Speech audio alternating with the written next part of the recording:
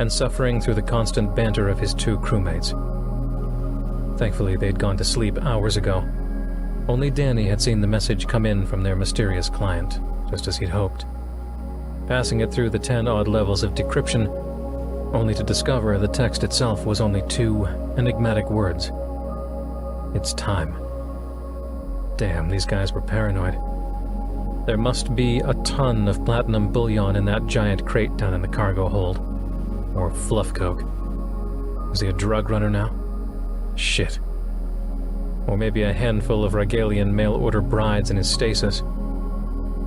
Whatever it was, it couldn't be within the law. Law-abiding citizens didn't send hyper-encrypted messages to clandestine asteroid haulers this far out on the fringes of the United Earth space. He had only sneaking suspicions of who the client was, but it didn't matter. The money was good, and the bonus hourly pay from the GPC was icing on the cake. The job had been top priority. He wondered if the Secretary General himself had approved the job. The Galactic People's Congress wasn't big enough yet to preclude the old man himself from giving the thumbs up on even standard delivery missions. That would change, though. And this was no standard delivery mission. With gravity still at 1/10, he pushed off from his bed, launched through the air of his cramped living quarters, and landed on both feet in front of the door a few meters away. As queasy as he got in low grav, he loved the feeling of being a superhero. A hero. Isn't that why he'd signed up with the GPC in the first place? The fight against tyranny and oppression and greed and all that shit. United Earth thought it could bully everyone into line, but it hadn't counted on people like Danny fucking Proctor. Watch your mouth. His aunt's voice automatically echoed in his mind. Was it the freedom of piloting his own asteroid hauler at only 21 years old?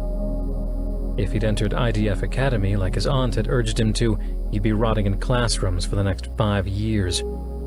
Promotions there would only happen if he learned how to kiss his commander's ass with enough tongue. The Integrated Defense Force of UE had become a behemoth in the 3 decades since the decisive victory of the Second Swarm War. But bureaucracies were bureaucracies, and if bureaucracy was the noun, then ass-kissing was its verb. On the other hand, if he'd signed on to the Merchant Marine, he'd be mopping gravity deck plates for the next 10 years before they'd let him even breathe on any flight controls. But this was freedom. This was life. His own ship, even if he didn't own it, he flew it, and that was just as good. He trailed his hand along the old corridor walls as he bounced his way down to the operations center. Ridley and Taggart would be asleep, or still having sex. It seemed like they never stopped having sex. A week of floating next to a giant rock in the middle of empty space was conducive to breaking down inhibitions, and his 2 crewmates had succumbed to the flesh spectacularly. Either way, he wasn't about to wake them. This was his mission, his ship. This was freedom. Once across the threshold, he jumped up a few meters and sailed across the operations center, landing cleanly in the navigator's chair with the ease that came from months at low grav. He entered in the coordinates for their next stop, Sangre de Cristo, the 4th planet in the San Martin system. Just a colony, really.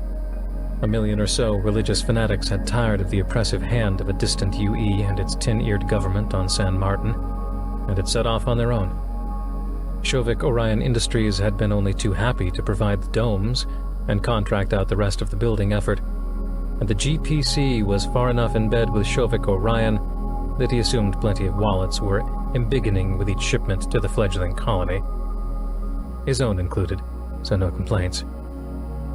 The main drive activated with an ear-deafening roar, one irritating quirk of the ancient freighter, and the inertial cancelers struggled to keep up with the 3G burn. He could Q-jump in and save half a day, of course, but the client had specified no Q-jumping. Harder to track that way. Q-jump signatures could be seen half a system away with the most basic sensor packages. Luckily, Sangre de Cristo wasn't that far from the asteroid belt. They'd be there in 4 hours, and with any luck, Ridley and Taggart would still be asleep, or having their morning coffee, or their morning screw. He dozed off after setting the nav computer to autopilot. The ship would swivel 180 halfway out to Sangre and automatically start the decel burn. And he'd need to be awake and alert for the actual delivery. Planetary re-entry on an old, rickety freighter like the Magdalena Issachar was like trying to screw a discount mutated whore on Rigel 3 while half drunk. It required a certain amount of concentration, but not so much concentration that you realized with horror what the hell you were doing. It had only seemed like his eyes were closed for a few minutes. The alarm was persistent, and it took him several shakes of his head to realize that that particular flavor of alarm was a proximity detector. Shit, something was close. Close enough to trigger a proximity alarm. He scrambled to activate the external video feed and brought up the view on his screen. They were nearly there.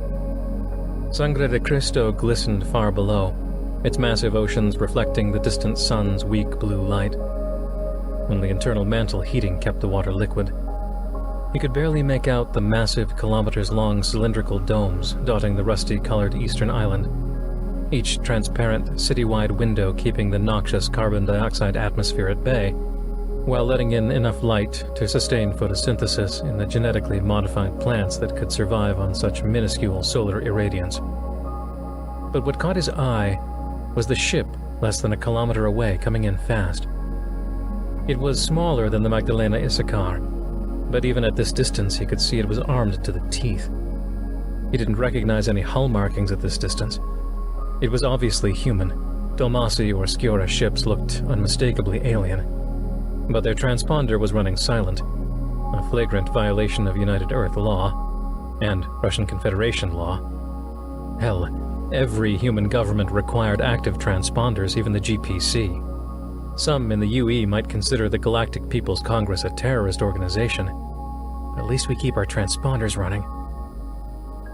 Unidentified ship, this is the Magdalena Issachar out of Britannia on a delivery mission to Sangre. Morning, fellas. Please respond, over.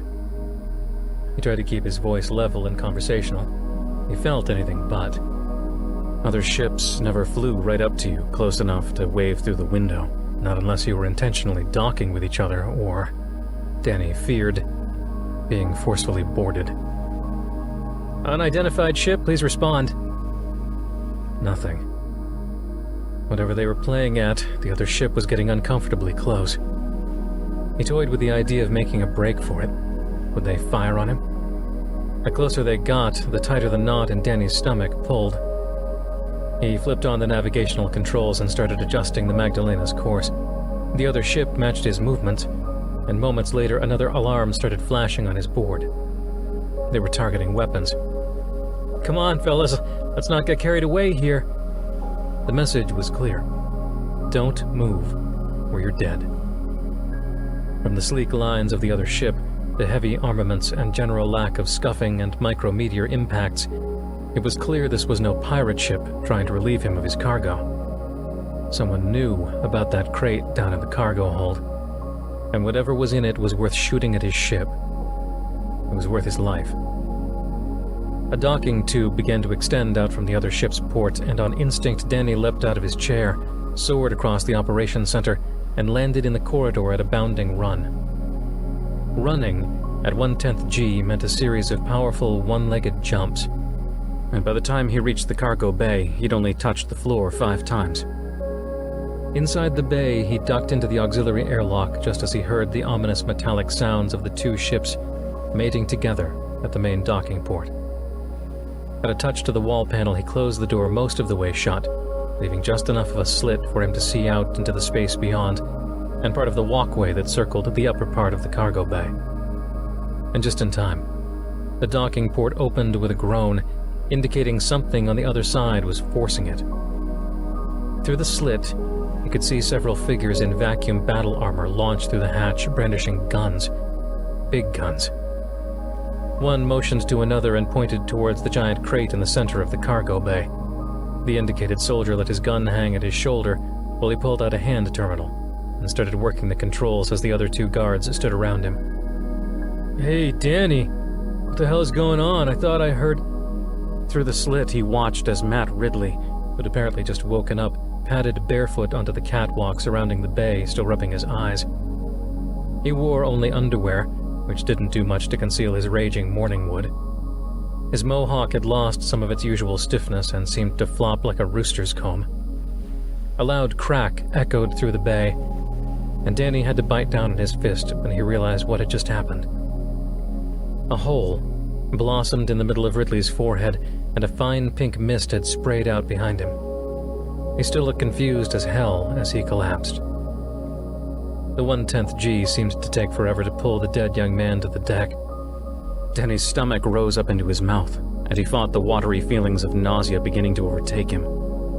He had to get out. He had to get out. The locker nearby held a vacuum suit. All he had to do was put it on without drawing the attention of the soldiers, open the auxiliary airlock, and jump out. Easy. He could do this. He had to get out. And then what? It didn't matter. All that mattered now was getting away from those guns. He had to get out. The image of the pink mist spraying back from Ridley's head, of him jerking back as the bullet pierced his brain, forced itself back into his thoughts. And to avoid retching, he set himself to work. He pushed the door closed all the way, locked it, and frantically started pulling on the suit, finally clamping the helmet on less than a minute later. Luckily, the data connection to the ship was working, so he brought up the heads-up display and navigated over to the video feed from the cargo bay. Two of the soldiers were pulling the front panel off the crate, and then one of them retrieved something from a bag hanging from his shoulder, some sort of electronic device. He attached it to the contents of the crate with a magnetic lock. Holy shit. The contents of the crate. There was only one thing in there, resting on the center of a pallet. It looked remarkably like an atmospheric re-entry nuclear missile, square tail fin and all. A gentle sway in the ship's gravity field told him that the engines had cut out, and the inertial cancellers compensated for the change in the acceleration vector. They'd arrived at Sangre, and just in time. He worked the airlock controls with one hand while trying to get the comm open to Taggart. Silence. Either still asleep, or... He shook the thought and initiated the airlock sequence. The air cycled out of the chamber and the outer hatch opened, and not looking back, he pulled himself out. Sangre de Cristo's oceans glistened below, and he could just make out one of the vast cylindrical domes on one of the peninsulas. He clung tightly to the handholds lining the hull and started climbing around the Magdalena, away from the view of the other ship. A whisper crackled in his ear. "Matt, where are you? Matt? Danny, I hear people out there. Matt?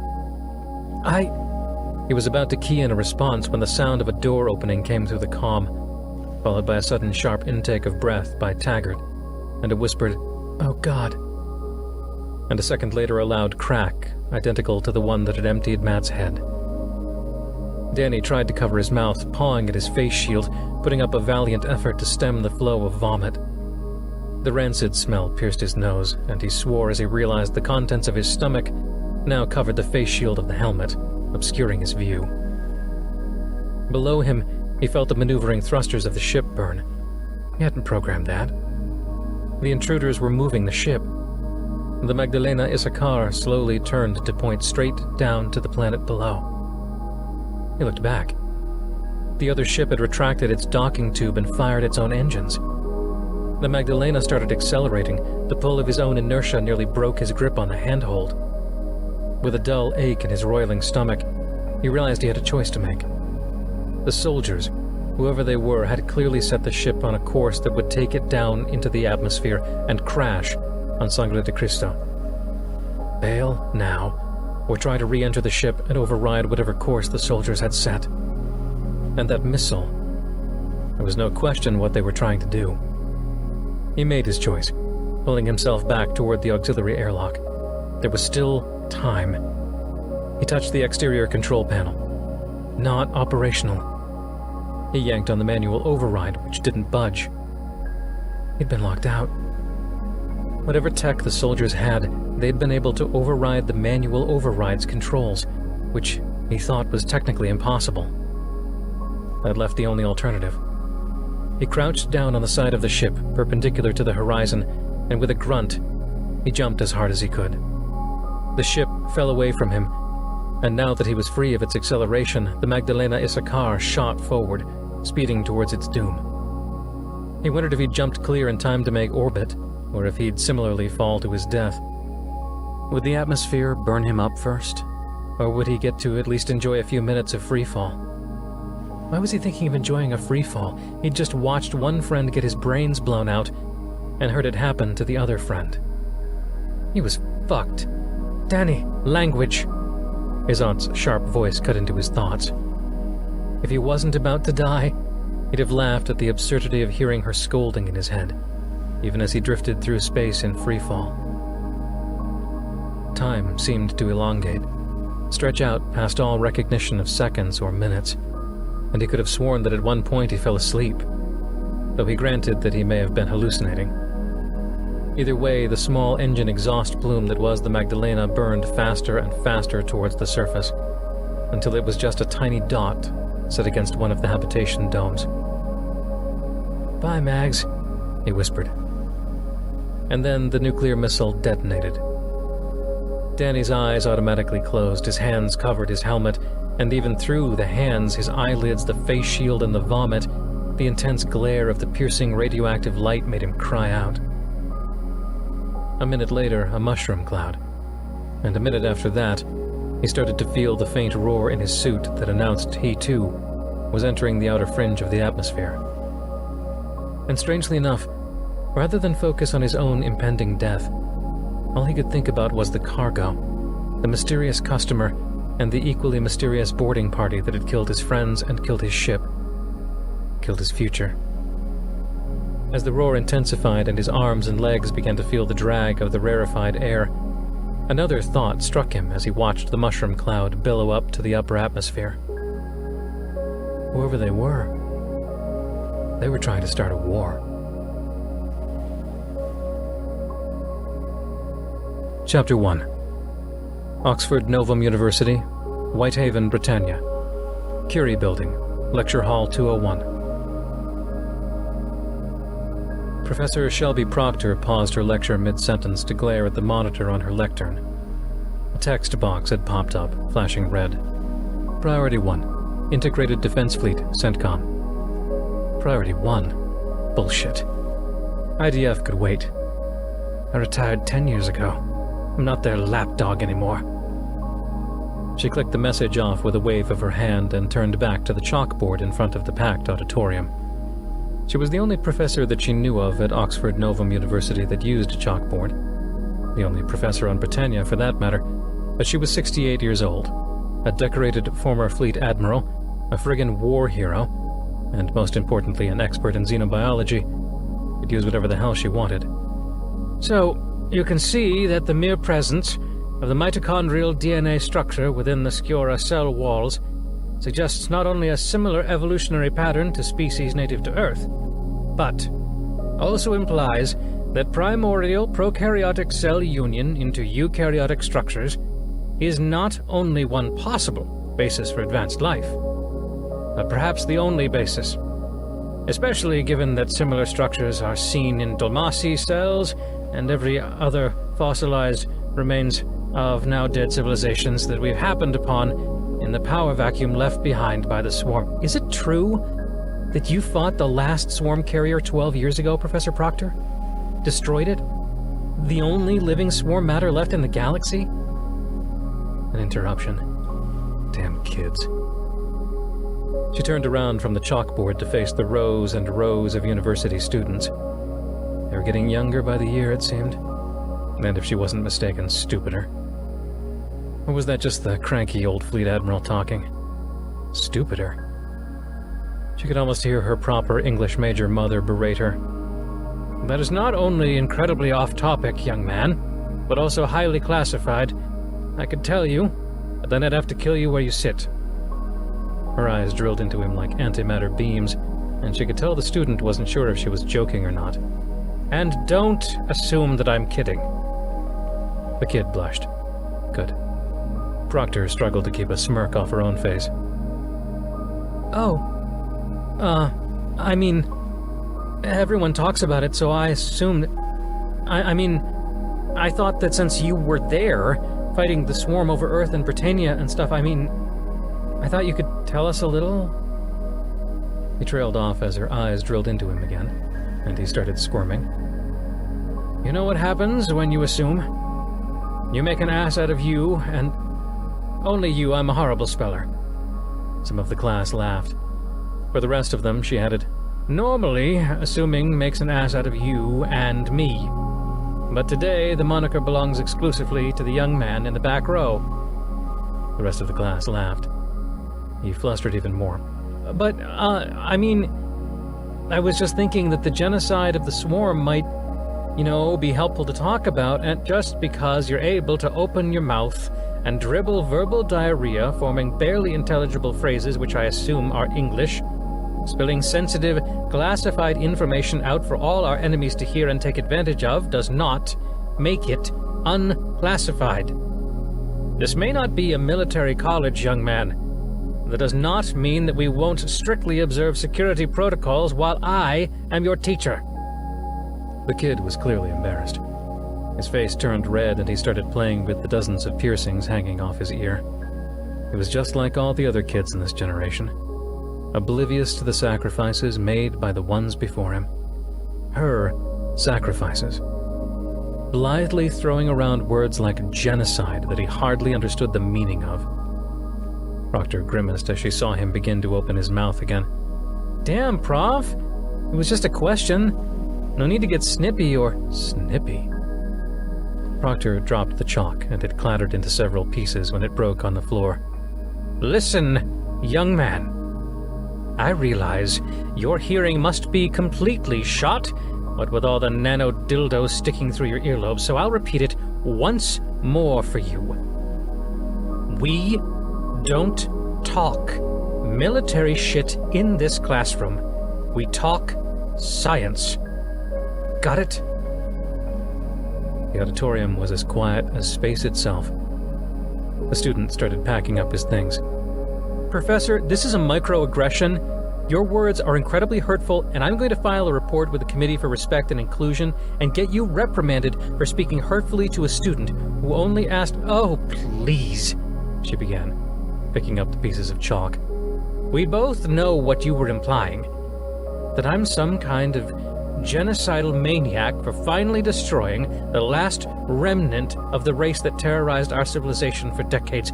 Let me tell you, young man, you have no idea what it was like out there. No idea. None of them. How could they? How could anyone? But now that the stopper was released, there was no holding back. No idea! Never knowing when death would find you. Wondering if your next engagement with the swarm would be your last. So unless you want to see what a macroaggression looks like, I suggest you hightail it out of my classroom and get your ass into Dick Knitting 101. The look on the kid's face was priceless, and well worth the official reprimands she knew would trickle down from the administration. Same as the last time she'd lost her cool and went to town on the previous unsuspecting, clueless student.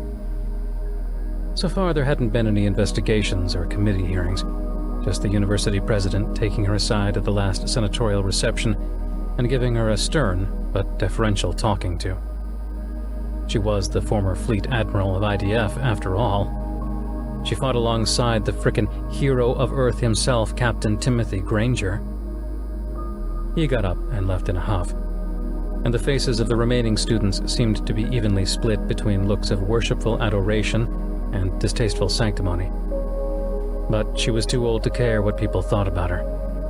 All that mattered now was the science, the teaching, and kicking back with a glass of the finest Cabernet at night. Now, where were we? Yes, mitochondrial DNA.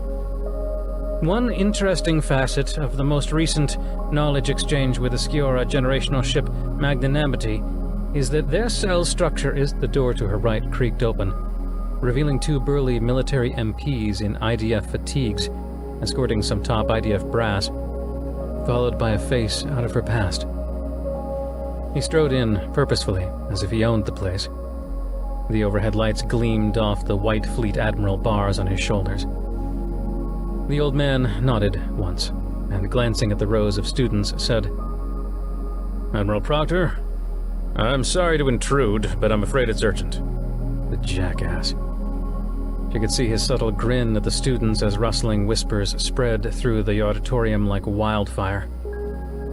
Everyone recognized the head of IDF, Integrated Defense Force, United Earth's interstellar military organization. He always loved performing in front of a captive audience, occupying the center of attention and being fawned over by adoring civilians. "Class dismissed," said Proctor, waving them all off. When the last student had gathered her things and closed the door, Proctor turned back to the man. "Fleet Admiral Oppenheimer, to what do I owe the pleasure?" "Shelby," he began. "It's good to see you." An extended hand. She ignored it. "Wish I could say the same, Christian." She wanted to say worse, but even so his face cringed slightly. He'd replaced her as Fleet Admiral of IDF 10 years ago, and the parting had not been amicable. They hadn't clashed when they first met, years ago, during the emergency of the Second Swarm War. The derelict Constitution had been sacrificed to hold off the swarm during one of the last violent skirmishes, and the Warrior was destroyed by overwhelming swarm antimatter beams. Granger and Proctor had mustered their surviving crew aboard the Victory, where Oppenheimer was serving as XO. He'd been level-headed and down-to-earth then, not the political showman he was today. There were three things that could fundamentally change a person: time, alcohol, and managing a bureaucracy. And Oppenheimer suffered from at least two of the three. "We have a situation," he said, withdrawing his hand and beginning to pace across the front of the auditorium. The two MPs accompanying him stepped out the door, as if by previous arrangement with him. "Something is happening in the Irigoyen sector, and in the Dulmasi sectors near it. The Dulmasi would never admit it to us, but our intel is unmistakable. Something has them reeling." Her heart skipped a beat. "Swarm?" "No." She relaxed a hair, though she considered what her reaction meant. She was responsible for their complete and utter annihilation years ago. And even though she'd taken umbrage at the sniping from the microaggressed student suggesting that she was responsible for genocide, well, it was half true. She felt it, the guilt. Was she a monster? No, she was following orders, saving Earth, saving civilization. And she slept well at night. But half true all the same. Oppenheimer continued. "Not that we can tell, anyway, which is very little. But the attack signatures are definitely not Swarm, it's something else." He stopped pacing and faced her. "Something new. Something big." She shrugged. "Not my problem anymore, Christian. Give an old woman her retirement. Why don't you send the Chesapeake out there? Captain Diaz is more than capable. He served with me on the Constitution, the Warrior, the Victory, and even the Chesapeake itself. It's the friggin' flagship. And if anyone can handle the situation, it's him." Oppenheimer nodded, stroking his chin. "We did, last night." A pause. He leaned against the chalkboard and seemed almost reluctant to continue. Damn it. She knew what he was about to say before he even started. "We just received word this morning that Captain Diaz is dead. The Chesapeake is destroyed."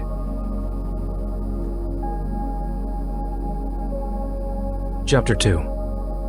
Oxford Novum University, Whitehaven, Britannia. Curie Building, Lecture Hall 201. "Destroyed? How?" Proctor groped for a chair and collapsed into it. Diaz was an old friend. Served as her XO for years aboard the Chesapeake before she'd left Starship Command to become the Fleet Admiral and lead all of IDF. Worst decision of her life.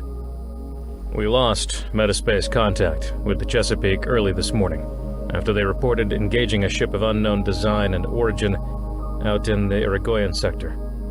A scout ship was sent to pick up their trail, and all it found was debris and signs of an intense battle. No sign of the unknown ship." Proctor couldn't believe it. Captain Diaz was the best officer in the fleet as far as she was concerned, and the Chesapeake was IDF's flagship. There were other ships that were more powerful, others that were larger, and every single ship in the fleet was more modern by far. But Chesapeake was the last of the legacy fleet, the handful of ships whose thick tungsten armor and ability to sustain massive amounts of damage helped save Earth not once, but twice from swarm incursions.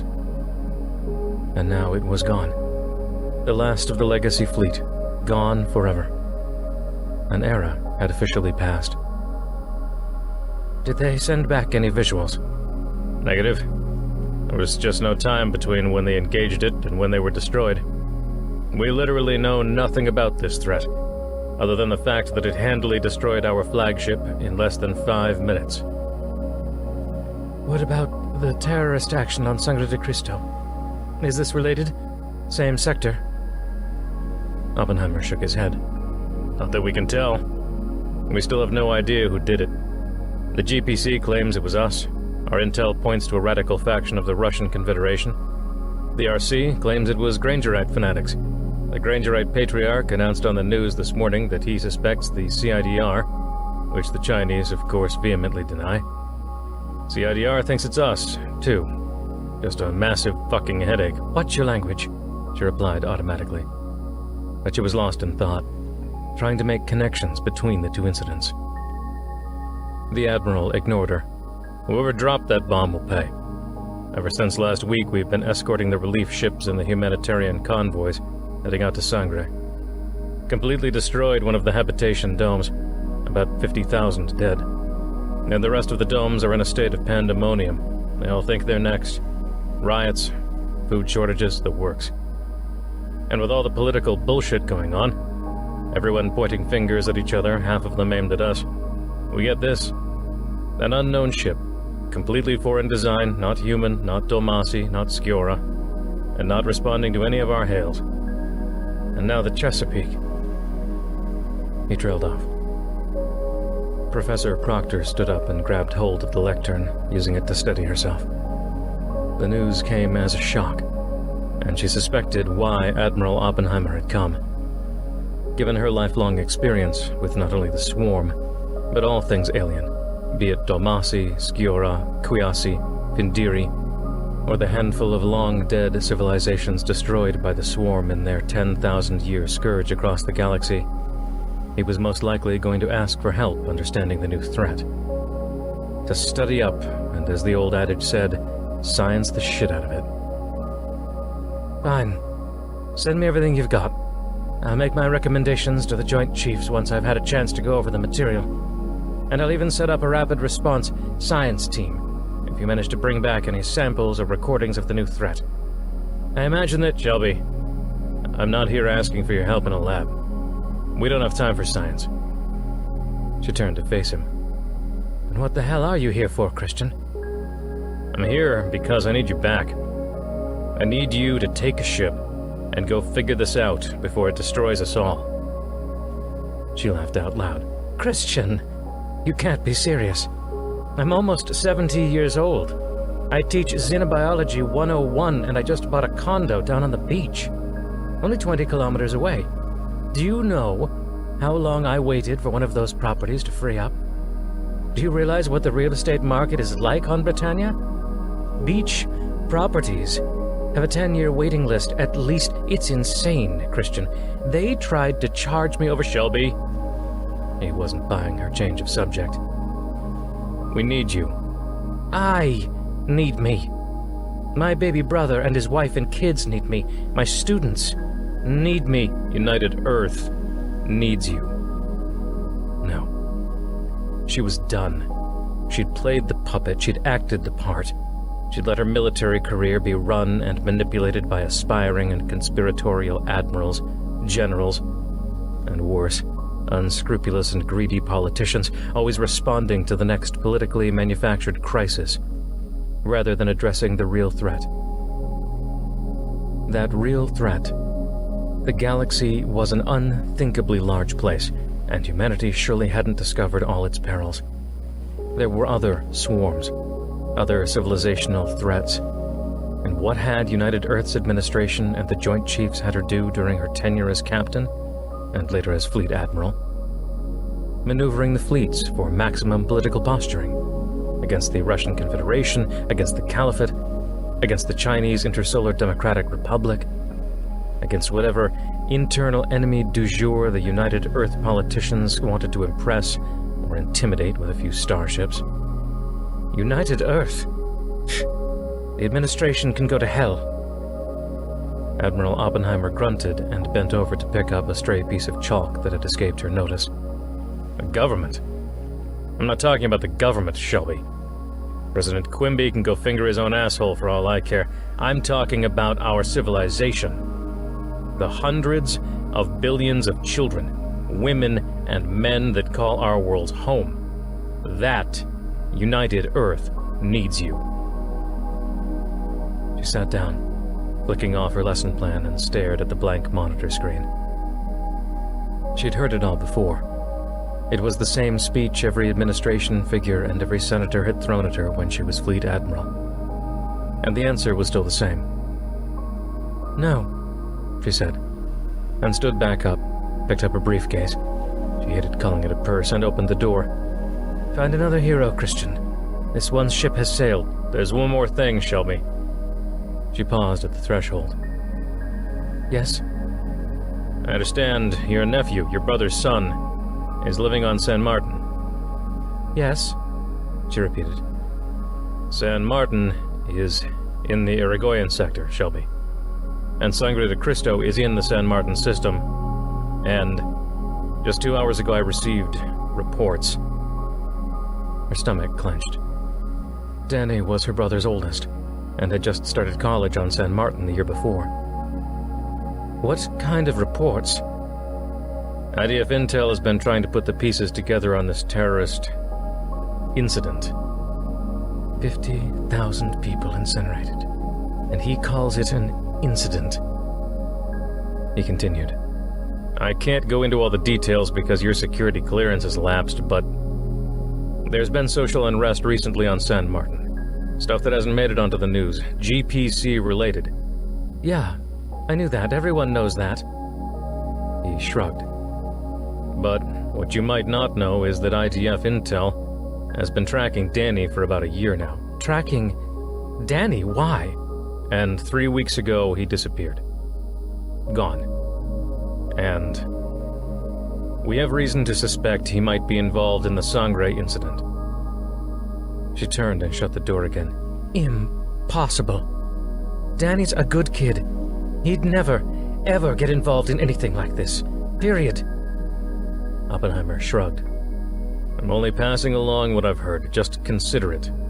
The Chesapeake is destroyed by an unknown enemy, Captain Diaz is dead, and just 20 light-years away in the same sector, a colony gets hit by a nuclear terrorist attack. And in the same system, you have widespread social and political unrest. The events are not obviously related, but, well, I'll let you connect your own dots. It's your family, after all. Yes, Danny was family. And so was Diaz. Before he'd been captain, he was her XO. Damn it. Oppenheimer knew exactly how to ensnare her. Fine. Just this once, just this mission. After it's done, and we've sorted it out, I'm gone for good. Oppenheimer flashed a half-smile. I know you'd come around. Good. He pulled a small datapad out of his pocket and tapped on it. Moments later, the door opened, and the officers who'd accompanied him reappeared. We've got you a ship, and the crew is mostly in place. I give you the luxury of choosing your own senior staff, your pick of anyone in IDF, of course. What old clunker of a ship did you requisition away from some hapless captain somewhere? Oppenheimer's half-smile bloomed into a full grin. Old? Hardly. This time, Shelby, I think even you'll be impressed. If you follow Commander Yarbrough here, he'll familiarize you with the Independence. The ship name stirred a vague memory of some classified conversations long ago. Why does that sound familiar? Because IDF Engineering conceived the project under your tenure. It was, and is, highly classified. Why? Oppenheimer walked out the door, calling behind as he left. You're about to find out. Chapter 3. Oxford Novum University, Whitehaven, Britannia. Curie Building, Lecture Hall 201. If you'll follow me, ma'am, said Commander Yarbrough, holding an arm out towards the door. Proctor eyed him with unease before picking her briefcase back up and retreating out of the classroom. Yarbrough followed close behind. He was young and already struck her as hopelessly overeager. I think you'll be very pleased with what we've been doing in chip design the past few years, ma'am, he said with a bounce in his step that she found almost nauseating. I'm sure. She followed him to the shuttle parked on the landing pad and slid into the co-pilot seat next to him. We headed to Scotland Yard? She asked, referring tongue-in-cheek to the dry dock shipyards on the outskirts of town. The citizens of Whitehaven, Britannia's capital city, were known for their quirky sense of humor. No, ma'am. This ship has far too high a classification for that. We couldn't have everyone in Whitehaven look out the window and see our little bird hovering in the distance. Little bird? That's our nickname for the ISS Independence. The lead designer thought it fitting. You'll meet her soon. She'll be the chief engineer on the mission. I thought I got to choose my senior staff, said Proctor. Are we already pulling the bait and switch? Shit. Commander Yarbrough shook his head as he maneuvered the shuttle out to IDF's Whitehaven base near Scotland Yard shipyards on the outskirts of the city. No, ma'am. You're, of course, free to replace her at your whim, though I would think with her expertise in the design of the ship, you might want to keep her on. The new tech we've built into her is, well, impressive is not a terribly impressive word, but it's all I've got. They landed, debarked, and climbed aboard an orbital transfer shuttle that would take them up through the atmosphere and out to Wellington shipyards in orbit around the gas giant Calais, past the asteroid belt, just one Q-jump away. As she passed through the hatch, she nearly jumped when a booming voice greeted her. Shelby, damn good to see you. Sitting in the pilot's seat was a middle-aged man who seemed like he was stuffed into the uniform of a recently graduated cadet. In spite of the tight-fitting flight suit, his face sported a fashionable, well-groomed goatee, and of course a broad, friendly smile. She smiled back. Good to see you too, Ballsy, she said, using his own call sign from when they'd served together on the Constitution and the Warrior. Captain Tyler Ballsy Voles, though what he was doing here and not on his own ship escaped her for a split second, before she remembered his ship had been decommissioned the year before. Did Oppenheimer suck you into this too? Suck? Hell, I asked for it. Rumor was going around last night that he was calling you back into service, and I wasn't going to let some snot-nosed kid be your CAG. Proctor gaped at him. He was pushing 60 himself, and should have had a cushy desk job as a rear admiral somewhere with a beach. You're volunteering to be my commander of the air group? Do European politicians smell like cheap prostitutes? He turned in his seat to smirk at Commander Yarbrough, whose face had wrinkled up at the improper reference. That's a yes, son, they do. But you've got the rank of captain, Ballsy. Which made it a whole lot easier to pull the strings necessary to get here. Hold on, he added as he pushed the accelerator to maximum. The buildings flew past in a blur. Captain Vols, please keep the flight parameters within normal range, said Commander Yarbrough, gripping his armrests. Kindly unclench your sphincter, Commander. I've been flying one of these things since before you were born. He angled the nose skyward, and the shuttle leapt through the clouds. Proctor smiled. Tyler Vols was one of the senior staff she would have chosen anyway, if she'd known he'd say yes. As deeply uneasy as she felt about this mission, having him along took the edge off her apprehension. So, tell me, Commander Yarbrough, what kind of new tech does this baby have? She said. Yarbrough nervously tightened his seat restraint as the craft blazed up towards the atmosphere. Oh, various new offensive and defensive capabilities, as well as a new experimental propulsion system. We call it trans-quantum jump technology. Basically lets us do an unusually long standard Q jump, about 50 times as far. Proctor puffed out a surprised breath. 5 light years per jump. Holy shit. Yarbrough nodded solemnly. Indeed. I've been doing preliminary tests with the skeleton crew we have aboard. Our navigator calls them tranny jumps, though I've asked her repeatedly to stop, he added with a pained expression. Apparently the schoolyard humor was wasted on him, though. Proctor smiled on the inside of the term. Tranny jump. Best not to say that one in front of Oppenheimer. Tranny jumps? Ballsy smirked. I'll have to remember that one. Yarbrough fiddled with the co-pilot controls in an attempt to compensate for Captain Vals's gut-churning maneuvers through the atmosphere. The old fighter pilot simply couldn't help himself as he spiraled them up to space. I've devoted quite a bit of thought to this, actually. At first I thought we could stick with Q jumps for continuity's sake, but then I leaned toward T jumps for disambiguation. But once I realized that T jumps could be confused with transmission dumps from the comm station, T dumps, I came up with QT jumps. Cutie jumps? Valls made a face. Yarbrough shrugged. But then I decided a more formal approach might be needed, so I came up with a list of possibilities that might... Proctor rolled her eyes. As Commander certainly dotted his I's. We'll just stick with T jumps, Commander. She watched out the viewport in front of them as the atmosphere blazed past. Yarbrough had engaged the inertial cancellers. She was pleasantly surprised. Inertial canceller technology must have also improved since she resigned from IDF, as the turbulence during their ascent was hardly noticeable. How big is this beauty anyway? Ballsy smirked again. That's what she said. You never grew up, did you? Proctor feigned a frown, but truth be told, she missed the banter, the crude jokes, and the joy of serving with fellow irreverent officers, in spite of having her strings constantly pulled, yanked, usually, by top brass and politicians. Academia never filled that void for her. How could it? Now why the hell would I want to do that? Commander Yarbrough pulled out a small datapad, unfolded it, and started reading. 501 meters long, powered by a 50 terawatt direct injection dual fusion antimatter plant. Central computer is infinitely cored and non-localized, distributed throughout the walls and decks of the ship. Standard propulsion is rated at over 10 Gs, with quad-stabilized and phase-shifted graviton-emitting inertial cancellers. The tranny drive's cap banks recharge in under a minute, enabling the maximum long-range cruising rate of over 300 light-years an hour and over 50... Proctor held up a hand. 300 light-years per hour? That gets us to the edge of known space in less than 2 hours. Yes, ma'am. Like I said, it's highly classified.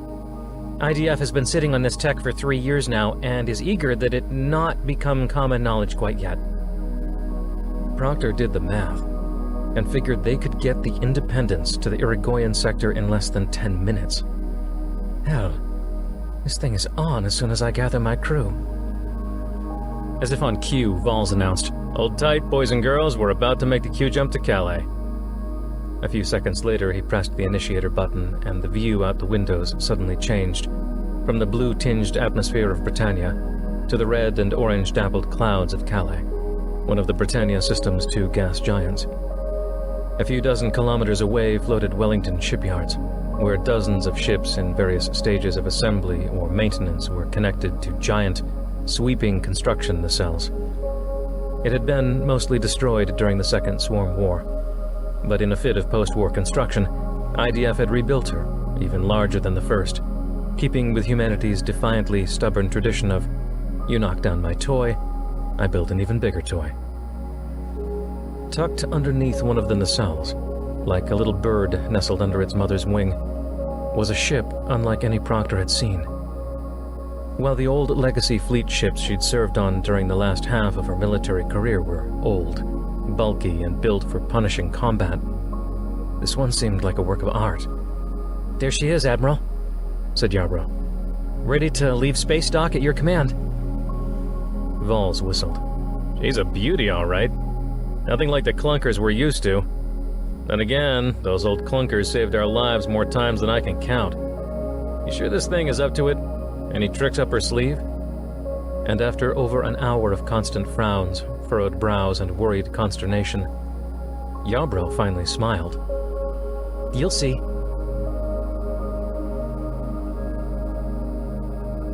Chapter 4. Irigoyen Sector. Bolivar System, Bolivar. Watchdog Station, high orbit. Lieutenant Ethan Civic knew beyond a doubt that his posting aboard the defensive platform Watchdog over the far-flung colony world of Bolivar was a punishment.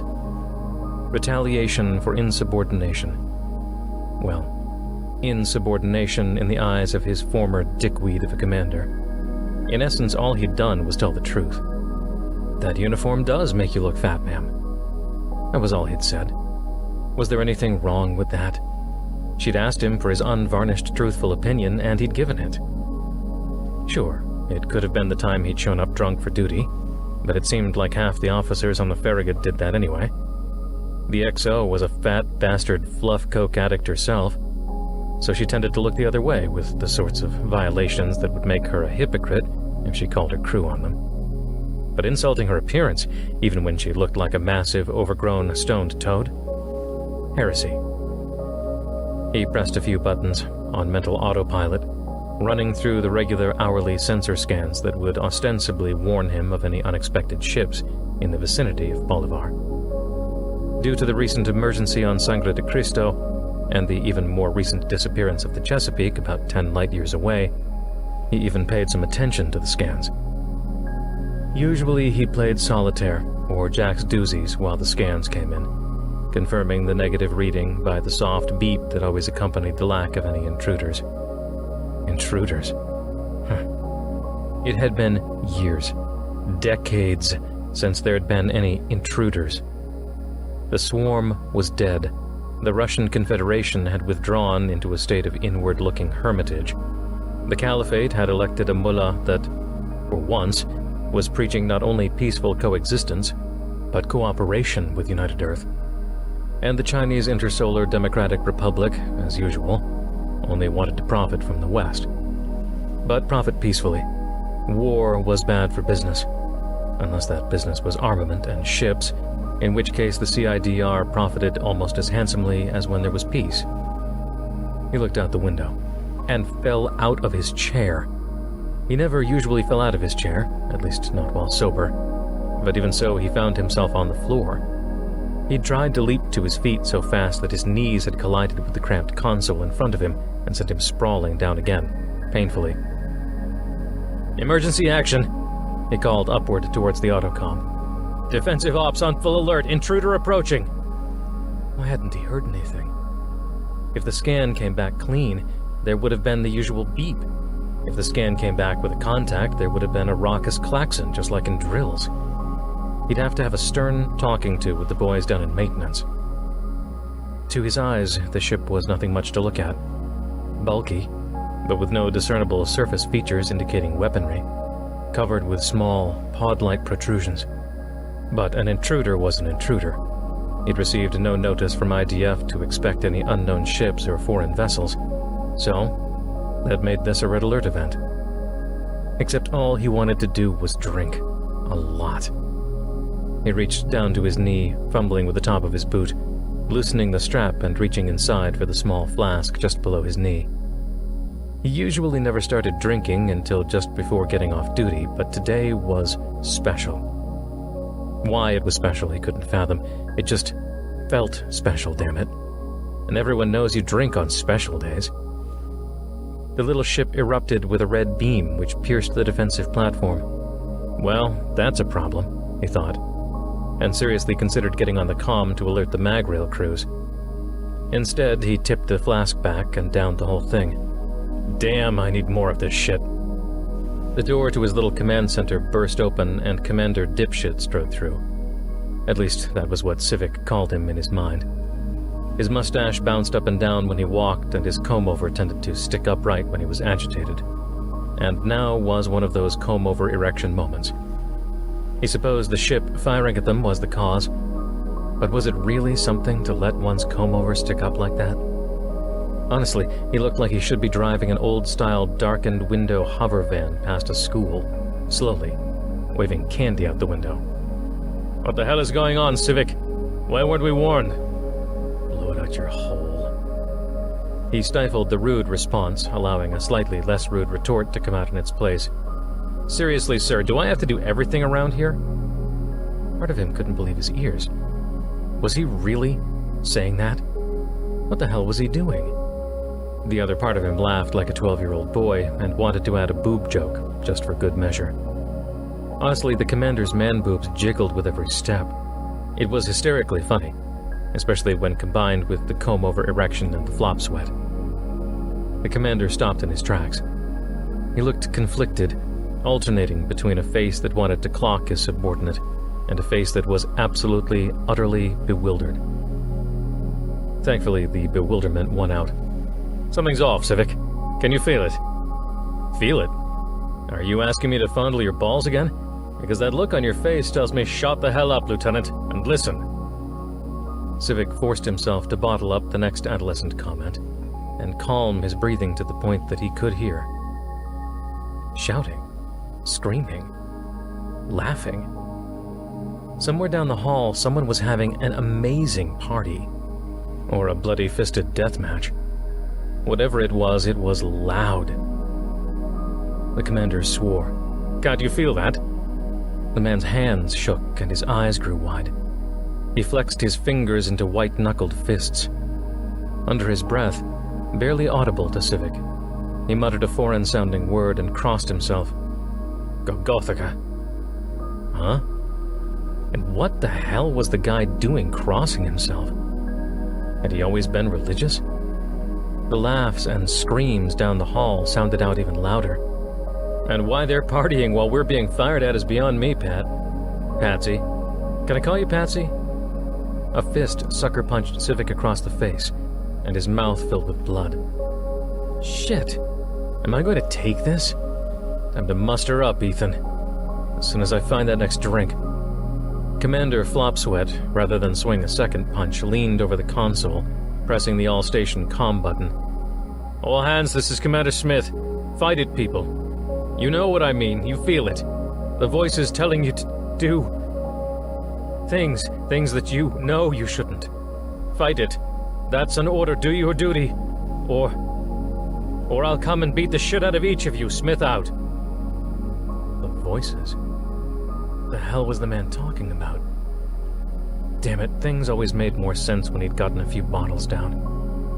Where did I put that second one? He fumbled at his other boot, but another voice in his head, a more reasonable-sounding, boring voice, said there was truth in his commanding officer's warning. He was not feeling normal. In fact, he was pulled in two directions.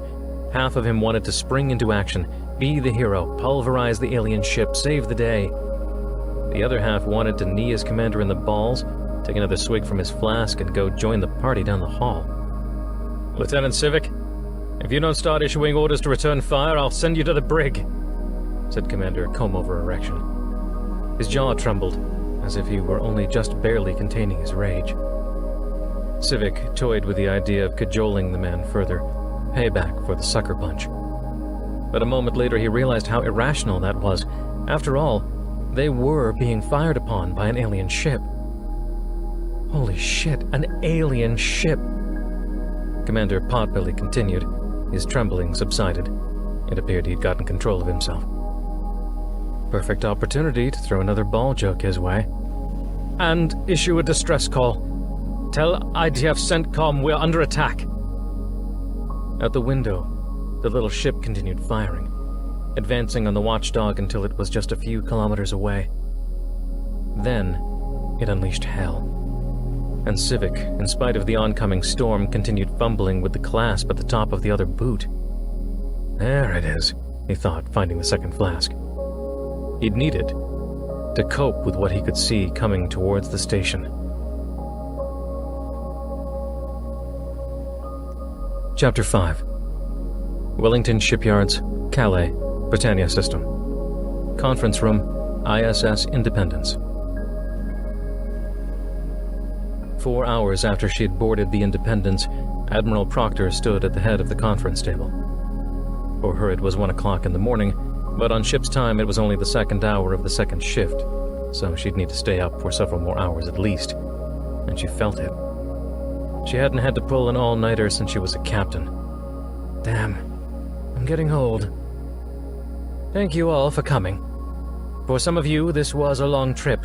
Believe me, I was hoping to enjoy my retirement and my classroom in peace, until I became so old and accumulated so many cats that they'd have me committed. Uneasy chuckling around the table. They all knew why they were here, and most of them, having fought through the Second Swarm War 30 years ago, knew all too well what could be coming. First, some brief introductions. She held up a hand to the gray-haired man next to her. Captain Prucha will be my XO for this mission.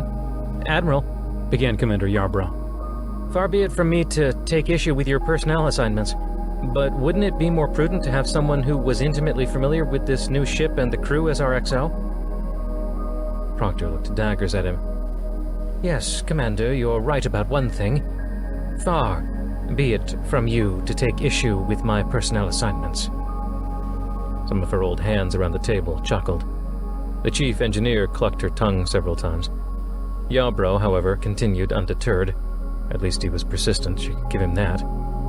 But, Admiral, IDF regulations clearly state that the choice of XO is to be guided primarily by... She turned to him, letting a sharp note tinge her voice.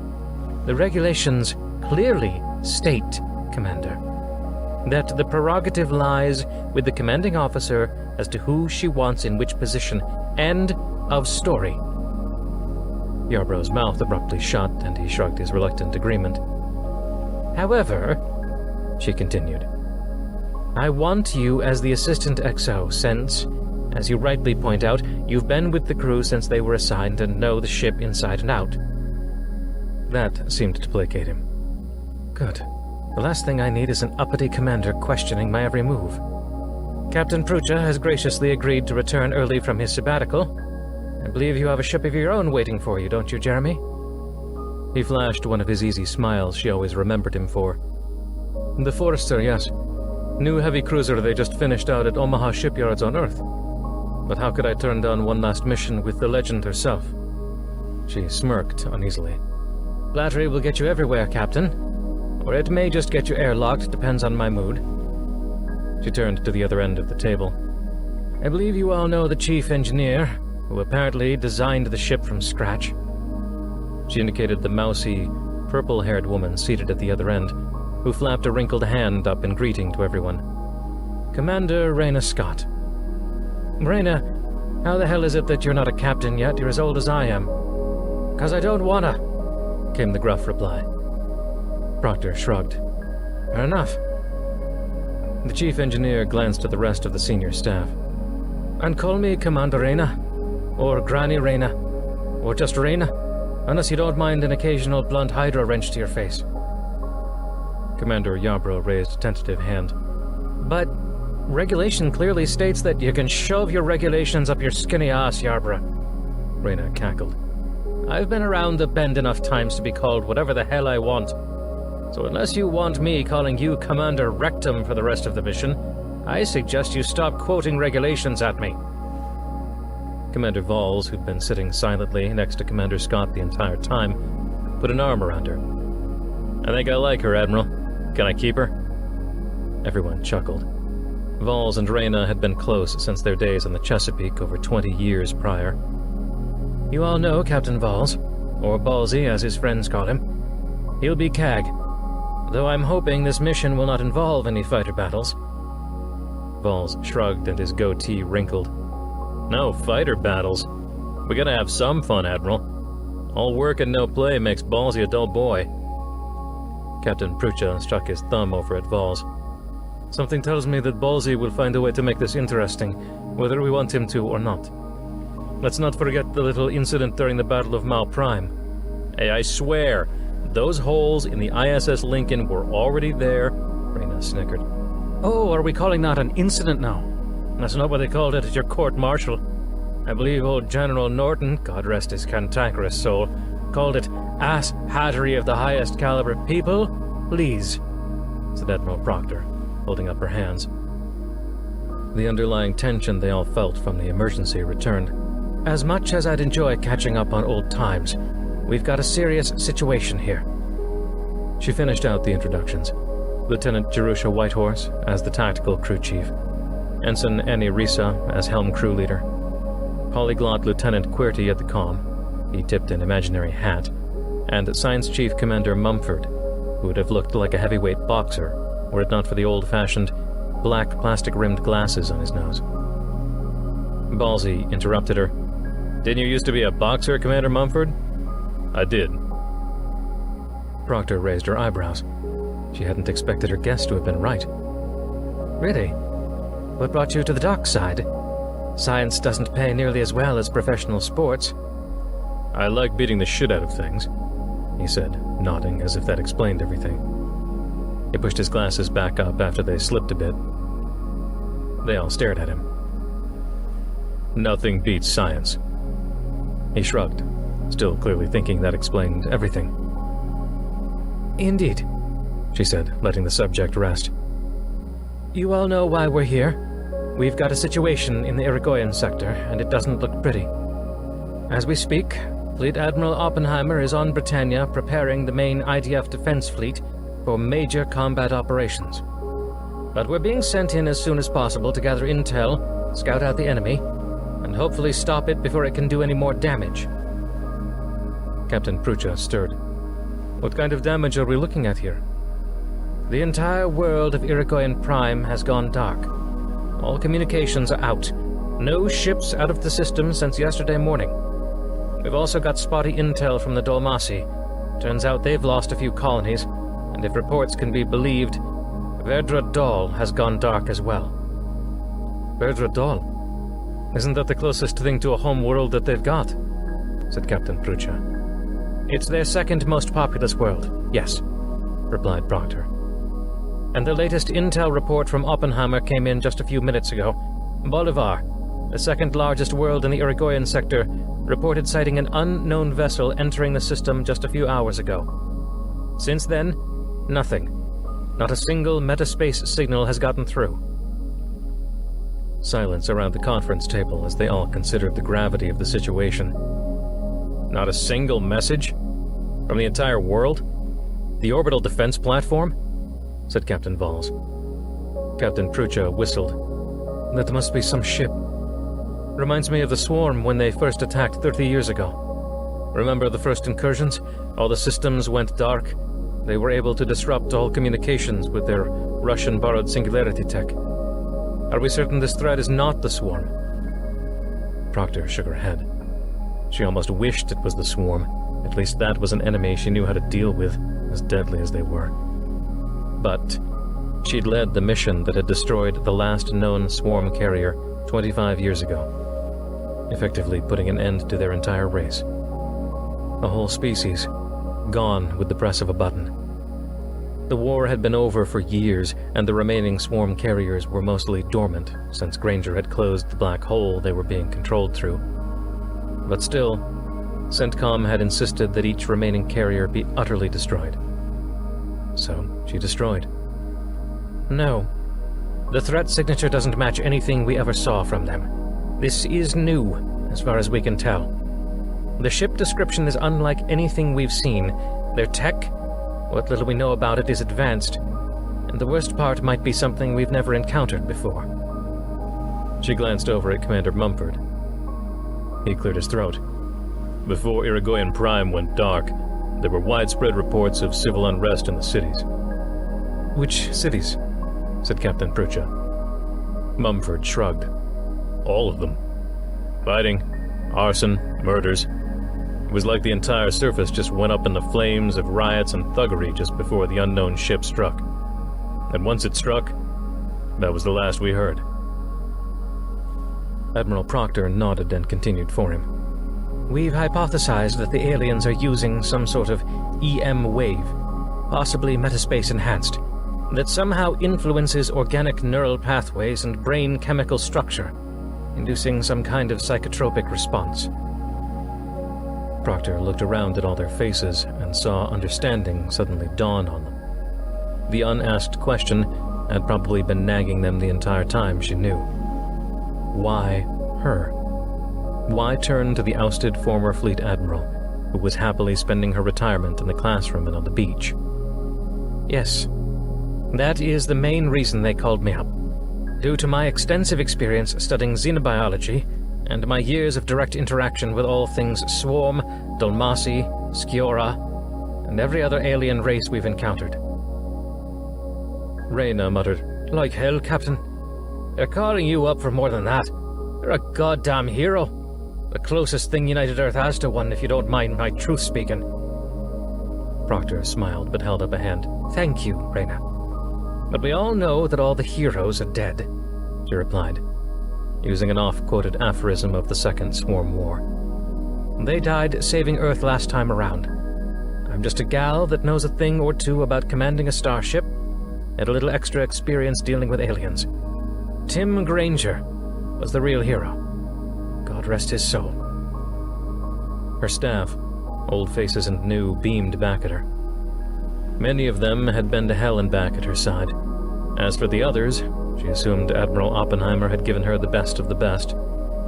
"We T-jump out within the hour. I want final readiness reports in 30. Dismissed." "Don't you mean tranny jump?" said Vols with a lopsided grin. "I mean, let's call it what it—" "Admiral Proctor, bridge," Bacom interrupted him. Proctor touched the glowing indicator on the conference table. "Go ahead, bridge." "Sir, we just received a metaspace distress call from Orbital Defense Platform Watchdog orbiting Bolivar. They say they've, and I quote, engaged the Golgothics. It's not entirely clear what they mean by that, Admiral." "So, the Bolivarans have given the aliens a name already? Golgothics?" Lieutenant Corty, his voice tinged by a heavy southern drawl, raised a finger. "Ma'am, if I may. Grew up on Bolivar myself. Old Bolivaran legend. Or rather a campfire story you'd tell to scare the pants off each other. They're supposed to be a race of unholy terrors that make you feel your worst emotions, all multiplied and enhanced till you're good right batty. Eat your supper or the Golgothics will eat you, my grandmam always said. Of course, she was half coon crazy herself." Proctor snorted. "That name will do for now, I suppose." She raised her head toward the comm. "Thank you, Bridge." She eyed them all. "Let's move."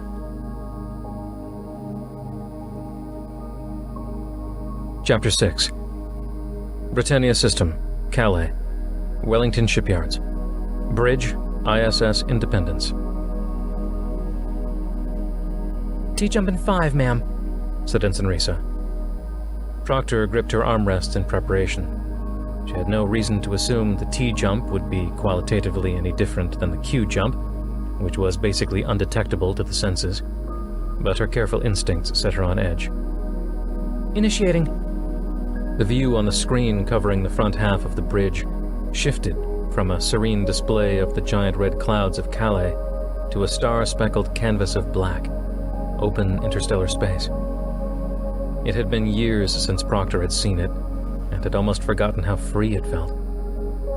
It reminded her of how sea captains must have felt as they lost all sight of land, seeing only the unending swell of distant waves. Proctor's ears popped. "The hell was that?" She craned her neck around to look at Commander Yarbrough. "Normal, ma'am. The T-jump is a bit more intense than the Q-jump. We did just travel 5 light years after all." Proctor opened and closed her jaw to relieve the pressure differential. "But why the pressure change?" "Just an artifact of the T-jump process. Due to the extreme distance involved, the less dense matter arrives first, in our case the atmosphere, just a fraction of a second.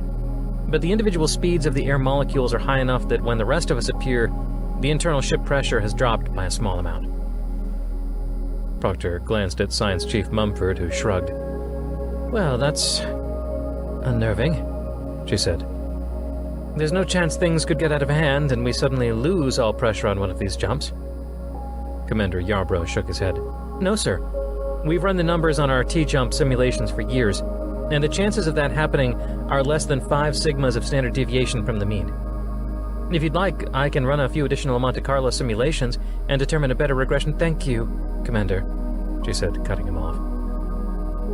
She remembered being a little uptight herself back when she was a fresh commander, seeking to stand out, but she already found his eager-to-please attitude tiresome. "Let's focus on the emergency at hand." She turned back to Ensign Risa.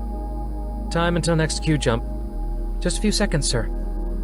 The same unnerving feeling washed over Proctor as her ears popped, and the star field on the screen shifted almost imperceptibly. Not sure I'm going to get used to that. The jumps ticked by, and within 10 minutes, Ensign Risa announced, "Last T-jump." Proctor nodded. "All hands to battle stations. Sound red alert." She motioned over to Captain Prucha to begin battle readiness operations. "Magriel stations, commence loading operations. Laser turret crews, prime initiators and start auto-targeting sequences. Emergency crews, stand by to prepare for damage control and casualties." He went down his readiness checklist while Proctor clicked the comm over to the CIC on the fighter deck. "Ballsy, everything ready down there?" "Yes, ma'am. Got a pretty green crew down here, but the squad leaders are veterans at least. No one has seen actual combat, except me, of course," he added offhandedly. "I would have thought that with a new experimental starship, we'd get new experimental fighters." "Problem?" "Not at all. These old X-25s are solid workhorses. I wouldn't ask for anything more. Just let me know the plan when we get there, Shelby." "Stand by, Ballsy. 1 T-jump left. Have all fighters ready to launch." "All stations report ready, Admiral," said Captain Prucha. She nodded. The old, swelling feeling of pre-battle adrenaline surged into her chest. This was the part of command that she both hated and missed. The feeling of urgency and clarity that preceded an impending battle. The awful feeling that some of them might die, that she might lose people under her command. But it was invigorating, nonetheless. Nothing in academia or the rest of her experience came close to replicating the feeling. It was like a drug. She felt guilty for enjoying, yet looked forward to the next fix. "Initiate final T-jump." The screen shifted, and in place of a brilliant star field, appeared a blue and white dappled world, with a strike terminator separating night and day on the surface. Bolivar.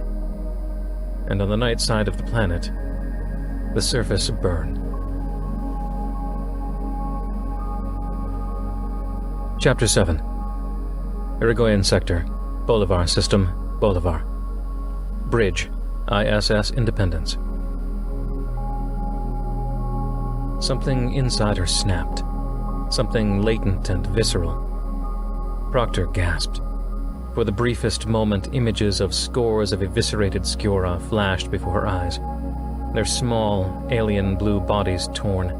Their thousands of embryos stored within their bodies oozing red blood. As if she were momentarily transported to a waking nightmare. But the next moment, her vision snapped back to the rising smoke plumes on the planet below.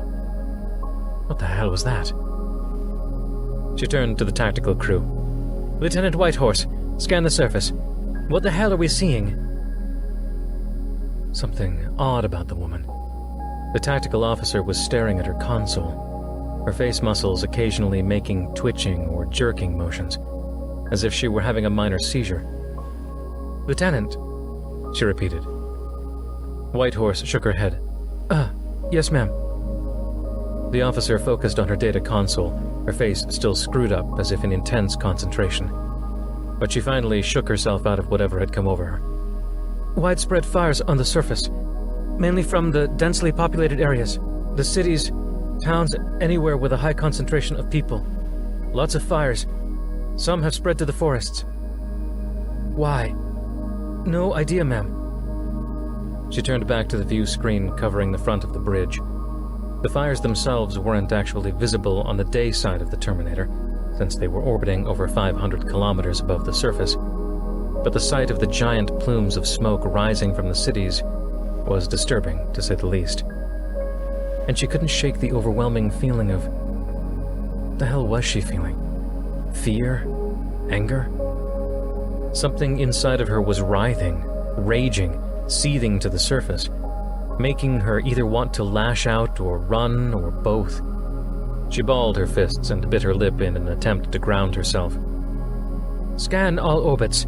Search for the alien vessel." "Scanning," said Whitehorse. She reached up and scratched furiously at the back of her neck. Proctor could see the hand shake. Damn, they could all feel it too. Something was wrong. Proctor wheeled around to face Commander Yarbrough. Now's the time, Commander. Where the hell are all the newfangled defensive capabilities you were talking about? Admiral? The man looked puzzled. We're being hit with something. It's affecting our brain chemistry, can't you feel it? Yarbrough paused, looking down at his arms as if in a moment of introspection. I suppose I could catalog my feelings and compare them to prior baseline feelings, though I haven't been as diligent at cataloging my feelings lately. Proctor couldn't tell if the man was joking or not. Yarbrough hadn't seemed like the type to ever kid, and so the remark made even less sense. Whatever the aliens or Golgothics were hitting them with, it was clearly affecting him too. His eyes darted back and forth over his handheld datapad, and he spoke almost twice as fast as he usually did. I suppose if I tapped into the ship's medical logs and compiled a spreadsheet of baseline neurotransmitter levels and kept a running log of Commander, snap out of it. We need to block this, whatever it is. What can the Independents do for us? Yarbrough's eyes continued darting back and forth, and he was at a loss for words. Flustered, Proctor spun around to the comm station. Ensign QWERTY, Billy Bob, interrupted the man. Proctor closed her eyes in annoyance and struggled not to lash out. Surely that was a normal response to the officer's breach of decorum. Ensign Billy Bob QWERTY, are you reading anything on regular channels? No, ma'am, he began, his voice heavily tinged by a deep American South accent. He was either from Ganymede or Alabama. All the comm channels quieter than a hibernating coon. Broaden the spectrum. Look at the whole band.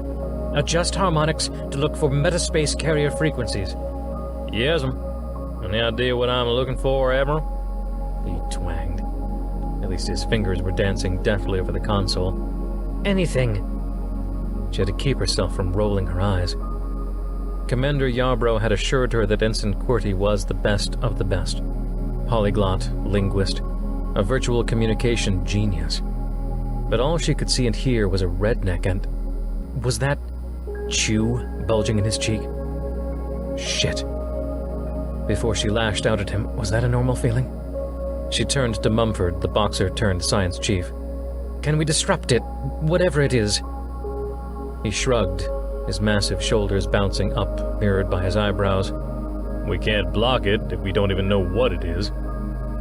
We could try the new anti-laser EM shielding, said Yarbrough, apparently in a moment of clarity. Though I'd be more comfortable if I could compile a list of failure modes and run a few Monte Carlo simulations on it. Proctor snapped her finger. She remembered the new shielding back from her days as Fleet Admiral of IDF. In fact, if she remembered correctly, the signature authorizing the release of funding for the project was hers.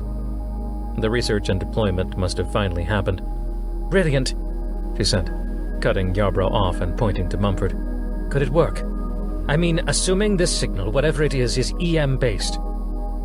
Mumford, in spite of being the science chief, was built like a bull. His shoulders heaved as he lifted his hands to his terminal. Damn, why was she so fixated on those shoulders? Those huge, meaty shoulders rippling like... Yarbrough kept right on speaking, not even giving Mumford the chance to reply, his mousy features and flimsy mustache reminding Proctor of some old television caricature of a dopey, nameless worrywart. Someone who usually ate it when the monster or the alien or the big bad showed up.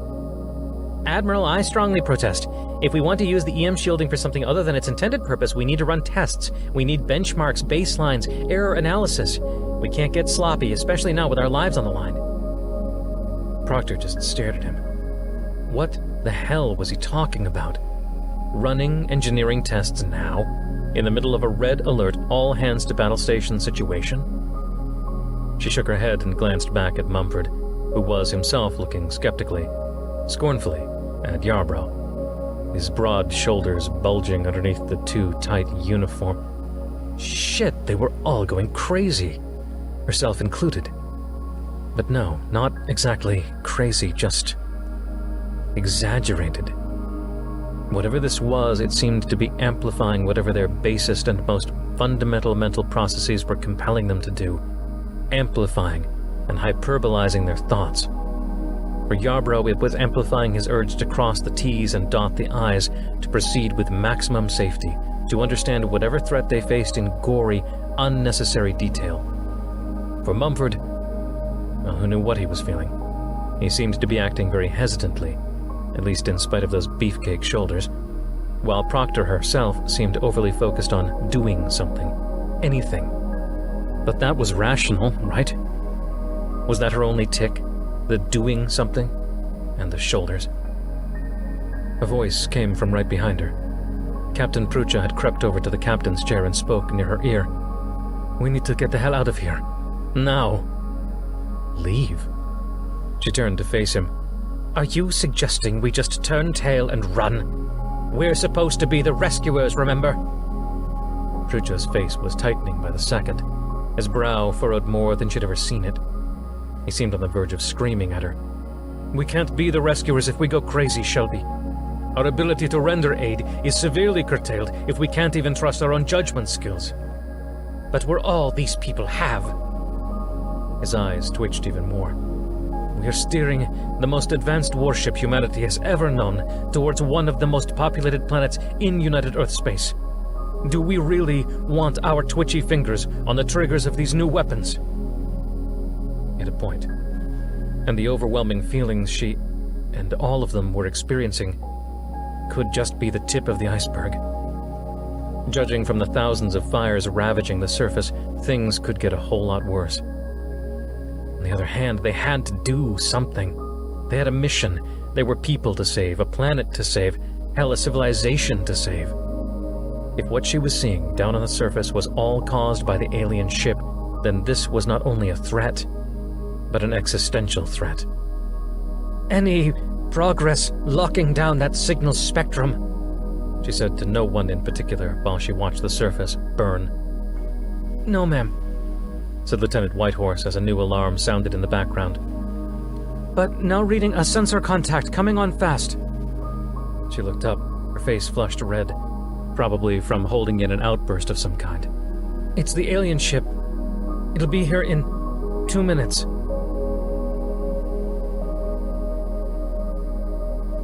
Chapter 8. Irigoyen Sector, Bolivar System, Bolivar. Watchdog Station, High Orbit. When Lieutenant Civic woke up, he wished he hadn't. His head throbbed, he had no idea why, though as he lifted his head from the deck plate, his cheek stuck to the surface.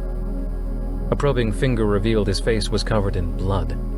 Likely his head too, if the pain back there was any indication. A glance to his left told him that Commander Smith had fared worse. A hole where his face had been didn't bode well for the man's health. "That shouldn't be there," he mumbled, gaping at the bloody space where Smith's nose, skull, and brain should have been. The gore still hadn't registered as something real to his mind. It was like watching a movie. He knew he should be repulsed. He knew he should be doubled over and vomiting at the sight of the gruesome scene. But all he could think about was trying to remember what was going on. He tried to remember what had happened before he blacked out, but failed.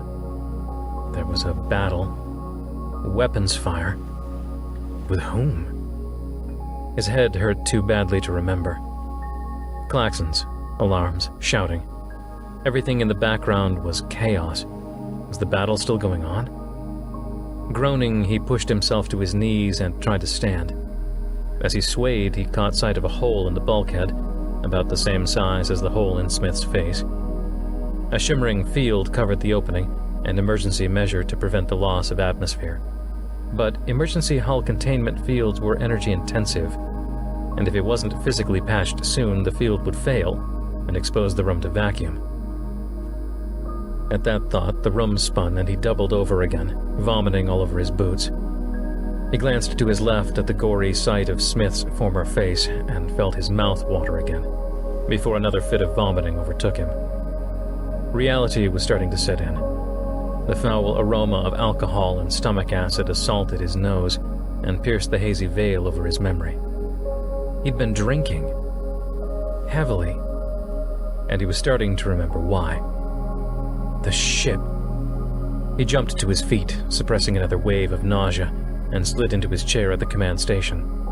Where was the ship? A quick glance over the sensor data revealed no unknown contacts within hundreds of kilometers, just a few hundred ships over Bolivar in various stages of falling through the atmosphere. Merchant freighters, cargo carriers, military patrol ships, colonial transports, all of them, almost every single one, either burned through the atmosphere or were falling quickly towards it. A few lucky ships appeared to be in stable orbits around Bolivar, along with Watchdog Station. The planet wasn't faring any better than the ships. Smoke billowed up from the major towns, dozens of kilometers into the atmosphere, some forming great mushroom clouds, as if nuclear explosions had flattened entire cities. Did the governments of Bolivar have secret tactical nukes? Or were those from the alien ship? Where the hell was that ship? He tapped into the planetary sensor network, giving him access to data from the other side of the planet, and, sure enough, a weather satellite confirmed the presence of the unknown vessel orbiting slowly. The defensive satellites seemed to be all knocked out or disabled. The ship seemed to glide right on by, without a single defensive shot from the defense network. It was headed towards another ship, an IDF ship, one he didn't recognize. He keyed in a command to read the ship's transponder, ISS Independence. Never heard of it. He shook his head. The earlier conflicting emotions had subsided. Fear still threatened to paralyze him, and the urge to liquor up still gnawed at him, but for the most part, his head was clear. Did those feelings, did they come from that alien ship? Luckily, it was on the other side of the planet now. The sensor readout changed. Something was happening. The distinct signature of weapons fire, though he couldn't tell who was shooting. Perhaps both the Independence and the alien ship. All he knew was that the power readings from the Independence were starting to fluctuate. Shit, they needed help. Otherwise, they'd end up just like Watchdog Station, broken and bleeding.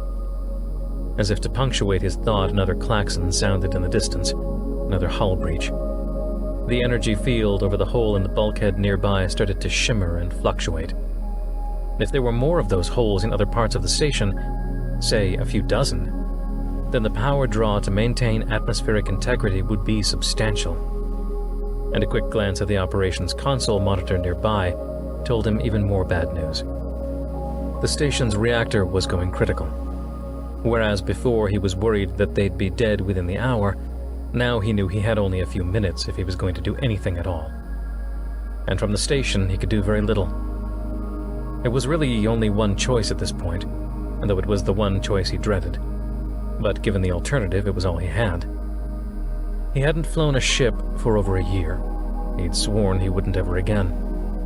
Watchdog Station had a handful of fighters stationed in its bay, and a quick glance at another readout on his console told him that all of them were disabled, except for 2. The rest had holes in them the same size as the hole in Smith's face.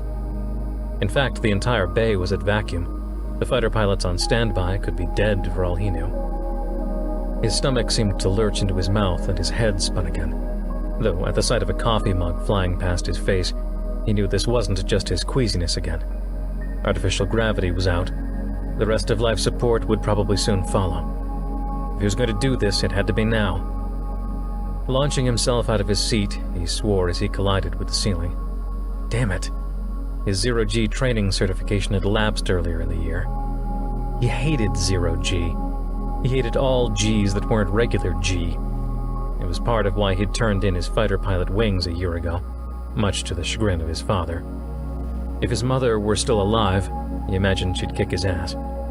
Flying fighters was in his blood. It was his heritage. It was the family business, it seemed. And he'd turned his back on it, and on his dead mother, and his living and livid father. He shook his head clear of the collision with the ceiling and pushed himself towards the door. Luckily, it sensed his impending approach and slid open at the last second, allowing him to sail through into the hallway beyond, though he needed to make a last-minute adjustment to his trajectory to avoid crashing into the limp body of Commander Smith, which had floated up, along with dozens of globules of his blood. One of the floating red spheres splashed onto his shoulder as he passed, making his stomach churn again. "You can do this, Civic, you can do this, Civic," he chanted to himself over and over again like a mantra. He flew down the ruined hallway, seeing an occasional hole in the floor. When he glanced up, he saw a matching hole in the ceiling. Beyond each, he could see the chaos in the deck below or above. At one, he paused to look through the oval-shaped hole, peering through at least 4 decks worth of destruction, terminating in a hole of exactly the same shape in the exterior bulkhead. Stars twinkled on the other side of the shimmering blue screen. Shit, I've got no time. At the lift, he pushed the call button, but nothing happened. He wondered if the lifts depended on the artificial gravity system, but even as he thought it, he realized he didn't need the lift. Keying in the emergency override code, the door slid open, but stopped halfway. With effort, he managed to push it back into its sleeve, and he pulled himself into the empty elevator shaft. Luckily, the lift seemed to be stuck above him, though with the 0G he now thought of that direction as behind him, and he sailed forward through the shaft, counting the decks down until he arrived at the fighter bay. With another override entry and more grunting, he managed to force the door open and push himself into the antechamber of the bay, which, luckily, was not at vacuum. Distant explosions punctuated his panic. Was that the core? No, if that were the core exploding, he wouldn't be here right now. Nevertheless, another explosion, this one close enough to make him instinctually cover his ears, pushed him to hurry even more. Except that wasn't an explosion. It was a gunshot. Who the hell was shooting a gun on a station whose core was about to go critical? Had that mysterious ship dropped off a boarding party? But the questions could wait for now, since shouting voices nearby made him dash for an armaments container in the corner. He yanked it open and swore under his breath. He'd been hoping to find at least a sidearm there, if not an assault rifle. It was completely empty. The voices were getting louder. With no other choices left, he pulled himself into the container and yanked the lid mostly shut, leaving just enough of a space to see out into the launch bay's anteroom. He'd hid just in time. The door into corridor slid open, and a man, handcuffed and thrashing, flew through and collided into the far wall, bounced off, and drifted back towards the door. He was wearing a contractor's uniform, probably from one of the commercial vendors that regularly service the station. 2 other men, both in IDF uniforms, appeared at the door, and as the flailing, handcuffed man sailed back towards them, one of the newcomers bashed his face with the sidearm he was holding. The handcuffed man started spinning, blood flinging off his face in all directions. "Last chance, Underwood. Where is it? This is the last time I ask." The man with the gun leveled it at the bound contractor's head, who was now being held in place by the other IDF officer. Civic didn't recognize any of them. The Watchdog station was pretty large, hosting over 300 IDF personnel and contractors at any given time. The contractor struggled against the handcuffs, but it was a futile effort. "You people are freaks. This place is going to blow, and all you care about is the—" Another blow to the face from the sidearm silenced him. "Last chance." The man holding the gun checked the safety and then pointed it at the man's forehead. The other officer let go of the contractor and pushed himself away, up toward the ceiling, and then back down to the floor to float next to the officer with the gun. The contractor swore under his breath. "Fine. It's already loaded onto one of the shuttles." "So you lied to me earlier?" The contractor was getting frantic as he watched the barrel of the gun pointed between his eyes. "I had orders. You have to understand. I have orders too." But he smiled and lowered the gun. "You passed the test, my friend. I knew it was on the shuttle already." He started to push the gun into his belt, fingering the safety on. "We may just take you with us. Save your life, you know. Pay you back for finally coming around to see reason. A reward, you see." The contractor breathed a little easier and nodded vigorously. "I need the authorization code to open the shuttle. What is it?" He peered out through the thick composite glass windows into the actual shuttle bay. "And which shuttle is it?" "Shuttle Fenway. Code is Fenway Bravo Sholvik Orion 112. A distant explosion shook the room, and the contractor eyed the walls nervously. Please, hurry. We've got to get out of here." The man with the gun nodded. "Agreed." He pulled the gun out, flipped the safety off, and shot the contractor through the forehead. The body jerked once and started somersaulting backward, blood trailing out from the head in a spiral as the corpse slowly rotated. "Let's go." The man nodded at his companion, holstered the gun, and they both sailed over to the fighter pilot's lockers, searching until they found flight suits and helmets. "Bays at vacuum. Be ready for explosive decompression." Civic tried not to gasp, but he knew what was coming. And before he could even breathe deeply a few times to prepare, the whole room exploded in a rush of air as the thick doors opened into the shuttle bay. Chapter 9. Irigoyen Sector. Bolivar System, Bolivar. Bridge, ISS Independence. "It's firing at us, sir," yelled Lieutenant Whitehorse. Proctor spun around to face the screen, her eyes darting back and forth across the other vessel, searching for the expected energy beam or whatever the Golgothics used for their weapons. "With what?" The entire deck jolted under their feet. "With that," said Whitehorse. "they've got mag rails, but holy shit. Spit it out, Lieutenant. These are mag rail slugs, all right, but they're bigger than anything I've ever seen. At least 100 kilos each and solid iron, and they're going faster than, well, anything I've ever seen. 50 kps at least." Proctor's eyes bulged. 100 kilos accelerated up to 50 kps in the space of a few milliseconds? The power required to achieve such a feat was formidable. Terawatts at least. "Damage. Blew a hole clean through Independence, Admiral," said Captain Prucha. "Receiving reports of casualties on several decks. Hull containment is compromised, but backups are in place." "It's firing again," yelled Whitehorse. The deck lurched and bucked. Proctor grabbed her chair and pulled herself into it, fastening the restraints to keep herself from flying out. For the last dozen years or so of her career as an IDF captain, she had served aboard legacy fleet ships. Constitution, Warrior, Victory, Chesapeake. Massive behemoths that couldn't shake so much. The Independence was far smaller, far lighter, and she could feel it in the tremors in the deck plate. "All mag-rail crews, target the vessel and open fire. Laser crews, same, open the hell up on that thing." "Aye, ma'am." Lieutenant Whitehorse signaled to her tactical crew, coordinating firing patterns.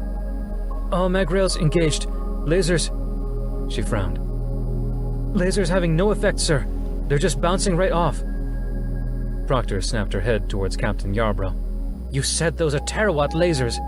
They are. And how the hell can that blasted thing out there repel a terawatt beam?"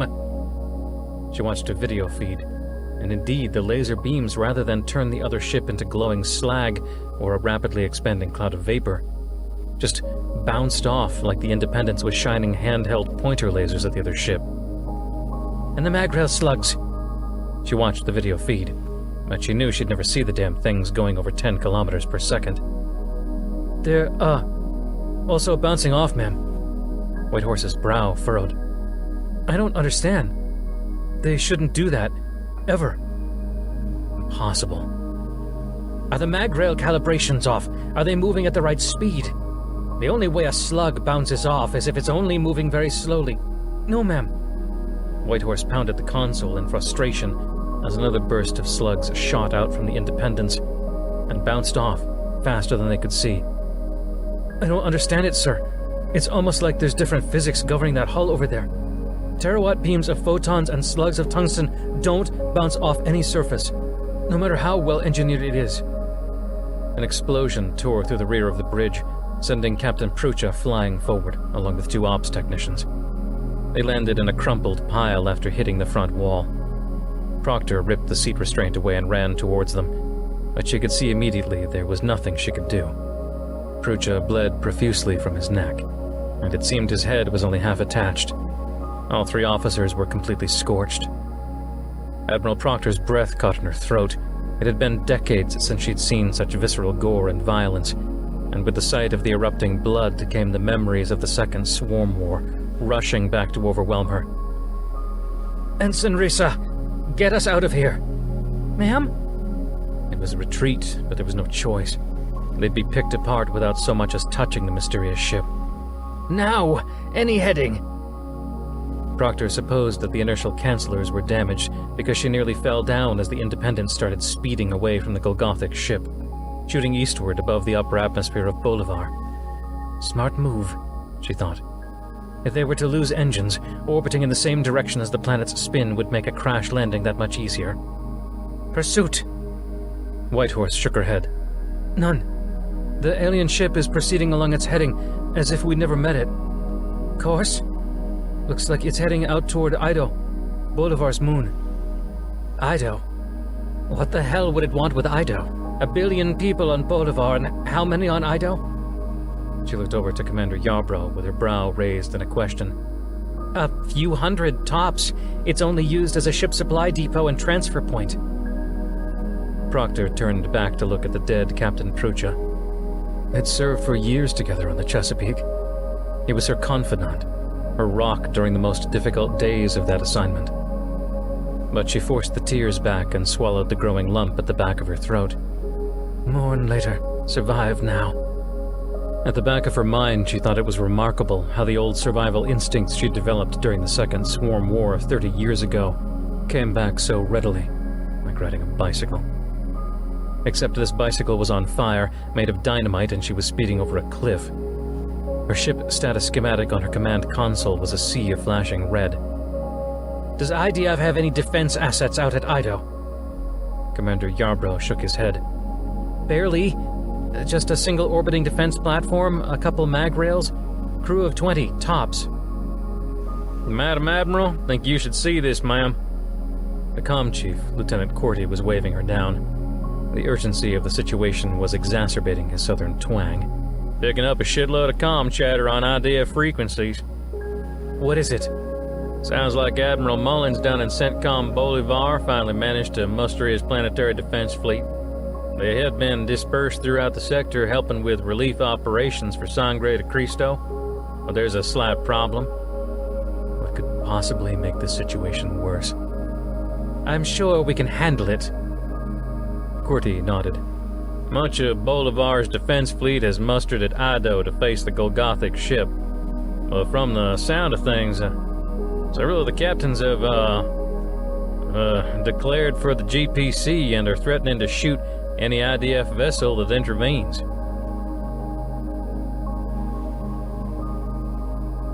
Chapter 10.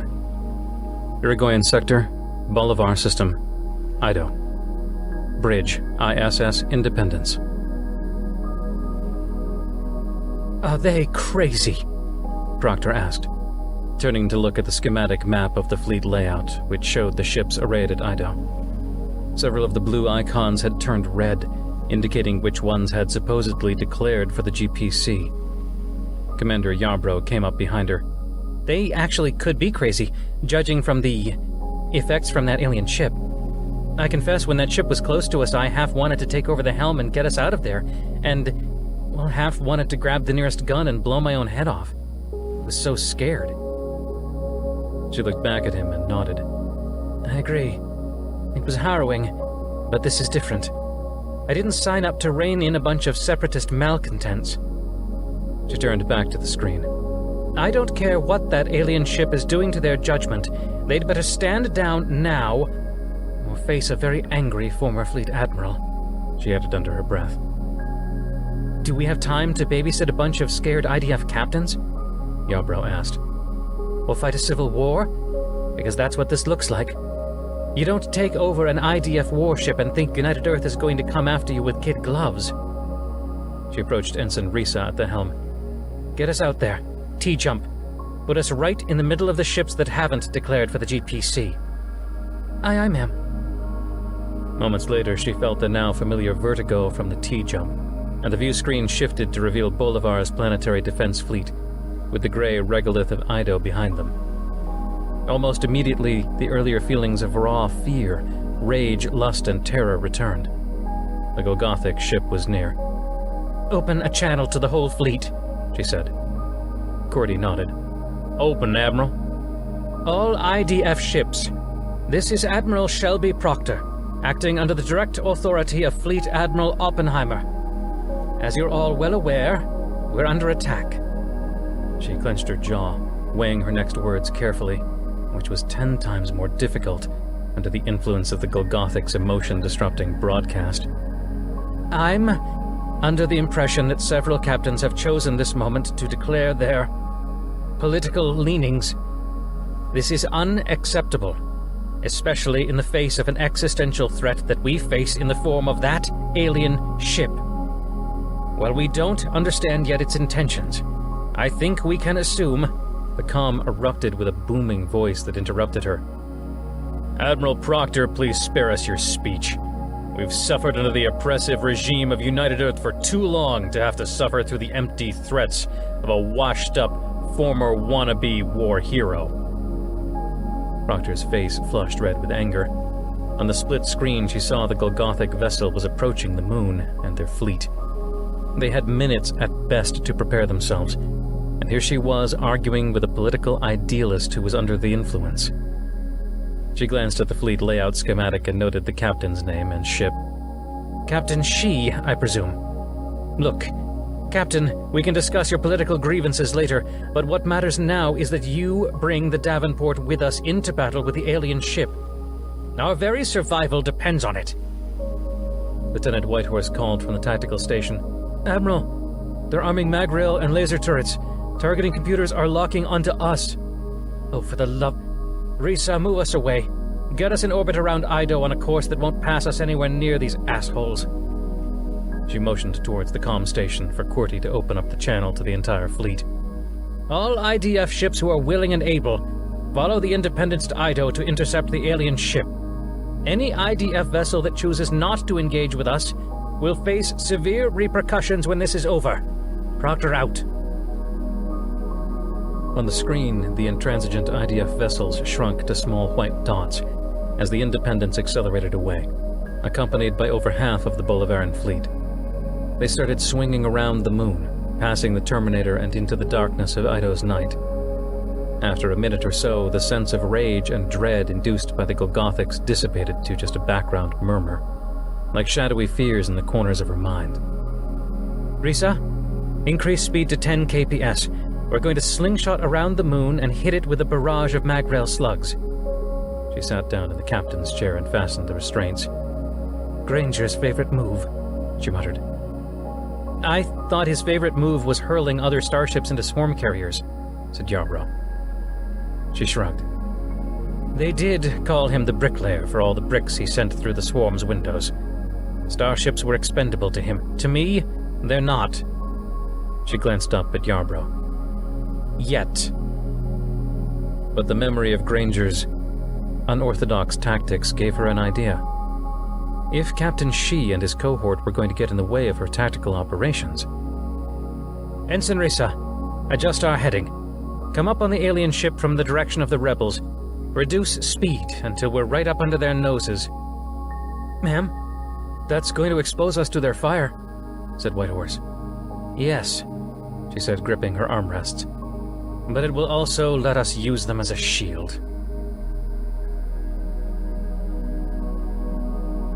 Chapter 11. Irigoyen Sector, Bolivar System, Bolivar. Watchdog Station, high orbit. Civic gripped the storage locker so hard that the edges dug into his palms, but mercifully the maelstrom of air, debris, and the contractor's blood ceased soon after it began, as the bay doors shut behind the two officers. He counted to 10 before launching himself out of the container. The station was going to blow any second. He had to balance that impending death with the possibility of being seen by the two unknown assassins, who would surely kill any potential witnesses to their crime. What were they looking for? Why was it worth killing for? He didn't have time to think about it. He ripped one of the fighter pilot lockers open, empty except for a few personal effects. The next 3 lockers also showed no signs of a flight gear, or any other kind of emergency environmental suit that would let him survive the hard vacuum of the bay. The last locker, marked Johnson, bore fruit. He wondered where Lieutenant Johnson was as he pulled the man's suit on, locking the seals in place and struggling to squeeze into something that was obviously meant for a slightly smaller man. A situation made worse by the fact that he was floating in the air, pulling the suit on without any leverage from gravity. He rammed the helmet onto his head, Stickers, insignia, and graffiti covered the exterior of the well-worn helmet, but it looked serviceable. The oxygen indicator suggested the reserves were full, and the power backups were at full charge. Thank God for the diligence of maintenance crews. And Shovik Orion, military equipment supplier extraordinaire. He hadn't even locked the helmet seal in place when the pressure in the antechamber blew again, this time because of a hull containment force field that had failed. The air in the room flooded towards a hole in the wall, separating him from the bay, and any object in the room not nailed down suddenly became a deadly projectile. But projectiles weren't his immediate concern. He gasped as the air thinned and he struggled against the fierce wind to seal the helmet. At the moment, he felt like his lungs were about to burst into his mouth and his eyes pop. He managed to crank the seal shut, and the oxygen system automatically engaged as it sensed the near-vacuum condition of the suit. That was too close, he told himself, pushing away from the locker towards the door to the bay. The override code unlocked the door, but it didn't even move. Emergency power reserves were probably completely drained, as evidenced by the lack of a shimmering blue screen over the hole in the bulkhead. He managed to wedge some fingers into the opening and forced the doors open inch by inch, though these were far heavier than the lift doors he'd forced earlier. Finally, 12 inches later, it was open just enough to let him squeeze through. Debris, hydraulic fluid, ordnance, tools, and bodies all floated in the bay, obstructing the path in between him and the two operable fighters at the end of the flight platform. He didn't know if the surrounding chaos was the result of the two mysterious assassins or the earlier bombardment from the equally mysterious ship, but a quick glance at the giant bay doors that opened out into deep space told him that the two murderers had left. The shuttle they piloted careened out the doors, which started to close behind the small craft. Before it darted out, he just barely caught sight of the nameplate affixed to the rear. Fenway. As another explosion registered in the background, he launched himself straight through the debris. In the back of his mind, he realized he didn't actually hear the explosion, but holding onto the bay doors, he'd felt it, and feeling the vibration through the metal seemed to create the perception of sound in his head. From the state of the bodies, it was clear the emergency had taken them completely by surprise. None of the techs were wearing the environmental suits that would have saved their lives, and the pilots were all helmetless, their partially donned flight suits insufficient to save them from the vacuum. He tried not to look at their bloated purple faces as he passed, except for one, which had a helmet on and was flailing and thrashing around several meters off the deck. She was terrified, and calculating the risk in his head, he decided to take it. Better die with honor than live with the shame. He bounced off a tumbling barrel full of lubricant grease and used the collision to redirect himself upward towards the woman. They collided. He grabbed her upper arm, and as they hit the ceiling, he pushed off with a grunt, aiming for one of the remaining craft, and prayed that his aim while maneuvering in zero-G was as good as it was with the fire controls of a fighter. It was. They nearly bounced off, but at the last second he grabbed the small handhold near the hatch with his free hand, wrenching the flailing woman towards the fighter with his other. The hatch to the fighter opened far easier than any of the doors he'd opened so far, and a quick glance over the controls told him the craft was in good shape.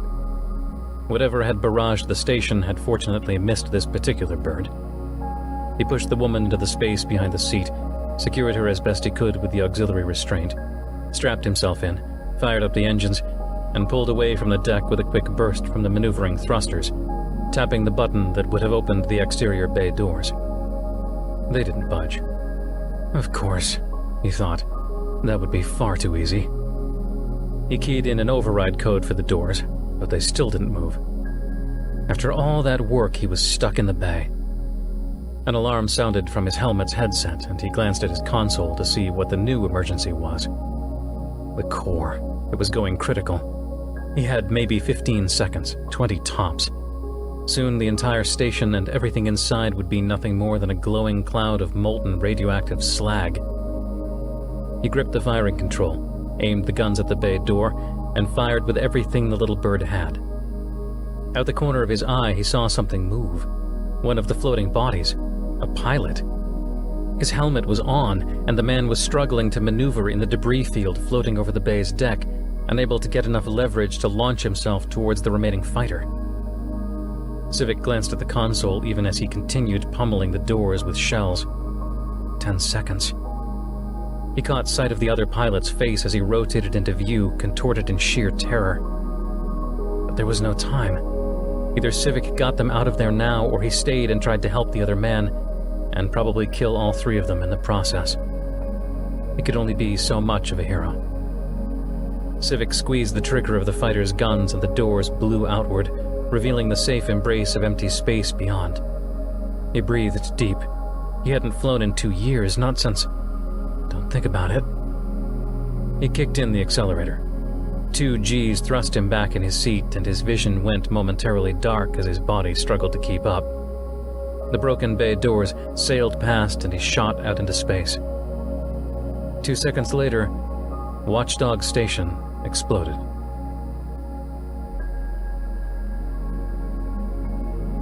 Chapter 12.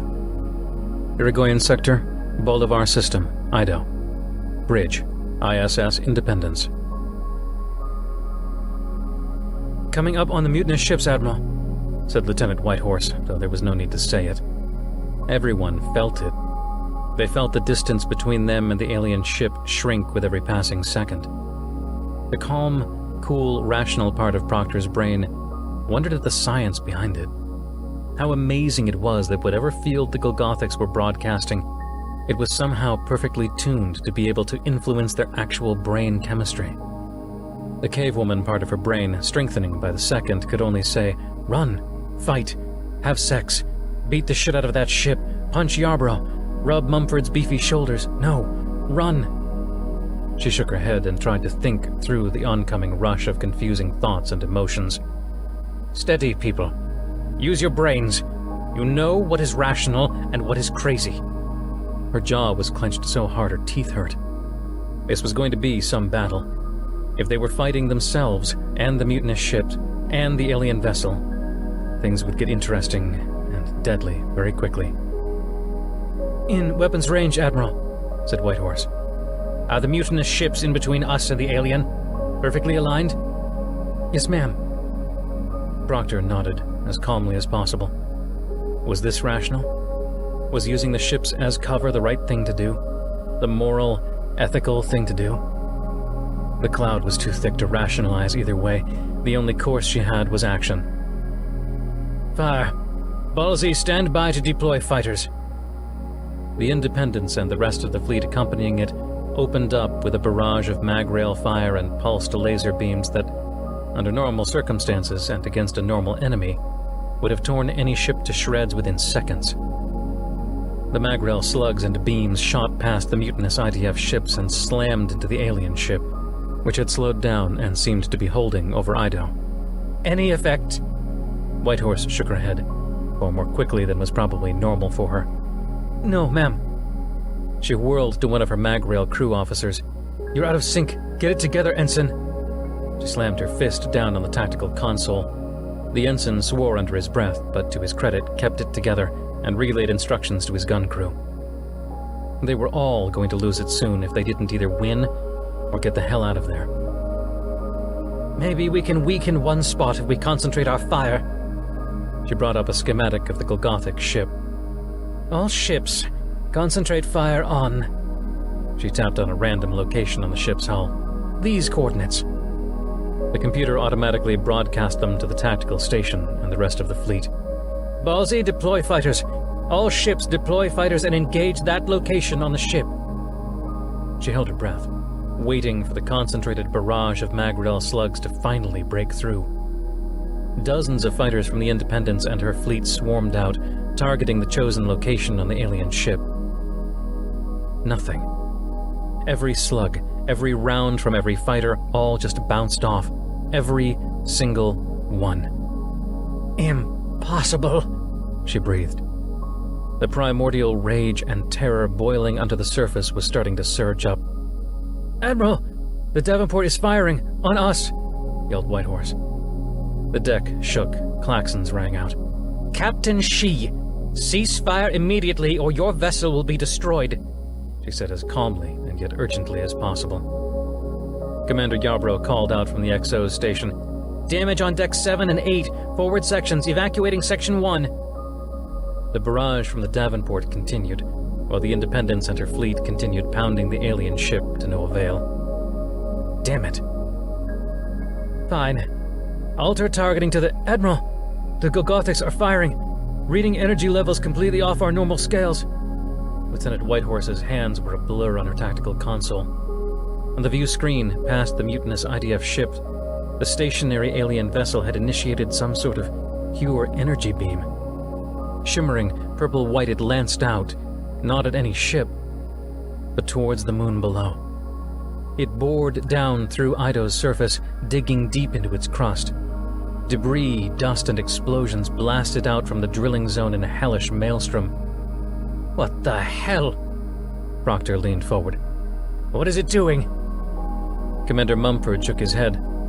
The beam is an ultra-high-energy composite mix of anti-gallium, boron ions, gamma, X, and ultraviolet rays, along with pure anti-proton ions. Adjusting sensor scales now. He looked up at her, his face draining of color. One hit from that beam and any ship is a goner. Instantly. I'm reading billions of terawatts coming off that thing. The deck shook again. The Davenport was still firing on them. And now a few of the other mutinous ships had joined in, shooting Magrel slugs at her own fleet. Reyna Scott's voice boomed over the comm. Shelby, can we tone it down some? Those bastards are hurting my engines. Sorry, Reyna, we're in the thick of it. How are we holding up? Reyna grunted. I'll keep her together. But one more well-placed railgun slug, and the core starts getting fussy. Reyna out. Proctor nodded. Target the Davenport's weapons systems. Fire. The deck pulsed with the regular thumps of Magrail fire, and the Davenport surface was peppered with tiny explosions as the slugs tore into the hull. The alien ship is opening fire with their railguns again, said Whitehorse. Their drilling beam is still on, but aimed at the planet. So they can walk and chew gum at the same time, murmured Proctor. Who's getting hit? Mainly the Davenport. A few of the other mutinous ships, one of our ships too. It's basically targeting every ship it has a clear shot at. So our shield is working, she said. God help us. What's the status of the Davenport? Are they still firing on us? No, ma'am. Their laser turrets are dead. Magro tubes destroyed. Reading power fluctuations all over the ship. I think it's going to... Lieutenant Whitehorse didn't even get to finish her sentence. The Davenport erupted in a blinding explosion as its core went critical. Chapter 13. Irigoyen Sector, Bolivar System, Ido. Bridge, ISS Independence. When the glow diminished, the expanding cloud of molten slag that had been the ISS Davenport dissipated enough that Proctor could see through to the other side, where the alien ship still drilled into the little moon. Ido now sported a hole the size of the Independence on its surface, and the purple-white beam continued to plunge into it. Sir, something's happening, said Whitehorse. Detecting movement on the ship. A port is opening. Proctor snapped around to the tactical station. Scan it. All bands. We need to see inside that thing or we'll never know how to beat it. Scanning. Whitehorse bit her lip. The opening is still covered by some kind of dampening field, similar to our atmospheric containment fields, except this one is blocking all EM bands. Neutron scan, then. Whitehorse shook her head. Same. Proctor did a double take. They have an EM field that's blocking a neutron scanning beam? She glanced over at Commander Mumford. How? The scientist shrugged. Unknown, Admiral. Apparently their technology far exceeds our own. He deadpanned. Proctor's eyes stayed locked on the view screen image of the Golgothic ship drilling into Ido. Commander, you win the Understatement of the Year award. She scratched her chin. No change in its offensive stance? No, Admiral. The other mutinous ships have finally all withdrawn to a distance that appears acceptable to the alien ship. At least it's not firing on them. Or us. But what the hell is it doing then? As if in answer, something shot out of the port that had opened on the ship.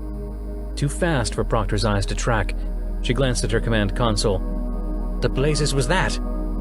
A small tungsten sphere, contents unknown. It's heading straight down into the hole on the planet. Whitehorse glanced up at Proctor. Should we fire, Admiral? Negative. As long as the ship is not attacking us, we just watch. She noticed Commander Yarbrough eye her with surprise. For now, she added. On the view screen, they all watched the sphere arc down towards the surface of the moon. The purple-white beam shimmered briefly, pulsating in its last gasps, then disappeared right as the sphere entered the hole that had opened up on Ido's surface.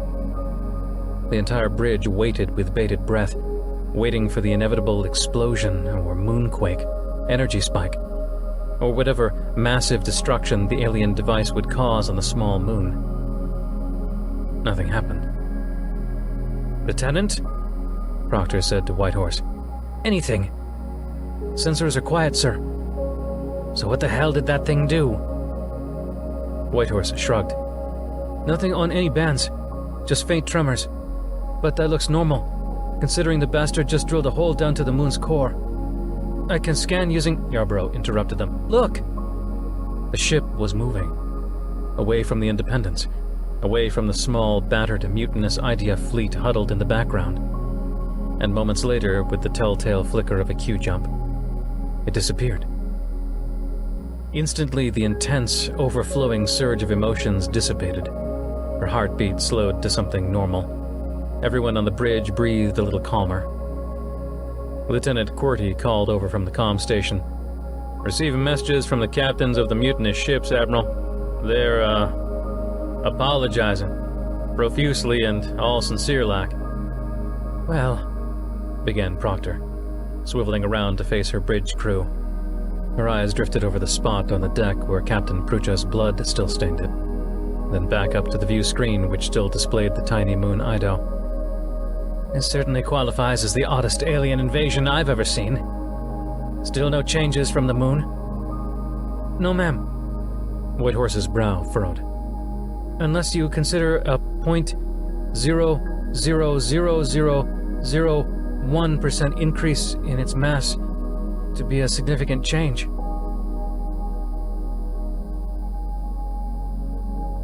Chapter 14. Irigoyen Sector, Bolivar System, Bolivar.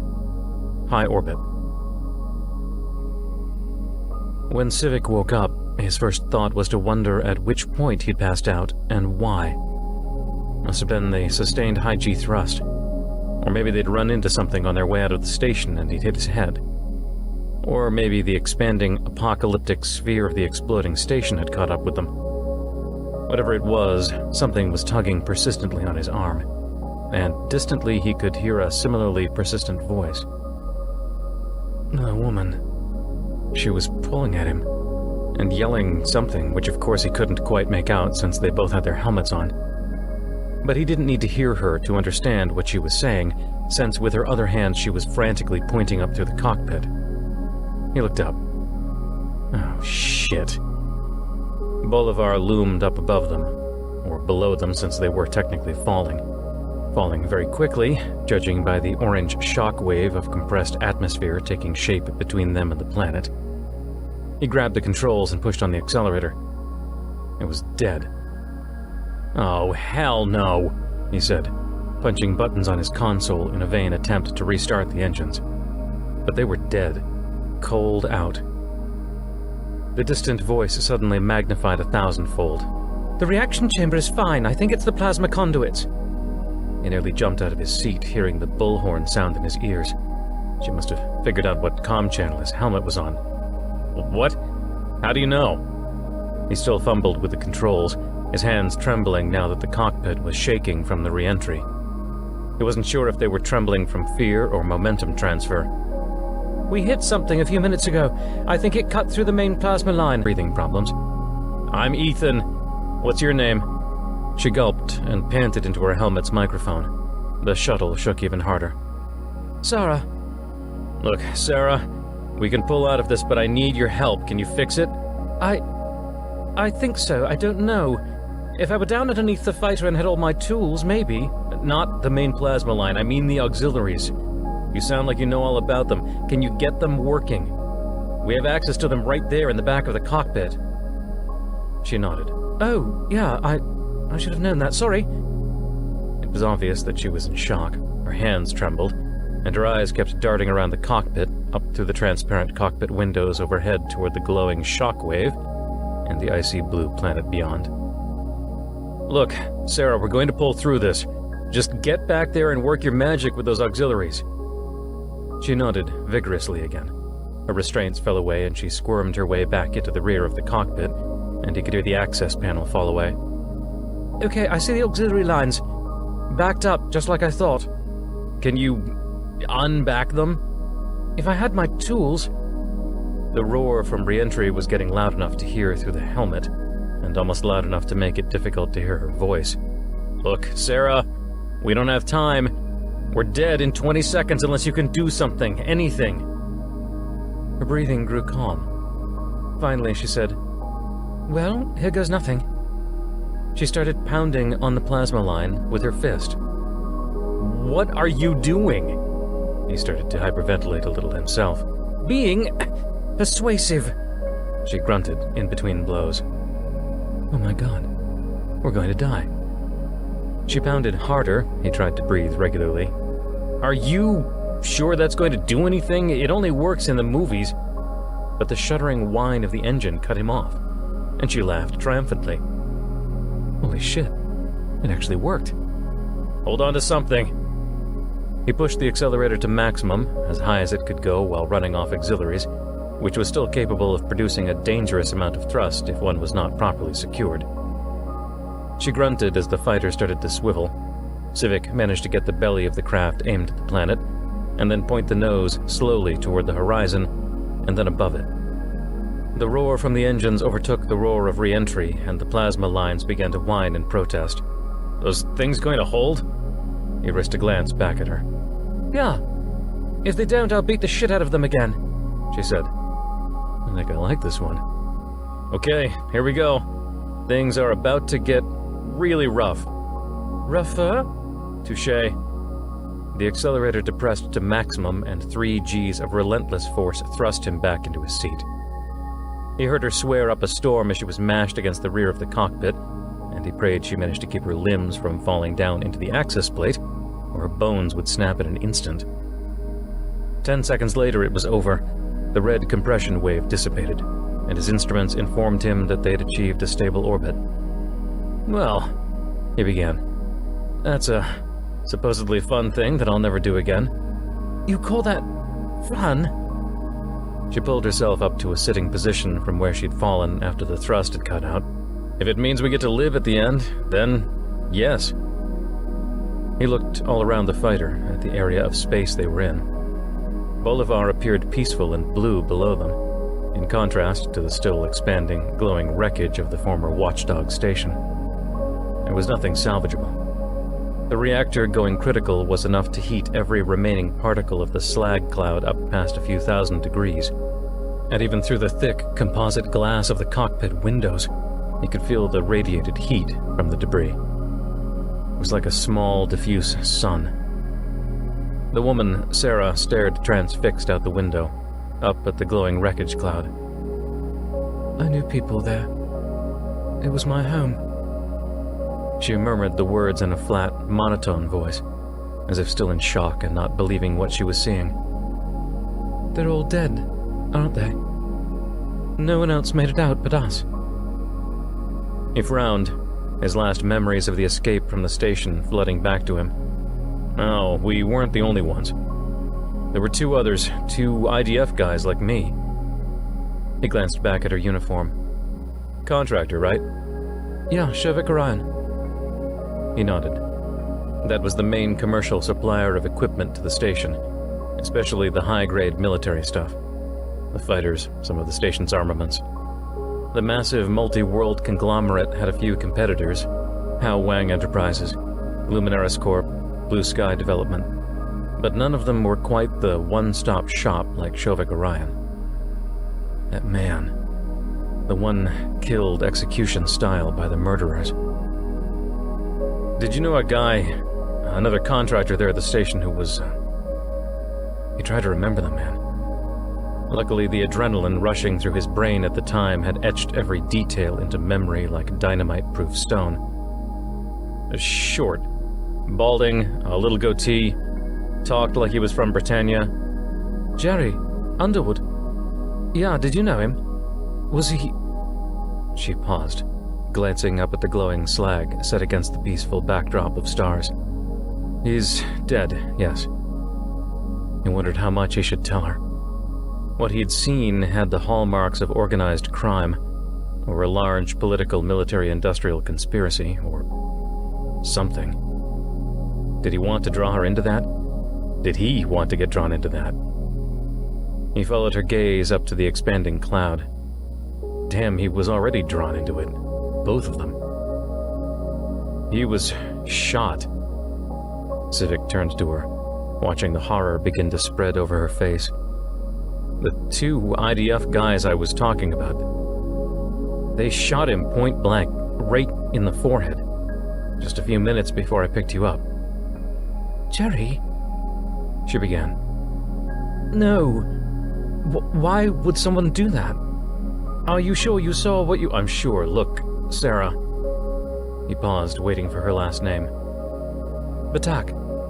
Look, Sarah Batak. I'm Ethan Civic. IDF's in my blood. My mom was a fighter pilot before she died. Fought in the Second Swarm War. My dad, too. He's a big shot IDF guy now, and knows lots of people high up.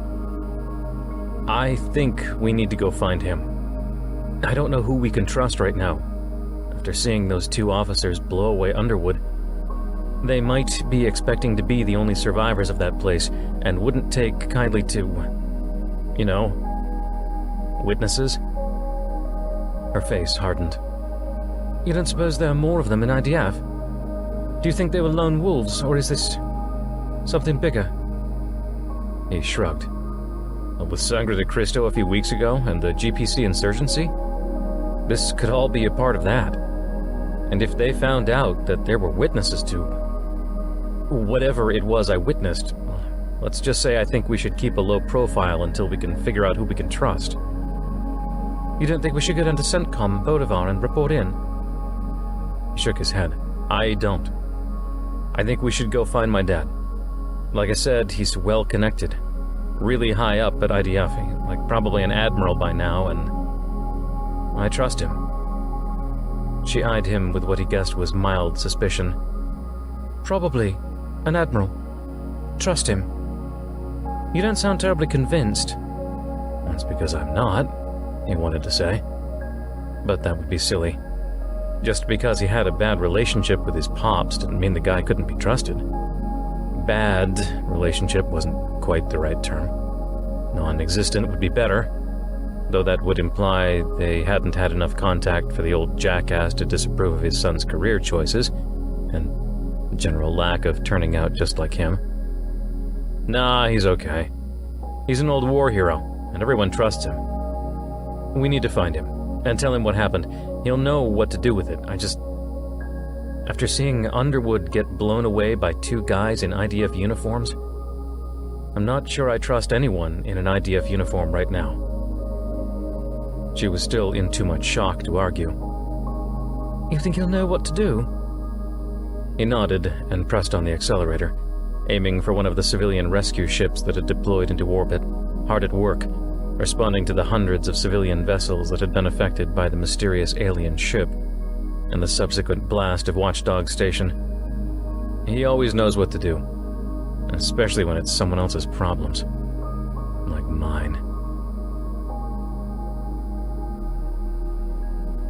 Chapter 15.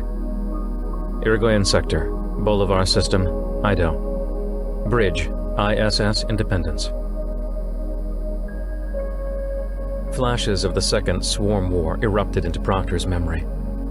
All those artificial singularity devices the swarm carriers launched at Earth and dozens of other United Earth planets devastated cities and killed hundreds of millions. 4 months of horror, sacrifice, and unthinkable numbers of dead. And through it all, the fear that at any moment a swarm fleet would appear suddenly over the next UE world, launching dozens of singularities towards the surface, sucking billions of tons of matter in, then blasting outward, consuming entire cities in seconds. Even the most destructive thermonuclear weapon humanity had ever tested couldn't hold a candle to a single swarm singularity device. Which meant it was time to leave. Whatever was increasing the mass of Ido was... well, whatever it was suspiciously and dangerously like what the swarm had thrown at them before. The swarm is dead, isn't it? I killed the last ship myself. Get us out of here, now! Signal a general retreat. Everyone regroups at Bolivar. Whitehorse looked up at the screen suddenly, as if expecting to see a new, deadly threat. Ma'am? Commander Yarbrough, who'd remained mostly silent throughout the engagement, ever since the gruesome death of Captain Prucha, took a few steps to the center of the bridge. What now? Is the mass still increasing? Proctor asked without acknowledging the question. Whitehorse nodded. Another 0.00001% increase. Could the sensors be miscalibrated? Yarbrough asked. We did sustain heavy damage. There might be a trickle power buildup along the sensor array that could explain the readings. Proctor shook her head and stood up, jabbing a finger towards the moon on the screen. No. It did something to Ido. The moon's going to blow, and I want to be as far away as possible from it when it does. Ensign Risa, now, please, take us back to Bolivar. She punched the comm button on her armrest. Balzi, are the fighters in? But how do you know that, Admiral? Continued Yarbrough, before Vols could respond from the fighter deck. There's no indication whatsoever that Ido is going to explode. Is this just a hunch? She shot him through with a withering glance, full of annoyance. Yes, Commander, it's called a friggin' hunch. You know how many battles I lived through 30 years ago? How many times Captain Granger and I had to rely on our hunches to get us through to another day? 23. 25 if you count that first battle for Earth as 3 separate battles, which it sure as hell felt like. And I saw enough of those artificial singularity bombs to know that any time you see something's mass increase, especially in an inexplicable way, like we see down there, then you get the hell out, fast. Vals's voice pierced through the conversation. Yeah, Shelby, we got everyone. Proctor glanced one more time, sidelong at Yarbrough. We done? From his frustrated expression, it was clear he wasn't, but he gave a quick, exasperated nod. He apparently dealt with stress by fretting over numbers and specifics, but anal retention was not going to win them a war. Ensign, now please, said Proctor. Course, ma'am? Back to Bolivar. At least there we can watch and see whatever the hell is going to happen to this moon. Ido continued rotating slowly beneath them, and then it was gone as they T-jumped away, replaced by a starfield, until the camera shifted toward Bolivar, and the wreckage of the IDF station that had just been slagged in orbit. Proctor let out a long, slow breath. Safe for now. Now the damned thing's probably moved on to another system. Ensign Risa, young as she was, breathed deeply now that the immediate danger had passed, looking around the bridge erratically. She fixated on the stained ring of blood on the deck where Captain Prucha had fallen. What do they want? She murmured. Proctor stared at the ring of blood along with her. I don't know. But if it's the swarm, or anything similar to the swarm, then the answer is clear. They want us dead.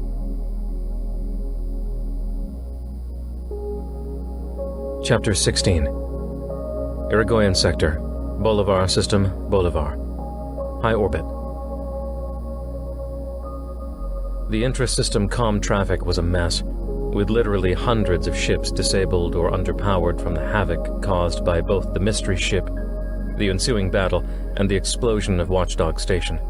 And Civic had a hell of a time getting through to the civilian rescue vessel Miguel S. Urquiza, a massive old colonial transport ship with a dozen cargo bays, meant for moving large amounts of goods to sustain new colonies that hadn't reached self-sufficiency yet. That's what I'm telling you, ma'am. Our initial motivators are out, and we need to dock with you folks, since we'll never be able to make it down to the surface. The traffic coordinator on the colonial ship interrupted. I understand that, sir, but what I'm telling you is that space here is at a premium right now on the Urquiza, and that all military ships unable to reach the surface are advised to wait for the Bolivaran Defense Fleet to return or hitch a ride on one of the other IDF ships in the vicinity. She sounded snippy and curt. and Civic imagined a boring administrator in a drab gray business suit in a drab gray bureaucratic office with drab gray furniture and ugly bare walls. "Look, Mrs. Chalmers. Miss Chalmers. Look, Miss Chalmers. We're not going to make it over here. Besides the motivator being out," he glanced at Patak with a questioning look, but she only shrugged. "Besides the motivator, ma'am, our life support is on the fritz. I'm not entirely convinced we're going to make it here." She sounded like a comm broadcast on auto-repeat. "I understand that, sir. But what I'm telling you is that space is at a premium and strictly reserved for damaged civilian craft, of which we have quite a backlog, some in worse condition than you. You'll just have to hold on until—" He rolled his eyes toward Patak, who rolled hers in return. She shared his disgust, apparently. And then it hit him. He'd been staring at the answer without realizing it. "Miss Chalmers, I neglected to mention that my shipmate here is a civilian, a contractor that was working at Watchdog Station. Surely that qualifies us to land?" A pause. The traffic coordinator's voice stayed the same, neutral and bland. "Landing approved. Stand by for approach vector and landing coordinates." "Thank you," he said, with a tad more sarcasm than he intended, and flipped the comm off. Patak rolled her eyes again. "All I could imagine was some drab grey business suit lady in some drab grey office with boring inspirational posters on the wall." In spite of the shock of what they'd just gone through, he grinned. They were clearly on the same wavelength. "Marry me?" She shook her head, then held up a wagging finger. "Sorry, I only marry boring assholes, and then I divorce their asses when they don't buy me shit." "Sounds like you've had a fun life." He eyed her again. She couldn't be older than 25, tops. "Married? Already?" "Twice. Divorced twice. Yeah, I know how to pick 'em." She shifted around on the floor behind the seat, trying to find a more comfortable position. "In all fairness, the second divorce was 25% my fault." "Oh?" He pushed the fighter's controls along the approach vector that the civilian transport beamed to him.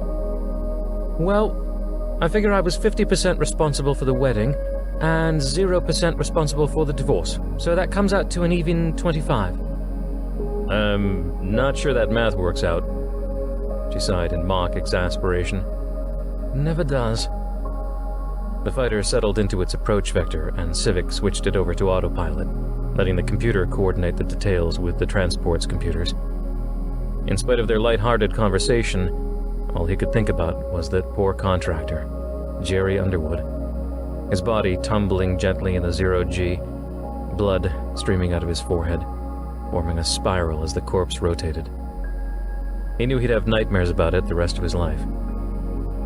"Look, we've got to figure this out. Until I know what's going on, I don't know who we can trust."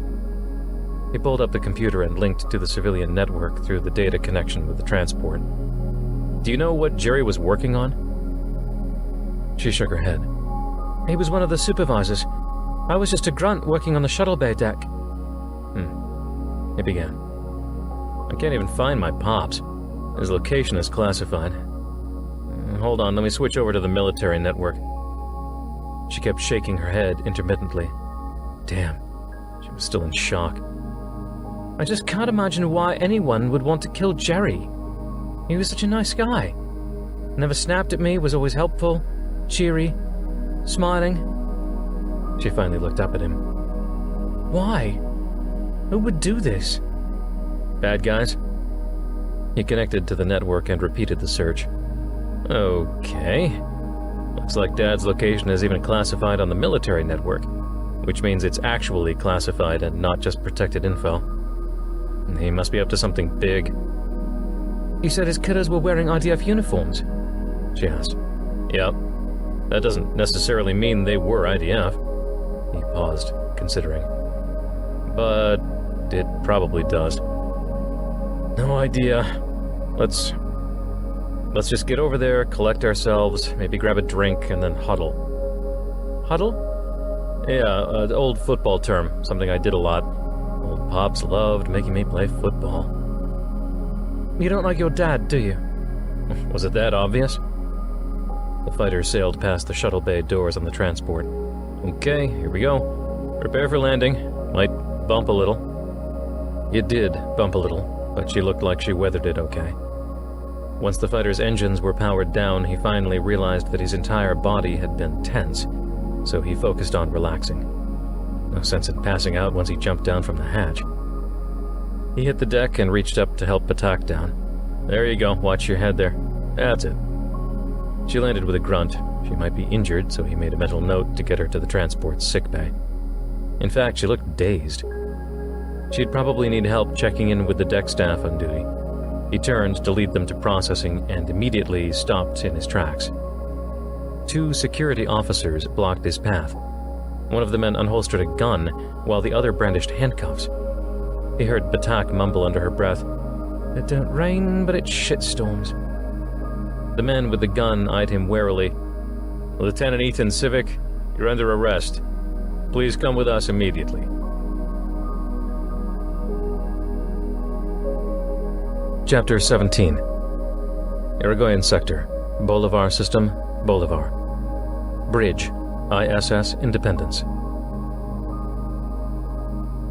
Damn. She'd been out of IDF for too long. Out of leadership and away from the requirements of being a leader. Away from the spotlight. Away from the need to inspire one's people and to present a steady hand and firm guidance in the face of danger. Her people needed her. And she needed them. She needed them to be their best. And they wouldn't be their best if they thought she was some old baddie woman about to lose it. She rose slowly, confidently out of her chair and turned to face her bridge crew before unleashing a rapid-fire list of orders. Like riding a bicycle, she thought with an inward grin. Commence orbital scan. Look for survivors and dispatch shuttles to bring them in. Lieutenant QWERTY, give me the local IDF brass down on Bolivar. I need to know who was giving orders to the Bolivaran Defense Fleet, and if they were somehow connected to the mutiny. Commander Yarbrough, get the damn ship fixed. Stat! All crews are to be assigned to repair and recovery duties until further notice, with emphasis on repair. I want to be ready if that turd waffle of a ship comes back. Ballsy? She rose her head to the comm microphones, listening in. I think you know what to do, Captain. I want you analyzing that ship, everything we've got on it, and hunker down with your boys and girls and figure out some combat strategy against that thing. You got it, ma'am, Ballsy said through the speakers. She continued rattling off a list of commands, and she was heartened to see her crew spring into action as she gave them direction. None of these people had seen battle. None. Half of them weren't even born yet when Earth and its colonies had nearly been wiped out. She supposed she and Ballsy were the only ones who had been around during the Second Swarm War 30 years ago. Well, them and Captain Prucha, for all the good it had done him. Damn it, Prucha. You left me with a boat full of kids. They had better be more mature than her classes full of snot-nosed preteens in post-teen bodies. Ma'am, began Lieutenant QWERTY, a single word drawn out into 2 syllables. Got Admiral Mullins on the line for you. He's the ranking IDF officer at CENTCOM Bolivar. Thank you, Lieutenant. Patch it through to the ready room, he said, retreating to a door off to the side of the bridge. She'd only spent a few minutes in there since stepping foot on the ship. She hadn't even packed any of her belongings to decorate the walls or desk, so the space was rather stark and bare. Not that she was the sentimental type for knickknacks and odds and ends that just got in the way, but still. She supposed it was something a normal ship captain would do. Hell, she hadn't even had time to bring a picture of her brother's family to hang on her wall. She considered them her own family, and had essentially adopted her brother's kids, even though he'd been happily married for decades. She could have at least brought a picture of them. The thought reminded her of her main reason for being out here, at least the main unofficial reason. Danny, she murmured to herself, where the hell have you gotten yourself to? She sat down at the desk and waved the video comm on. Admiral Mullins. A heavy-set, middle-aged man flashed onto the screen. His gray mustache rested on his upper lip like a dead snail, his brow furrowed and wrinkled like a man who'd lost a lot of sleep. Admiral Proctor, I see they've dragged you out of retirement, which I suppose means that IDF thinks we're fucked. Language, Admiral. The other man snorted a quick chuckle, but became serious within seconds. Proctor, you engaged the ship. Notice anything odd about your crew when you did? About yourself? She nodded. We're analyzing that now. Must be some sort of high-level EM interference with a modulation that was somehow able to couple with our brains. She shrugged, acknowledging the improbability of it all. And yet she'd felt it. They'd all felt it. Is that even possible? We have several hundred witnesses up here that say it's possible, Admiral. And you've half a planetary defense fleet that went rogue on me. I think that speaks for itself. He nodded, and his mustache bristled as he frowned. We've got about 20 million people down here that can back them up. Proctor, ever since that ship entered orbit a few hours ago, we've had massive social unrest. Riots, violence, arson, on a planet-wide scale. It's like something just exploded in the minds of everyone down here all at the same time. Even I was feeling it. Nearly bit the head off my chief of staff. Is everyone okay? Looks like the effect is highly localized. Admiral Mullins looked off camera as if to receive a report and nodded curtly at whoever was speaking to him. He turned back to Proctor. A few thousand deaths across the planet.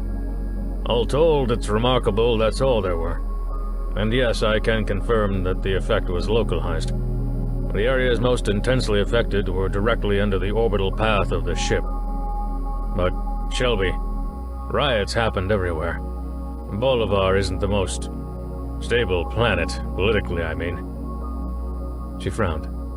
What do you mean? Bolivar is a hotbed for GPC activity. Half of the Bolivaran Planetary Senate are GPC loyalists. And to be honest... He looked to his left as if to check who was in the room with him. I think half the ship captains of the Planetary Defense Fleet are too. Well, that made sense, she thought wryly. Information that would have been far more helpful an hour earlier. GPC loyalists in IDF. Are you sure? Well, no, I'm not sure. But there have been rumblings, whispers. Not exactly of an uprising or mutiny or anything like that, but rumors. Messages I've seen that the Sunders weren't planning on me seeing seem to suggest that there's widespread discontent with UE's central authority, even among some of the IDF officers at CENTCOM Bolivar. That was troubling. Why had Oppenheimer not told her anything about that? She'd remembered 10 years ago that there were rumblings in the lower officer corps about the GPC, but nothing in the open. Especially not among her top admiralty and ship captains. Do you think there's a deeper problem here? Or is it really just grumbling? Mullins shrugged. A few weeks ago, I'd have said it was nothing. But ever since Sangre... The situation's inflamed, she finished for him. That's being generous. Sangre blew the lid off the pot. It changed everything.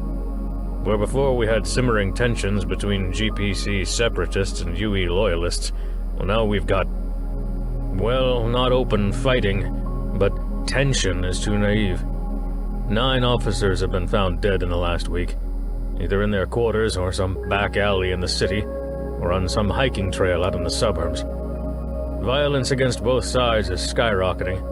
This world is a powder keg, Admiral, along with half a dozen other worlds in the Irigoyen sector, if my sources are right. San Martin? He nodded. That's basically the epicenter of the GPC organization. Bolivar is probably the second biggest, but the GPC's Secretary General lives on San Martin, they say, and have his shadow cabinet. Curiel. I'd heard he was dead, assassinated by his own bodyguards. Mullins chuckled. Rumor. Probably spread by Curiel himself to confuse IDF intel. But my source swears she saw him 2 weeks ago, alive and well. Proctor shook her head. She didn't have time for this. She wasn't a politician, and she wasn't an intelligence official. She just wanted to save her civilization from an existential alien threat, and hopefully find her nephew in the process. She didn't have time for humans being humans. Admiral, while this is all very interesting, I think I'm the wrong person to be talking to. You need the chief of IDF Intel out here. Get your heads together. But as for me, The Independence is out of here as soon as repairs are done, and I've completed a little mission of a personal nature planet-side. Oh? His eyebrows rose, questioning. My nephew. I think he's got a few friends down there I want to question. The thing is, he's missing. He nodded, almost as if he'd been expecting her to say it. I know. Her eyes narrowed. How do you know? Because you know that source that told me she saw Secretary General? He held up 2 sets of fingers as air quotes. Curiel 2 weeks ago? Well, my source happens to be Danny Proctor's girlfriend. I'm sorry, Shelby, but it looks like your nephew is a GPC pilot. She opened her mouth and closed it again, grasping at something to say. Fuck, was all she could settle on. Watch your language, Shelby, he deadpanned.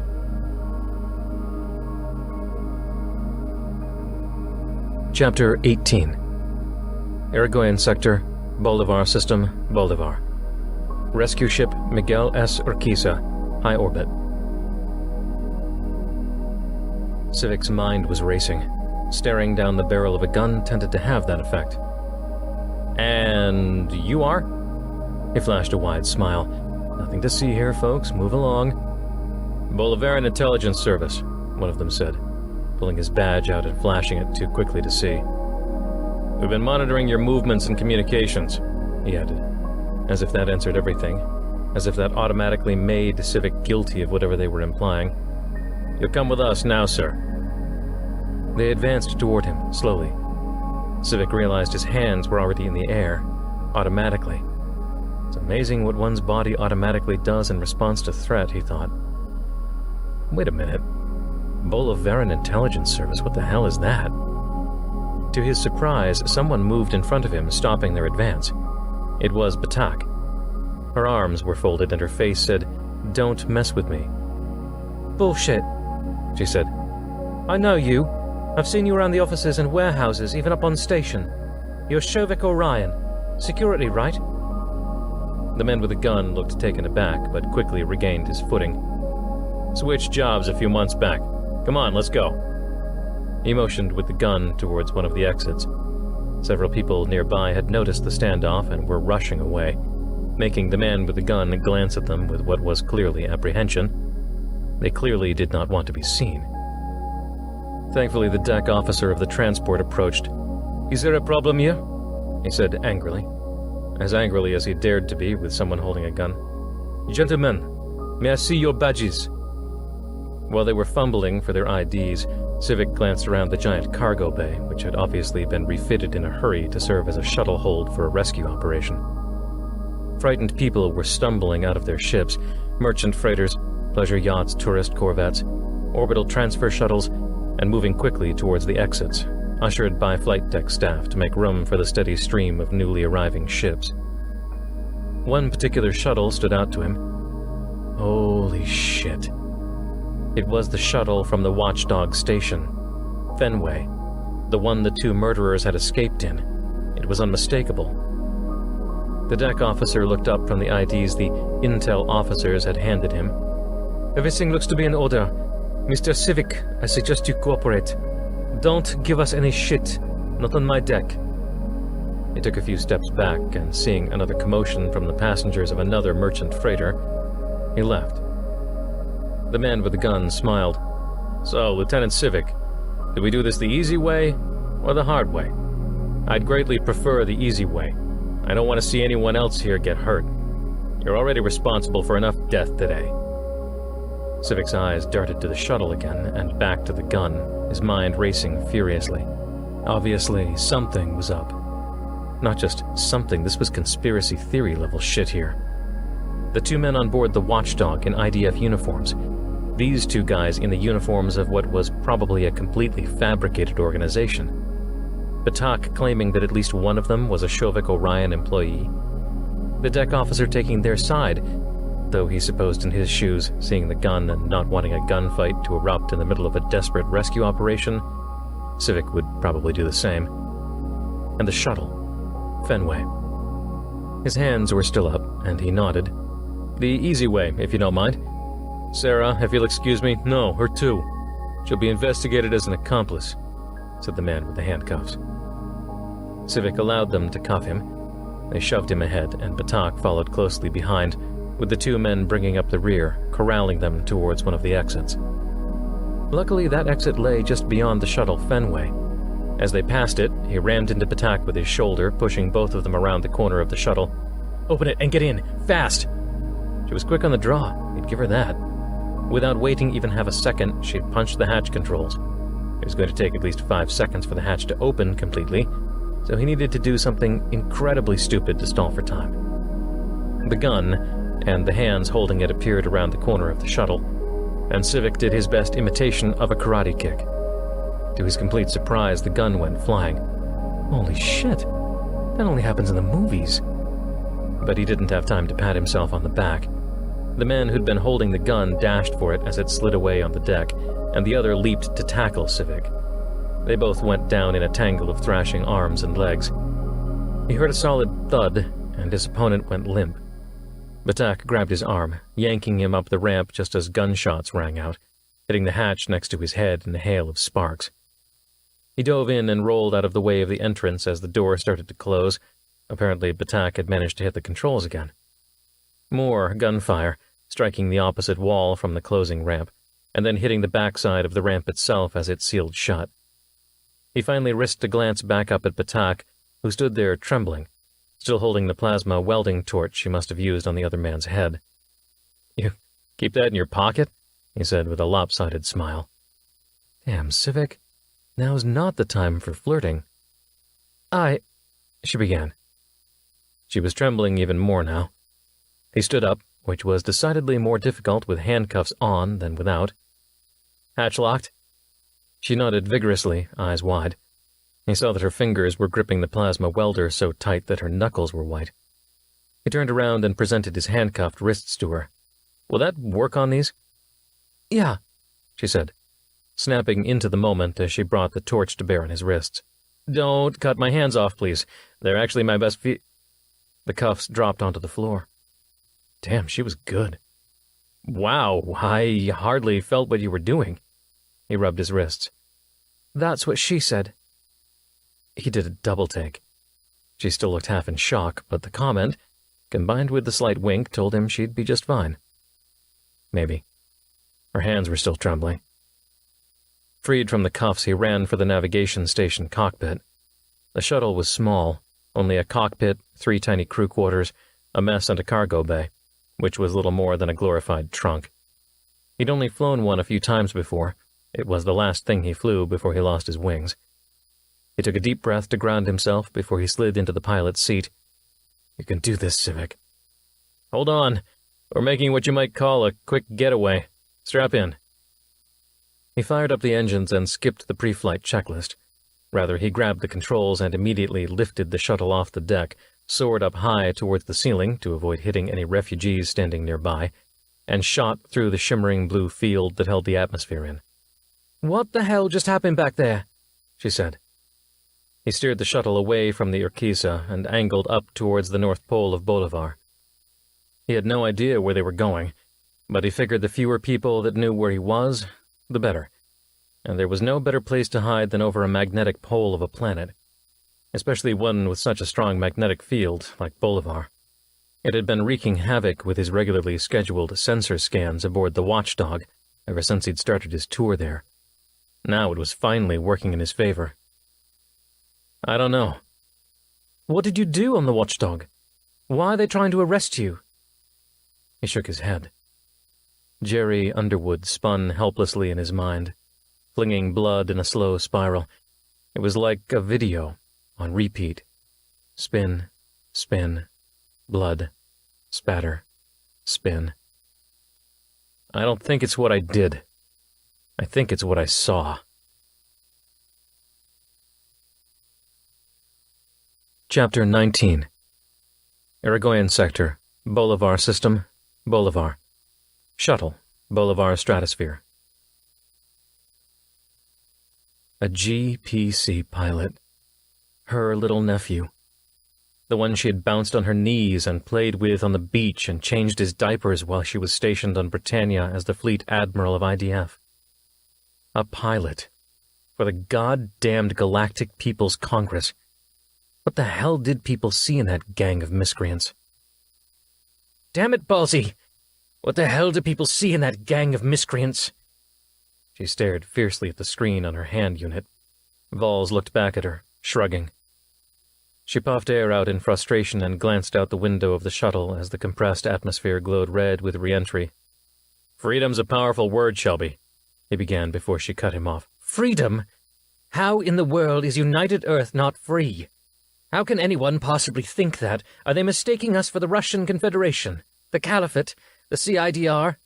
I'm sure the Chinese would dispute your insinuations, but that's not the point, Shelby. How is that not the point, Ballsy? Enlighten me. She was agitated, and treating him harsher than she meant. But he took it in stride, seeming to understand that the source of her consternation was not him, or even the GPC thugs, but that little boy she had bounced on her knees. There are GPC people in all 4 nations, not just UE. They're sick of us. They're sick of the international tensions and disputes. They see themselves as the people. He rolled his eyes as he put air quotes around the people. People my ass. The shuttle bounced in the upper atmospheric turbulence, and she glanced at the ETA timer on the pilot's dashboard. 5.5 minutes to Shovik Orion City, Bolivar. Shovik Orion City. Idiot corporations and their idiotic naming and branding schemes. Her executive assistant, a young red-haired ensign with a noticeable bump on her lower abdomen, entered the cabin from the tiny galley, offering Proctor a steaming cup of tea. "Thank you, Ensign Flay." Vols continued. "Have you been in a mining colony before, Shelby?" "This isn't the 22nd century anymore, Ballsy. Sure, humans did awful things to each other. Sure, the mining colonies out on Ceres and Vesta, and all the other asteroid belt settlements were scandalous, ugly affairs. But that was 500 years ago." Vols shrugged again. "Uh-huh. But tell that to people living in mining colonies today. Yeah, they're not necessarily starving or growing up with chronic bone deformities because of the low G. But you ask any iridium miner whether he actually wants to be there, guess what you're going to hear?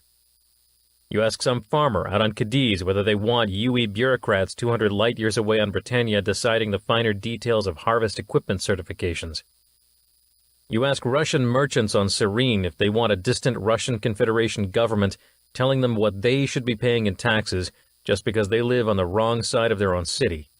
Then they can leave. They can move on and go farm somewhere else, or sign up for IDF, or go on the dole if they want. Seriously, my taxes are high enough that half of UE could be living like kings if they didn't throw it all away on post-swarm war defense posturing." Ballsy's eyes narrowed.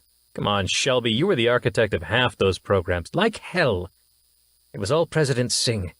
I was constantly telling him the swarm was gone. I killed the last ship, after all. And my Skura contacts assured me that they could detect nothing through their mental metaspace link, the ligature, or whatever they call it. The swarm was dead. There was no reason to spend 95% of our friggin' galactic budget on defense if all there was to defend against was each other." Ballsy fell quiet, looking at her intensely through the comm device on his lap. "So then what the hell was that thing out there? That ship?" She paused, thinking, considering. It just didn't feel like the swarm. The swarm was relentless, overpowering, almost bloodthirsty. So far, the best descriptor she had for this mysterious ship was erratic. "I don't know." "You think it's the swarm?" She slowly shook her head. "No." "Me either. Look, you go find your nephew. I've got my pilots here in the conference room and we're poring over the vids and scans, designing appropriate attack measures and defensive postures. And I've borrowed some of your bridge tactical folks and we're doing the same with them, figuring out how the Independence itself should respond next time. When you face them again, you'll have some options." She smiled. "Thank you, Ballsy. I'm glad you're with me on this one, after seeing Jeremy go out like that." He nodded, His face was taut, as if he were trying desperately not to feel, not to hurt. Rucha was a good man. Let's make sure no more join him. Vol's out. His face winked out from the comm, and she settled in for the rest of the descent. She prepared herself to meet this woman, this mystery person that Admiral Mullins claimed was Danny's girlfriend. This woman who had apparently been in such a position that she'd not only seen the so-called Secretary General Curiel of the GPC, but also been in a position to report it to Mullins. What the hell was she, an intel agent? She supposed she'd soon find out. Mullins had arranged a meeting, and Proctor was on her way to CENTCOM Bolivar in Shovik Orion City to talk to her in a briefing room, and finally get some answers about her nephew. Ensign Flay had strapped in and was on her comm device, coordinating Proctor's security with the Marine office at CENTCOM Bolivar. Eventually, she shut the device down and nodded over at her. All set, Admiral. Thank you, Ensign Flay. Her eyes dropped down momentarily to her abdomen. Congratulations. Oh, the ensign replied, blushing slightly. Thank you. 7 months went fast. Maternity leave starts next week, if you were wondering. Sorry you'll have a disruption in your staff. I'll train my replacement well and make sure it's as painless as... Proctor held up a reassuring hand. It's all right, Ensign. Life happens. And besides, this is a short-term assignment for me anyway. I won't even be here next week. The young ensign looked relieved. Proctor reviewed a few administrative items with her, and before long the ETA timer had ticked its way down to 0. She unstrapped herself from the seat and descended the shuttle's ramp. I'll be with you shortly, ma'am. I need to hand off the shuttle to the guard, said Flay from the cockpit. Proctor nodded her approval and continued down to the landing pad where she met an aide to Admiral Mullins, who had come with a Marine honor guard. They indicated toward the entrance to the massive CENTCOM building from the landing pad, where 2 more guards stood at attention. And suddenly the guards were no longer standing. They were flying.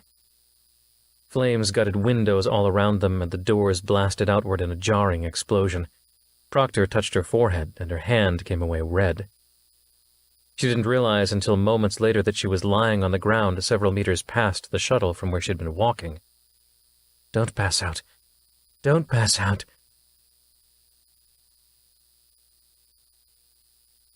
Chapter 20. Irigoyen Sector, Bolivar System, Bolivar. Shuttle Fenway, high orbit. What do you mean they're following us? Civic eyed the sensor readout, pointing at the map of the surrounding space in their orbit over Bolivar. Transponder codes and insignia from hundreds of different ships dotted the schematic, but the main one, the biggest one, had changed course, and was headed straight towards them on an intercept course. That's what I'm saying. The Urquiza is on our tail, and if those 2 Bolivaran intelligence officers, he made some air quotes with his fingers, are any indication, there's clearly some people that want us off the board, and they're high up enough to redirect Bolivar's main emergency response ship. That spells trouble if I ever saw it. She shook her head in disbelief. I just don't get it. So you saw a guy get offed. I mean, that's really bad. Sure, it's murder. But let's face it, the entire station exploded. You'd think the authorities would have bigger fish to fry here. What's the connection, Civic? What? She said. He hadn't realized he had murmured the question under his breath. Sorry, just... What's the connection? 2 IDF officers blow a guy away on a station that's just been hit by a mysterious ship and is about to go critical. They steal a shuttle, which later shows up on the relief cruiser. Then 2 different guys working for a phony intel service try to kill me. Shovik Orion, she murmured. What? That's the only connection. Shovik Orion. Jerry Underwood was a Shovik Orion employee, and I swear at least one of those goons back there was too. At least, I think he was. There's been tons of staffing changes lately. Lots of new people, lots of old hands getting pink slips, new managers, same old shit. He shrugged, eyeing the schematic map warily. It would take the Urquiza a while to spin up its engines enough to change course, and their shuttle had a good head start. But the massive colonial transporter had more thrust than they did, and most likely a few hidden railguns. What the hell would a corporation want with me? Why would they kill the contractor? You don't think they have anything to do with the alien ship, do you? I mean, you work for Shovik Orion, right? You'd have heard something. Well, yes and no. I'm technically with a subcontractor, Snell Staffing Corp. She pointed to a tiny name badge on her chest, which had been obscured by a rip in the fabric.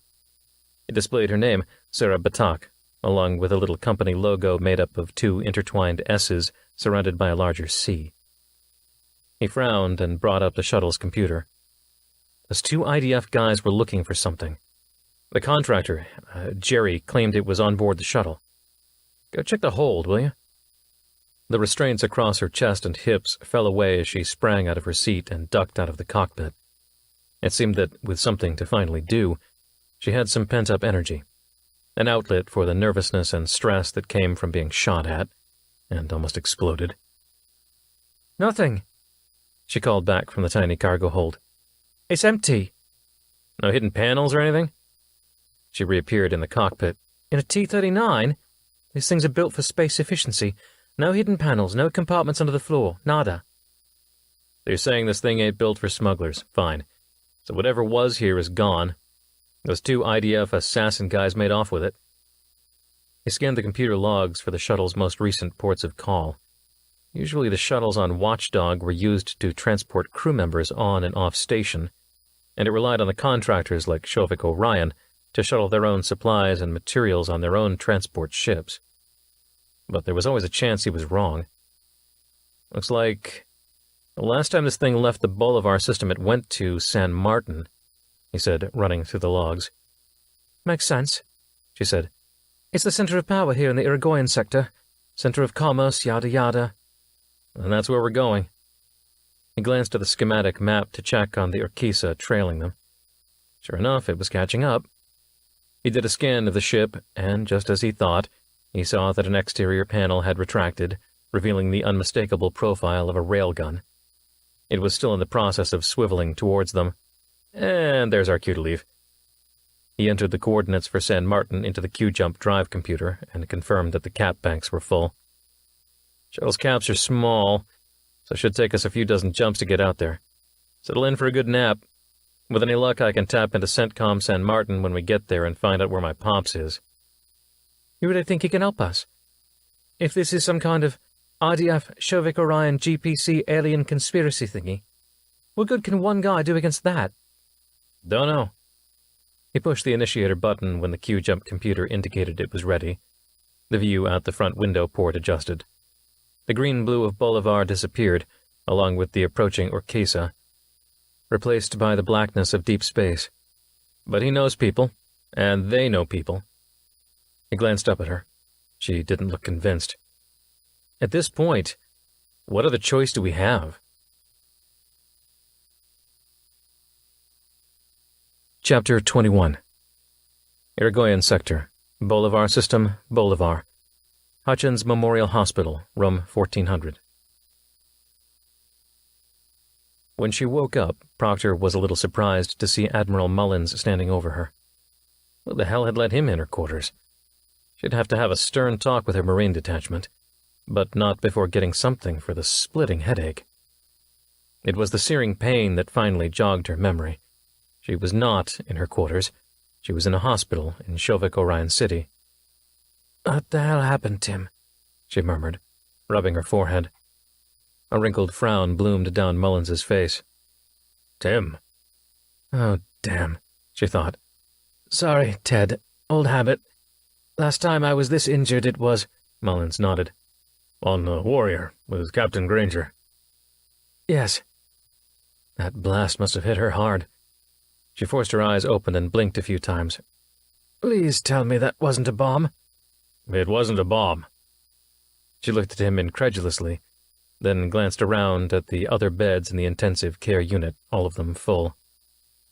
"Bull," she replied. "It was a well-timed power surge that triggered a cascade buildup and subsequent failure in the internal cap banks at CENTCOM. We rely on our own power, of course, and not the city's grid, and it looks like in this case it bit us rather firmly in the ass." "You're telling me it was an accident?" He looked down at her gravely, slowly shaking his head. "No, I'm not. Shit. She repeated the word in her head like a mantra. She was desperately trying to deal with a potentially civilization-ending threat embodied by a mysterious, unthinkably powerful ship, while simultaneously trying to find her lost nephew. She didn't have time to deal with saboteurs and malcontents. Who the hell was it, then? He sat down in the chair next to her bed. We're still trying to figure that out. Whoever it was, they had long-term access to CENTCOM's power systems, and the expertise to pull this off under the radar, right under our noses. And the expertise to keep us from immediately being able to know who it was. They've covered their tracks like regular pros. Speculate, then. Proctor glanced around for a nurse or the attending physician. The pain was subsiding, but her back ached, and she wanted a rundown of her injuries before she duly ignored the sound medical advice and returned to the Independence, to save civilization as they knew it. GPC loyalists? Who else could it be? Are they that brazen already? Extremists always are. What zealot ever waits until it's prudent to act? They always jump at the chance to make a big splash and catch everyone's attention. She frowned. Zealot? What do you mean? Mullins shrugged and hesitated a moment before continuing. I have reason to believe that this is not just GPC. There might be a Grangerite element to this. She rolled her eyes. Oh, you've got to be kidding me. You don't think some of them would be capable? She shook her head and caught the eye of the doctor at another bed across the room, waving him over. It's not that they're not capable. It's just that I still can't believe that A, there are Grangerites to begin with, and B, that any of them would leave their temples or churches or underground lairs or whatever the hell they have long enough to plan something like this. We've had 30 years to get used to the idea of Grangerites, Shelby.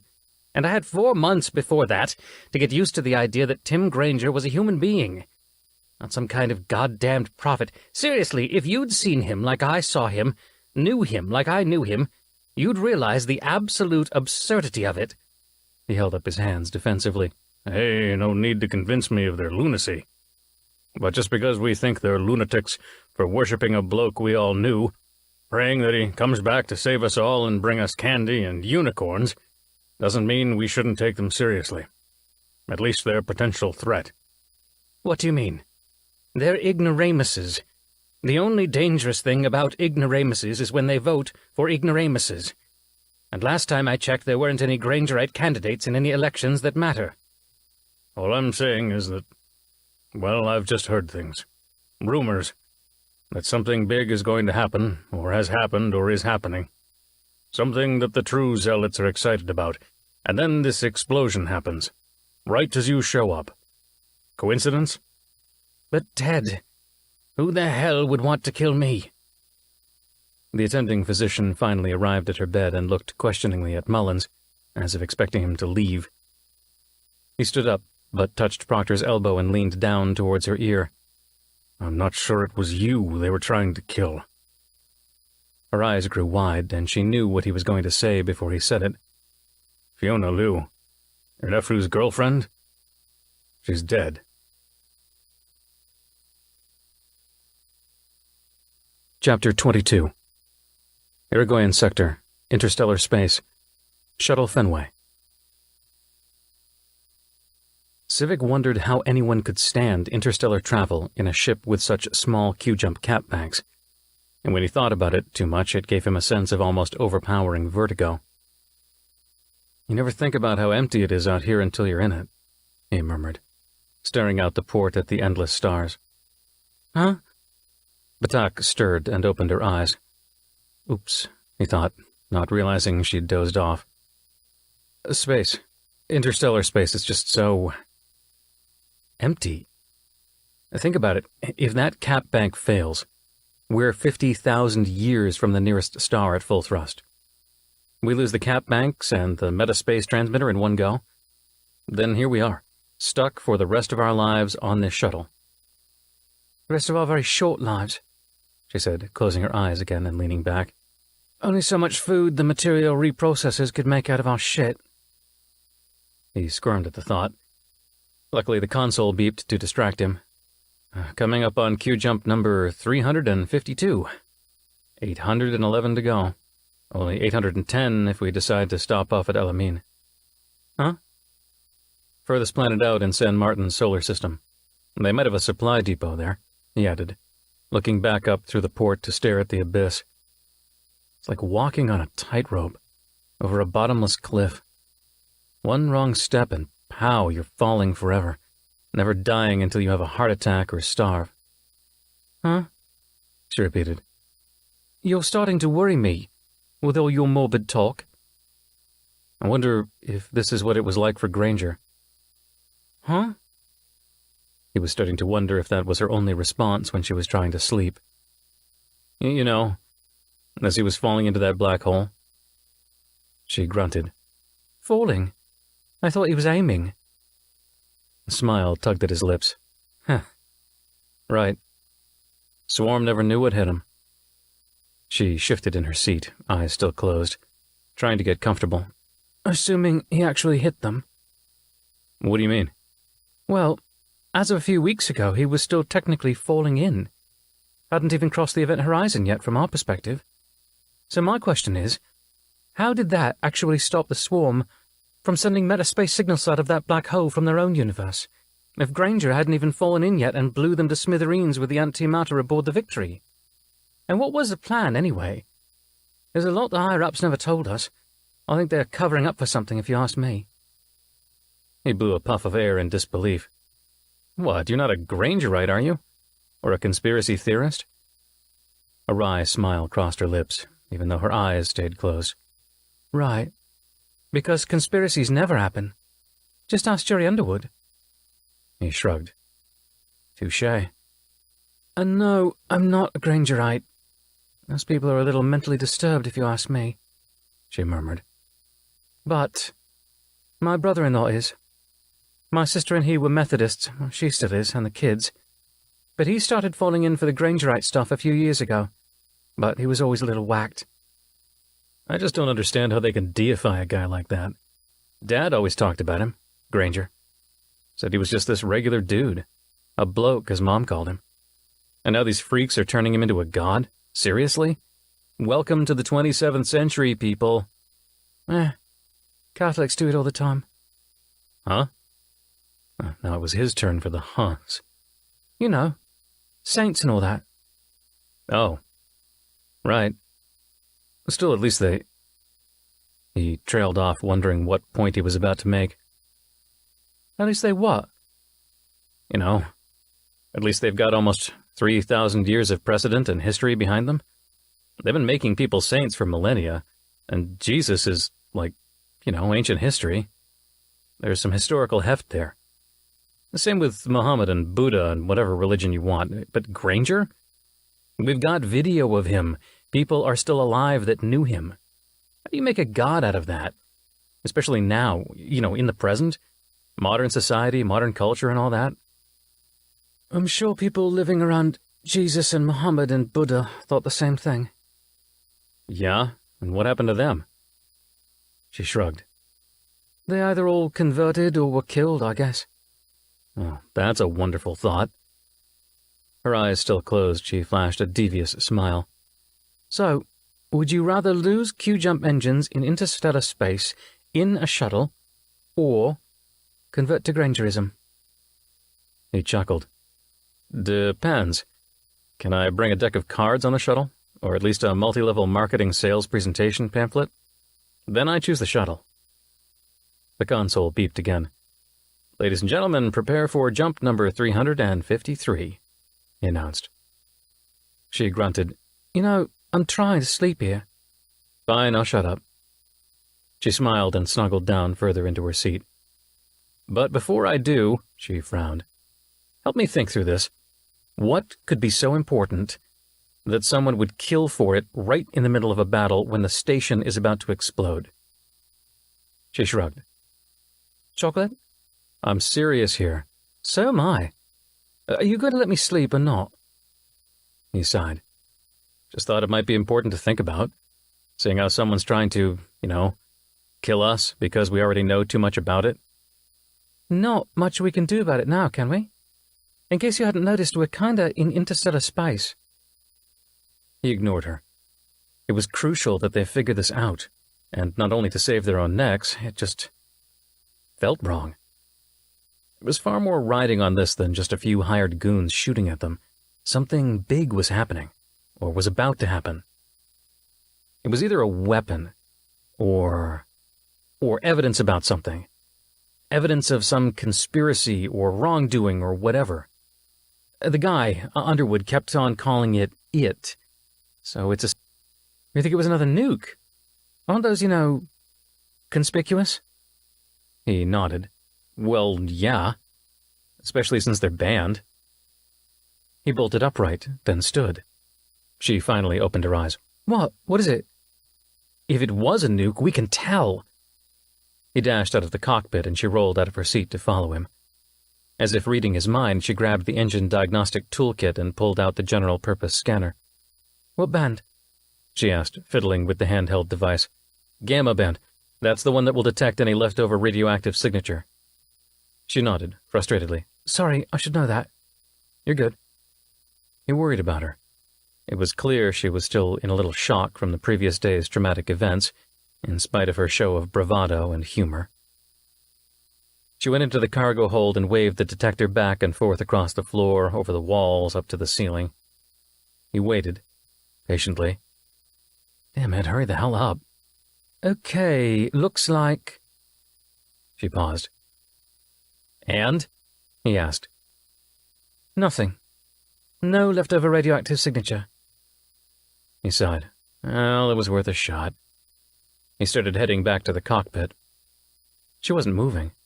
Wait, I'm reading something now. He stopped in the doorway. What is it? Her eyes went wide. I've no idea. Chapter 23. Irigoyen Sector, Bolivar System, Bolivar. Bridge, ISS Independence. The doctor had recommended bed rest and observation for a day in the hospital, followed by a week of recuperating at home, along with pain meds and reconstructive enzyme therapy for the torn ligament in her right leg, and some frightfully large orange pill as a precaution against hemorrhaging because of her concussion. Proctor had smiled, thanked her, and told her to go to hell when the doctor protested her getting out of bed and boarding her shuttle back up to the Independence. "Admiral on the bridge," called out one of the Marines at the entrance as she hobbled through. Damn, was she hobbling? Commander Yarbrough looked up suddenly from the XO's station. Admiral? Are you feeling well enough to continue with the mission? Am I dead? Yarbrough's eyes narrowed slightly. His reply was slightly hesitant. No? Then we're continuing the mission. Prepare for T-jump. Any new sign of the mystery ship? He shook his head, then glanced at Tactical, and Lieutenant Whitehorse flashed a quick thumbs down. No, Admiral, no sign of it. All systems in this sector are on the lookout and have express instructions to report to us by metaspace signal if anything changes. He hesitated again. Ma'am? Where exactly are we T-jumping to, if we have no contact with the alien vessel?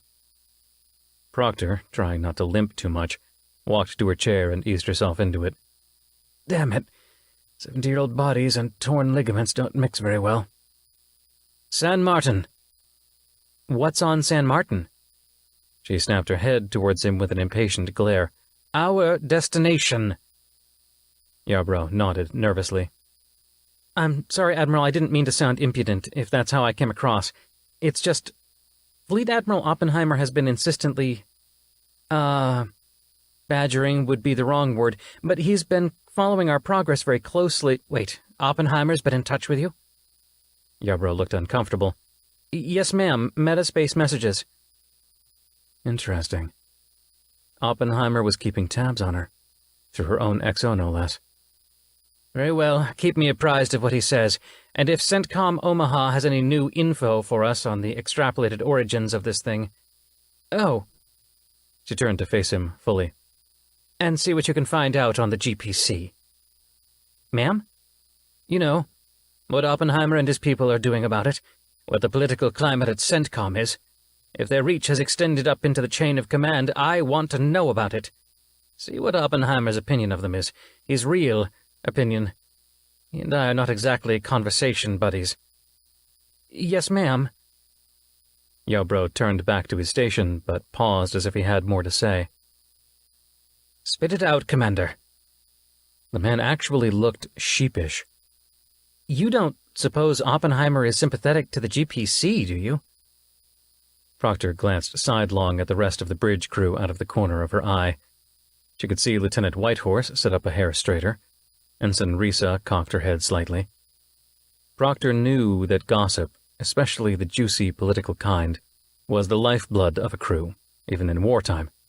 Hell, especially in wartime, people just seemed to need something to distract them from the awful realities of life and death. No, I don't, she replied quickly, maybe too quickly. Ready room, now. She pointed to the door off to the side and grunted as she pushed herself to a standing position. Damn leg. She resented it already. She hobbled into the ready room, making no effort to hide the limp this time, all pretense of being the picture of health for her crew forgotten. The door slid shut behind them. She turned to face the commander, her eyes flared open wide. Commander Yarbrough, on this ship, on my bridge, we do not openly speculate about the political leanings of our commanding officers. Period. Is that clear? Yarbrough cowered. Coward. Sorry, Admiral, I'm sorry. I didn't think that combat would affect me as much as it did. He had been taken by surprise. She had been sure the swarm was on a 150-year activity cycle, and that, 75 years after their first attack, humanity was safe for another 75. Humanity should have enjoyed 75 more years of security, time to build before the next attack. As it turns out, the sense of safety was false, and Proctor swore to never again be lulled away into a feeling of false security. But it was one thing to live through all that, and another to be ready for it all to happen again. These people, her crew, never had that. They only had their history books, stories of bravery, cultural legends of heroism, loss, and sacrifice. They'd all lost relatives in the war, but it was already distant enough to be out of living memory for anyone under 50. It's okay, Commander. I was the same way in your position 30 years ago.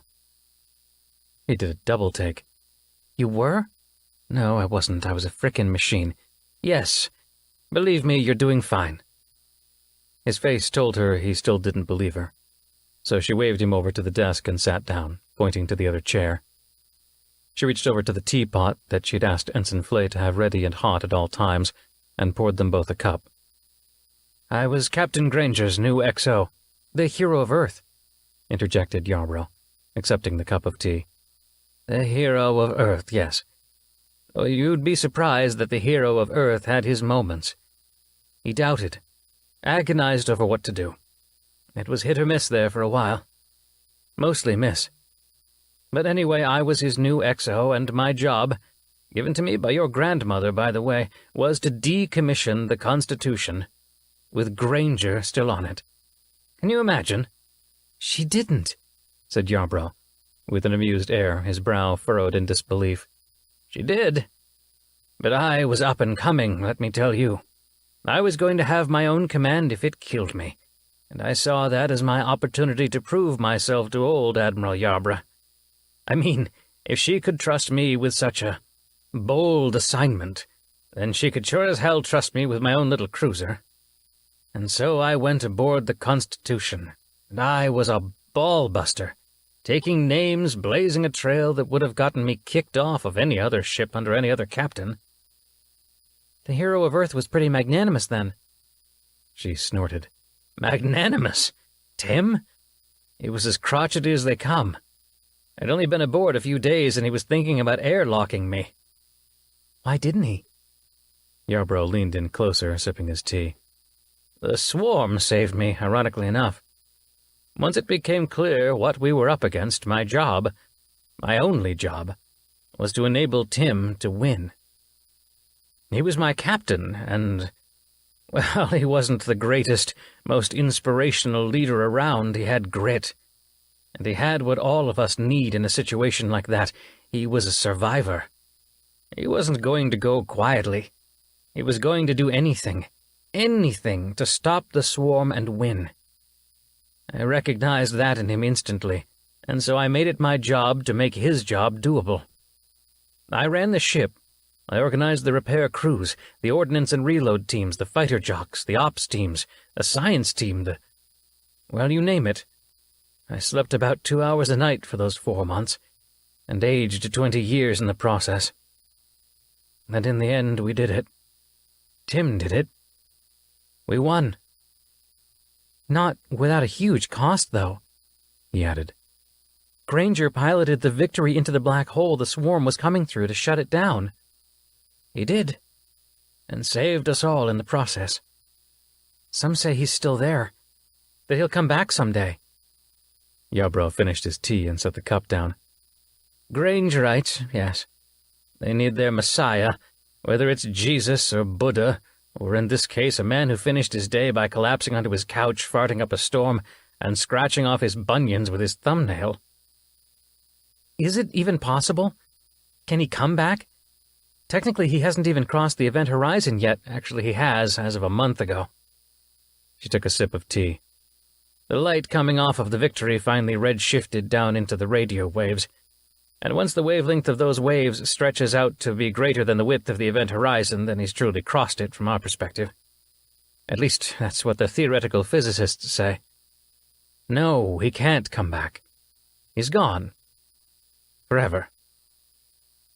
She finished her own tea and leaned forward again, touching Yarbrough's forearm amiably.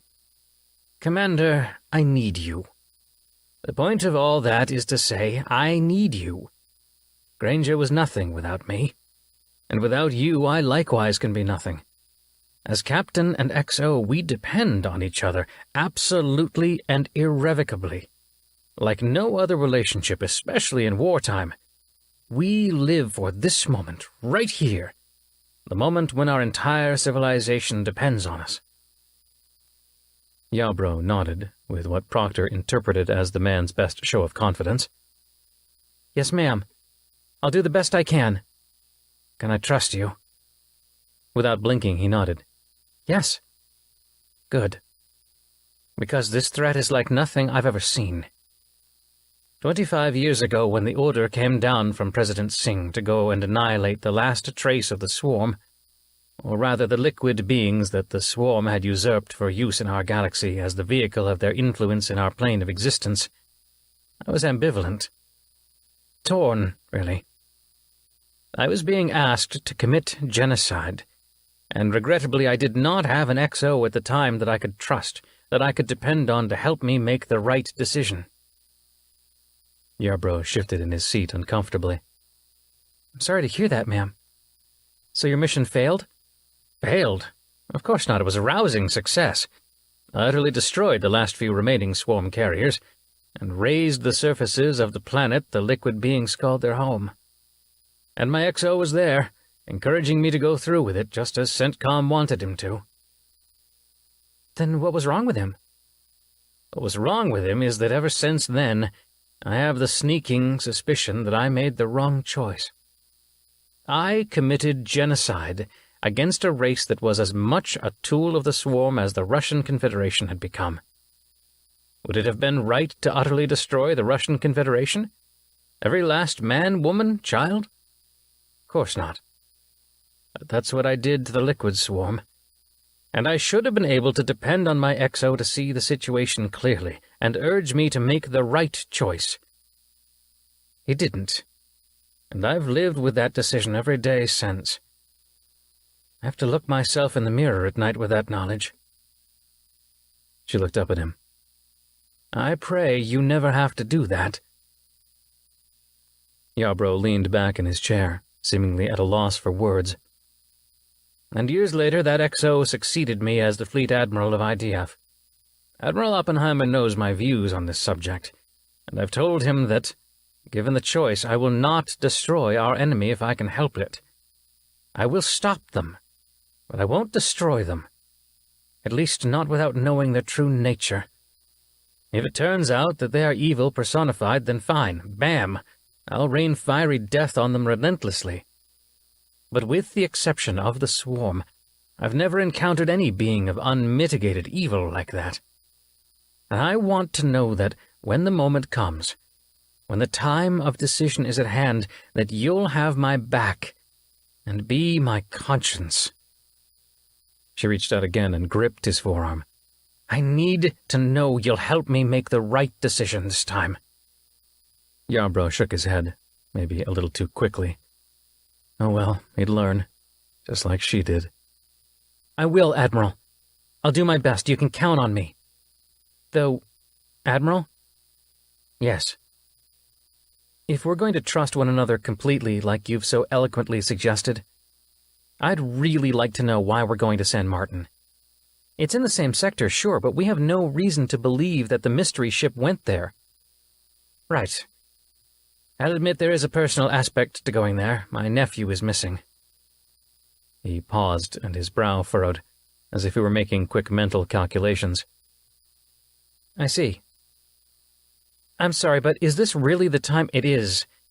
I have reason to believe that there is a connection between his disappearance and the recent terrorist action on Sangre de Cristo. He frowned. That's all well and good, but my question stands. What does that have to do with the alien ship? She smiled. Good. You're doing your job, calling me on my shit. Good. You're right. There is no obvious connection. But call it a hunch. Terrorists managed to get their hands on a nuclear missile and destroy one of the habitation domes on Sangre de Cristo. By all accounts, a peaceful world who, in spite of their GPC leanings, have never presented IDF with any problems. At the same time, a mysterious ship appears and wreaks havoc in several systems nearby.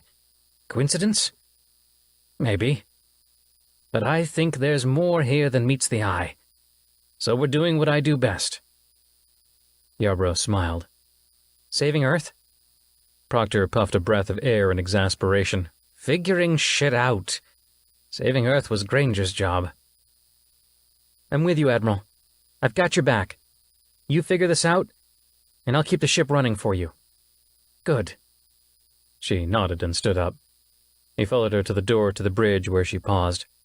So, to address the reason we came in here, yes, it's true, I don't have the best relationship with Admiral Oppenheimer. I feel like he failed me at a critical moment in my life, but he's a good man, and a good admiral, one of IDF's finest. We can't be publicly questioning his loyalty in front of the crew, understood? Yes, ma'am. Sorry, it won't happen again. She smiled and touched his elbow again before striding, limping, back onto the bridge. Ensign Risa, are the T-jump calculations complete? Yes, Admiral. Proctor sat down. Then get us there, Ensign. Aye, aye, Admiral. Admiral? Commander Yarbrough had taken his seat at the XO's station and strapped himself in for the jump. Shall I update Admiral Oppenheimer on our progress? Yes, Commander, please. She held on to her armrests in preparation for the T-jump. Her stomach quivered, a moment of vertigo came and went, and when she looked back up at the view screen, the view of Bolivar had been replaced with the tranquil San Martin, rotating beneath them. Blue and green and safe, for now, from the dangers Bolivar and Sangre de Cristo had been facing in the very same sector. Now to find the connection. Where the hell are you, Danny? She whispered under her breath to no one in particular. Chapter 24. Irigoyen Sector, Bolivar System, Bolivar. Bridge, ISS Independence. Commander Yarbrough released the seat restraint that chafed a little too much against his chest and brought up the metaspace controls on his console. He composed a message, one that he was sure Admiral Proctor would look at, and so he composed it deliberately and transparently. Mystery ship engaged, damage sustained to the Independence, no apparent damage to the mystery ship, which has since disappeared after digging deep into Bolivar's moon, Ido, and depositing a strange device into the moon's core. Tracking the ship. Now at San Martin to follow up on a few leads. We'll update soon. Yarbrough. He prepared the message for metaspace transmission, which operated at such a low bandwidth that it could only accommodate text messages. But it wasn't that low of a bandwidth. It could handle an underlying data stream on the carrier wave that carried the signal itself. And to this he appended another message, one he was sure Proctor would never read. Gaining Proctor's trust. The plan continues. Chapter 25. Irigoyen Sector, San Martin System, San Martin. Landing Pad, CENTCOM San Martin, Ciudad Libertador. The shuttle ride to the surface of San Martin was turbulent, far more than Proctor preferred, such that when she finally stumbled out of the shuttle at CENTCOM San Martin in Ciudad Libertador, she was positively nauseous. This time she'd told her young executive assistant, Ensign Flay, to stay up on the ship. Surely Proctor could reach her own tea while on the shuttle. And Admiral Tigre, head of CENTCOM San Martin, had an entire battalion of Marines assigned to her protection and was organizing her security himself. He met her at the landing pad, standing at the head of a squad of 20 well-armed men and women, with a look of studious concern on his face. "You all right, Shelby?" Fine. She waved him off and held on to the nearby railing, the steady, unmoving railing, to center herself before trying to walk anymore. "We weren't expecting you. Oppenheimer told me you were tracking the Gorgothic ship that destroyed the Chesapeake, but we haven't seen hide nor hair of it out here." I know, but I'm following up on a few leads while we track it. She looked to either side to make sure they were out of eavesdropping range of the Marine Guard and his aides. Tell me, what's the GPC activity like on San Martin? Admiral Tigre looked surprised. "GPC? No more or less than other systems in the sector, which is to say, it's a little turbulent, but we try not to get involved in politics here at CENTCOM." Good. She released her death grip on the railing and allowed herself a few hobbling steps. "Are you okay? You look awful. You're limping." Tigre held out his hand for her to take as she walked toward the doors leading into the CENTCOM building. Last time she'd done this, she nearly died. I'm fine. Just a little incident on Bolivar. I ask about GPC because, well, I was almost one of the casualties of a GPC terrorist action there at CENTCOM Bolivar. An explosion took out a whole side of the building there. Killed a couple folks. "I heard. We've raised our readiness alert level in response, and I've instituted special security measures to all critical systems within CENTCOM San Martin, just in case. But I trust my people here, Shelby. You're safe." She eyed the aides following Admiral Tigre, and with a quick glance at him, she locked eyes and told him without saying a word that she wanted to talk privately. He nodded. "Right this way." Tigre led her to a conference room next to the command center. "We'll be just a moment," he said to his aides, smiling briefly before pushing the door shut. He turned to her. "What's up, Shelby? Where the cloak and dagger?" "I'm sorry, Miguel. I just don't know who I can trust." "Can you trust me?" The words hung ominously, but after a moment his intense stare broke into a mischievous smile. "Miguelito," she said, using the nickname his friends called him. "If I couldn't trust you, then we may as well throw up our hands and surrender to whatever that thing is out there, and hand the entire government over to Curiel and the GPC. Back up the whole shop." "You think the GPC is behind the mystery ship?" Proctor shrugged. "No idea. But that's not exactly why I'm here. Miguel, Danny's missing." His eyes went wide. "Little Danny?" "Little Danny. But little Danny isn't little anymore, and is apparently a 20-year-old GPC loyalist. And I want some bloody answers." Tigre sighed and put an arm around her shoulder. They had been good friends back during her days as Fleet Admiral. He'd been her chief of staff, and had become a good friend of the family, even coming to the dinners she hosted for her brother's family. The man had taken a liking to little Danny, having been a grandpa himself. "We'll get some answers, Shelby. We'll get to the bottom of it. Just tell me what you need and you've got it." She sniffed. Damn, was that a frickin' tear? "Thank you, Miguelito. All I know is that Danny was living here in Ciudad Libertador. I need his address and access to his apartment. Do you have a relationship with the local police force? Will they look the other way if I, force the lock?"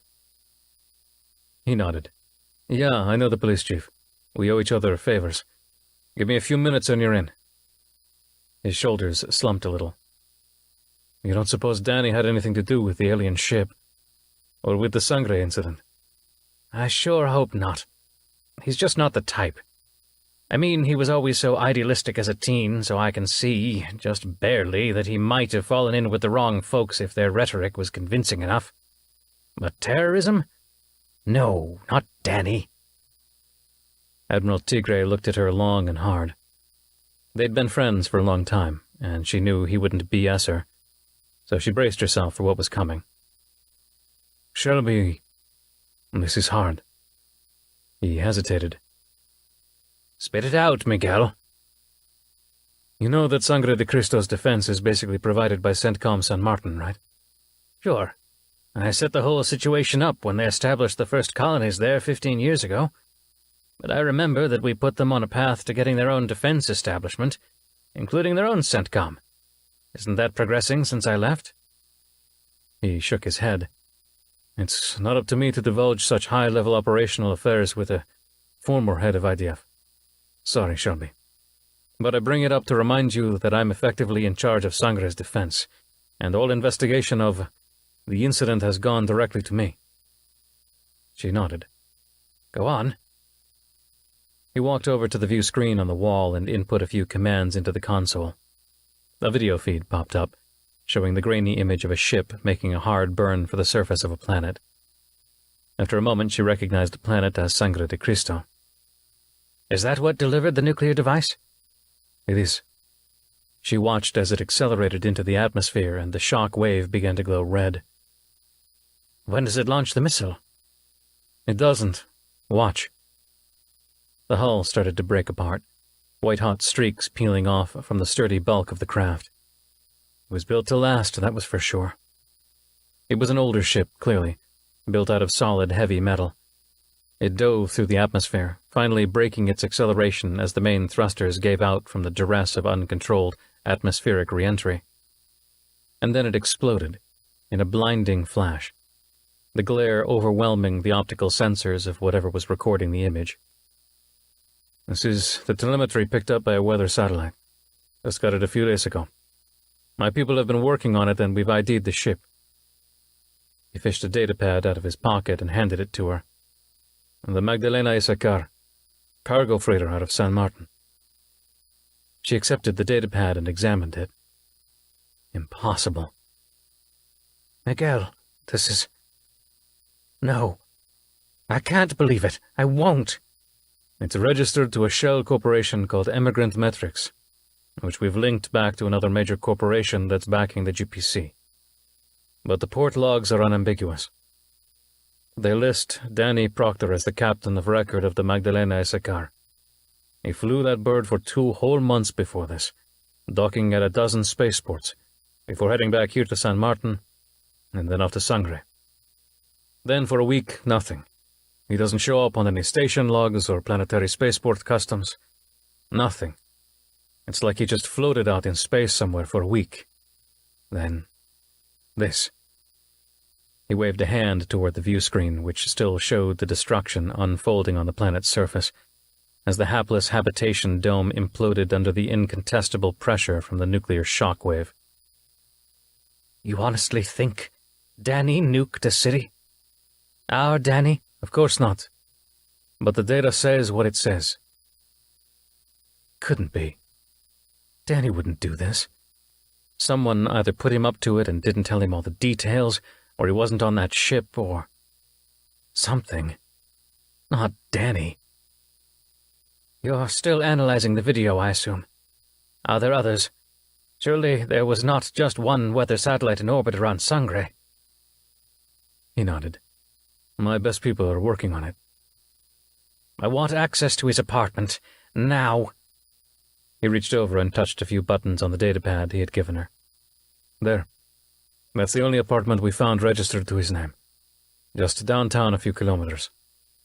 I let the police chief know to look the other way, for the next 2 hours.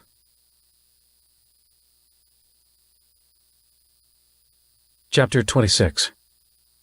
Irigoyen Sector, Interstellar Space. Shuttle Fenway. What do you mean you have no idea? Civic reached out for the scanner Batak was still scrutinizing, but she waved him off and fiddled with a few of the settings. Switching to Q-band, she said, sweeping the area of the cargo hold with the scanner, waving it back and forth. Sarah? He tried looking over her shoulder at the scanner, but she kept moving around the hold, pausing every few seconds to examine a spot on the floor or wall or some other nook. It's not nuclear, if that's what you're wondering, she said. Then what the hell is it? Working on it. I'm not a friggin' scientist, just a deck lackey. I fix shit. I don't theorize shit. And this, she indicated the scanner with her free hand, this is theory shit. It shouldn't be here. He tried grabbing the scanner again, but she moved out of his way. Sarah, just tell me what you're seeing on that thing. Her brow furrowed deeper. It's metaspace. I mean, that's not possible. You shouldn't be able to detect any metaspace signatures from anything other than a metaspace transmitter. But all the same... I'll go check the transmitter. Maybe it's stuck in the on position somehow. He turned and dashed back to the bridge and examined the dashboard, bringing up the metaspace console with a few swipes of his fingers. The transmitter was off. Definitely off. It's not underneath the dashboard to remove the panel on the wall underneath. At least, that's where he assumed the transmitter electronics were.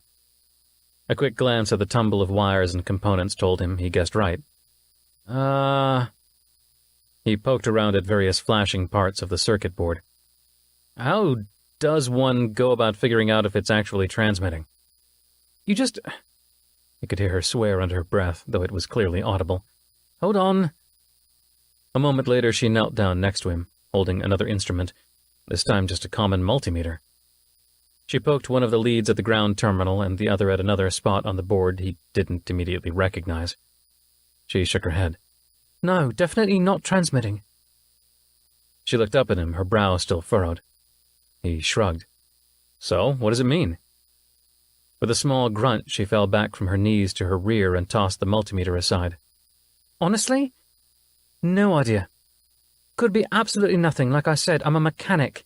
I don't know the first thing about metaspace theory and quantum shit. Is that a technical term? She smiled. Basically. Look, all I know is metaspace waves are very finicky, I guess. Hard to produce, low bandwidth. They pass in and out of regular four-dimensional space, interacting with the background... She waved her hand around in the air. Whatever. The background whatever?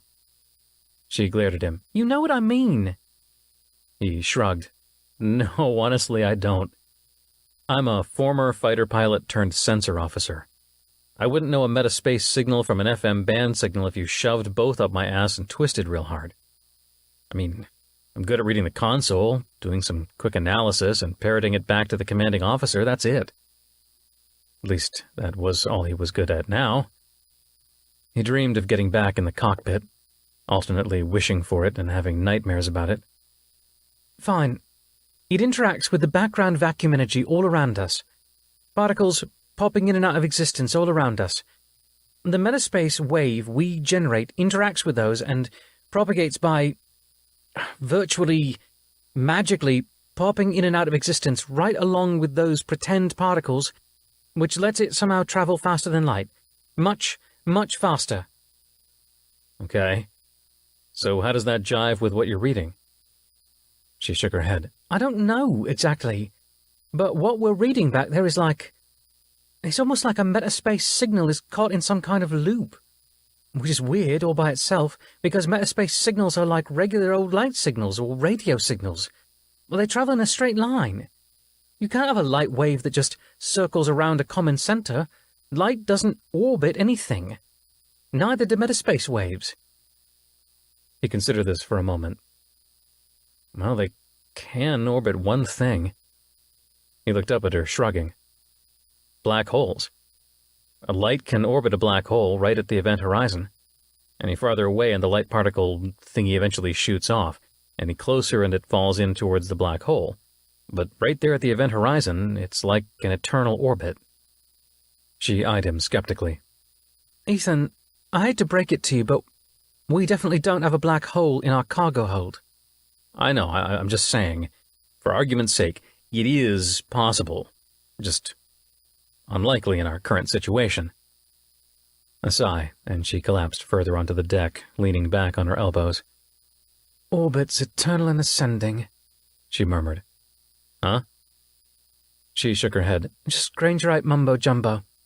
I get it every Thanksgiving from my brother-in-law. You mentioning light eternally orbiting a black hole reminded me of a thing he's always saying. He sat down in the pilot's seat and faced her. Okay, so back up here, he said. You're reading a metaspace... This spot right in the center of that cargo hold where it looks like the metaspace background energy, you know, coupled with the background vacuum energy, it's just swirling. Not creating a new signal, but just rotating around that spot. A few moments of silence. Creepy, he finally said. The console beeped again. He struggled to his knees and peered up at the dashboard. "You ready for Q jump number 356? He paused and glanced back down at her.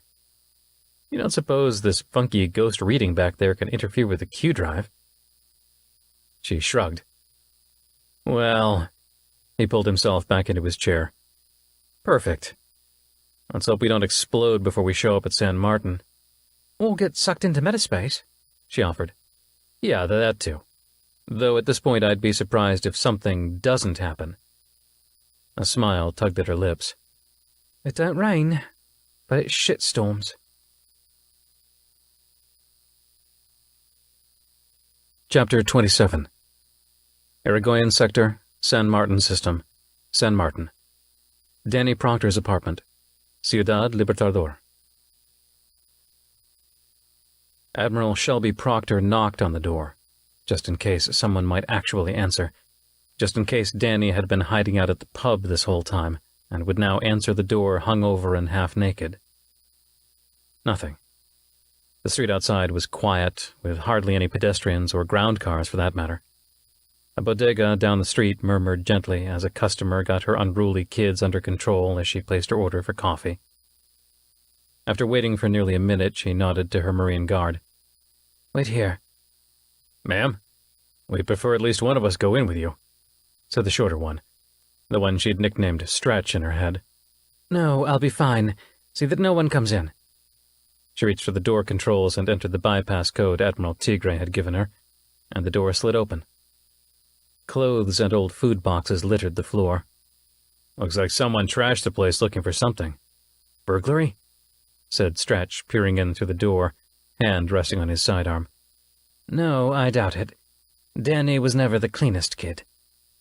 She stepped into the front room and the door slid shut behind her. The smell of old pizza boxes and rotten fruit wrinkled her nose, but beyond that she could smell her nephew. His scent was unmistakable to her, having kissed his little head all the time while growing up. His dirty clothes were tossed haphazardly across the sofa and floor. A pile of socks lay in the corner. Damn it, Danny. Haven't you ever learned to pick up after yourself? She tiptoed carefully through the mess, nearly losing her balance at one point when she stepped on a fork with her bad leg. Shit, she mumbled.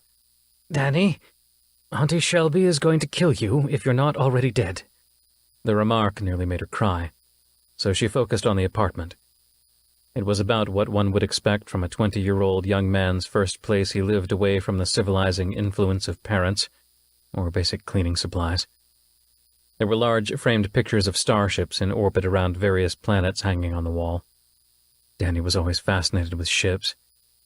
He'd play with his toy spaceships for hours every day, setting them up in mock battles, blockade lines, chases, orbital railgun fights. Sometimes she'd overhear him chattering away, dropping ship names like Constitution, Warrior, Victory, Chesapeake. All the names of the old legacy fleet that Aunt Shelby had served aboard. And she'd catch snippets about the evil Swarm, and the backstabbing Dulmasi, and the enigmatic Sciora, and even the two other known alien races that humanity had never met, the Findiri and Quiasi, and Danny would make up names for the alien ships and descriptions of what the aliens looked like, and how their ships— Damn it, stop daydreaming, Shelby. It won't bring him back. She studied one of the ships on the wall. This one was not in space, but rather a photograph of a bulky old transport freighter sitting in dry dock at some planetary station somewhere. It was the Magdalena Issacar. She recognized it from the video Admiral Tigre had shown her. She stepped closer, examining some writing near the bottom, almost like a signature, except with an added message. Danny, she's all yours. Rex. Looks like you were right, Miguel, she said to herself. Damn it. That meant that the odds her nephew was now a collection of subatomic particles just ticked up a few notches. Keep it together, Shelby. Her hand-comm pad chirped in her pocket. She pulled it out and tapped it on. Proctor. The voice on the other end was Yarbrough's. Admiral, we've just received a report of a sighting of the alien ship. Where? Here, actually, in the San Martin system. It appeared near San Martin's moon, just momentarily. Stayed for about 2 minutes, then it Q-jumped away. She rubbed her elbow where the bone was bruised from the explosion the day before. It already seemed like forever ago. She stared at the photo of the Magdalena Issacar. She felt like she'd lost a child. That's damned peculiar, Commander. It did nothing, just jumped in and jumped away? She could almost hear him nod. That's right, Admiral. Shall we set a course? We can be there in a few hours, or just a few minutes if we T-jump there. No. Ask Admiral Tigre for any sensor data he's got from whatever monitoring base he's got out at the moon. I assume he has one, and that should be sufficient. I've got unfinished business here. A pause. Yes, ma'am. She sensed his unease at the fact she was down on the surface and not in the captain's chair where she belonged. He was mostly right, but not right enough. There was a connection, damn it. That Golgothic ship just appeared out of nowhere, almost immediately after the worst disaster since the Second Swarm War. No, not just a disaster. Terrorist attack. I'll just be a while longer, Commander. Yes, ma'am. And then we'll be on our way. And if the ship is not still at— She remembered little Danny, no older than 4, being scared of the swarm monster under the bed and its Dhalmasi cousin in the closet. She grit her teeth against the memory, and tiptoed her way back through the mess. She paused at the closet. Just to be sure, so she wouldn't doubt later, she pulled it open.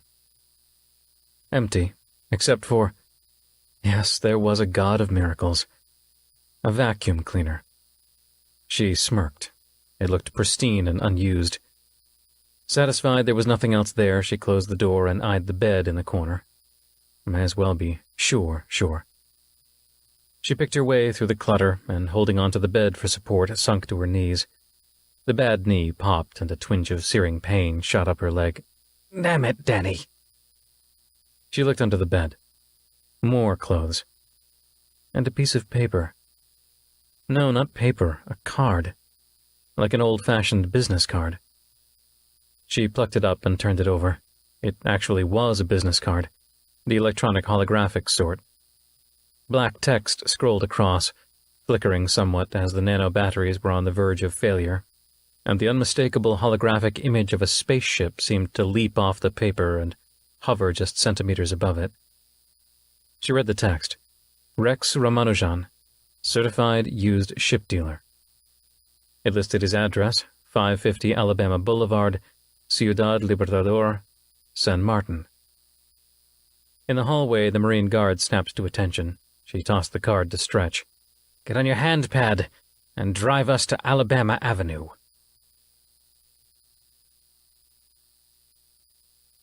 Chapter 28. Irigoyen Sector, San Martin System, El Amin. Shuttle Fenway.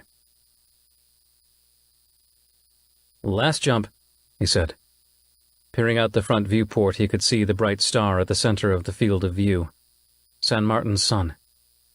At this distance, it was as bright as Ar during a sunset on Britannia, or like Venus burning brightly on the western horizon at evening on Earth.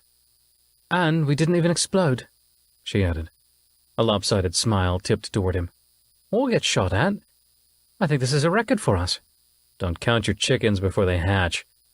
He glanced at the instruments before he authorized the computer to make the final Q jump. Hold on, he said. Something was off. What is it? We're close to Elamine. That might explain it. Explain what? Is that the farthest planet in the San Martin system? He nodded, but bit his lip. Yeah. And we're getting some funky readings on the... Surprise, surprise, the metaspace scan. Is it a signal? She asked. No, just noise. Static. Hey, go back into the hold and look at our magical metaspace loop, will you? Just in case they're connected. She nodded and left. Moments later, she called back from the hold. Yeah, it's doing something. Like flickering or something. Is it stable? He called back. She reappeared in the cabin. Stable? I don't even know what it is. I say we hightail it to San Martin before we find out. Don't twist my arm. That's the best idea I've heard all day. Hold on. He reached out and pressed the initiator button. A second later, the view out the window changed in an instant. A giant, blue, cloud-dappled planet replacing the sterile field of stars. And here we are. She shrugged. Now what? Yeah, I've been thinking about that. The shuttle logs say that it came here, but given our experience back at Bolivar, I don't think showing up at Shovik Orion's headquarters is the most prudent thing to do. Right. She shook her head. Or CENTCOM San Martin, given what you saw your two IDF buddies do to Jerry Underwood. Agreed.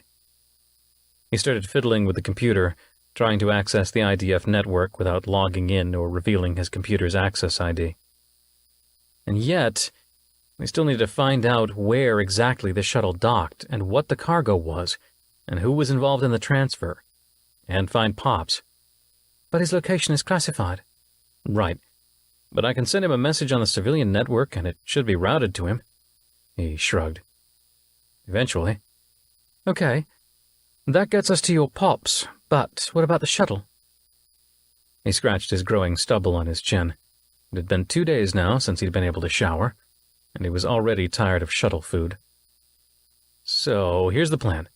Let's go hang out above the North Pole and monitor system transmissions and traffic until we have a better handle on things. She eyed him skeptically. Ethan, your plans suck. He swiveled to face her. Fine, what's your brilliant plan? Well? She leaned back in the seat. We have to assume that whoever was shooting at us has managed to send a metaspace signal to alert their people here to keep a lookout for us. Surely they'll be on the lookout for this shuttle. So, the answer is obvious. Change the transponder? He offered. No. You can't change a transponder without physically switching out the hardware.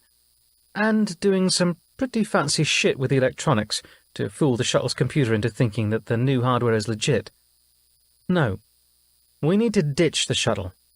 Come again? He eyed her like she was crazy. Are you crazy? As long as we're in this thing, we're a target. As long as we're us, we're targets. She smiled. Now you're catching on. It took him a moment to understand. Wait, are you suggesting we not be us? I am. Disguises? Sarah, this isn't a movie. I can't just go put on a dress and think I'm going to fool anyone. She eyed him skeptically. You, in a dress? No, you wouldn't be fooling anyone. He tried to unpack her retort, sensing an insult in there somewhere, but she continued. No. We need to change our biometrics, or at least mask them. Fool the facial recognition cameras and other biometric signatures we have. You know, fingerprints, heartbeat signature, heat signature, retina pattern, speech recognition, etc., etc. Whoa! Yeah, no, we're not changing all that. It would take months and money we don't have, and we don't have the time. Calm down. I'm not suggesting we change all that, just the basics. To at least fool the facial recognition cameras. At least to give us some time to find a new ship and figure out who we can trust. Maybe by then, your dad will come through. Fine. He nodded and looked around the shuttle cabin. Any ideas? I'm fresh out of wigs. She stood up and walked over to the printer. This thing can print basic tools and parts, and even food. Shitty food, he interjected. She shrugged. Well, shitty is being generous. But all the same, it can print basically anything, within reasonable size restraints and basic material restraints. I mean, we're not printing out plutonium rods or anything, she said, fiddling with the printer controls. I fail to see how plutonium rods would make a good costume. She ignored him. But cellulose, adhesive, pigment, easy. She fiddled with the output selection screen at the printer for another minute before finally tapping the screen. Yep, here we go. He peered over her shoulder at the screen. Prosthetic face masks? You've got to be kidding. I used to be on theatre tech crew back in high school. Believe me, these are a cinch. I say we print 2 each. That way we can exit the shuttle wearing 1. The cameras will surely be watching us as we leave, and they'll eventually trace the shuttle to us. So, after we find shelter somewhere, we swap out our masks. Maybe shave your head, I'll dye my hair. You know the drill. He was about to protest. Look, she interrupted in a huff. You got a better idea? Because believe me, hanging out over the North Pole is not the answer. That's liable to get us captured very quick-like once they figure out it's us. And they won't leave anything to chance this time. It'll be shoot first, pick up the pieces later. I don't know about you, but I want to live out the week. She had a point. There was only so much they'd be able to tell just by tapping into IDF and Shovik Orion broadcasts, the unencrypted ones at least. And he just wasn't keen on getting shot at again. Maybe going incognito would give them a brief respite from the bullets. Worth a shot, at least until he could find his old man. Fine, give me a facial. She smirked and clicked print on the output screen. That's what she said. He couldn't help but chuckle while he turned back to the navigation controls to bring them down to the planet. I like this girl. Chapter 29. Irigoyen Sector, San Martin System, San Martin. 550 Alabama Boulevard, Ciudad Libertador. The used ship dealer's showroom was just a nondescript store, with ugly, inconsistent branding on the sign hanging above the front door. Even though it was regular business hours, the place looked absolutely deserted. Just a dozen knee-high holographic kiosks that projected the owner's wares up into the air. Dozens of ships, mostly smaller yachts, a few tiny cargo carriers and mineral haulers, and even a few decommissioned commercial passenger liners, all in various states of disrepair. Ground cars and public transportation pods hummed along on the street, and a few people strolled the sidewalk. It seemed to be a seedier part of town, and Proctor wondered if she shouldn't have brought more than her usual 2 Marines along with her. Stretch seemed to read her mind. "Ma'am, request permission to augment your security detail," he said, as his eyes scanned over the broken windows of an abandoned building down the street. Fine, but I'll just be a few minutes. And if Rex isn't here, then Admiral Tigre will have to take over the investigation.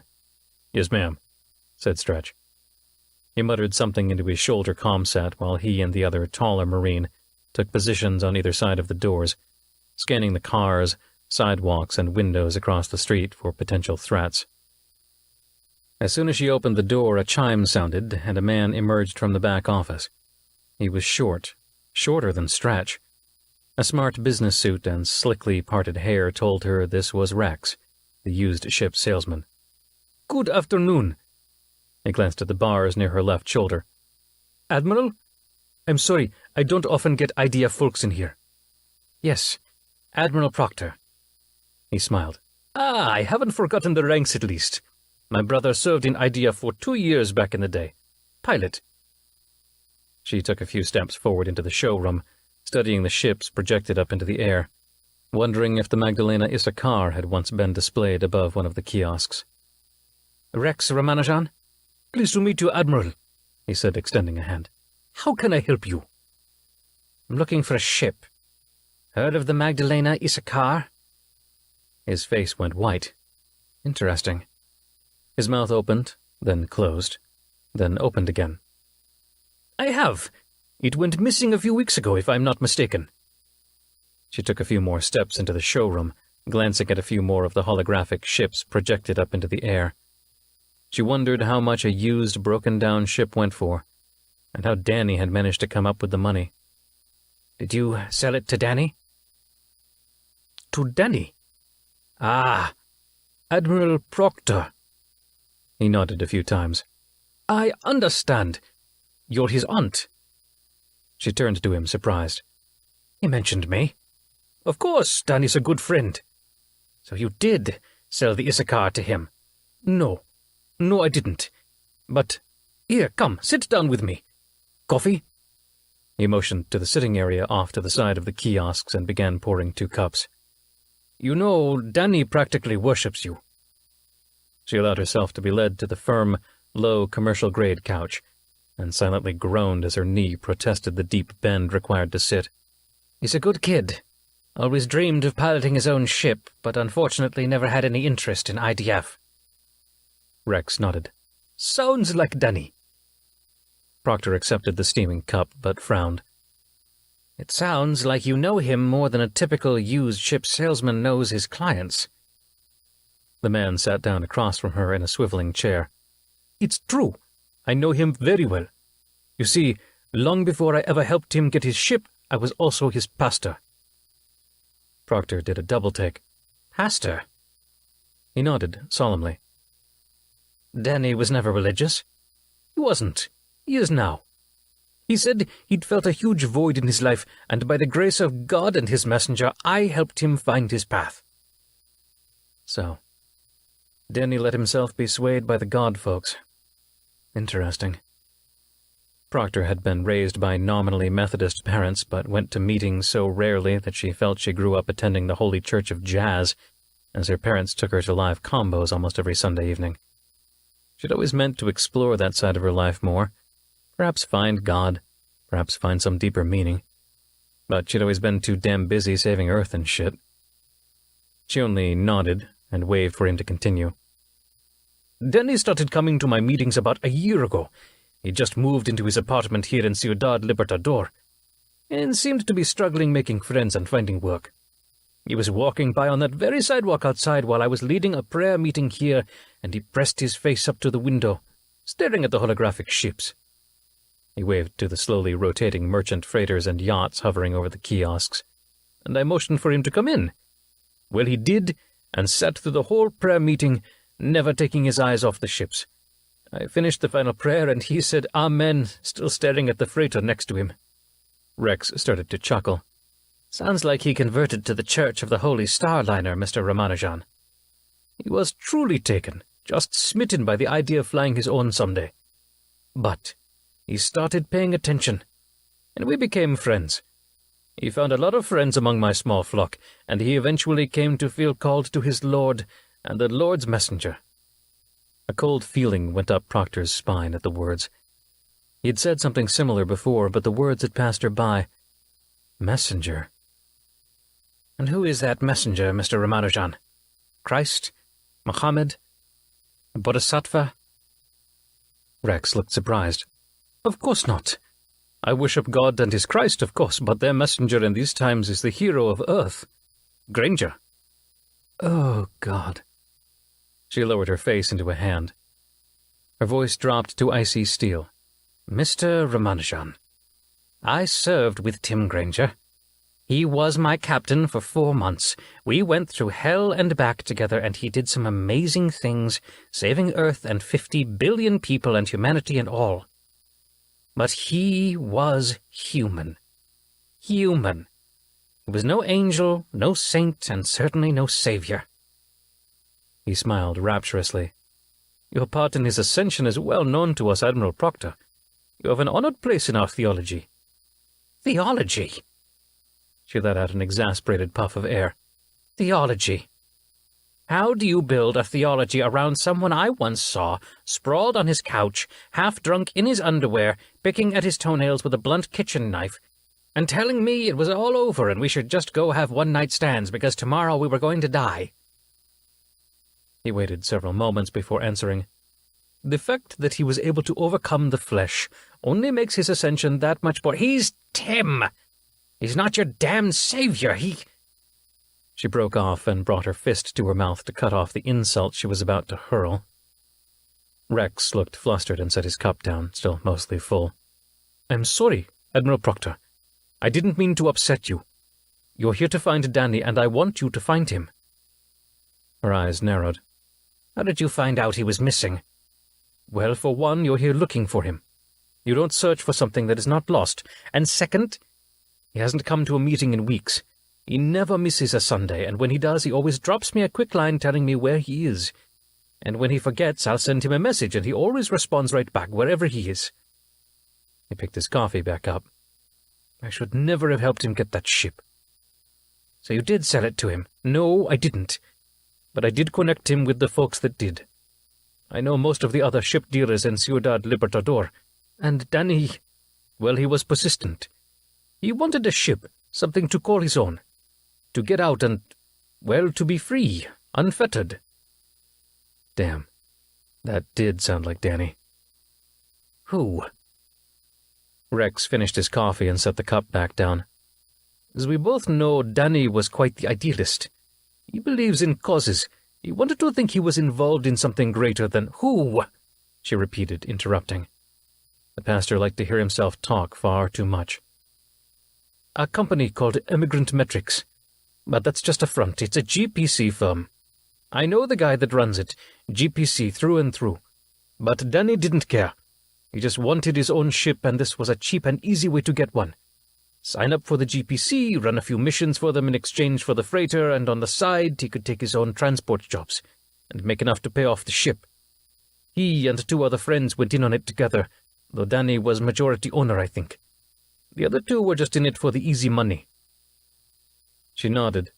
His story checked out, at least the part about Emigrant Metrics. Miguel's information confirmed that much. "I want an introduction." He nodded. Before she could say anything, Stretch opened the door and leaned in. "Ma'am, backup should be here shortly." "Thank you, Corporal." But even as the words were half out of her mouth, she heard a crack. A fine red mist blew out from Stretch's forehead, and his confused face bloomed with an eruption of blood.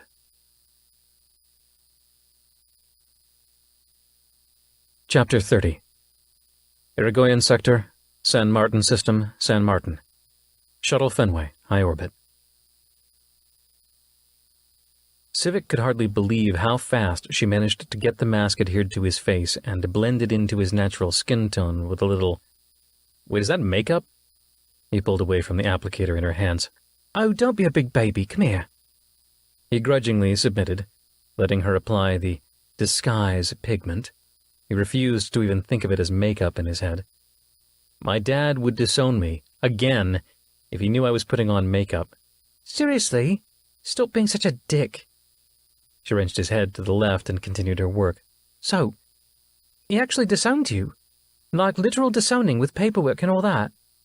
He started to shake his head no when she grabbed him again to keep him still. "No, I'm just a huge disappointment to him. When I was grounded, my fighter credentials revoked. That was like the final straw for him. We'd butted heads for years, and after Mom and my stepdad died, well, he got kind of weird after that, and his disappointing son just pushed him over the edge, I guess." "Oh, sorry," she said. "About your mum. I lost my uncles and grandparents during the Swarm War. I wasn't born yet, of course, but one of my aunts was pretty maimed in a factory explosion. She was working on President Avery's secret antimatter project. Basically melted her skin off. Should have died." "Oh, God," he said, trying to keep still for her to finish her work. "She okay now? I mean, it's 30 years on." "Yeah, she's fine. Face looks like shit after 5 operations to make her look normal. Though I suppose she looks better than if they'd left it all melty. There." "Done?" He reached up to touch his cheek, which now lacked all feeling as it was covered in cellulose and adhesive. She slapped his hand away. "Don't touch it! Still has to dry and set." We're kind of on a time crunch here. We can't just hang out in orbit while my makeup dries." She rolled her eyes at him. "Of course not.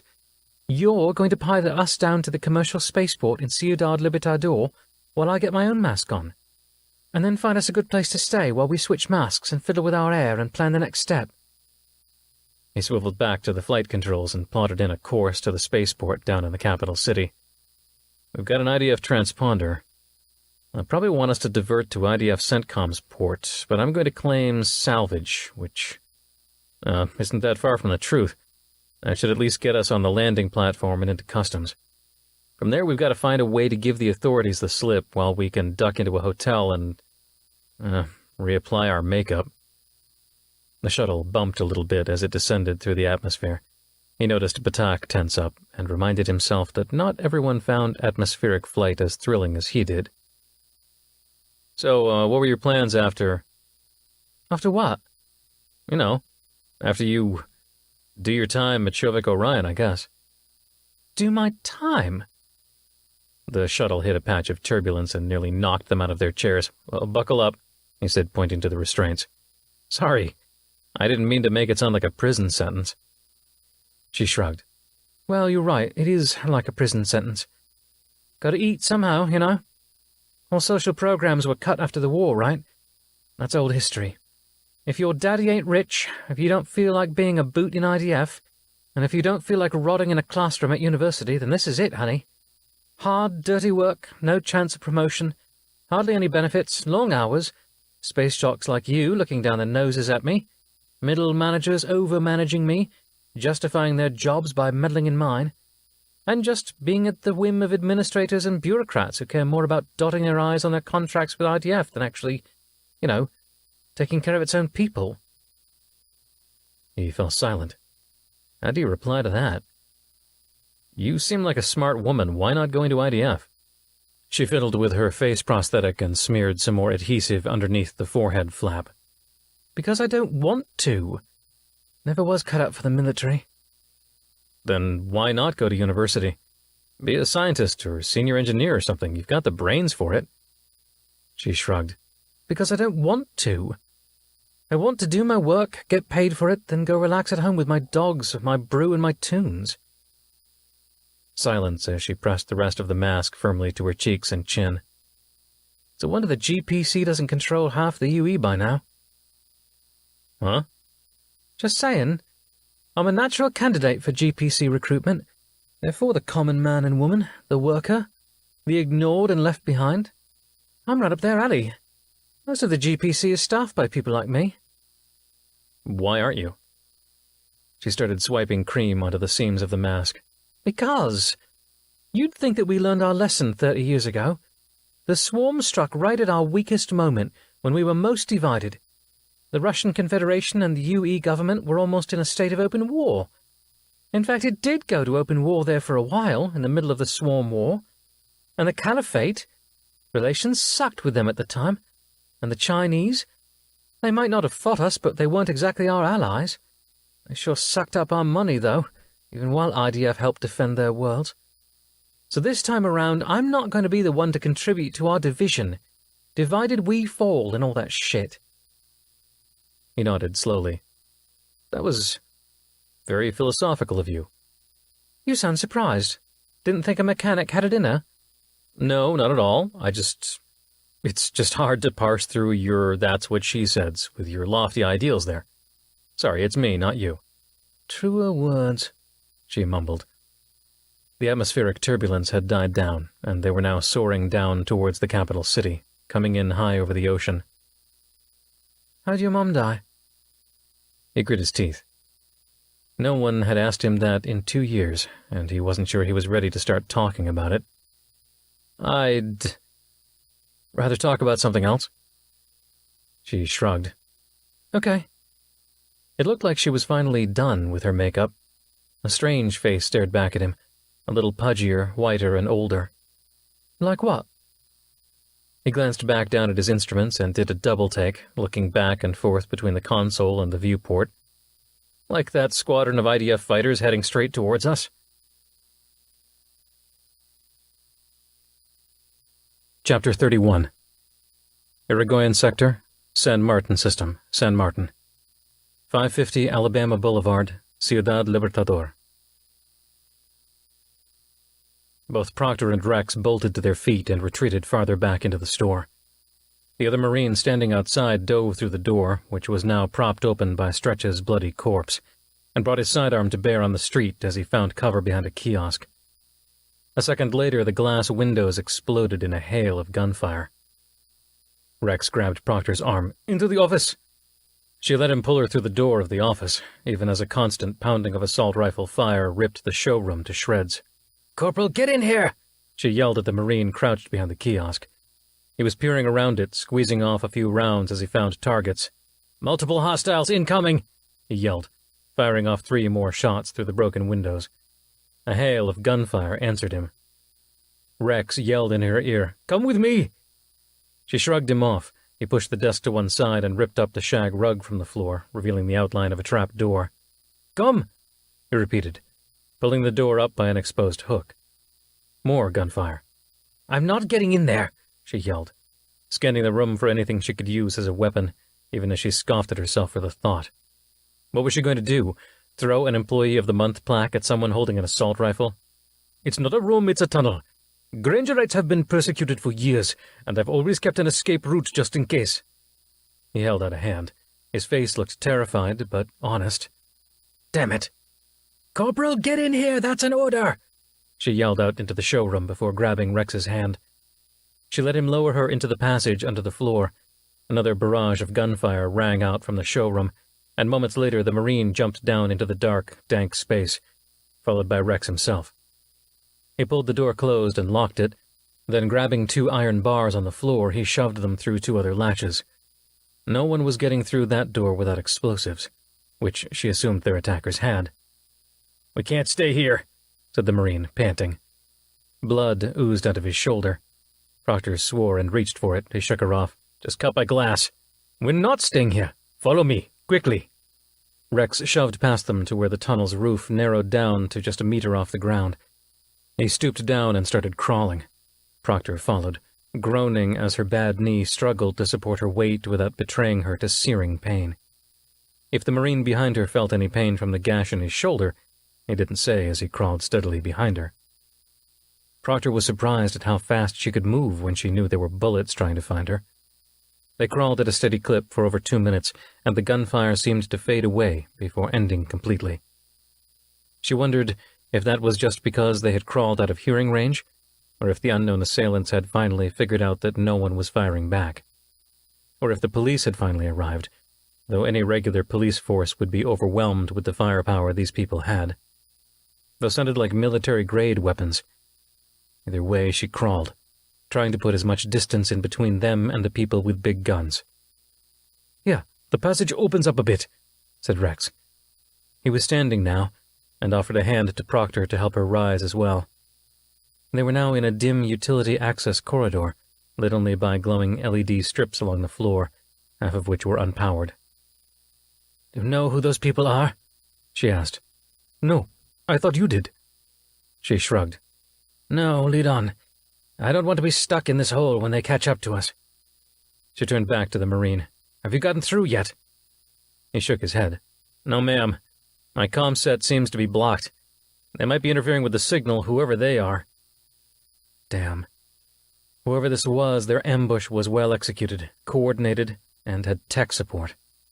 This was no street gang or even some GPC thugs. She waved them ahead. "Lead on." Rex led them along the corridor, passing several access hatches, and finally, after what must have been 3 more minutes of walking, he pointed to a nondescript hatch to the left. "This one. It's our safe house." "Our?" "The local Grangerite Synod."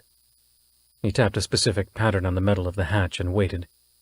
Moments later, an answering tap came with a complicated pattern. Rex replied with yet another series of thumps, some quick, some more spaced. "Is that Morse code?" she asked. Rex raised an eyebrow. "You know it?" "A little. Learned a little as a kid when I played Fleets and Swarm." His slight squint told her he had no idea what that was. "A board game you play, and you have to send secret messages to your teammates any way you can. I learned a few things I could tap to my friends." "Did it help you win?" She smiled at the memory, in spite of the urgent danger they were still in. "Every time."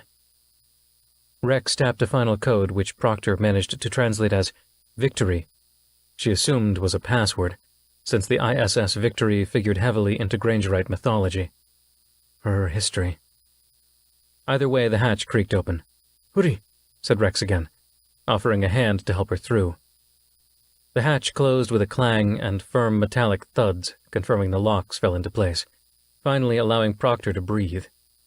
She had faced death any number of times at the helm of a starship, staring down a swarm carrier, or, as was often the case, 10 swarm carriers. But facing such visceral, immediate danger as a gunman aiming for your head was an entirely different feeling. A faceless, nameless, inhuman enemy wanting her dead was one thing. It was another entirely to be targeted by another human, the name, face, and actual ideologies, however warped they were. She found it terrifying. "Anything yet?" she asked the Marine, wishing now she'd remembered his name. It seemed like the least she could do for a young man who was putting his life on the line for hers.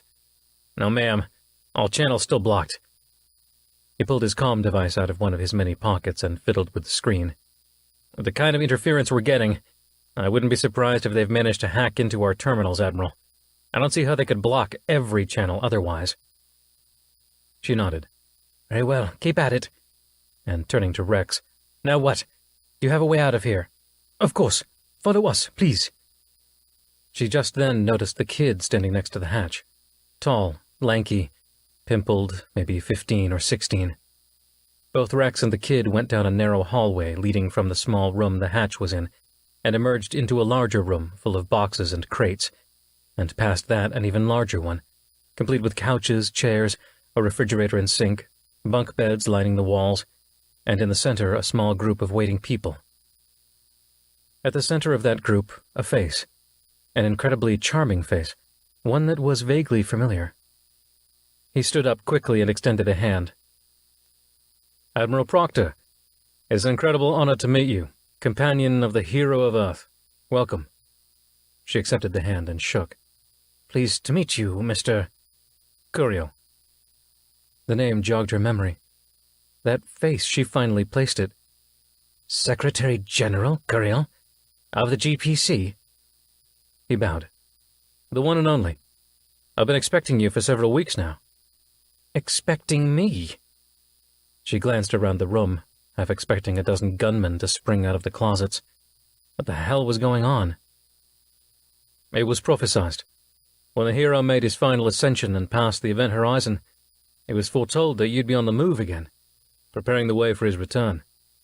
According to observations from the Penumbra Prime Observatory, Granger officially passed the event horizon 2 weeks ago." Curiel smiled broadly at her. "And here you are." Chapter 32. Irigoyen Sector, San Martin System, San Martin. Galactic People's Congress Safe House, Ciudad Libertador. Proctor tried not to grimace at the religious mumbo-jumbo mingled with tech jargon. She forced a thin smile. "So, you're a Grangerite. I had no idea the leader of the Galactic People's Congress was so... pious." Secretary General Curiel held both his hands up as if in a signal of surrender. "I agree, Admiral. This looks and sounds like lunacy. 10 years ago I would have said the same. I don't blame you for having your doubts." She smiled again, this time more genuine. "Doubts doesn't really quite cover it, Mr. Secretary. More like 100% absolute surety that you folks are crazier than the local Pastafarian congregation that eagerly awaits the second coming of the flying spaghetti monster. I'm sorry, but I don't have time to waste on your delusions. Please, show me out of here, preferably to a place where people aren't shooting at me, and where I can get a ride back up to my ship. You know, civilizations to save, planets to protect, the usual." She didn't mean to let so much sarcasm seep into her words, but the absurdity, the lunacy of it all threatened to make her grab her Marine's sidearm and start shooting people in the face. But, given how they currently had her at their mercy, she delayed the impulse to violence. Secretary General Curiel nodded. "Again, I don't blame you, and I'm sorry we're meeting under these circumstances. I had hoped that we could eventually sit down and map out a course of peace." "Peace? You have your goons shoot up a store and kill my man back there, and you expect to sit down and discuss peace? What kind of deluded piece of shit are you?" He shook his head. "Those were not my men.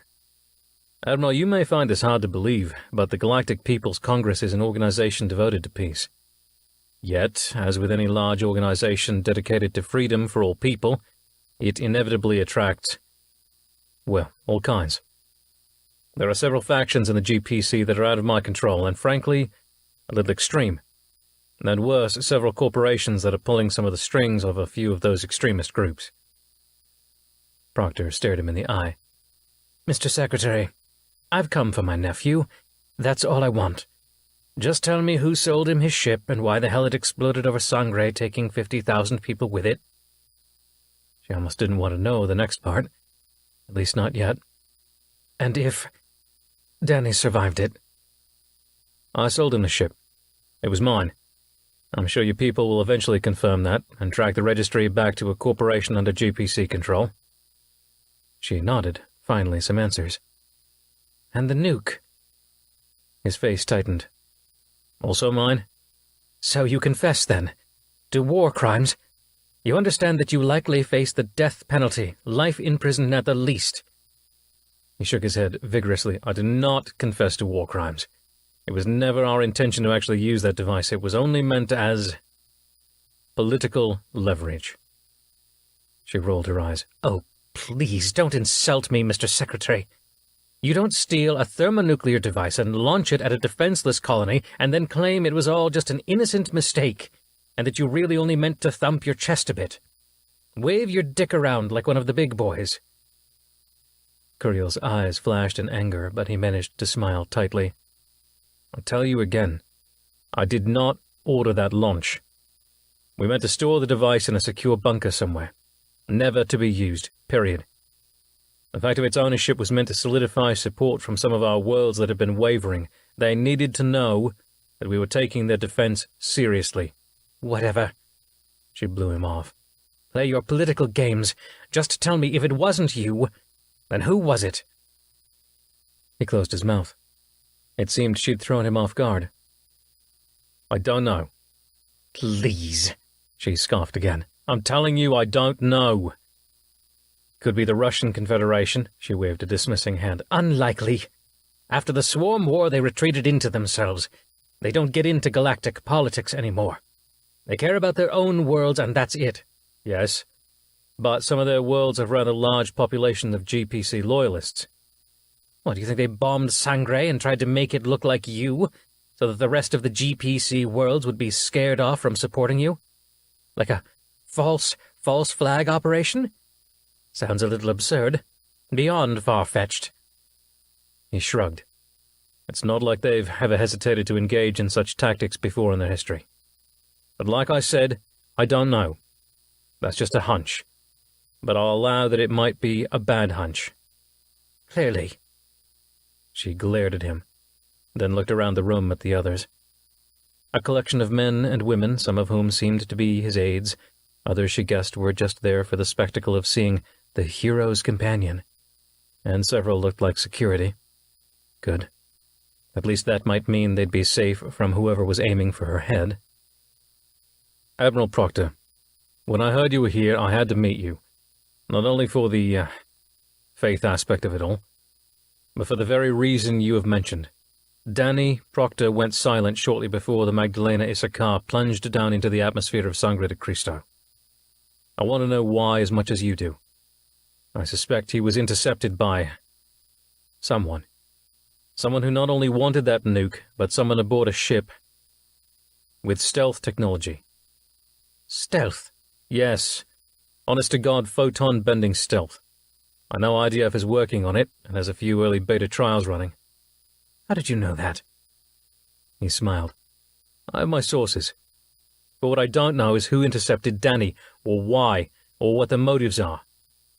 For that, I need your help. She rubbed her eyes. The shock of everything that had happened over the last half hour was starting to set in, and she felt a slight shiver, and recognized the signs of her core temperature falling from the shock. How can I trust you? Tell me why I should trust you. Convince me. He swallowed. I can't. But if I was going to kill you, I'd have already done it. Out of the corner of her eye, she saw her Marine go tense. She held up a hand to steady him. I need more than that. You're telling me I should trust you because you haven't killed me? Fuck you. He stroked the stubble on his chin. He was not especially tall, but actually quite striking, with a natural charisma that Proctor was not surprised at, given his position. It would take someone of remarkable charisma to convince so many people to devote themselves to such a deluded cause. All right. I'll give you our other nukes. She tried not to shiver. Other nukes? How many do you have? 9. We stole 10, and with the loss of the one over Sangre, I'm starting to doubt their security and the wisdom of even having them.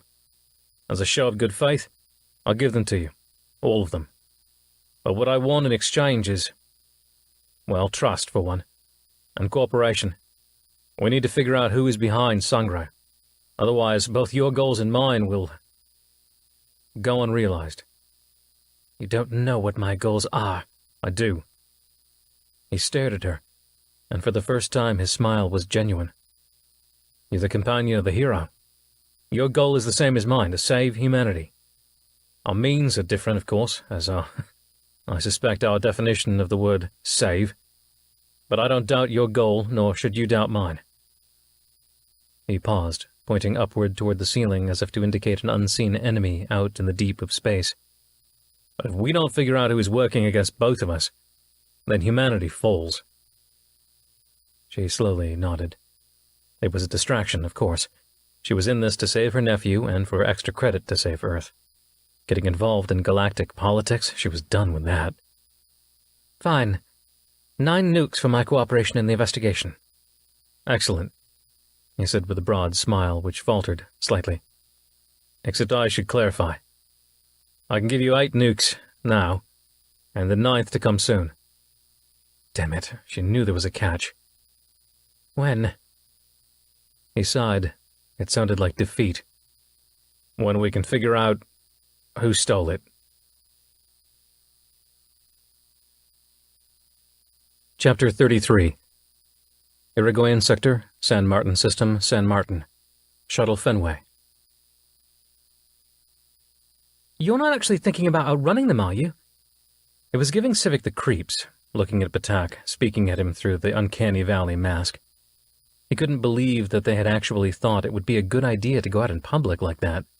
Of course I am. Hold on. The shuttle lurched, and he could see her simultaneously grab her seat and her mouth as they shot straight down into the lower atmosphere, accelerated, steepening the angle of descent to a full-on dive, before leveling out just a few hundred meters above the ocean in a gut-churning arc. Even though her face prosthetic was white, he could tell that even without it the blood would be gone from her face.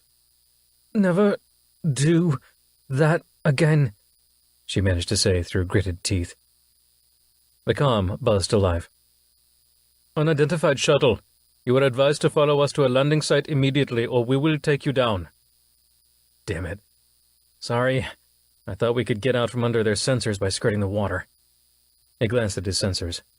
But look, we already lost 6 of them. There's only 1 following us now. The rest went off back to the city. Why would they— Hold on, he repeated, interrupting her question. Knowing he was about to get another stream of profanity-laden protests from her, he pushed the accelerator downward, and the distance between them and the ocean dropped to nothing. Ethan! The collision was not as rough as he would have expected, and he credited the impact mode of the inertial cancellers with half of the luck, and his last-second deceleration with the rest. Still, if it weren't for their restraints, they'd both be smeared on the front viewport. As it was, he could tell that his shoulders would not come away from this without deep bruising. They were underwater. When the maelstrom of bubbles subsided, he could just make out rods of blue sunlight shimmering down at them from the surface about a dozen meters up. "What the hell are you doing?" she yelled through gritted teeth. "We tried to fool them your way with makeup, now we're fooling them my way." "By dying?" she yelled again. "They're going to think that we died in the crash, yes. By the time they get a recovery ship out here, we'll be long gone." She couldn't seem to stop swearing under her breath. "And in the meantime, what do we do about the whole not dying thing?" "Working on it." He glanced at the instrument panel. Structural integrity was holding. Ship hulls were designed to keep exactly 1 atmosphere of pressure in, not 2 atmospheres of pressure out. But the hull plates were holding, as were the seams between hull and viewport, and the feed-throughs for the sensor packages and propulsion units. "Those propulsion units are never going to start up again," she said, as if reading his mind. I beg to differ.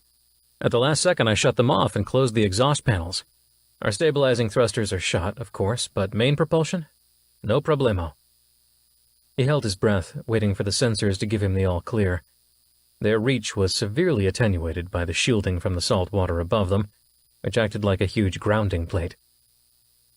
As if in answer, several white streaks shot through the water right across the view out the window. A second later, the comm crackled. "Unidentified shuttle. You will surface and proceed to the coordinates I'm beaming to you, or else I'll open fire. Be advised, this time I won't miss." He hung his head into a palm. They'd lost. They were caught. There was no escaping this time. "Fine. Bastards." He initiated the main engines with a flip of a finger and released the containment panels that kept the water out. The shuttle lurched forward and shot out of the water with what must have been an amazing splash, for anyone lucky enough to have seen it, he supposed. "Unidentified shuttle. Don't get your panties in a bunch, I'm coming." A pause on the other side of the comm as the pilot of the fighter considered his words. "You will accompany me up into the atmosphere. Any deviation from our course will result in several dozen red-hot rounds coming up your ass. Got it?" "I didn't know any better. I'd say you were propositioning me, Lieutenant." The pilot didn't sound amused. Batak glared at Civic. Her eyes said, "Don't piss off the guy with the big guns pointed at us." "Unidentified shuttle," Civic rolled his eyes. "Got it, Lieutenant. We're following you up. Any particular destination in mind?" A pause. "Just follow me." "Fine, lead the way." Much to Batak's chagrin, the loss of the stabilizing thrusters meant the ascent was far rougher than the descent through the atmosphere. But it only lasted a few minutes, as before long they were maneuvering into a gleaming new IDF starship that nevertheless looked like it had seen some intense action recently. There were several patched holes in its shining hull. They landed in the shuttle bay, he flipped off the engines, and they stood up. "Well," he started, "masks on or off?" "Does it matter?" she asked. "Touché. Let's go." They glanced out the viewport and saw a squad of Marines surrounding the shuttle, assault rifles at the ready. "Well, shit. This doesn't end well," he grumbled. "Look, stay in here while I talk to them, just in case." "In case of what?" "You know, big guns." He flashed a lopsided smile he didn't quite feel. The ramp lowered and he descended with his hands in the air. A pair of Marines sprang forward and slapped cuffs on his wrists and pushed him away from the ramp towards the exit. "There's a civilian in the shuttle. She has nothing to do with this, just an innocent bystander." "Get them in the brig. Questions can wait," said a familiar voice over the comm speaker. Civic glanced around for its source as it continued. "And get that shuttle out of the way. The Admiral will be here in a moment. I'm just on my way to go get her." Civic saw him, up in the CIC overlooking the fighter bay. "Dad?" Captain Vals's eyes widened, and he stared at him for a moment before rushing out of the CIC, down the stairs, and marched straight toward him, fire in his eyes. He looked Civic over and reached out to tear the mask off. It hurt more than he thought it would. His father glared at him and cleared his throat. "Lieutenant Ethan Civic, you are under arrest." He turned to the Marines. "Get his ass in the brig." "For what?" Civic protested. Valls reared on him, Civic worried that he'd punch him like last time. "For being an utter dipshit asshole, and breaking any number of IDF regulations, and possibly for murder." But I... Valls held up a hand to cut him off. "No more excuses, Ethan. Time to stop running from responsibility." He turned and marched back to the CIC. "Take them to the brig."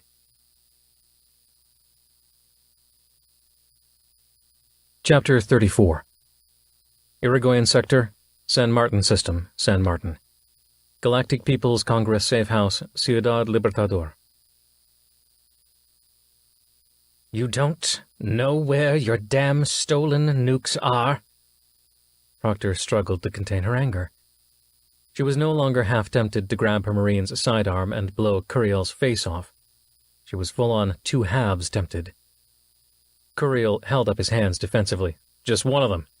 And in my defense, it's the one that was least operational of the 10. Without some serious technical skill, that thing is staying inert. He trailed off as if realizing how stupid he sounded. She raised an eyebrow at him. Though, the bad news is it's a MIRV. 15 actual warheads on it. She swore. I would think that if this shadowy organization you're pissing your panties about knows enough to be able to steal 2 nukes, hijack a freighter using a mysterious ship with supposed stealth technology, and is able to hack into and jam my state-of-the-art comm device, she held up her handset and shook it, that they would have the technical know-how to be able to reassemble a bomb whose basic design and components have been around for 700 years. He gave another shrug, in a motion she'd come to call the penguin salute, both arms stiff and semi-outstretched from his sides. I'm sorry, Admiral.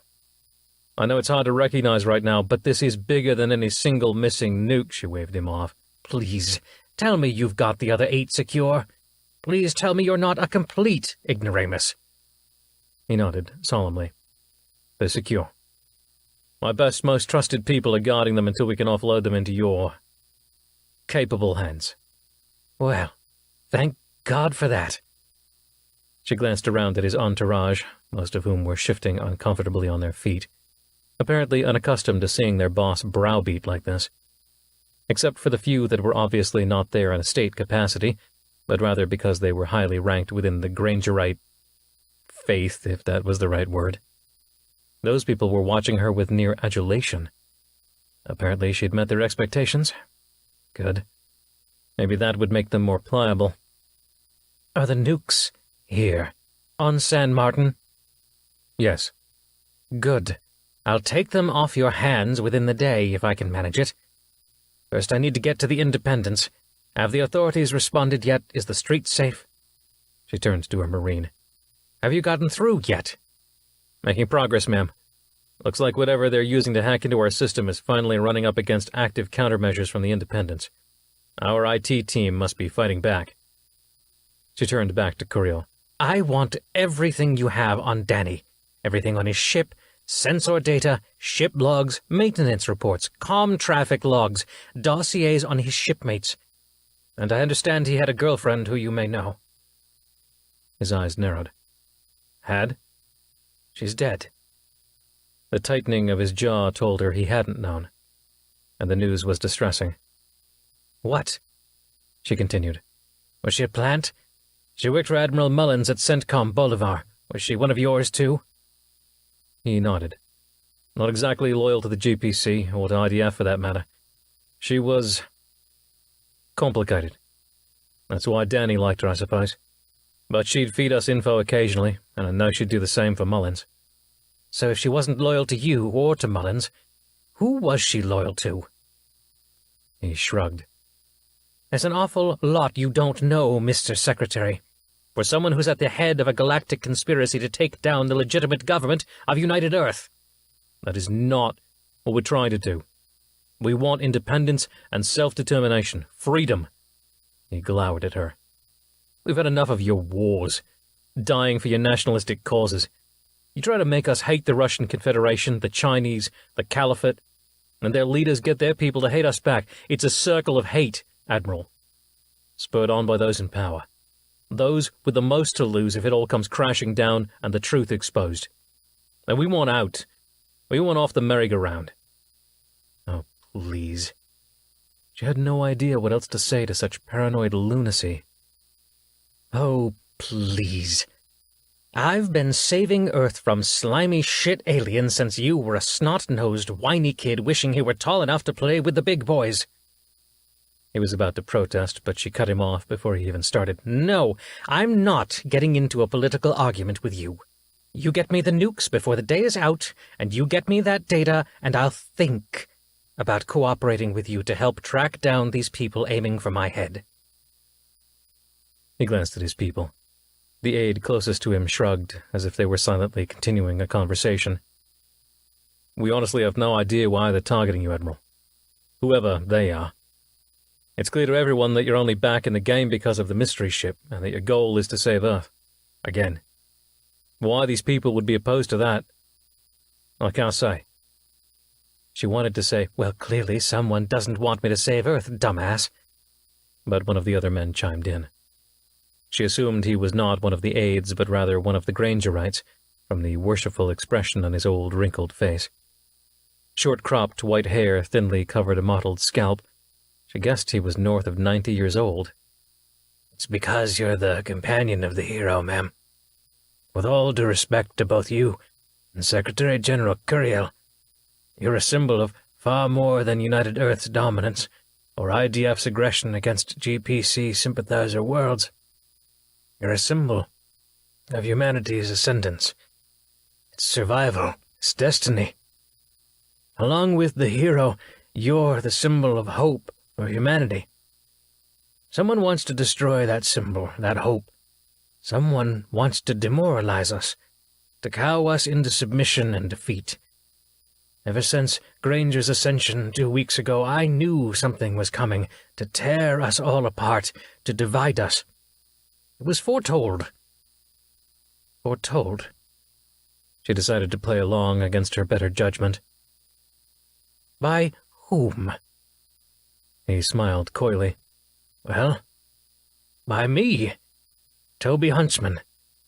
I'm the patriarch of the Grangerite faith. 15 years ago I had a dream, more than a dream. When I woke up, I knew that what I had seen was not just a nightmare, but was, somehow, reality. What would come to pass after Granger's ascension if we were not vigilant?" "What was it?" He paused, hesitated as if reluctant to say a word more. "I saw death. Unthinkable destruction.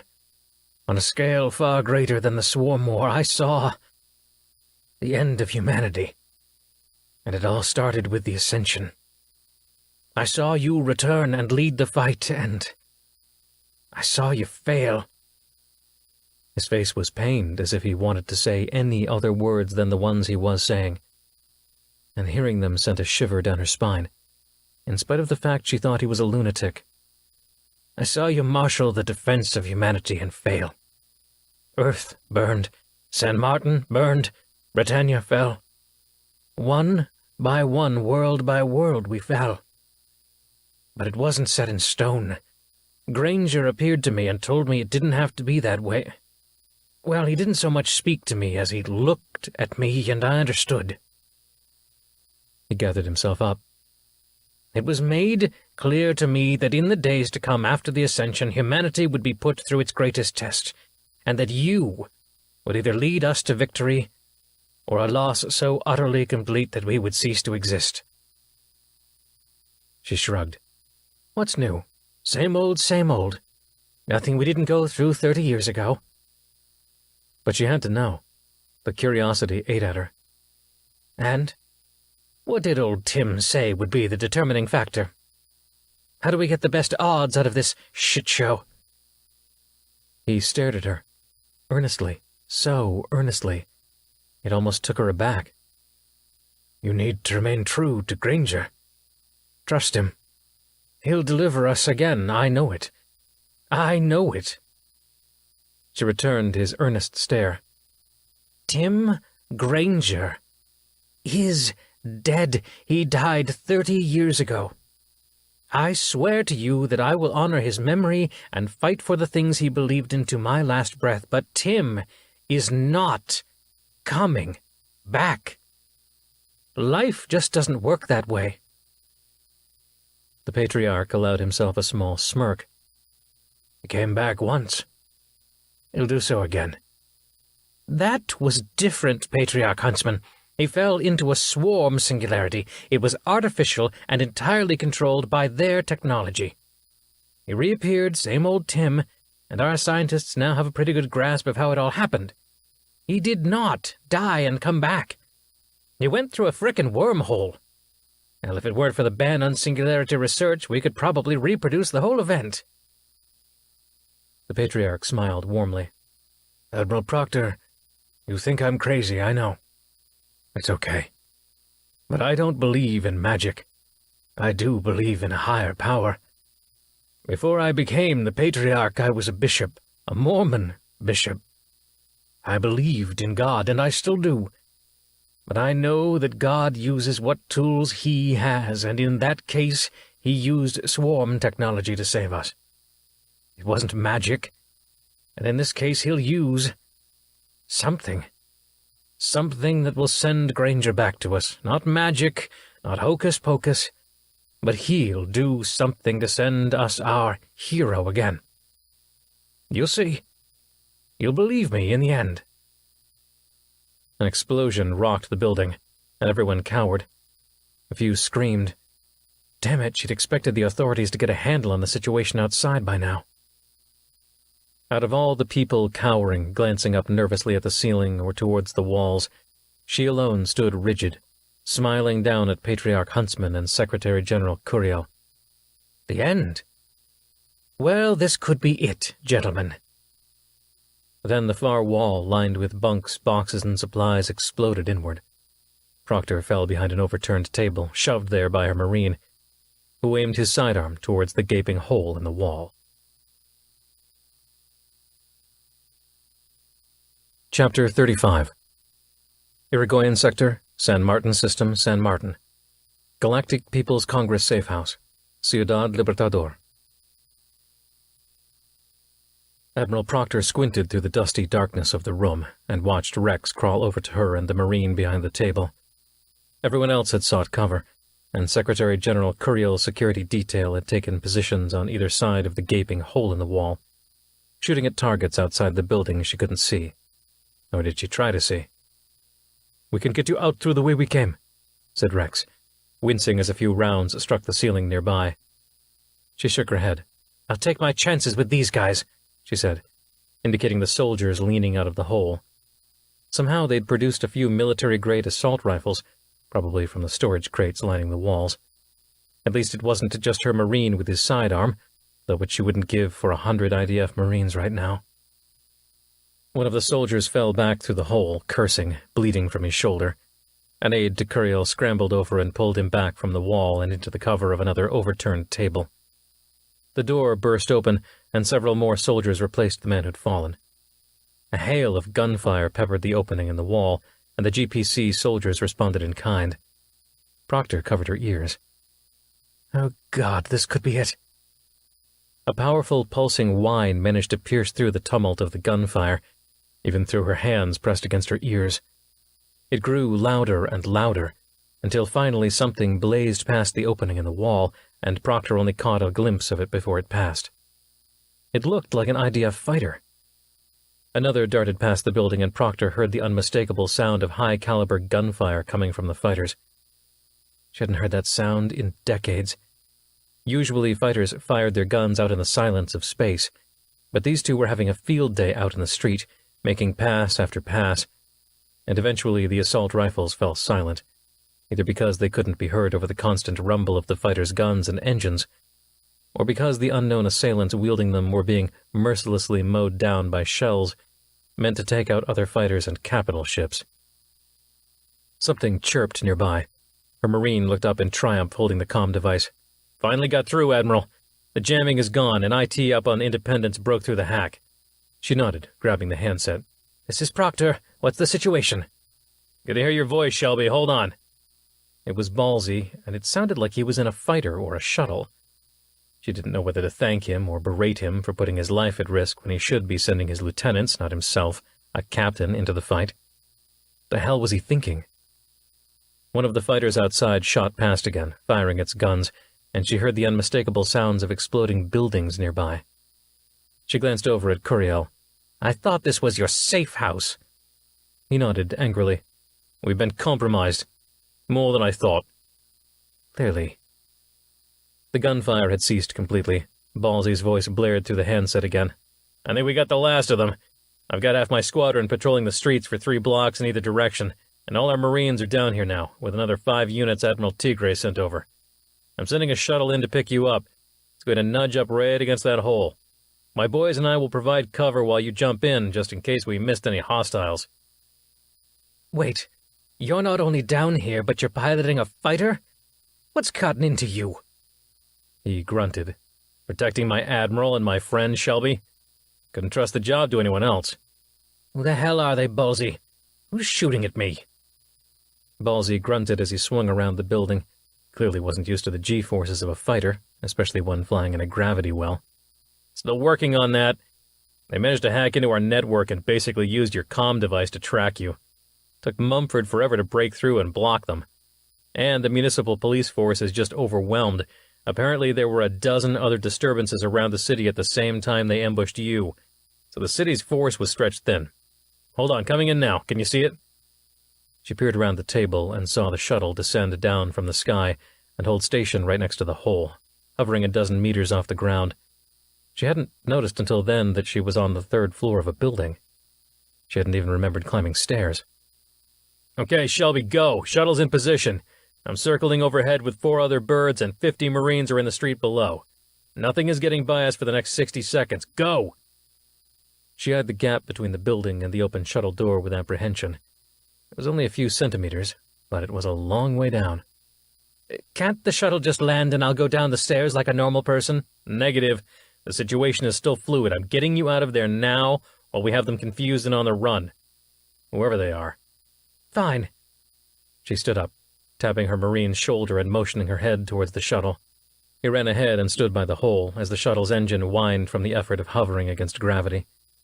Before she stepped over the gap, she looked around the jumbled mess of a room. Where's Curiel? And the Patriarch? One of the Secretary General's Marines answered, Taken to safety, ma'am. She rolled her eyes. Such a gentleman. From behind the table she had been hiding behind, Rex was watching her. She nodded a farewell to him and an implied thank you for his help. He nodded back. Tell him I'll be in contact shortly, and that if he reneges, there will be swift hell to pay. She jumped.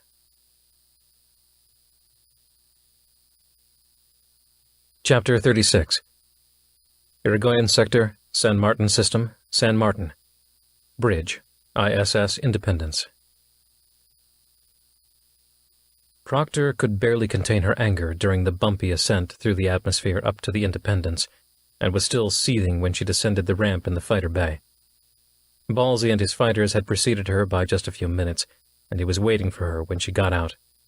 I want answers, she said, storming past him, aiming for the doors and beyond the bridge. She nearly steamrolled over a young yeoman who was bent low over a power receptacle on the deck. His floppy hair bounced as he pulled out of the way at the last second. Normally she'd stop to apologize, but she was too angry at getting almost killed to remember social niceties. Sorry, ma'am, he stammered, and gave a quick salute before returning to his work. She nodded a quick acknowledgement to the young man, before continuing on towards the bridge. Answers, Ballsy, I want them. He fell into step next to her. Me too. What the hell happened? Who were you talking to ruffle so many feathers? And guns. He fell into step next to her, tossing his helmet to one of the flight crew. Curiel. Ballsy did a double take. You're kidding.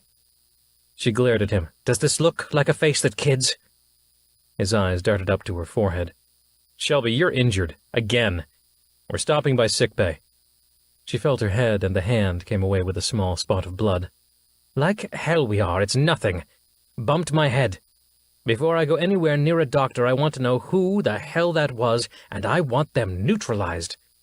How the hell can I save civilization as we know it when we've got a bunch of thugs taking pot shots at me? The elevator doors barely opened in time to keep her from bumping into them. As the lift carried them to the bridge, she filled him in on everything Rex had told her about Danny and the Magdalena Issachar, and everything she'd learned from Curiel and the Patriarch Huntsman and his Grangerite devotees. Vols puffed air incredulously. Unbelievable. I just can't fathom anyone worshipping an old fart like that, even if it is Tim. And the ambush? What did Curiel have to say about it? Those people were way too well equipped to just be some street thugs.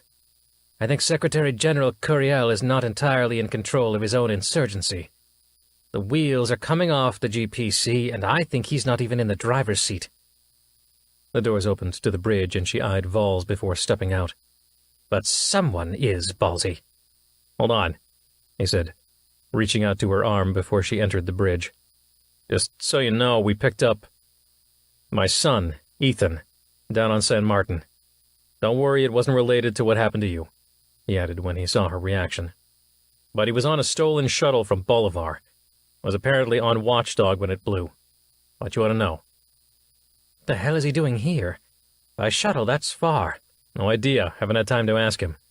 We're still not close." She sighed and touched her forehead to make sure the wound had stopped bleeding. Ballsy, you're going to have to let go of that. He's your damn son. "I know," he grunted. "He's a reckless jackass, but yes, I know." Proctor shrugged and started moving towards the open doors of the bridge. "Apple doesn't fall far from the tree, I guess." She turned back to smile. "Thanks for the rescue, Ballsy. Now get to the CIC and get me some answers." The bridge was in disarray, with half the teams on their feet, darting back and forth between coordinating the Marines' return from the surface, the IT team still cracking the code of the hackers, and who knew what else. "Admiral on the bridge," said the Marine standing at attention.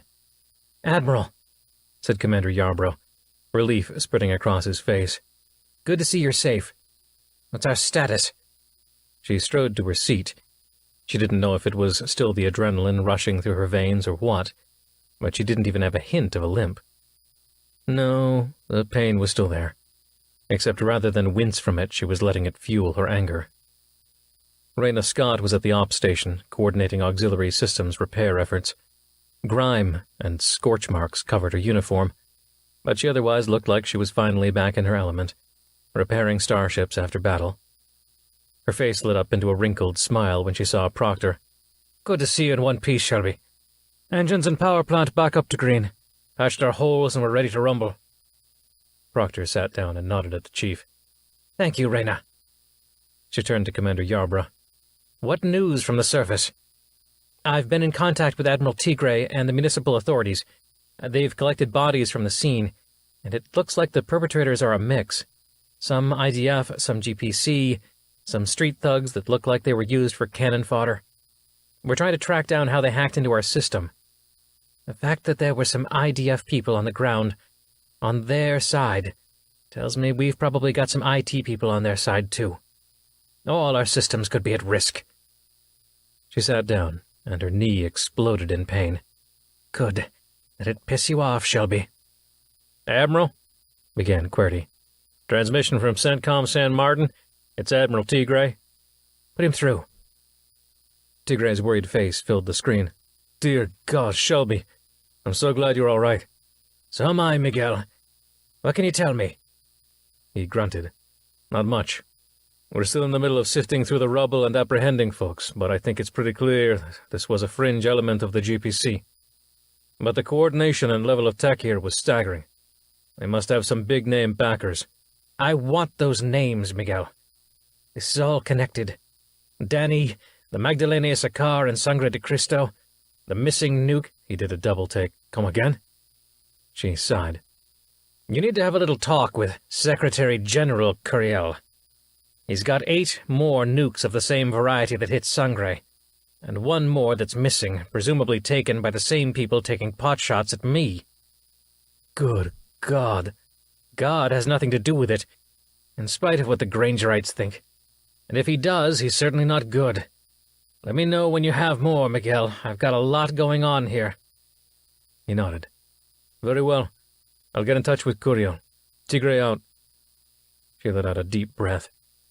It was as if she hadn't had a chance to breathe since stepping into that used ship showroom just a few hours earlier.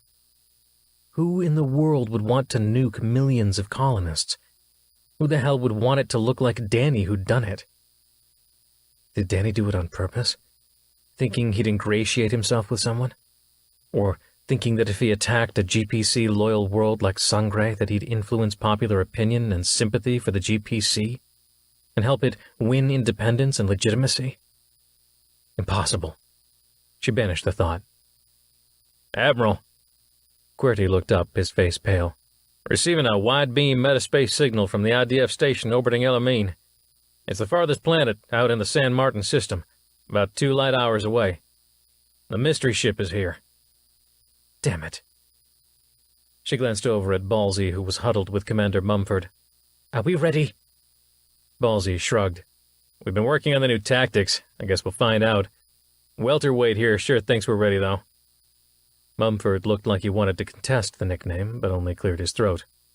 "I've been working on the, emotional projection issue, ma'am. I think I've figured it out.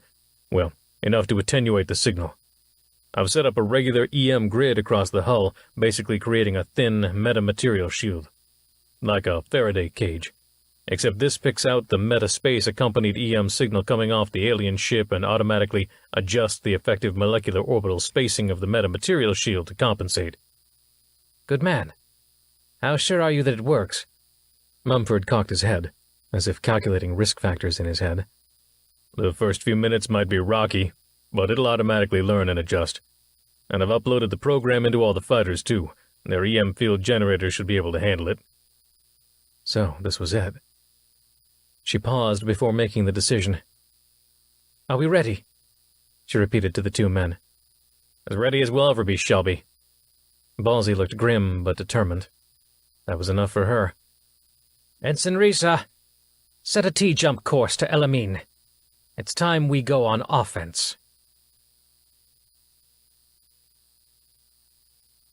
Chapter 37. Irigoyen Sector, San Martin System, Elamine. Bridge, ISS Independence. The T-jump made her less queasy this time, and Proctor wondered if it was just because she was acclimating to the process, or if doing such a short jump meant less spatial and temporal distortion.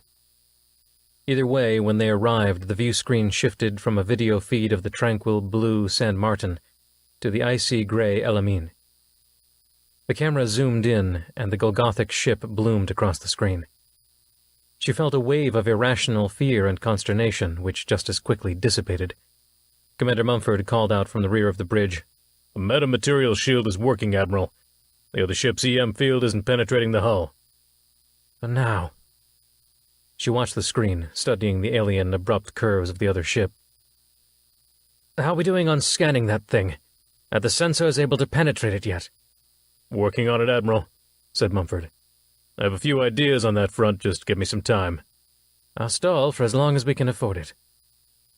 Yarbrough had sidled up behind her. "Is stalling wise? I want to know what we're shooting at before we shoot at it." He frowned.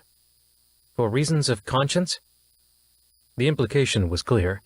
She was the reluctant annihilator of the remnants of the swarm, and the mother killer of the Skiora. "For tactical reasons, Commander.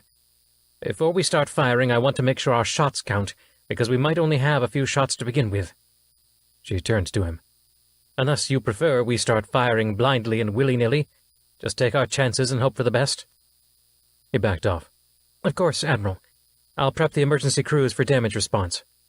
"Good." They spent a tense half-hour watching the ship, which slowly orbited the tiny gray planet. Each time they passed the IDF station, it reflected the weak light of San Martin's sun back at them, which at this distance only looked like a very bright star. "So, it's ignoring the orbital station this time, and us." She tapped her armbrests impatiently. "Tell me about Elamine. What's down there?" Lieutenant Whitehorse worked her console and brought up the data. "Basically, just a giant ball of water ice and rock. Molten iron-nickel core, about the size of Pluto, if that helps. There is a small research station down on the surface." "IDF?" "No, ma'am. A research outpost run by one of the private universities on San Martin." "Population?" "A few hundred." She went through the grim moral calculus involved with balancing the needs of a few hundred civilians on the ground, the few dozen IDF officers on the station, and the crew of the Independence, along with the billions who were depending on her in this moment. It was ghoulish to think about, but those unfortunate people down on the planet were not the highest priority. QWERTY looked up from the comm station. "They're asking for assistance, Admiral, and they're suffering the full effect of the Golgothic broadcast, so they're a little agitated." "Tell them we're occupied, but that they should evacuate immediately." Lieutenant Whitehorse shouted. "Alien ship is firing!" On the screen, they all watched as the same purple-white beam lanced out from the strange ship, not towards the Independence, but down at the icy planet below. Are they hitting the research station? Whitehorse shook her head. No, ma'am. It's just drilling into the surface like it did at Ido. Yarbrough stiffened. Are we going to respond? It's still a direct attack on a UE world with UE civilians on it. Those people are in immediate danger. I agree. They're in immediate danger, said Proctor. But I want to be sure of what we're doing before we rush in with all guns firing. She held up a hand as he started to interrupt her. There are bigger stakes here than a research station, Commander. If we get this wrong, billions die instead of hundreds. His expression was cold. Small comfort for the families of those students and researchers down there. She turned back to the screen. I didn't say we were doing nothing. Ballsy, you there? She tapped on the comm. Moments later, from the comm speaker, Shelby? I want an evacuation of Elamine, now. Every available shuttle, even the fighters. We can fit up to 3 people in those if they get cozy. And hurry. Aye, Admiral, he said, and started barking orders at his staff in the background. And Tyler, she added, using his given name caught his attention like she wanted. Shelby? I mean all shuttles, and all pilots, got it? A long pause. Understood. She turned back to Lieutenant Whitehorse. Progress of the beam. It's drilled about 10% into Elamine's crust. We'll hit the mantle soon. Commander Mumford called from the science station. Ma'am, Elamine is fundamentally different than Ido. Ido was essentially a giant rock, never even attained hydrostatic equilibrium or planetary differentiation. You know, its core was essentially the same as its outer regions with no mantle at Proctor's side. Commander, I am a scientist. No need for the science lesson, please, get to the point. Yes, ma'am. So Elamine is different. There's a crust, a mantle, a core, like a regular old planet. And with that beam drilling into it... She filled in the blanks. Okay, so we're looking at a magma eruption. She glanced at the sensor readout on her command console. The science station's data stream scrolled down, and she only caught snippets of the readings. What's the pressure? How much magma? How far will it blast out? And more importantly, what's the risk to the research station? Mumford shook his head. This is a PhD dissertation here, ma'am. We could study the geodynamics problem for years, but best guess we're looking at a large eruption. Soon.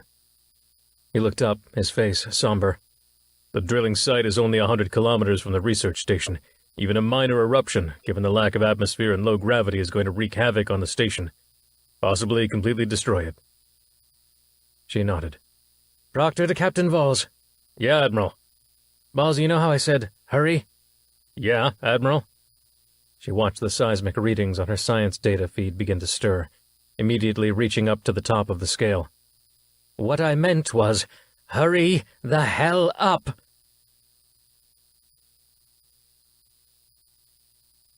Chapter 38. Irigoyen Sector, San Martin System, Elamine. Brig, ISS Independence.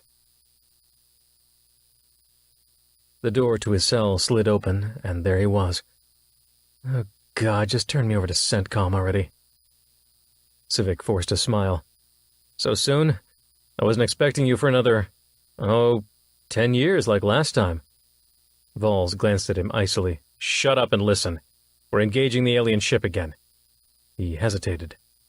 The Admiral ordered that every available pilot assist in the effort. Civic did a double take. You want me to fly a fighter out there against that thing? Don't be silly. I wouldn't let you near a fighter if my life depended on it. Vols's scowl deepened. There's a research station down there on Elamine. Just a few hundred people. You're going to take the shuttle you came in on, get in, grab people, and get out. Simple. Can you handle that? Civic shrugged. He desperately wanted to reach down into his boot for his metal flask, but remembered it was long since empty. Sounds easy enough. His father cocked his head at him, his eyes still hard as ice. Without getting anyone killed. Nothing fancy, just in and out. Civic glared back. How dare he? He bit off a curse and forced a painfully thin smile. Of course. It looked like Vols was expecting more verbal fireworks than that and almost looked disappointed, but after a brief, awkward moment he held out an arm indicating the door. They walked quickly, in silence, the 2 decks it took to get to the fighter bay. The shuttle he'd arrived in was sitting off to the side, its ramp descended, just waiting for a pilot. At the top, he stopped and turned to look at his father. "Remember, in and out, nothing fancy, nothing heroic. You're there to save as many students as you can." "Got it." He turned back towards the cockpit. "And Ethan," Vols added, making Civic pause at the hatch. "That EM field that brings out the crazies in people is active. We figured out how to shield the Independents from it, and we've modified the shuttle. But the people down there are going to be agitated, and you will be too. Be careful." "Be careful?" He tried to smile again. "Thanks for the concern. I'll be fine." The hatch closed and he flipped the engines on before he could even sit down. 10 seconds later, he was soaring out of the fighter bay, still half dazed at the sudden turn of events. He'd spent the past hour in his cell wondering if his father had suddenly turned revolutionary, leading the GPC cause at the helm of a new warship. But his mentioning of the Admiral, there was only one Admiral to his father, told Civic that maybe he'd gotten lucky after all. There was no way in hell that Shelby Proctor was at the head of a multi-organizational galactic conspiracy. The giant gray orb of Elamine filled his viewport, and given how small the planet actually was, the visual told him they must be pretty damn close to it. In the distance, maybe 100 kilometers away, he could just make out the dot of the mystery ship, and the shimmering purple-white beam that was boring into the surface. He aimed the shuttle down at the research station just a handful of kilometers away from the impact zone, and punched the accelerator. "Here goes nothing," he breathed. The craft shot forward and the planet started growing even larger in the viewport, filling the entire area. Down below, several dozen kilometers away, he gulped as he saw bright red magma leap up out of the widening hole being dug by the alien's beam, and he knew that time was not on his side. "Is that thing going to blow anytime soon?" he asked. The comm cracked. "Yes," came his father's reply. "Okay." He pushed down on the accelerator, maxing it out. Any advice?" "Hurry," was all his father said. The comm fell silent. "Got it," he replied to no one. "Okay, no atmosphere, so no brakes. Time to reverse thrust in." He glanced at the surface rangefinder. 3, 2, 1. He cut off the main thrusters and switched to the forward thrusters. The inertial cancellers took a moment to adjust, making his stomach churn a bit as the G-forces thrust him forward against the restraints, far more than the collision into San Martin's Ocean had just an hour earlier. Oh, good thing Sarah isn't here. The research station loomed ahead. A small armada of fighters and shuttles from the Independence was in the process of either landing or taking off from the station's lone shuttle bay. The protective energy field holding in the air pressure shimmering each time a ship passed through. In the distance, kilometers away, the purple-white beam illuminated the entire landscape, casting long alien shadows over the ice rocks and craggy peaks that rippled away into the distance. He passed through the field and found an unoccupied spot to land on the deck. As soon as the engines were idling, he popped the hatch and started dashing down the still descending ramp, and was immediately assaulted by a wave of fear, excitement, anger, rage, sadness, all at once, just like he'd felt back on Watchdog. Oh, shit, he thought. This is going to get intense. Barely able to suppress his mix of anger and fear, he ran towards the doors at the end of the bay. Where was the anger coming from? His father, of course. The fear? Obvious he was about to die. The sadness? Who the hell knew? All he knew he focused on, all he could force himself to think about was rescue. Find the students, find as many as I can, and cram them into the shuttle, and get the hell out. He rushed into the hallway, where another fighter pilot was ushering a group of frightened-looking college students back towards the bay. The other pilot, obviously trying to suppress his own mix of fear and emotion, waved towards a door at the end of the corridor. They've all assembled in the mess, just a few left. Grayson should be able to fit most of them in his shuttle, but the rest will need to go in yours. Got it, he said in a rush and ran down the hallway. In the mess hall, the pilot he assumed was Grayson was arguing with one of the women he assumed was a professor or a senior researcher. Everyone, the dozen or so students, the researcher Grayson, looked terrified. The alien's field was taking its toll on all of them. "What's the problem?" he yelled. The researcher pointed at another door in the mess hall. "There's more. They've barricaded themselves in a lab. I can't convince them to leave. It's... She balled her fists and actually shrieked. This was getting out of control, he thought. Should I smack her? He batted the irrational thought aside and pointed at the exit, yelling at Grayson. "Get them all in your shuttle. I'll handle the stubborn ones." "You sure?" "Yeah, go!" He grabbed one of the students sitting on a cafeteria bench, fidgeting uncontrollably with his hands, and shoved him towards the door. "Go! All of you, go!" Luckily, they all ran for the door, and he didn't have to resort to violence. Unfortunately. He was kind of hoping for an outlet. Maybe as a consolation he could have a little... He reached down to his boot and caught himself halfway when he realized, again, that it was empty. Damn it! He ran towards the door the researcher had indicated and nearly fell over as the entire room shifted, sloping down to his right. "Holy shit!" he mumbled. The walls and floor were shaking violently, and all the tables slid down towards the far wall to his right as he stumbled towards the door. He wrenched it open. Luckily, it didn't jam with the shifting orientation of the entire building, and ran down the hallway lined with laboratories, struggling to keep his footing against the rightward slope, as well as the glass that was falling out of the laboratory's windows, which was a blessing and a curse, he supposed, as looking through all the shattering windows let him know that none of the labs were occupied. Except for the door at the very end of the hall. It was shut, and through the tiny, still unbroken window next to it, he could see a fear-filled face looking out.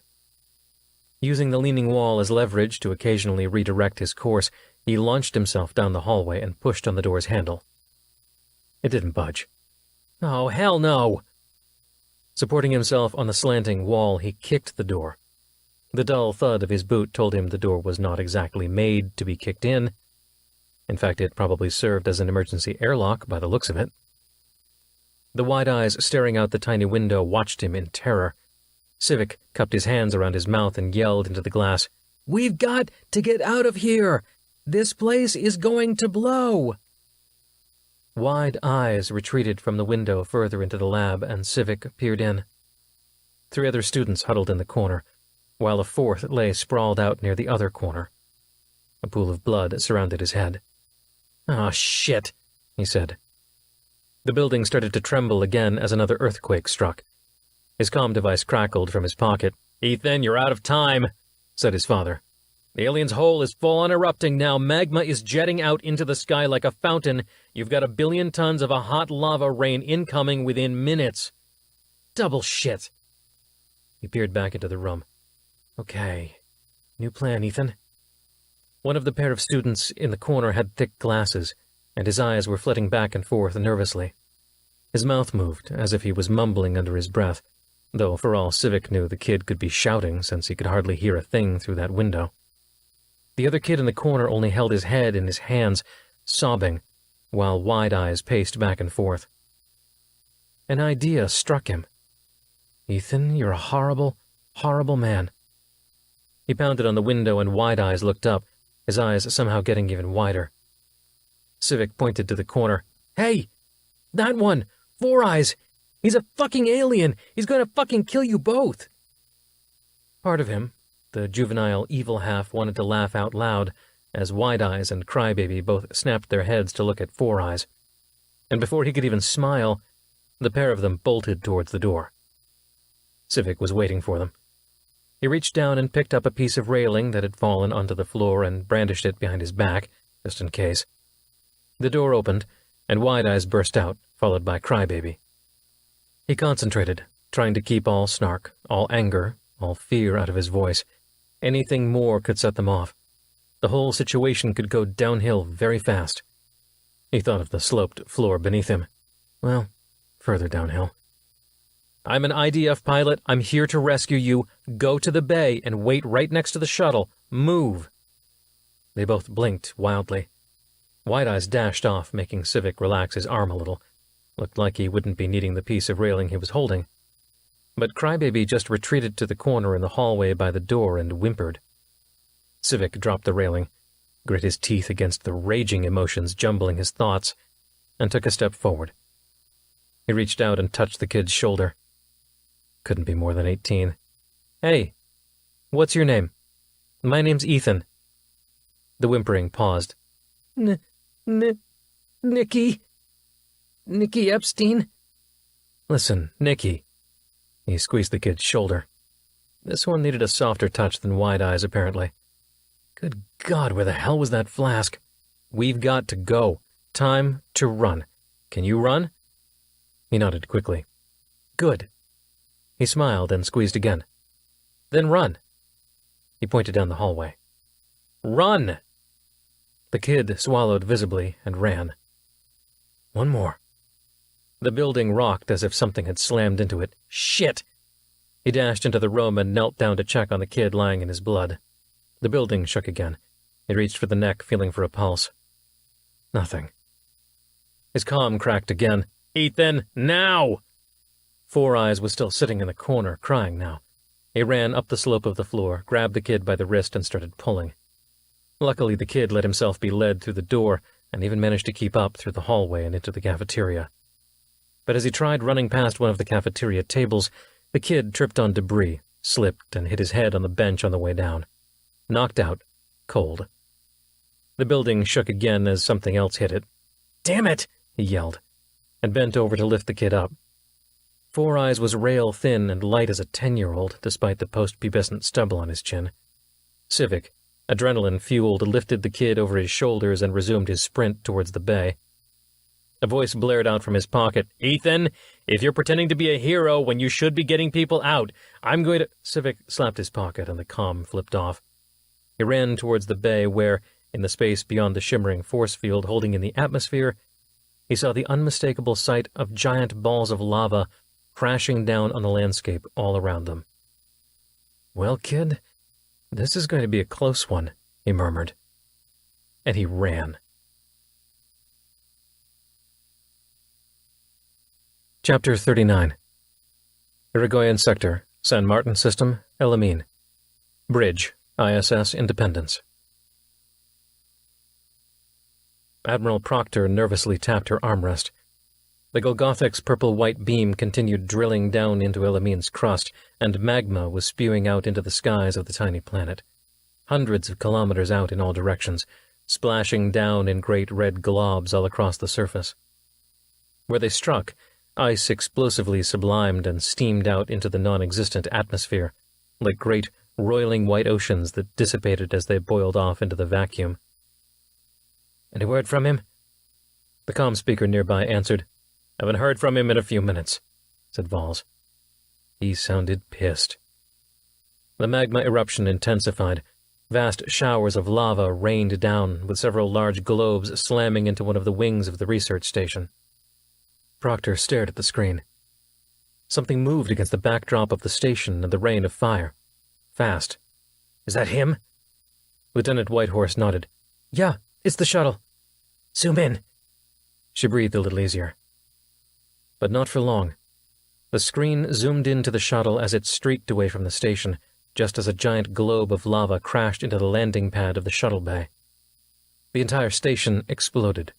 With gut-churning weaves and barrel rolls, the shuttle dodged another hail of falling lava, with maneuvers that Proctor was sure would have resulted in the contents of her stomach being smeared all over the shuttle's window, had she been aboard. "That's—" began Ensign Risa at the helm. "That's incredible. I've never seen anyone fly like that." Proctor nodded in agreement. It was true. Out of any fighter pilot she'd ever met, Ballsy's kid outshone them all. Even Ballsy. She supposed that was half of why he hated the kid, in spite of what Ballsy claimed. But the fiery hell he was flying through was worse than any fighter battle with the swarm she'd ever seen. Thousands of globules were falling down through the black sky all around the shuttle. And yet it still weaved, looped, darted, rolled, and banked its way through. She found herself gripping the armrest so tight that her knuckles turned white. "No!" Lieutenant Whitehorse yelled from behind her. Proctor stared in horror. One of the globs of lava had struck the shuttle. Red-hot streams of the stuff fell away as the shuttle accelerated upwards, and Proctor realized what he was doing. Since there was no atmosphere to blast the lava off the shuttle, he had to rely on the shuttle's acceleration to shed the boiling rock. Another glob struck the shuttle, and another, and it was free. Clear of the maelstrom of lava rain, it accelerated even faster, and the rest of the lava coating the ravaged surface of the shuttle streamed away as it made a beeline for the Independence. Proctor breathed a sigh of relief. She tapped her comm on. "Lieutenant Civic, this is Admiral Proctor." "Well done, Ethan. You guys okay in there?" "Yeah," came the hesitant reply. "I guess." "You guess?" "Well, just covered in the vomit from 3 other people, each of whom have also soiled themselves. We might have to just hose out the entire shuttle." Proctor smirked at that. "Well, if that's the worst that happened, we can thank our lucky stars." A pause. I did lose someone. Couldn't carry 2 people at once. I left the injured one.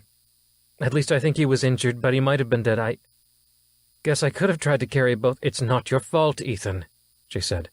"You saved 3 lives. If it weren't for you, they'd be dead. Remember that. We can't save everyone." "But end of conversation. Report to the fighter bay and for reassignment to the fighter squadron." Civic protested. "But, ma'am, I don't think I'm ready for that." "Bullshit! After that fancy flying? No, you've got your wings back. I don't care what your father says. Proctor out." She glanced at the timer on her console, then back up at the screen where the alien mystery ship was still drilling into the planet. Plenty of time, she thought, and turned back at Whitehorse. "You think he can handle it?" Whitehorse shrugged. "Honestly, don't know, ma'am. You 2 were pretty serious for a while, from what Ballsy tells me. No one here knows him better than you, even Ballsy. Parents' perceptions of their kids can get colored over time. Parents and aunts," she thought, her mind drifting momentarily to the news about Danny that Curiel and Rex had given her. "He's good," Whitehorse said, reaching back to retie her hair into a tight regulation bun. "The best. But his mental state, ever since his mom and stepdad?" She shook her head. "That changed him. Almost killed him. It was soon after that when I ended it between us. I just couldn't handle it anymore. There are some things you just don't come back from, accident or no." Proctor nodded. It reminded her of her little speech to Curiel about Granger. There are some things you just don't come back from. Black holes chief among them, she thought wryly. "He'll get over it. He has to. And the way I figure it, he just saved 3 kids. That evens the score." Proctor glanced at the timer again. "With all due respect, ma'am, I don't think it works that way," said Whitehorse somberly. She was right, of course, but she'd made her own share of mistakes, innocent, honest mistakes made in the heat of battle, the spur of the moment, that led to deaths. Some of those mistakes led to untold numbers of deaths, but in the rush to save humanity, what the hell else could she have done? "No, it doesn't. But whether redemption or a lighter conscience comes or not, we need him." She glanced at the ship again, still drilling away. "And given current events, we're going to need thousands more like him." The timer approached 0, and she finally turned to Commander Mumford. "Status?" He nodded. "The progress of the drilling is proceeding just like at Ido, identical to a T." "You ready with the scans? As soon as we start this thing, I want to be ready. I want to know everything about that ship, and we don't get a second shot at this." "Yes, ma'am, we're ready." She tapped the comm on. "Ballsy, your boys ready?" A few seconds later, he answered, "Yeah, last of them just offloaded the passengers. We're ready to launch." Commander Yarbrough looked up from his XO's station and nodded once. "All systems reporting ready, Admiral." She gripped her armrests. "Good. All hands. Prepare for Operation Proctor 1. A deep breath. Here goes nothing. Now."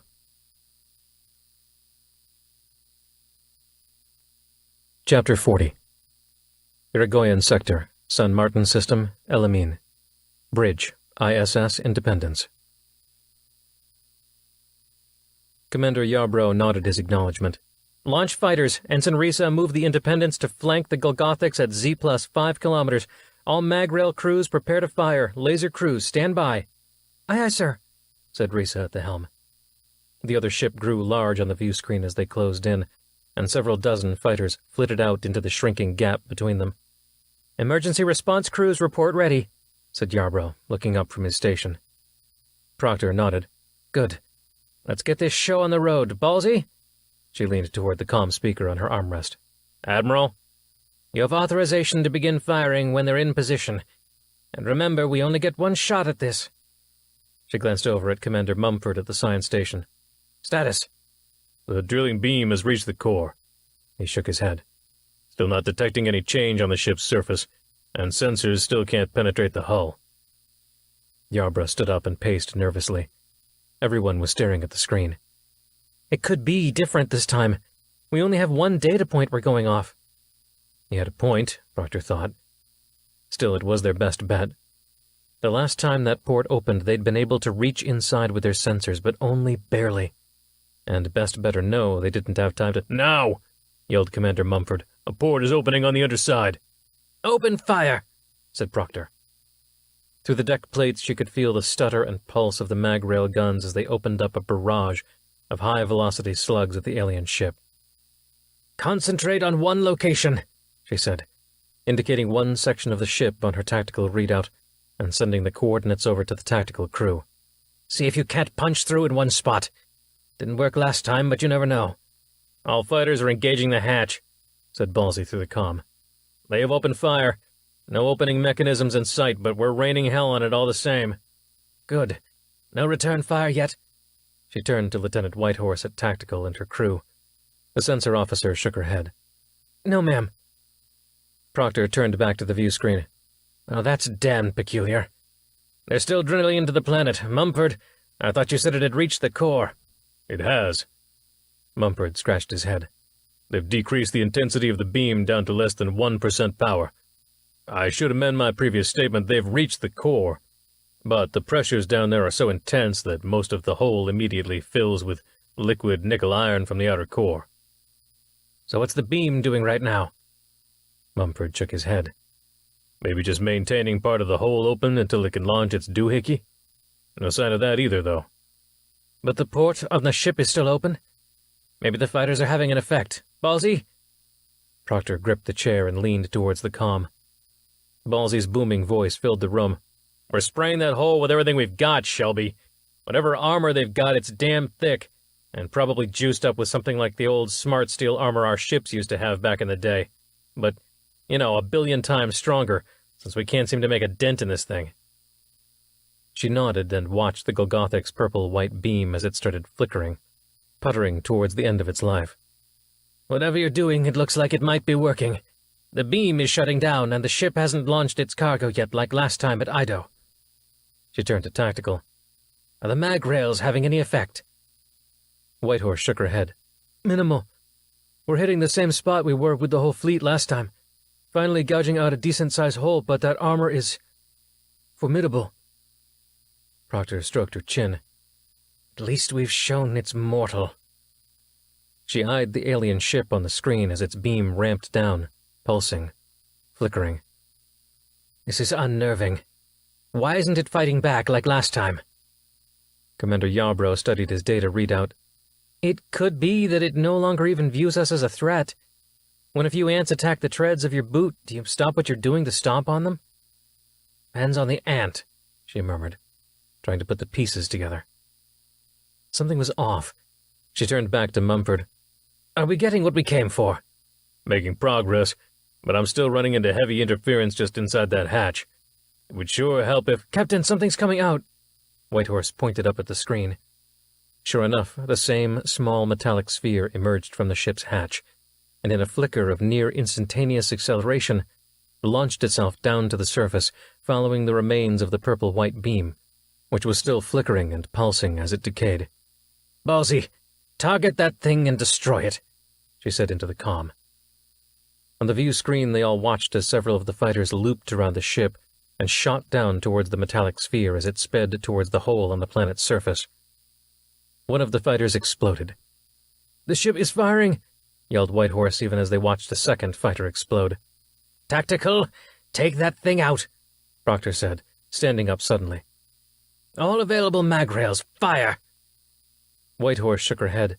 "It's moving too fast for the mag rail targeting computers." Another fighter exploded as the Golgothic ship launched a massive railgun slug of its own. There were 3 fighters left trailing the sphere, unloading their guns into it to no avail. Proctor shook her head. "Call them off, Ballsy." The 3 fighters pulled off. Only a few dozen kilometers remained between the sphere and the hole, and the distance shrunk quickly. Before long, the sphere plunged into the fiery storm of lava rain that was erupting from the hole, and completely disappeared from view. "It's moving," said Whitehorse. They all watched as the Golgothic started pulling away, the beam now completely shut off. "The hatch is closing." Proctor paced back to the science station. "Commander, what's the word? Did we get anything?" Mumford shook his head slowly. "I'll need more time to break through that interference." "How much time?" He shrugged. 5 minutes? Maybe. This thing is like nothing I've ever seen. It's almost like a meta-space shielding going on in there, since I can't even probe it with virtual particle scans. "Ensign Risa," she called down to the lower bridge. "Flank it. Get in its way. Match its course if it turns. If it wants to leave, it's got to go through us." The general murmur of battle operations on the bridge fell quieter, as they all understood the implications of that order. "Aye, aye, Admiral." Yarborough came up behind her and murmured in her ear, "This had better be worth it. We're sacrificing a lot just for some data." Proctor nodded. "Without data, we're shooting blanks, Commander." The Independence darted forward into the path of the alien ship. Proctor could feel the strain of the inertial canceller's pulse against the deck plates. "Is it slowing?" Risa shook her head. "No, ma'am." 3 kilometers, said Whitehorse. Proctor had returned to stand behind her chair and gripped the headrest tightly. 2 kilometers. Whitehorse was shaking her head. "Still not slowing down." She looked up, her face ashen white. 1 kilometer. Something darted out from the bottom of the view screen towards the alien ship, moving fast. A shuttle. Proctor's grip on the headrest tightened. "Who the hell is that?"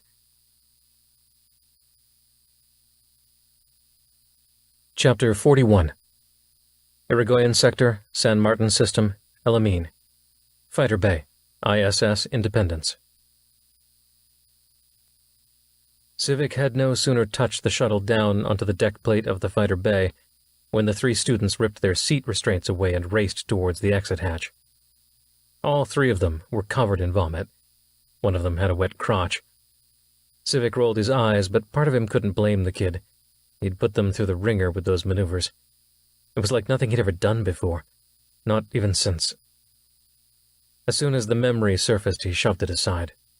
Seeing his father had finally brought it to the surface, and he'd been working hard to suppress it, but now was not the time. There were bigger fish to fry.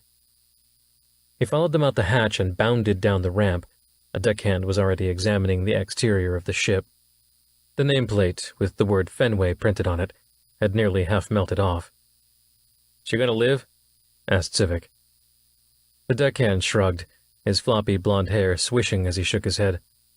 "I suppose it was either her skin or yours, sir." Not knowing where to go, the 3 students had grouped up at the bottom of the ramp, so Civic pointed to the exit. "Your people are assembling in the flight deck mess hall. Out the door to the right, you can't miss it. There are bathrooms down there so you can... clean up." His eyes darted down towards their stained clothing. One of the kids, Four Eyes, the one who'd been cowering in the corner, looked like he was finally coming out of his daze. Did anyone get Chen?" Civic paused. "I'm sorry, who?" "He was injured, I think. It's hard to remember, but I remember him hitting his head, and he fell. I remember blood, but I was too freaked out at the time to check on him." The other kid, the one lying on the floor in his own blood. His pulse had been undetectable, though in the heat of the escape, Civic wasn't 100% sure he'd been dead. 99% sure, but would he have saved him too? Civic shook his head, but he couldn't bring himself to say the words, "He's dead, kid." "Let's just go to the mess hall, get you guys cleaned up." He ushered them to the door and pointed down the hall. When they'd gone, he glanced up at the window to the CIC. He'd be up there. Civic half wanted to just go back to his cell, go lay down, commiserate with Sarah, who he supposed was still locked up in a cell of her own. But he climbed the stairs. "What's the situation?" Vols glanced up, a shadow of a scowl clouding his face. "Nice flying." "Thanks." Vols turned back to the situational screen. "Just figuring out how to get this hatch on the mystery ship to stay open." Civic followed his father's eyes to the video feed, where he watched the alien ship start to move. Through the comm, Admiral Proctor's voice boomed. "Ballsy, target that thing and destroy it." Vols tapped the comm open to the group of fighters closest to the alien ship. "Raptor Squad, pursue and engage the hatch. Unload everything you have. We've got to keep that thing open." The 6 fighters of the Raptor Squad looped around the alien ship and darted down underneath it, positioning themselves for shots at the hatch. "Can't you target its opening mechanisms?" Vols didn't even look at him. "Thanks, Sherlock. Already tried it." "Can't we?" Vols's head snapped towards him. "Get the hell out. Kind of busy here." His thumb jabbed towards the door. On the tactical screen, one of the glowing icons indicating the fighters blipped out. The other screen confirmed it. A brief fireball marked where one of the fighters had been. One of the assistant CAGs swore, "Cliffhanger's gone." Another icon blipped out. Another fireball. "And high side, too." Civic shook his head and left. He took the stairs 3 at a time and landed painfully on the flight deck. Before he could even see what the deckhand was doing, he was already flying up the ramp to the shuttle Fenway. He paused to yell down at him, "Detach that fueling line or there's going to be some serious whiplash." To his credit, the deckhand took it in stride, dropped what he was doing with some cylinders in the corner and rushed to snap the fuel line off the shuttle. His blonde hair flopping almost like a breeze was blowing it. "Good to go, sir." Moments later, the shuttle was arcing quickly out the bay doors, passing the atmospheric containment field. He clicked over to autopilot and set a destination: the alien ship.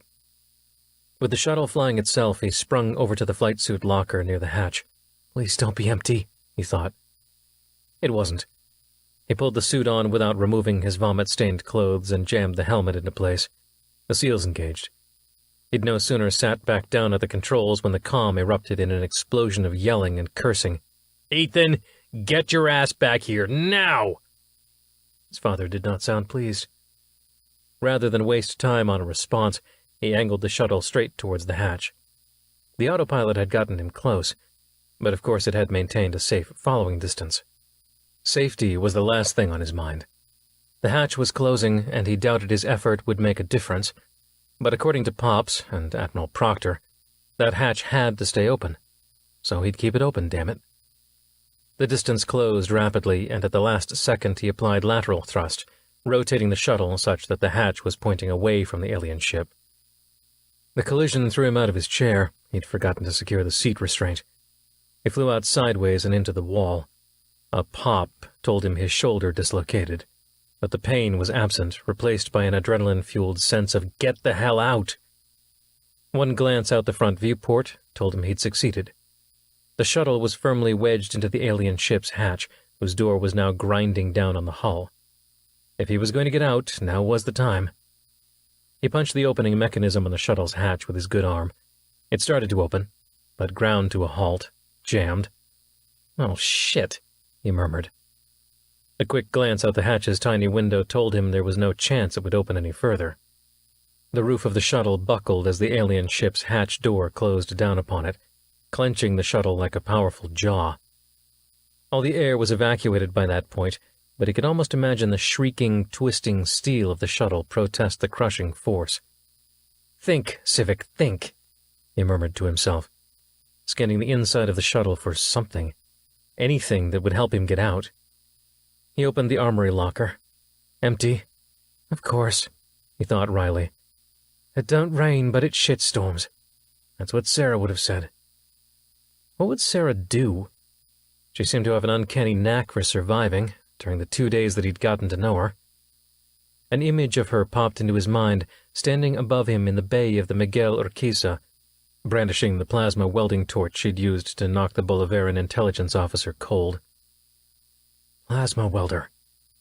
He yanked the utility locker open, and sure enough, there it was, right where she'd left it. He primed it and cranked it on, crying out when the bright spot of plasma seared itself into his vision. His helmet should have automatically darkened, but it seemed to be malfunctioning. He felt the steel of the shuttle grind and shriek through his feet. His malfunctioning helmet was the least of his worries. Luckily, the welder was rated at vacuum. The sharp plasma flame was bright despite the lack of air in the compartment. He brought it to bear on the bottom edge of the hatch, where there was the most space already open to the outside. Please cut, please cut, please cut, please cut. The thing was a welder, not a cutter. Is that a thing? He didn't have time to think about it. He cranked the power up to maximum and, with a thrill of relief, sliced clean through the metal like it was butter. Very hard, cold butter. It was slow work, but a minute later he pulled the plasma torch away, anchored himself against the opposing wall, and kicked the section of the hatch away with a grunt. It flew out into space. He grabbed the edges of the hole he'd cut, his dislocated shoulder burning with fiery pain, and moments later he was sailing through the vacuum, tumbling end over end from the slight torque he'd applied to himself as he'd left the shuttle. Each time he spun around, he saw the alien ship brooding large above him, with its hatch now jammed half open. He heard a hiss. An alarm sounded in his helmet. The heads-up display showed the oxygen status of the suit. The pressure was dropping. Fast. But he'd done it. He watched the alien ship's hatch reopen, then close, catching again on the shuttle. "Suck it, bitch," he said, before passing out. Chapter 42. Irigoyen Sector, San Martin System, El Amin. Bridge, ISS Independence. Proctor watched in disbelief as the shuttle banked hard and careened sideways into the alien ship's hatch. She slapped the comm. "Ballsy, who the hell is that?" The comm microphone picked up his sigh. Who the hell do you think?" "Admiral," began Commander Mumford, "I'm nearly there. The metaspace shielding has a modulation pattern that... Well, long story short, just a few more minutes and sensors will be able to penetrate." Lieutenant Whitehorse pointed up at the view screen. "It stopped." Proctor looked up and confirmed. The Golgothics had indeed stopped accelerating away. "Should we fire, Admiral? They might be vulnerable." They could finally be gaining the upper hand against this thing. She shifted from one foot to the other, about to give the confirmation to fire. A flash on the screen caught her eye. "What is that?" They all stared at the screen at the alien ship. The camera zoomed in on the hatch as Lieutenant Whitehorse adjusted the image. A bright flickering light was pulsing through the metal of the shuttle's hatch. "It's cutting through," she murmured to herself. She pointed back at Whitehorse. "Hold fire." They all watched with bated breath as the flickering light moved in a nod.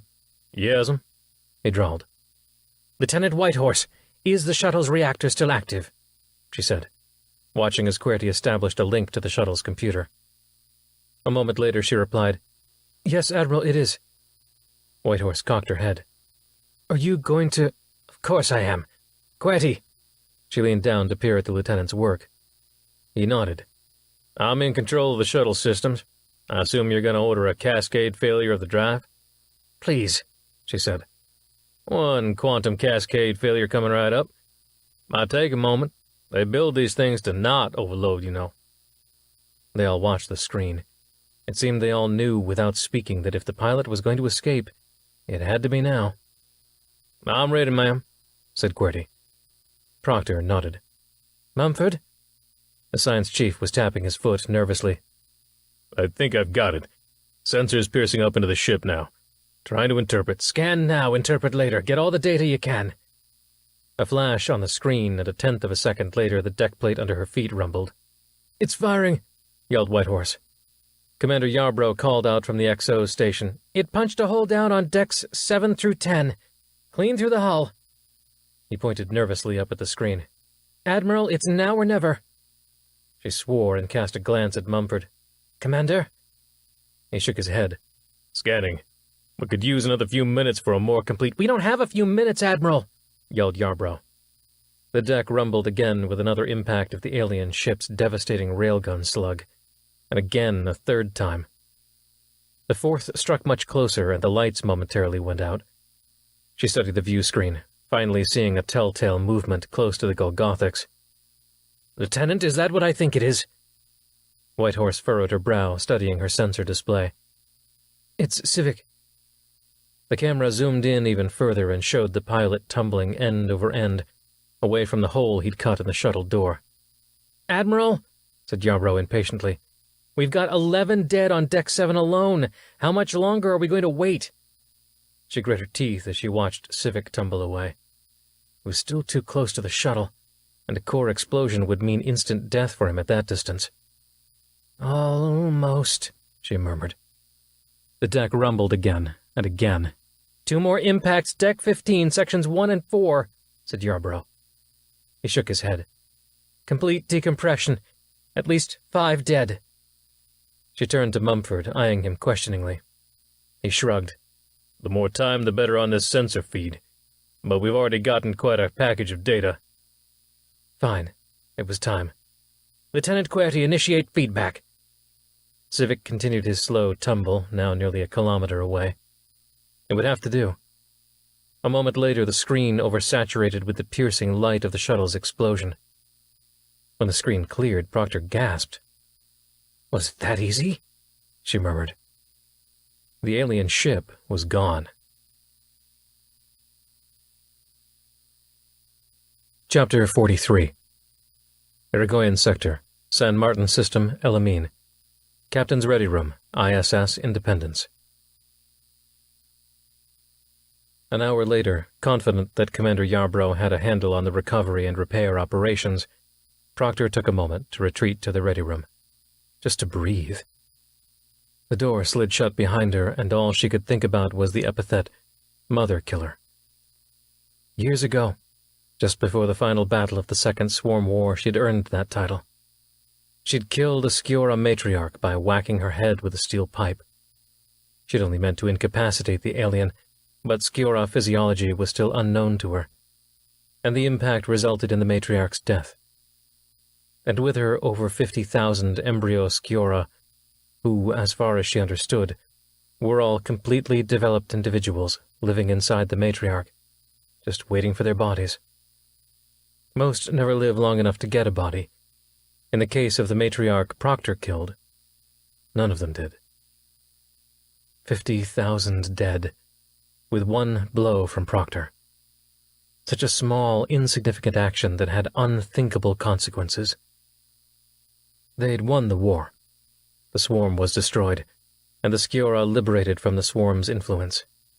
Not to mention humanity saved. The upper Skiora leadership officially forgave her for her actions, but the anger simmered under the surface. And in the few dealings she'd had with the Skiora since then, the name followed her. Mother Killer. She felt it even more acutely now, in the aftermath of the battle with the Golgothics, and she collapsed on the couch by the wall. In the final analysis, 42 crew members had died that day. 8 of them, while she was waiting for Civic to float far enough away from the shuttle to survive the explosion. Waiting for Mumford to take his data. 8. Including Ensign Flay.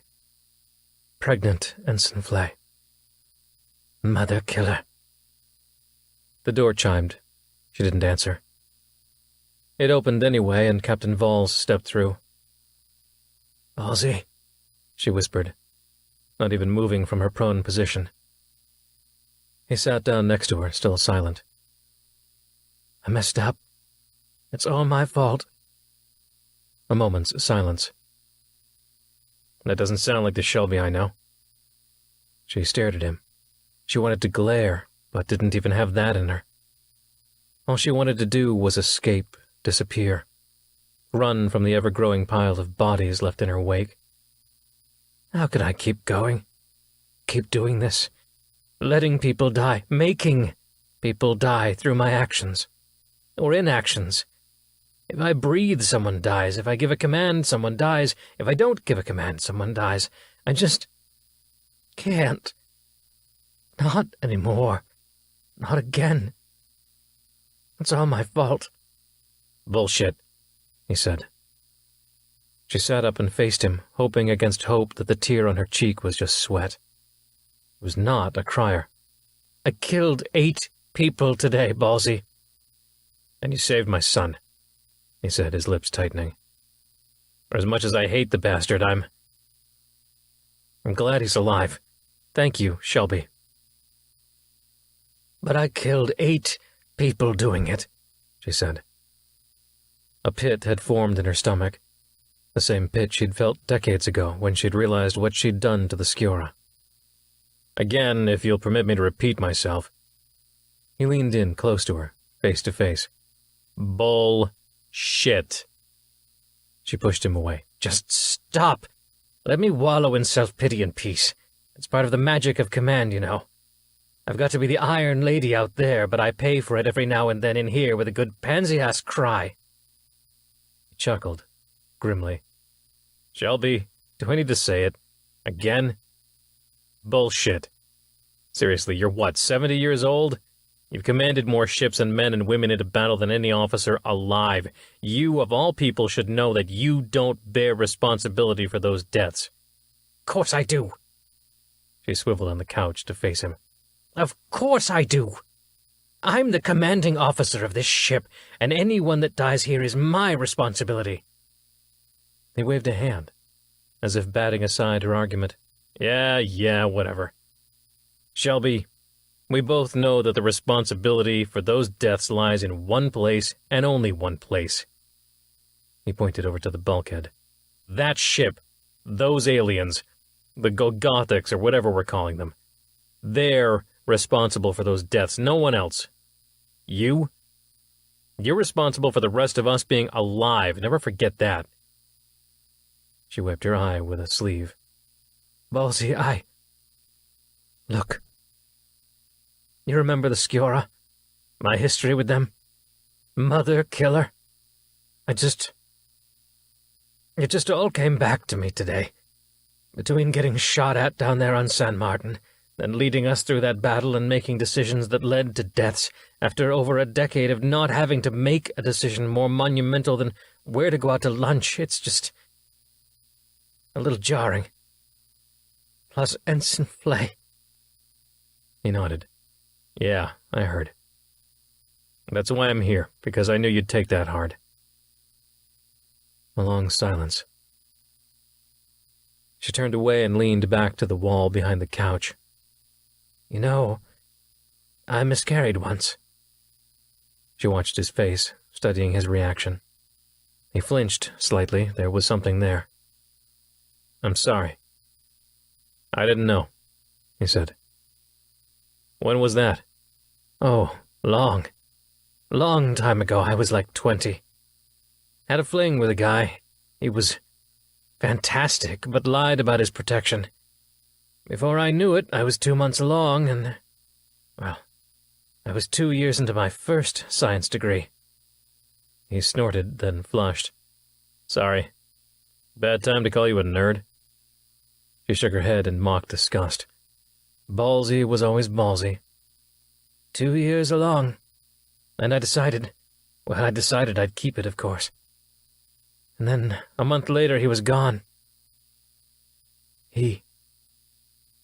At that moment, she realized she'd never even told anyone besides her brother and his wife, never mind revealing the sex. I'm sorry, he repeated. I know it must be hard for you, with Ensign Flay. I've lost people, too, Shelby. Lots of people, hundreds. It never got easy. Even when it seemed routine, it was never easy. You know this better than anyone alive. I just got numb to it. Like a strange combination of searing pain and guilt every time it happened, and a dull numbness at the ghoulish routine of it all. She nodded in agreement. You paused there. A moment ago, when I mentioned the miscarriage. She phrased it as a statement, but the question was implied. He shook his head. Not my place to say. I'll let her tell you if she wants to. Who? He shook his head. Not my place. But I'll say this. Ethan was grounded from flying for very good reason. He was reckless. Unbelievably reckless, like he was trying to one-up me and his mom. Space champ? She said, remembering the pilot from the ISS Warrior. Yeah. I mean, Ethan and I had a huge falling out after the divorce. Accused me of... Well, doesn't matter. He was only 15. His mom married a guy right away. Civic. And Ethan changed his last name just to spite me. He was young, and I was... You? It were you? Yeah. He breathed deep. Anyway, he had this chip on his shoulder. Had something to prove, you know. Parents were two of the most legendary fighter pilots of the war. He had to be his own man, be better than us. So he was... reckless. Around the time of the accident, he'd hitched up with Jerusha. Hitched up? I didn't know they were that serious. He chuckled. Yeah, at the time, neither did I. Anyway, they were an item. Had plans to get married, start a family. She was going to retire early, and he was going to keep flying, and... well, then the accident. Tell me about it. All of it. I only heard snippets and rumors. I was Fleet Admiral at the time, but stuff like that didn't always trickle up to me. I only read the final report. He shrugged. Nothing much to tell, really, beyond what was probably in that report. He was flying his mom and stepdad around in a shuttle over France during leave, and he was trying to impress them and crashed. Like I said, reckless. He was a wreck, so was I. We fought more. At the funeral, no less, your stereotypical family brawl right over the grave. Oh, she said. Yeah. He nodded. And things got really rough between him and Jerusha. Really rough. She was a wreck, and she... well, between the trauma and the fighting and the grief... Oh my God, she said, putting two and two together. She was pregnant. You didn't hear it from me, not my place. But I just tell you all this so you know the history there before you decide to put Ethan back into the cockpit of another bird. Before you decide to put more lives in his hands. She held her head in her own hands, but after a moment she stood up and unsecured 2 cups from the cupboard. He was amazing today, Ballsy. He may have single-handedly destroyed that ship, helped us extract vital intel from the inside of it by giving us enough time to complete the scan. You know, in case they come back in greater numbers, I'd sure as hell like to be prepared. He nodded. And he saved those 3 kids from the research station. She poured tea into the 2 cups and handed one to him. That too. All the more reason that we need to consider using him again, assuming this situation isn't over yet. If these aliens come back, I want all the weapons and tools at my disposal that we have, and your son is one of them. The door chimed and Proctor waved the door open. Lieutenant QWERTY took a step inside. My metaspace message from Admiral Mullins at CENTCOM Bolivar. He's demanding you deliver Lieutenant Civic to his custody immediately. And the shuttle that he stole, Fenway. And the mechanic that came with him, Sarah Batak. Proctor raised an eyebrow. Speak of the devil. She turned to Ballsy. Has Ethan said anything about what happened back at Watchdog? He shrugged. I haven't had time to talk to him yet. He's still in sickbay. Got a bad radiation dose from that explosion. She stood back up, setting her tea aside. Thank you, Commander. Please tell Admiral Mullins that we'll be there as soon as the situation permits. Dismissed. QWERTY retreated and the door closed. Ballsy stood up and handed the empty cup back to her. Sounds like we need to have a long heart-to-heart with my son. She nodded and walked to the door. Yes, but not yet. I think it's time we go talk to his companion.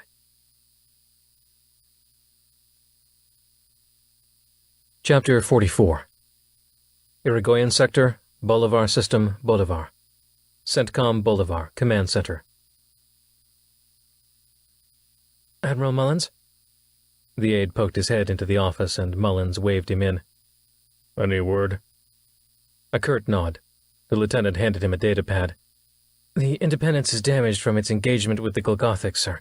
They're going to continue repair operations and get to us when they can. And they confirmed they have Zivik and the mechanic in their custody?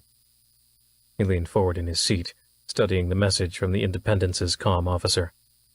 Yes, sir. Mullins scanned through the data file on the Independence, her status, damage from the battle. Everything that the comm officer had attached to the metaspace message he'd sent in reply to Mullins's own. Something popped out at him. A name in the list of officers. Vols, Commander Air Group. Mullins stood up abruptly. Alert the captains. We need to accelerate the schedule. Sir. Mullins urgently paced out into the hallway and back into the operations center. You heard me. Aye, sir, but shouldn't we wait until... Mullins cut him off with a brisk shake of his head. No. No time. There's something we all missed. What? The door to the operations center slid open at the last second. That Lieutenant Civik's old man is on the Independence. We can't afford a lapse of operational security right now. Tell the captains. The aide nodded and saluted. Aye, sir. He turned away to go to the comm center. And Lieutenant. Yes, sir. Mullins dropped his voice. I don't need to remind you to keep this off any channel that Curiel can monitor. The aide nodded. Of course, sir. Non-IDF channels are harder to encrypt, but we have a workaround. Good. Dismissed. Chapter 45. Irigoyen Sector, San Martin System, El Amin. Brig, ISS Independence. They don't make brigs like they used to, thought Proctor. The shiny plastic door slid open to reveal the cell beyond, whose walls were made of the same smooth material, looking more like a sterile plastic psych ward room than a jail cell. She supposed the flimsiness of it was a purposeful deception. The door could probably withstand several RPG blasts and a plasma torch. Lure would-be escapees into revealing their hand, only to be stopped by progress in material science. The irreverent slogan of her favorite college professor rang in her ears. Science, bitches. Sarah Batak, said Proctor, stepping into the cell. Captain Vols followed. Ma'am, protested the Marine on duty. It's against regulation for flag officers to go into detainees' cells without... She spun around to face him and held up a hand to quiet him. That will be all, Corporal. Dismissed. Please guard the doors and see that we're not disturbed. Chagrined, the Marine took a step back and looked from Batak to Proctor to Vols. Apparently deciding the mechanic didn't pose a threat to either of them, he saluted and retreated past the doors to the brig and shut them inside. She turned back to Batak. You were on Watchdog Station when it blew? The mechanic nodded. Going through your records, it appears you're an employee of something called Snell Staffing Corporation. I presume you've been contracted out to one of the major defense conglomerates? That's right. Batak nodded. Snell hired us out to Shovik Orion as temp workers about a year ago. I figure Shovik Orion don't want to pay benefits, so they rely on places like Snell to get them through the loopholes. Is that legal? Ballsy turned to Proctor. Can they do that? Proctor nodded. Unfortunately, during her stint as Fleet Admiral, she'd witnessed the grift, waste, fraud, and abuse firsthand. But as the corporations were private entities and she was military, her hands were tied. She could steer contracts to the certain reputable contractors, but in her opinion, it was always simply to the least bad of all the available options. She continued. And when the alien ship arrived at Bolivar, what happened? I know the official report, but I want your perspective. What was going on the station? Batak shrugged. Look, Admiral, I'd love to talk, but seeing how I'm in a jail cell, I think it might be best to have a lawyer around. She folded her arms. She was done talking already, and Proctor could tell by the defiant look on her face that she meant it. Look, Ms. Batak, you're in this cell now for two reasons. One is that this is a military vessel at red alert in wartime, We don't have room for civilians, and this just happens to be the easiest non-classified area to keep you in. 2. Someone well-placed wants you back at Bolivar. Very badly. Enough that one of my admirals asked for you by name. She supposed a white lie was permissible, given the circumstances. Mullins hadn't, in fact, used her name, but he didn't have to. The fact that he was demanding her return and civics was just a little off. Normal procedure would have been to drop them off at the nearest IDF CENTCOM base, which in this case would be with Admiral Tigre right here in the San Martin system, not all the way back at Bolivar. Batak smirked. Good reason for me to keep my damn mouth shut then, ma'am. The lopsided smile disappeared, replaced by ice. I'd like a lawyer, please. Ballsy leaned in to whisper in Proctor's ear, I don't think we're going to get anywhere. Let's go talk to Ethan. Doc will revive him if I ask. Batak cocked her head at him, a look of recognition spreading over her face. At least it looked like recognition. Proctor wondered where Batak would recognize him from, though there was that whole celebrity thing from being a hero of the Swarm War. For that matter, why didn't Proctor warrant the same look of recognition? She was the companion of the hero of Earth, after all. Proctor laughed inwardly. At least the girl wasn't a Grangerite. Her attitude would have been much more deferential if she had been. You're him, aren't you? Said the mechanic. You're his dad. Civics. Ballsy eyed her. I am. Why, has he talked about me? She nodded. Yeah. Quite a bit, actually. Proctor's heart sank. Any chance that the girl might talk seemed to have left the room and get torpedoed by one of the alien ship's super railgun slugs. Ballsy stayed quiet, as if hoping she'd continue, unprompted. Luckily, she did. He said you two had a major falling out. Detests you, actually, that much was clear. Well, let's just say we've had our issues, Ballsy said, his lips tight. Batak regarded him as if weighing her choices. He also said that he could trust you. That's why we're here. He was looking for you. Said you were the only one he trusted to tell it to. He was desperate to get you some information. Proctor's ears perked up. Information. Batak sighed, as if she were committing to an action she wasn't sure about, but was going to do nonetheless.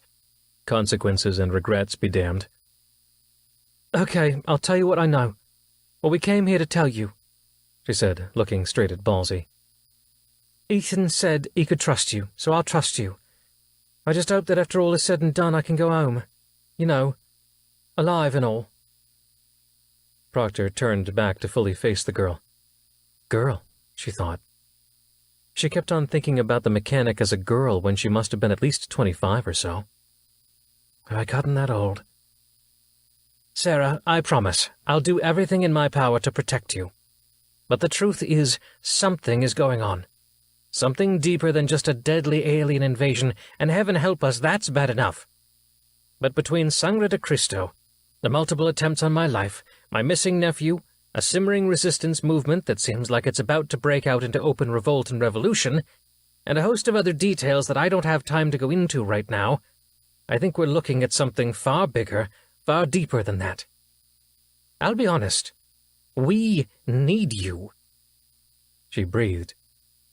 Why the hell was she opening up to a mechanic? Oh well, she supposed it might make the girl feel more inclined to hold nothing back. Good psych-op, Shelby. She could hear Granger telling her. Okay. Batak nodded. Everything. Look, Ethan and I have been thinking the same thing. There's something big going on. She proceeded to lay it all out. From when she'd been assigned to Watchdog Station and started seeing odd, sudden changes in personnel, to the alien-induced hysteria when the mystery ship attacked, to the assassination of the Shovik Orion contractor Jerry Underwood that Ethan witnessed, their subsequent escape from both Watchdog Station and the Miguel Urquiza, then from San Martin, and their theories about Shovik Orion and the GPC being in bed together, and the Metaspace Echo on board their shuttle. Excuse me, did you say Metaspace Echo? Said Proctor. Before she knew it, she was on her feet, though she didn't quite understand why. Yeah, that's right. I mean, that's the best way I could describe it. I'm no scientist, just a grunt mechanic, ma'am. But those readings, it was like the ghost of a metaspace reading coming in and out, almost circular around a point in that shuttle. I mean, I know that's crazy. There's no such thing as a circular metaspace signal, but... Holy shit, breathed Proctor. She turned to Vols. Volsey, we've got to talk. Excuse us, please, Sarah. Batak stood up too, looking quite angry. Wait, I tell you all that, and you just leave to go... Proctor touched her shoulder. We'll get you some quarters, and I'll have guards posted. Discreetly, she added, noting the sudden look of panic on the girl's face. They'll keep you safe, but I need to go. You've reminded me of something critically important. She motioned them all to the door. Come on. Before they even approached the door to the brig, the comm crackled to life. Admiral Proctor? It was Commander Yarbrough. Yes, Commander. Sir, we have a situation here. I'll be right there. She pointed them all through the door and glanced at Balsey. She thumbed towards Batak, indicating he arrange accommodations and guard for her. What's the situation, Commander? We've been holding station in orbit around Elamine as ordered, ma'am, except we have a guest. A very large guest. Proctor's blood ran cold. That metaspace ghost of a signal on that shuttle couldn't have. No, it couldn't have. The swarm couldn't be back. They couldn't. They were dead. She killed their last ship years ago. She cleared her throat. Swarm? No, ma'am. Skiora. One of their 6 main generation ships, and their leader is asking for you. By name.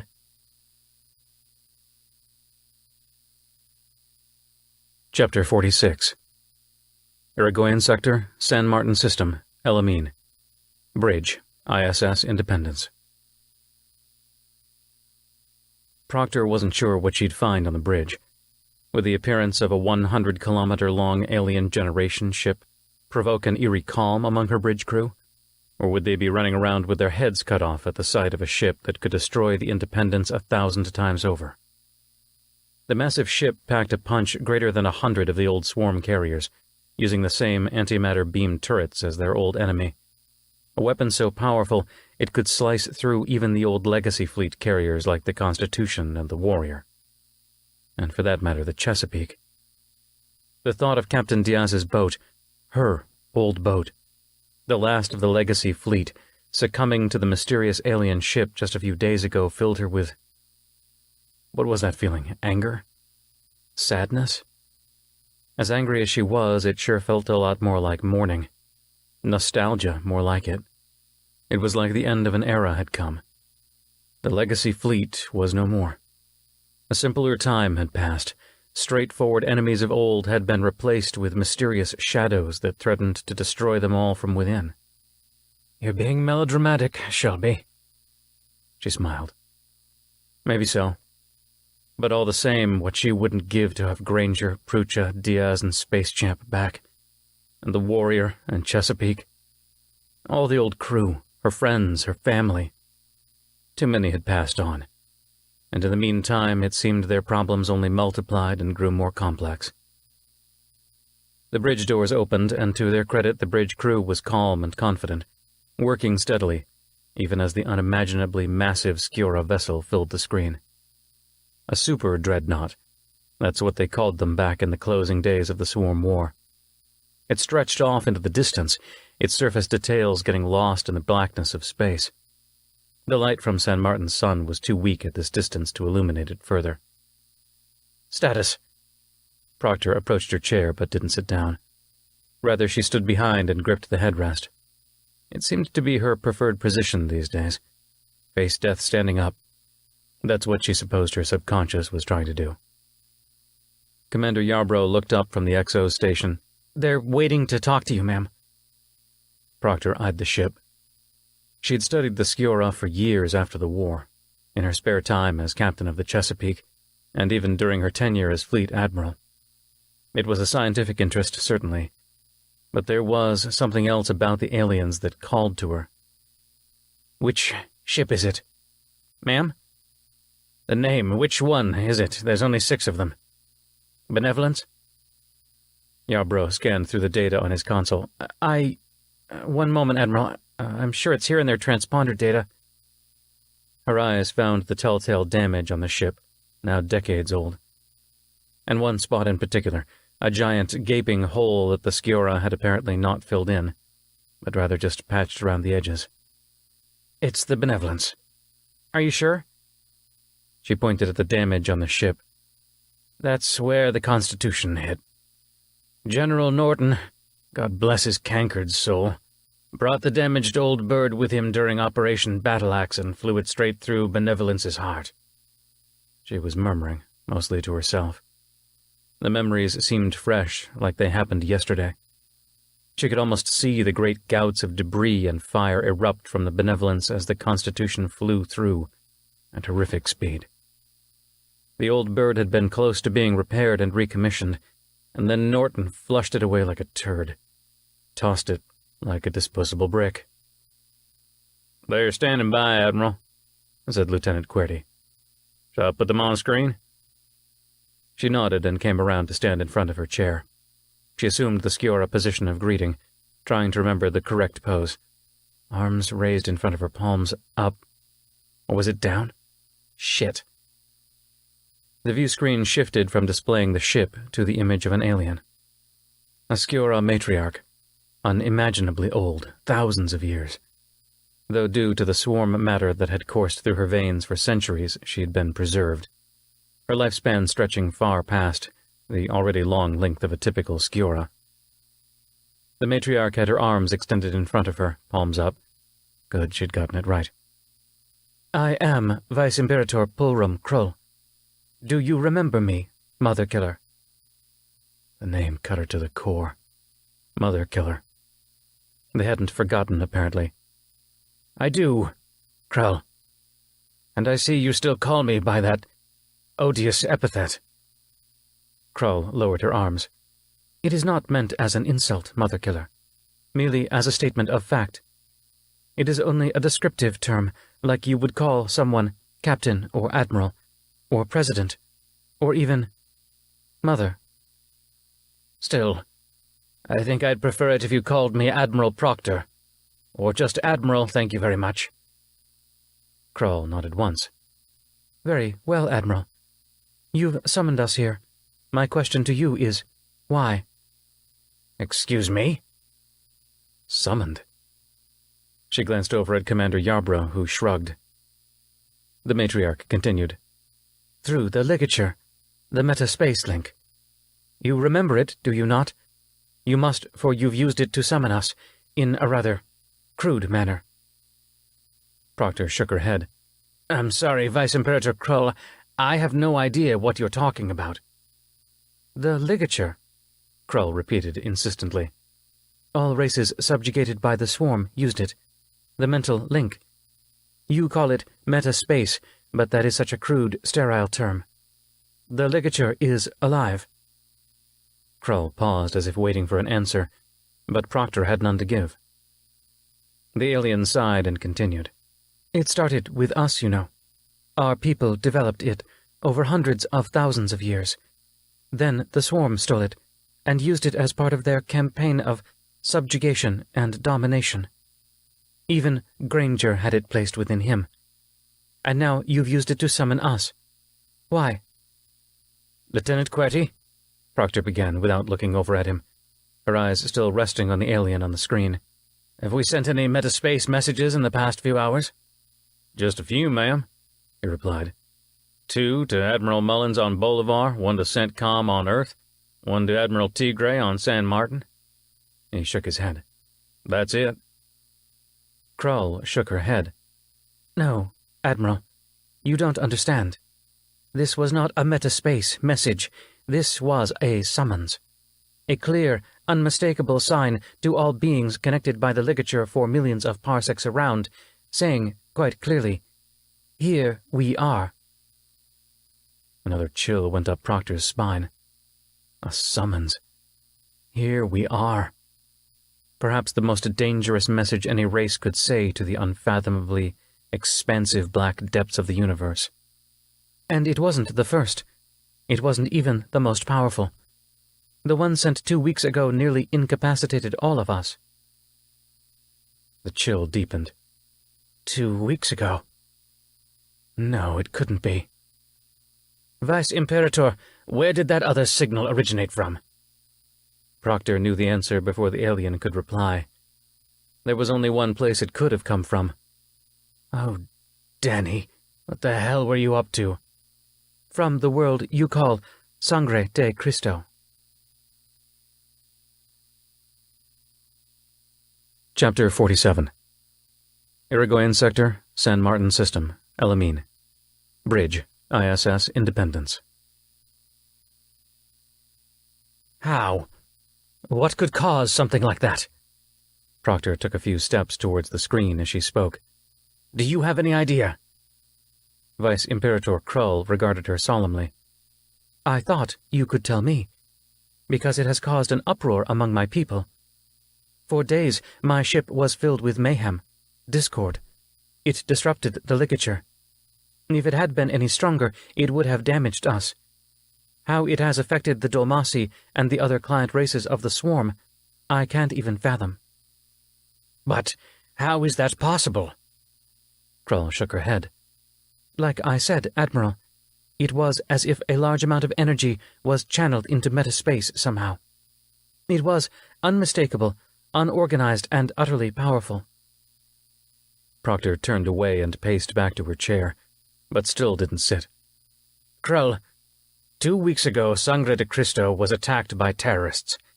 They detonated a nuclear weapon in the atmosphere above one of the cities, completely destroying it. Are you saying that a nuclear explosion can cause a release of energy into metaspace? No, said Krull. Nuclear technology is familiar to us, and archaic. Our people haven't used it for millennia, beyond simple fusion power devices, and even those are outdated by thousands of years.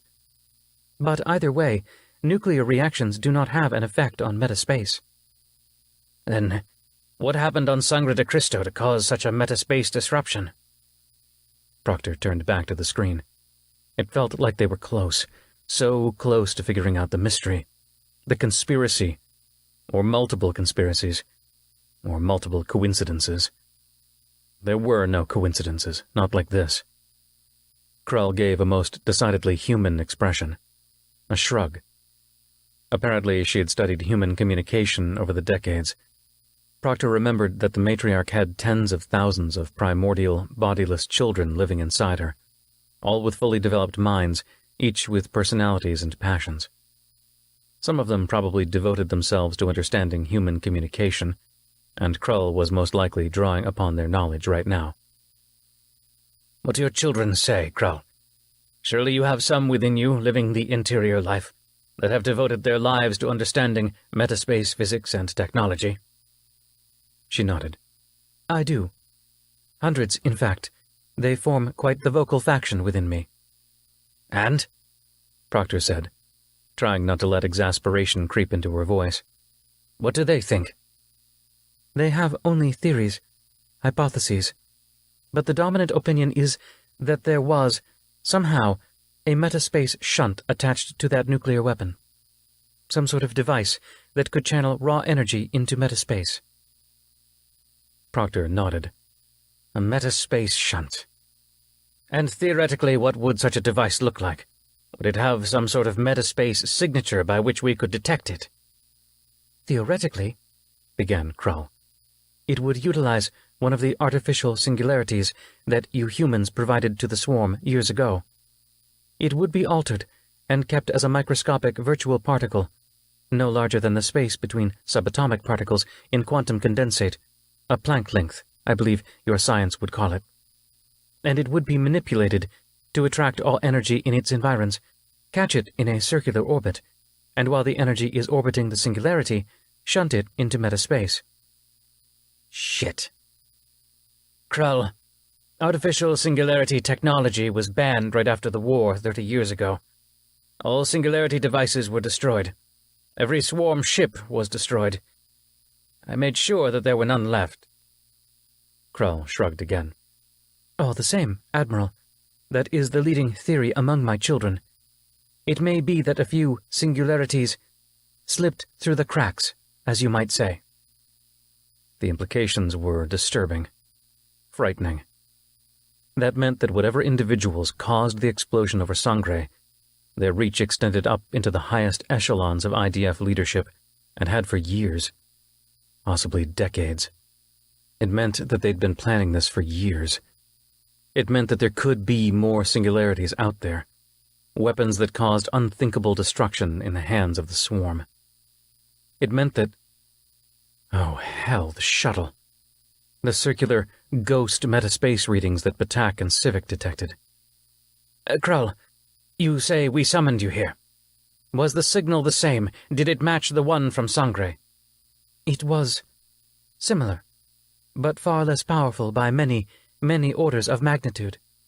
It was just a shadow of the same effect. A human might call it a ghost of a signal. A ghost of a signal. She made a mental note to track the origins of that shuttle and find out every stop that it ever made. It might not have had the metaspace shunt on board when it exploded, but it might have held one at one point, and the metaspace signature might have imprinted itself on the shuttle somehow. One more thing, Vice Imperator. She hesitated to even ask the question. She almost didn't want to know. Is the swarm back? That ship we destroyed, surely you've seen it by now. Is it the swarm? Are they back? Her answer was surprisingly confident. No, it is not the swarm. We would have known, through the ligature, if they had returned. That ship, whatever it is not swarm. It is new. Something. Some alien we have never seen before. Proctor breathed a little easier, and at the same time the knot in her stomach tightened even further. So it wasn't the swarm, that was good. But the enemy you knew was often far preferable to the enemy you didn't. We call them the Golgothics. They project a field that interferes with our emotional control. Krull raised two hands. As good a name as any. And yes, we have felt it, though thankfully it does not affect us as it does you. But I warn you, Admiral, be careful. It's strange how this projection field feels to us. Familiar and not, deadly and not. It is tied into metaspace, like the ligature, and yet not. We do not understand it. I am sorry I can't be of more help. I will contact you if we discover more about it. Thank you, Krull. I will investigate this metaspace shunt, as you call it. If it's caused as much damage among your people as you say, then... well, that's an act of war, no? Krull nodded slowly. I was not going to suggest as much, Admiral. I am trying to give you the benefit of the doubt. But, given your history, your reputation, among my people, many were prone to believe the worst. Mother killer. The term was implied. And, Admiral, I believe you are mistaken. Oh? Mistaken? About what? Krull eyed her with what looked like sadness. You speak of the ship in the past tense. You say you destroyed it. No. Krull continued. It is not destroyed.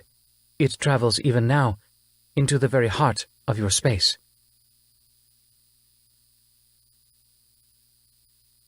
Chapter 48.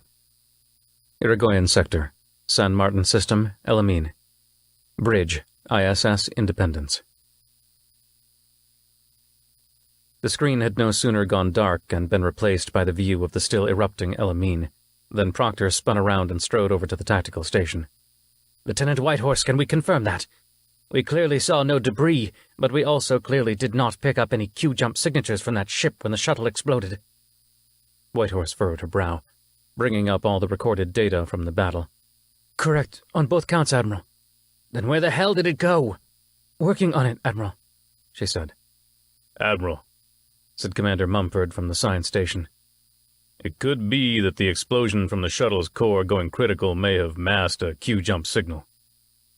Proctor drummed her fingers impatiently on the tactical console. And? Can you verify that, Commander? If what Krull says is true, then the next target might not just be a dead moon, but something a little more substantial, like, for example, Britannia or Earth. Mumford dashed over to the tactical station and sat next to Whitehorse. Bring up a standard signature from a criticality event and overlay over our data. And then we run a Fourier transfer, subtract, reverse the transform, and what's left should be the signal. Whitehorse nodded. Got it. Proctor pointed down at the data. Don't forget to decorrelate the residuals from the data. They both looked up at her in surprise. What? Oh, come on, you knew I was a scientist. Am a scientist. Whitehorse returned to her data, but still smirked. Yes, ma'am. But I thought you were a biologist. Oh, for the love. Biology's science. Data is data. Whitehorse kept smiling, but also thankfully kept working. Data is data. It wasn't only true, it was crucial, Proctor thought. You can manipulate conclusions, but you can't escape data. Her college advisor, besides occasionally yelling out "science, bitches," would also from time to time dispense helpful advice and catchphrases, one of which was, "Trust your data, and it will trust you." Trust the data, Shelby, she murmured. Ma'am? Mumford looked sidelong at her. Nothing. Anything yet? Almost there, ma'am. Proctor began to pace impatiently. Time was running out, she knew, and they'd wasted precious hours at Elamine making repairs and assessing the situation. She supposed making repairs wasn't a complete waste of time, but all the same, the Golgothic ship had given them the slip, and had an hour head start. That was unacceptable. Trust your data. She glanced up at Yarbrough, who was still engaged with the repair efforts. Commander, a word. Admiral? He paused his conversation with an assistant and looked up at her. She approached and lowered her voice. I need you to look into something for me. He nodded discreetly. Ma'am? We need to know more about this shunt. Every ship, every shuttle, every fighter, and every cargo container that comes aboard a capital ship like the Independence is still subjected to a rigorous battery of sensor screens, correct? Yes, ma'am. Good. I want you to go into the database and pull the records of every single scan of everything that has come aboard this ship in the past 3 months. His eyebrows shot up. 3? That's when the Independence was commissioned, yes. I want it all. I want to know if we can see a metaspace shunt just from the previous sensor logs, and if anything else has come aboard the ship without us knowing, like with Civic's shuttle. These lapses in operational security are unacceptable, and they end now, understood? Her tone was no nonsense, and he snapped to attention. Yes, ma'am. She leaned in closer. Go. Pull the logs immediately. Send them to both Vols and me.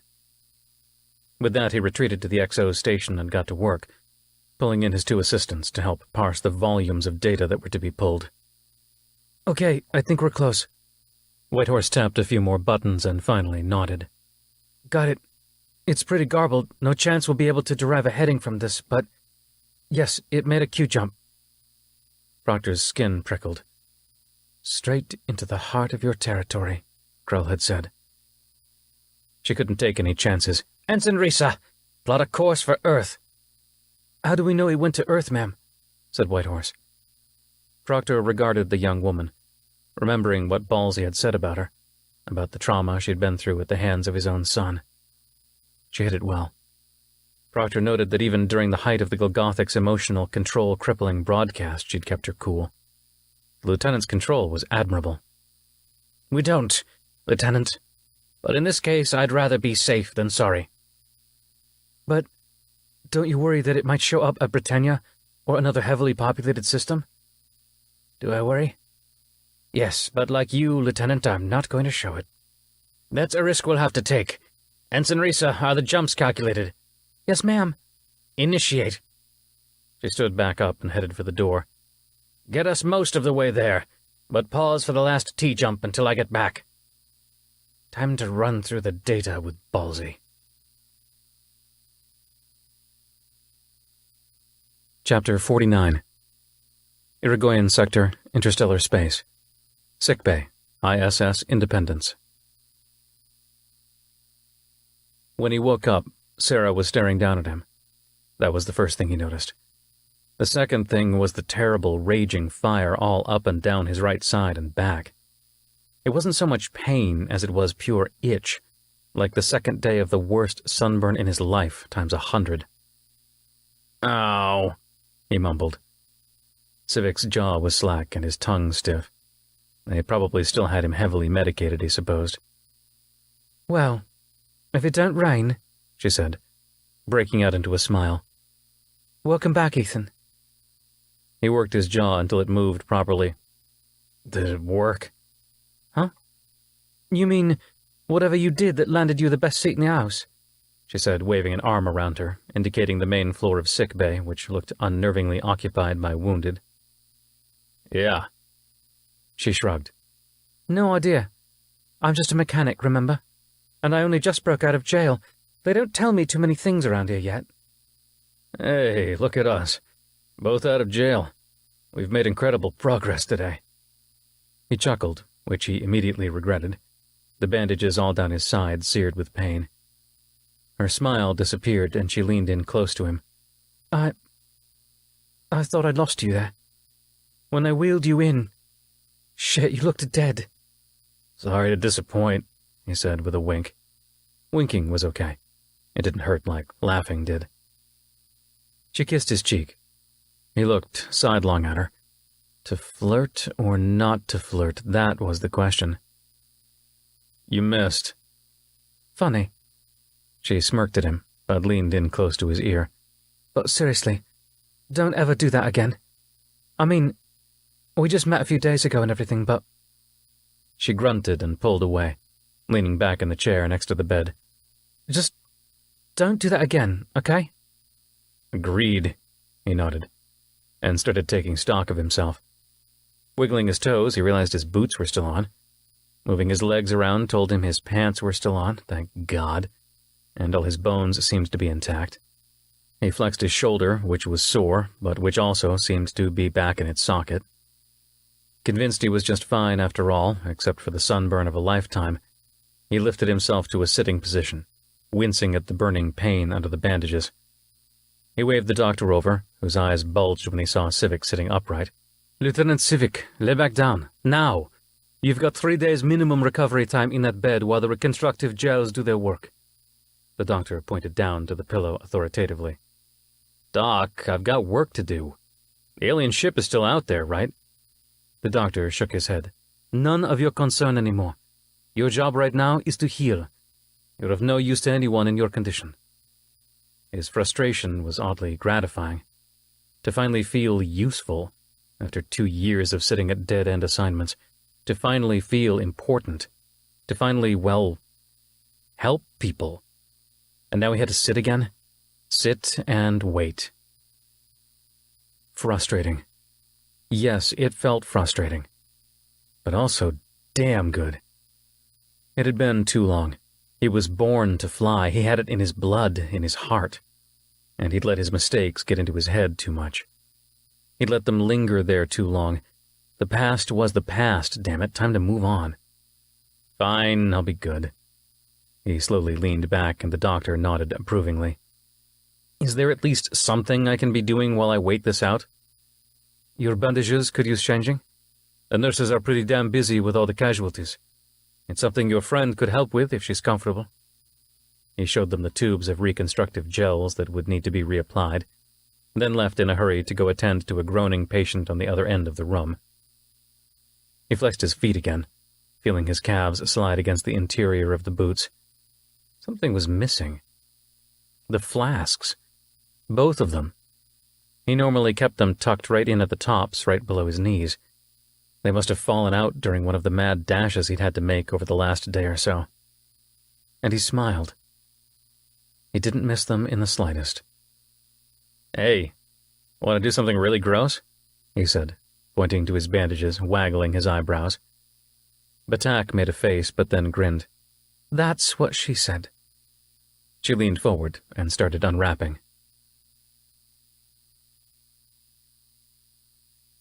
Chapter 50. Terran Sector, Terran System. Combat Operations Center, Fighter Bay. ISS Independence. "Wait here, please," Proctor said to her Marine escort as they passed the doors to the fighter bay. They saluted and she walked into the bay, which was bustling with activity. Deckhands scurried around, wheeling fuel containers, ordnance loaders, and giant wrenches, like the one she'd used to club that matriarch. Mother killer. A group of fighter pilots bunched up near the door parted for her, greeting her with nods and salutes. Before she could ascend the stairs to the CIC, she nearly ran into the young man she'd seen earlier, with the flopping, blonde, barely regulation hair and the youthful, nervous face. "Admiral, sorry, let me get this out of your way," he grunted, struggling to push the heavy cylinder away from the stairs. "Just needed a place to put it during the tooling rotation of the last shift shuttle and fighter inspection, and She smiled, trying to set the young man at ease. "It's all right, Yeoman. You're doing a fine job. Yeoman Sanders, ma'am," he added nervously. "Good God, kid, get a grip. Haven't you seen an admiral Oh." She saw the look of nervous adoration on his face. She'd seen it before. Grangerite. "Thank you, Yeoman Sanders," she said when he'd cleared the path. "Excellent work. Keep it up." He saluted and kept pushing the cylinder out of the way. She climbed the stairs to the CIC, grunting against the lingering pain of her injuries. When this was all over, she told herself, she needed about 2 months laying on the beach. "Welcome to the Jock Cave," said Captain Voles from his computer terminal in the corner. "This is where the magic happens. Don't worry, I've got all the fighter jocks running sims and my assistants are out mopping floors." Good. He was alone. "Have you uncovered anything about Shovik Orion?" she said, closing the door to the CIC behind her. "Just a little bit, Shelby. Without connecting to IDF's network, I'm only going off what we have on the ship's database." "And?" She sat down next to him, glancing over his terminal. "Just the standard stuff. They're one of the largest military contractors, we knew that. Their contracts total over $50 trillion per year." "Shit," she murmured. "That's gone up since I left. They used to be a minor player, like 2-3 trillion tops. Yeah. Hell, I'm thinking about retiring and taking a consulting position with them for a year, then buy myself a tropical island on Britannia." She leaned in to read the company profile. "Who's their CEO?" He frowned. "I don't know. The last one resigned suddenly about 6 months ago, and for all I know, they haven't replaced him. At least the Independence's computer doesn't know." Strange. How does a major company like that go 6 months without a CEO? He shrugged. "Board of directors? Maybe there's company infighting. With that much in contracts coming in, politics get serious. In the past 5 years, they've gone through 3 CEOs, 4 presidents, and half their corporate board is turned over." She nodded. "Makes interdepartmental politics at my university seem like a toddler splashy pool." "The more money, the higher the stakes." It didn't seem right, though. "I think we're dealing with more here than just standard posturing within a company.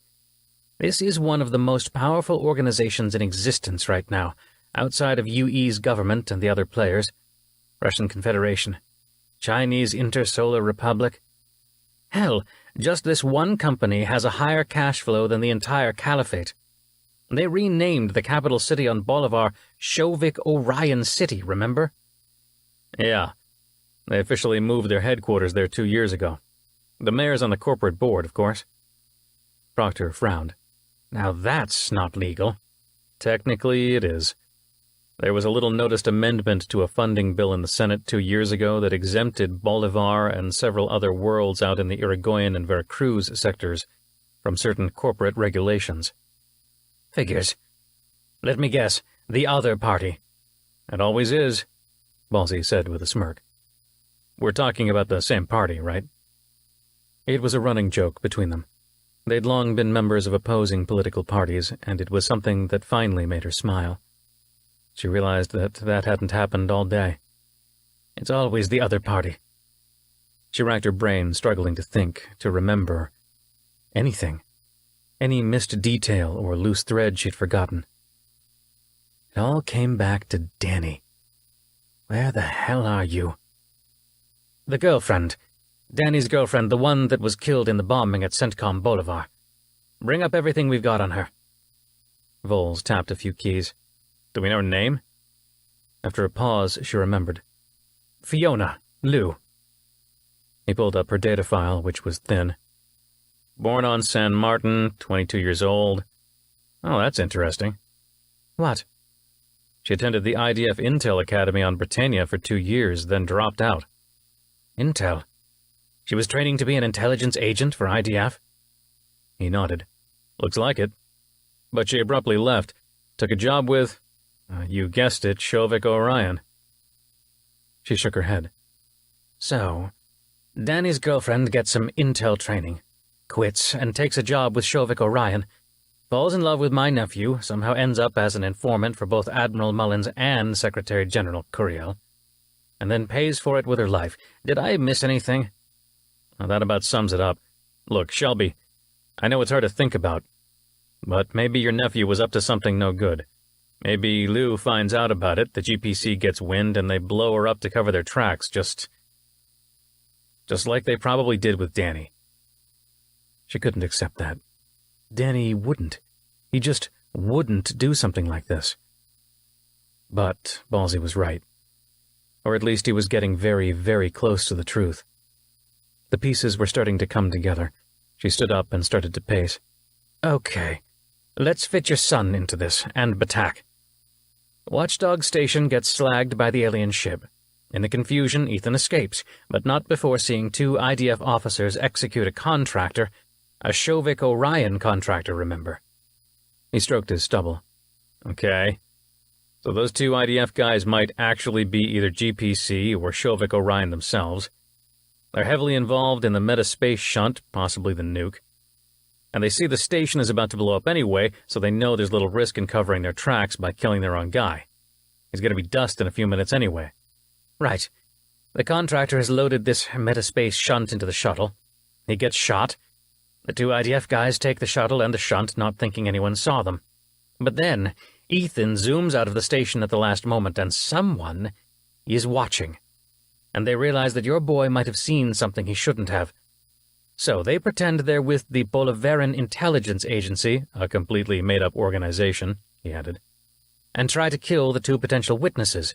Ethan and Batak escape, and then the entire ship, the Miguel Urquiza, changes course to chase them. Vols shook his head in what she supposed was disbelief. Whoever these people are, they've got influence. She went on, piecing the puzzle together.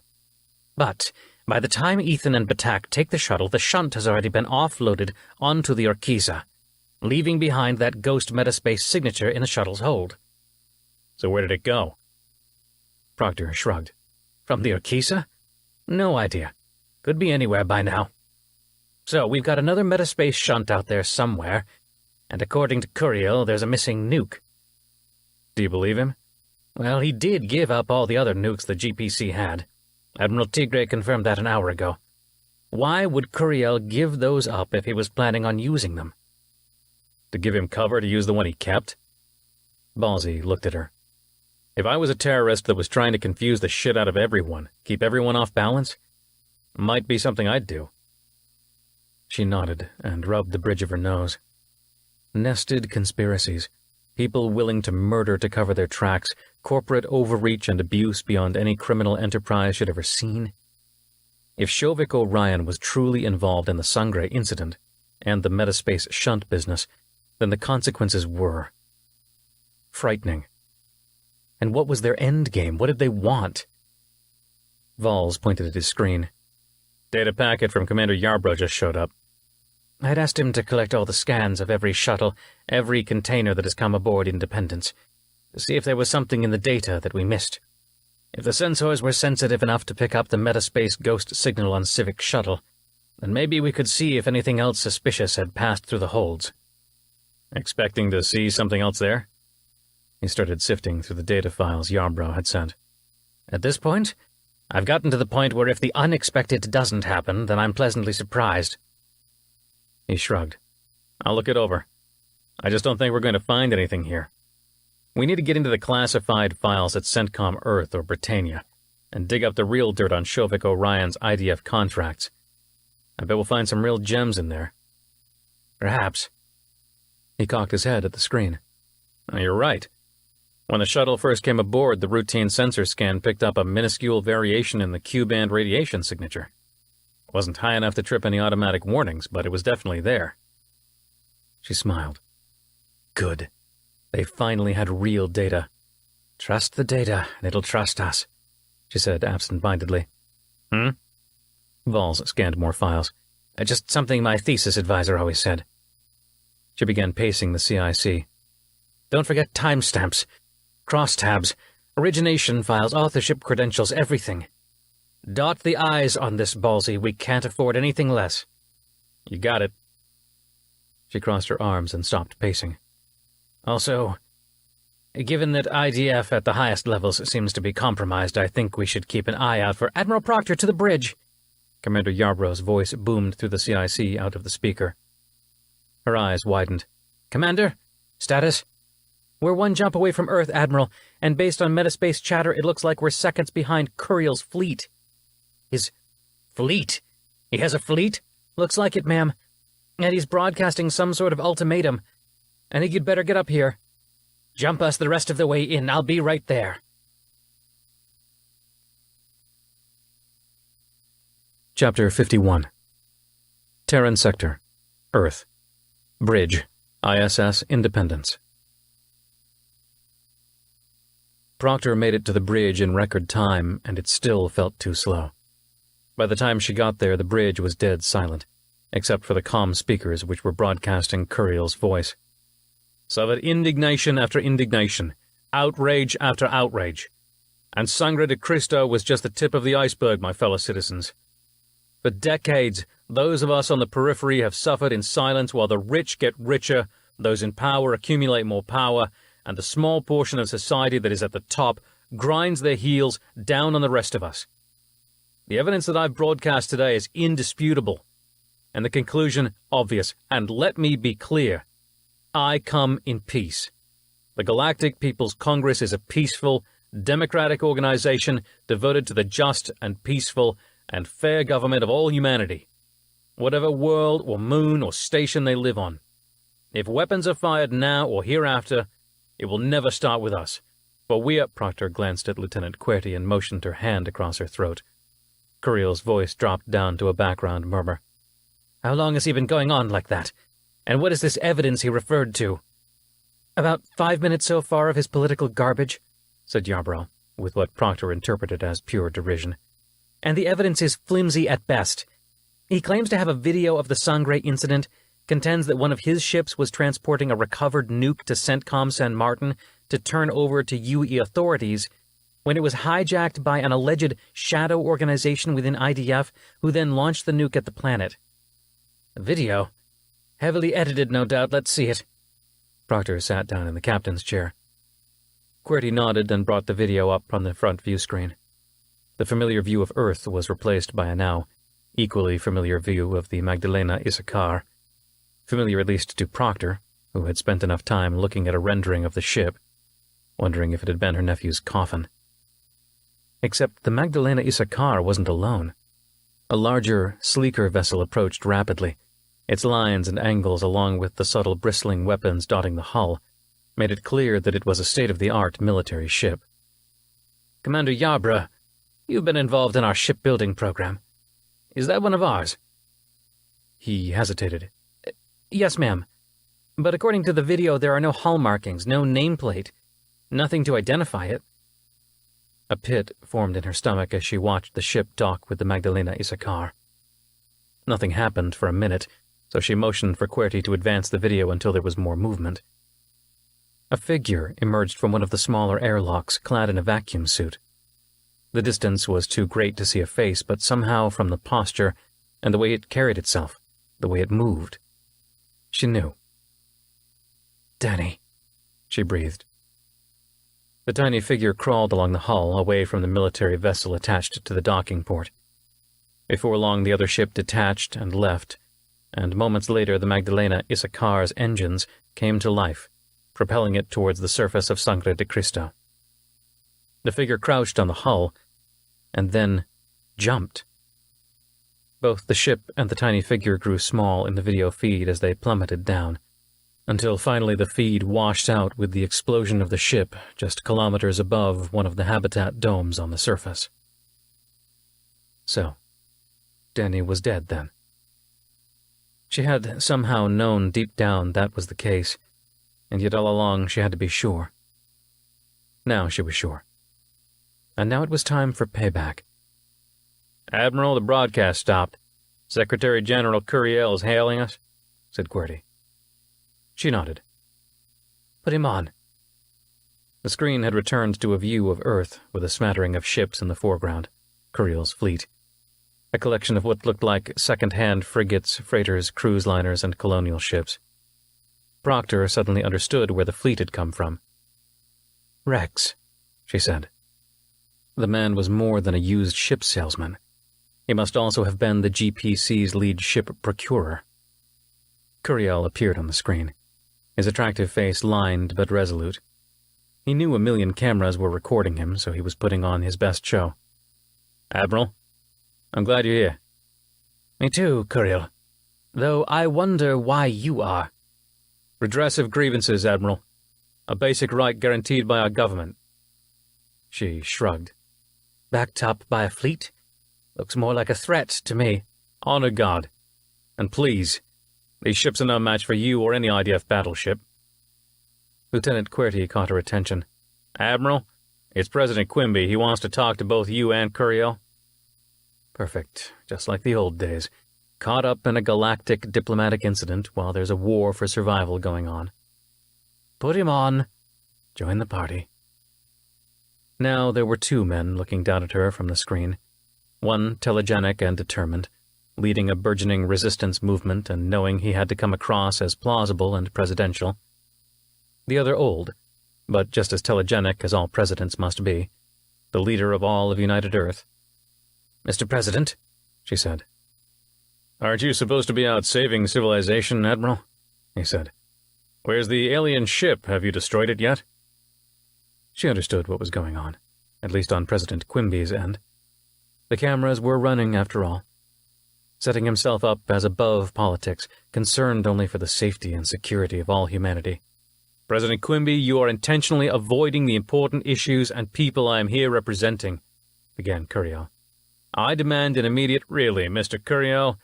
Earth and all its worlds face an existential threat, and all you care about is politics? Quimby tutted and turned back to Proctor. Admiral, I asked you a question. She nodded. Damn it. Getting thrust into politics was as far down her to-do list as it was possible to be, right after scrubbing the mold off the grout in her shower. That's why I'm here, Mr. President. I have reason to believe that Earth itself is in immediate danger. And why would you think that, Admiral? The alien ship is not here. Do you have intel suggesting it's on its way? I do, yes. She didn't know how much to tell him, at least about the cryptic warning given to her by the Skiora matriarch, and especially over a channel that was being broadcast all over Earth. And what are you here to do about it? Lieutenant Whitehorse cut in. Admiral! She spun around. What? The fighter bay. Something just came out of it. A large container. The readings are... odd. Odd. The pit in her stomach grew deeper. Put it on screen. The faces of the President and Secretary General were replaced by a backdrop of Earth, with a storage container tumbling on its axis. Get me Captain Valls, she said. QWERTY shook his head. Comm to the CIC is down, but there's an audio broadcast coming from the bay itself. He tapped a few buttons and the speakers blared with a vaguely familiar voice, young and nervous. Long live the Galactic People's Congress. I do this on the orders of Secretary General Curiel, Admiral Proctor, and on behalf of all freedom-loving people across the worlds of Earth. The voice paused and Proctor finally recognized it. The deckhand. Floppy blonde-hair kid, the one who was almost overcome with awe at the sight of her. Yeoman Sanders continued, voice rising in emotion. We'll never forget Sangre. The voice cut out, overwhelmed by the sound of an explosion. She felt it underneath her feet as it shook the whole ship.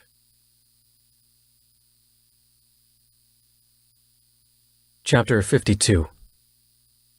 Terran Sector, Earth. Bridge, ISS Independence. Explosion in the fighter bay, Admiral, Whitehorse yelled from tactical. Reading massive damage down there. Proctor's mouth hung open. Ballsy, she whispered. And on the screen, something happened. Almost in slow motion, it was so unthinkable. The walls of the storage container drifting down towards Earth fell away, revealing the contents. A missile, topped by the unmistakable shape of a nuclear warhead. The rocket engine at the rear ignited and it leaped away towards the surface. Commander! She rushed over to QWERTY. Hack into it. Disable it. Disarm it. Working on it, ma'am. His hands danced over the console like it was a piano and he was a maestro. But to her chagrin, he shook his head. I can't get into the warhead's control system, Admiral. It's... Wait a second. Hold on. She gripped the edge of the comm station. QWERTY finally nodded. I disabled the thrusters. It's just ballistic now. She turned to the screen. Sure enough, the rocket engine had turned off, but it was still plummeting down towards the surface. Proctor recognized the European continent down below, clouds covering half of England and France. The Alps glistened with snow down towards the southeast in the distance. Time to impact. About 12 minutes, 20 seconds, ma'am, said Lieutenant Whitehorse. Depending on what elevation it's programmed to detonate at. Prepare railguns. Whitehorse shook her head. I don't recommend that, ma'am. Why not? Said Proctor. That missile is big enough to hit with macrail slugs, she said, doing some quick mental calculations. The slug would hit atmosphere and encounter heavy turbulence and eddies, but it would stay on course long enough to hit the nuke. If we miss, we'll take another shot, as many as it takes. It's a MIRV, ma'am. There are at least 15 warheads on that thing. If we hit it just right, then maybe. But if we hit it wrong, then we have 15 ballistic nukes on our hands. Fine. Then we start targeting all 15... Whitehorse's brow furrowed. Hang on. That's odd. Now what? Before she could ask, Lieutenant QWERTY waved a hand to get her attention. Admiral, an IDF fleet just Q-jumped into the vicinity. I've got Admiral Mullins on the comm. Mullins? What the hell is he doing all the way out here? She spun around to Commander Yarbrough, who was busy with coordinating damage control for the fighter bay, presumably. Commander, do you know anything about this? You've been in contact with him. He didn't even look up. Sorry, Admiral, I can't answer that. My hands are a little full at the moment.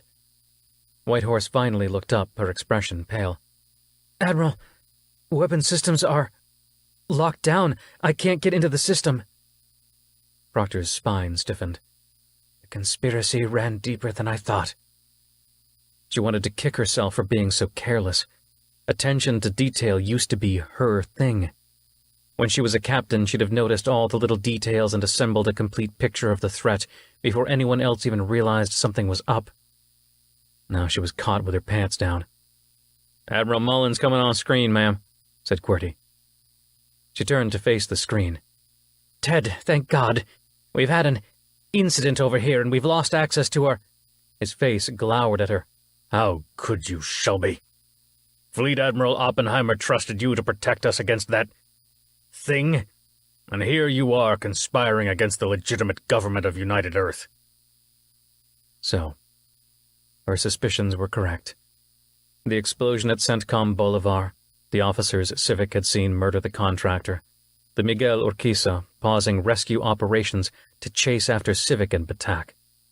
Mullins's demand that Proctor return the two of them to him at Bolivar rather than to Admiral Tigre on San Martin. It all started to add up. And the CEO vacancy at the top of Shovik Orion. CENTCOM Bolivar was in the heart of Shovik Orion City. Admiral Mullins. I'd expect no less from the CEO of Shovik Orion. Tell me, how is that job working out for you? Invested heavily into metaspace singularity research, I presume? He smiled, thinly, strained. It was clear the fact she was on to him had caught him off guard, but knowing he was on camera for all of Earth to see, he had to keep playing his part. You are hereby under arrest. Your authority over this mission vacated, all security credentials revoked. You are ordered to... She turned to QWERTY and cut her hand across her throat. Shut him the hell up! A moment later, the Admiral's angry face was replaced by the image of Earth. The camera had zoomed in to the missile, which was still falling down to the vulnerable surface below. Lieutenant Whitehorse, are the lasers charged at least? Yes, ma'am. Give me a targeting option and open fire when ready. Whitehorse nodded and worked her controls, but then hesitated again. Ma'am, I'm reading an odd sensor signature coming off the missile. Odd? How so? She knew before Whitehorse could reply. Somehow, Mullins had done it. If they'd smuggled a nuke onto the Independence, then surely they'd smuggled the other part too. A metaspace background signature. She shook her head. It's just odd is all. Shall I fire? The metaspace shunt. If that nuke blew, dumping not just 1 warhead's worth of energy into the metaspace shunt, but 15, who knew what the consequences would be? The Skiora matriarch, Krull, had claimed that the earlier explosion over Sangre had momentarily incapacitated every living Skiora, and implied that Dulmasi fared far worse. Was that Mullins's angle? Incapacitate the known alien races or start a war?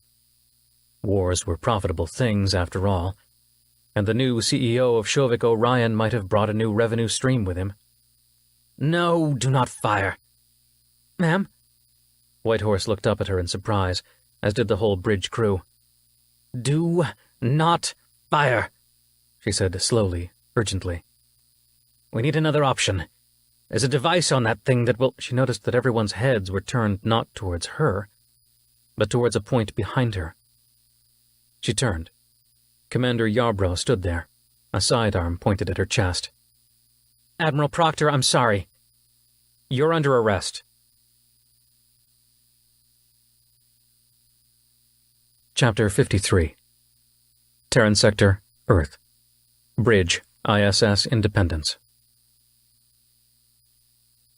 She stared down the barrel of the gun.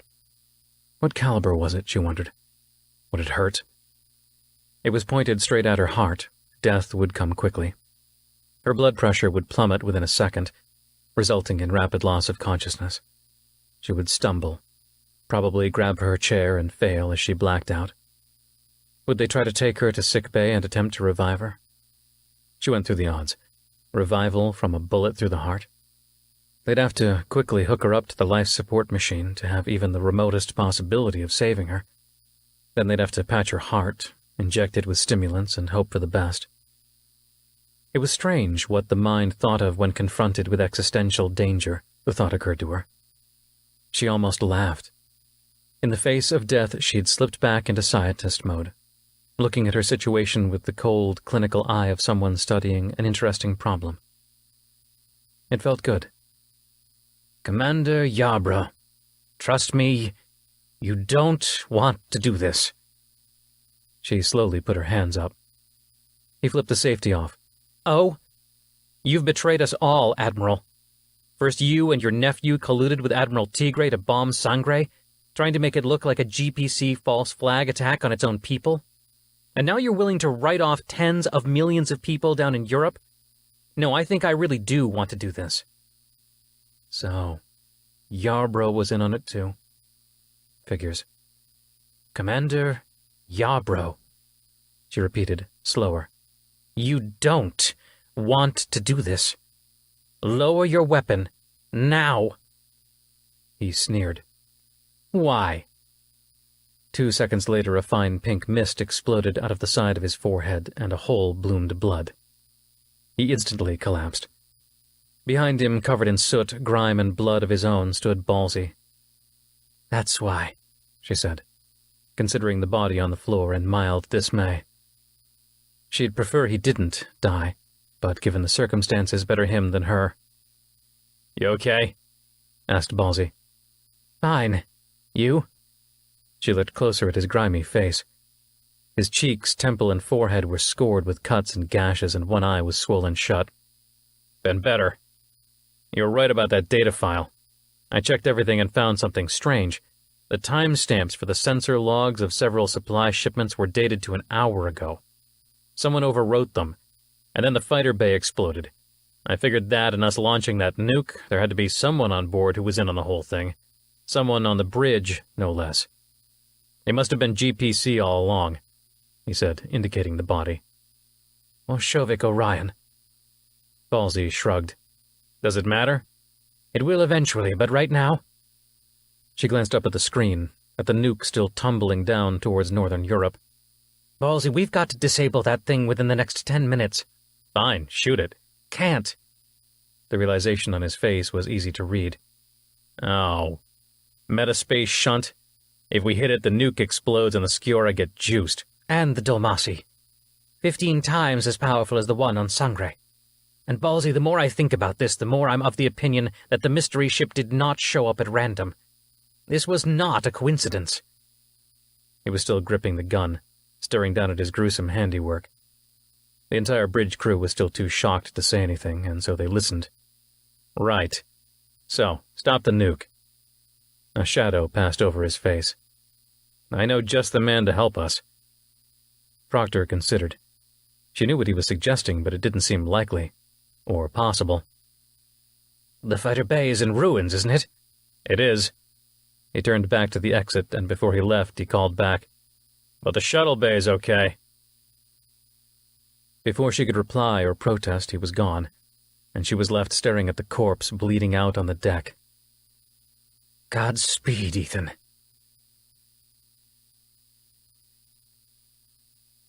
Chapter 54. Terran Sector, Earth. Sickbay, ISS Independence. Civic grunted. Ow, careful. Sorry. He steeled his jaw while she tried again. After all the advances in medical technology, it seemed peeling away crusty wound dressings would always hurt. She worked slowly, gingerly, but with eyes that made clear she thought it was the coolest thing in the world. You're like a machine, you know. He mustered a chuckle.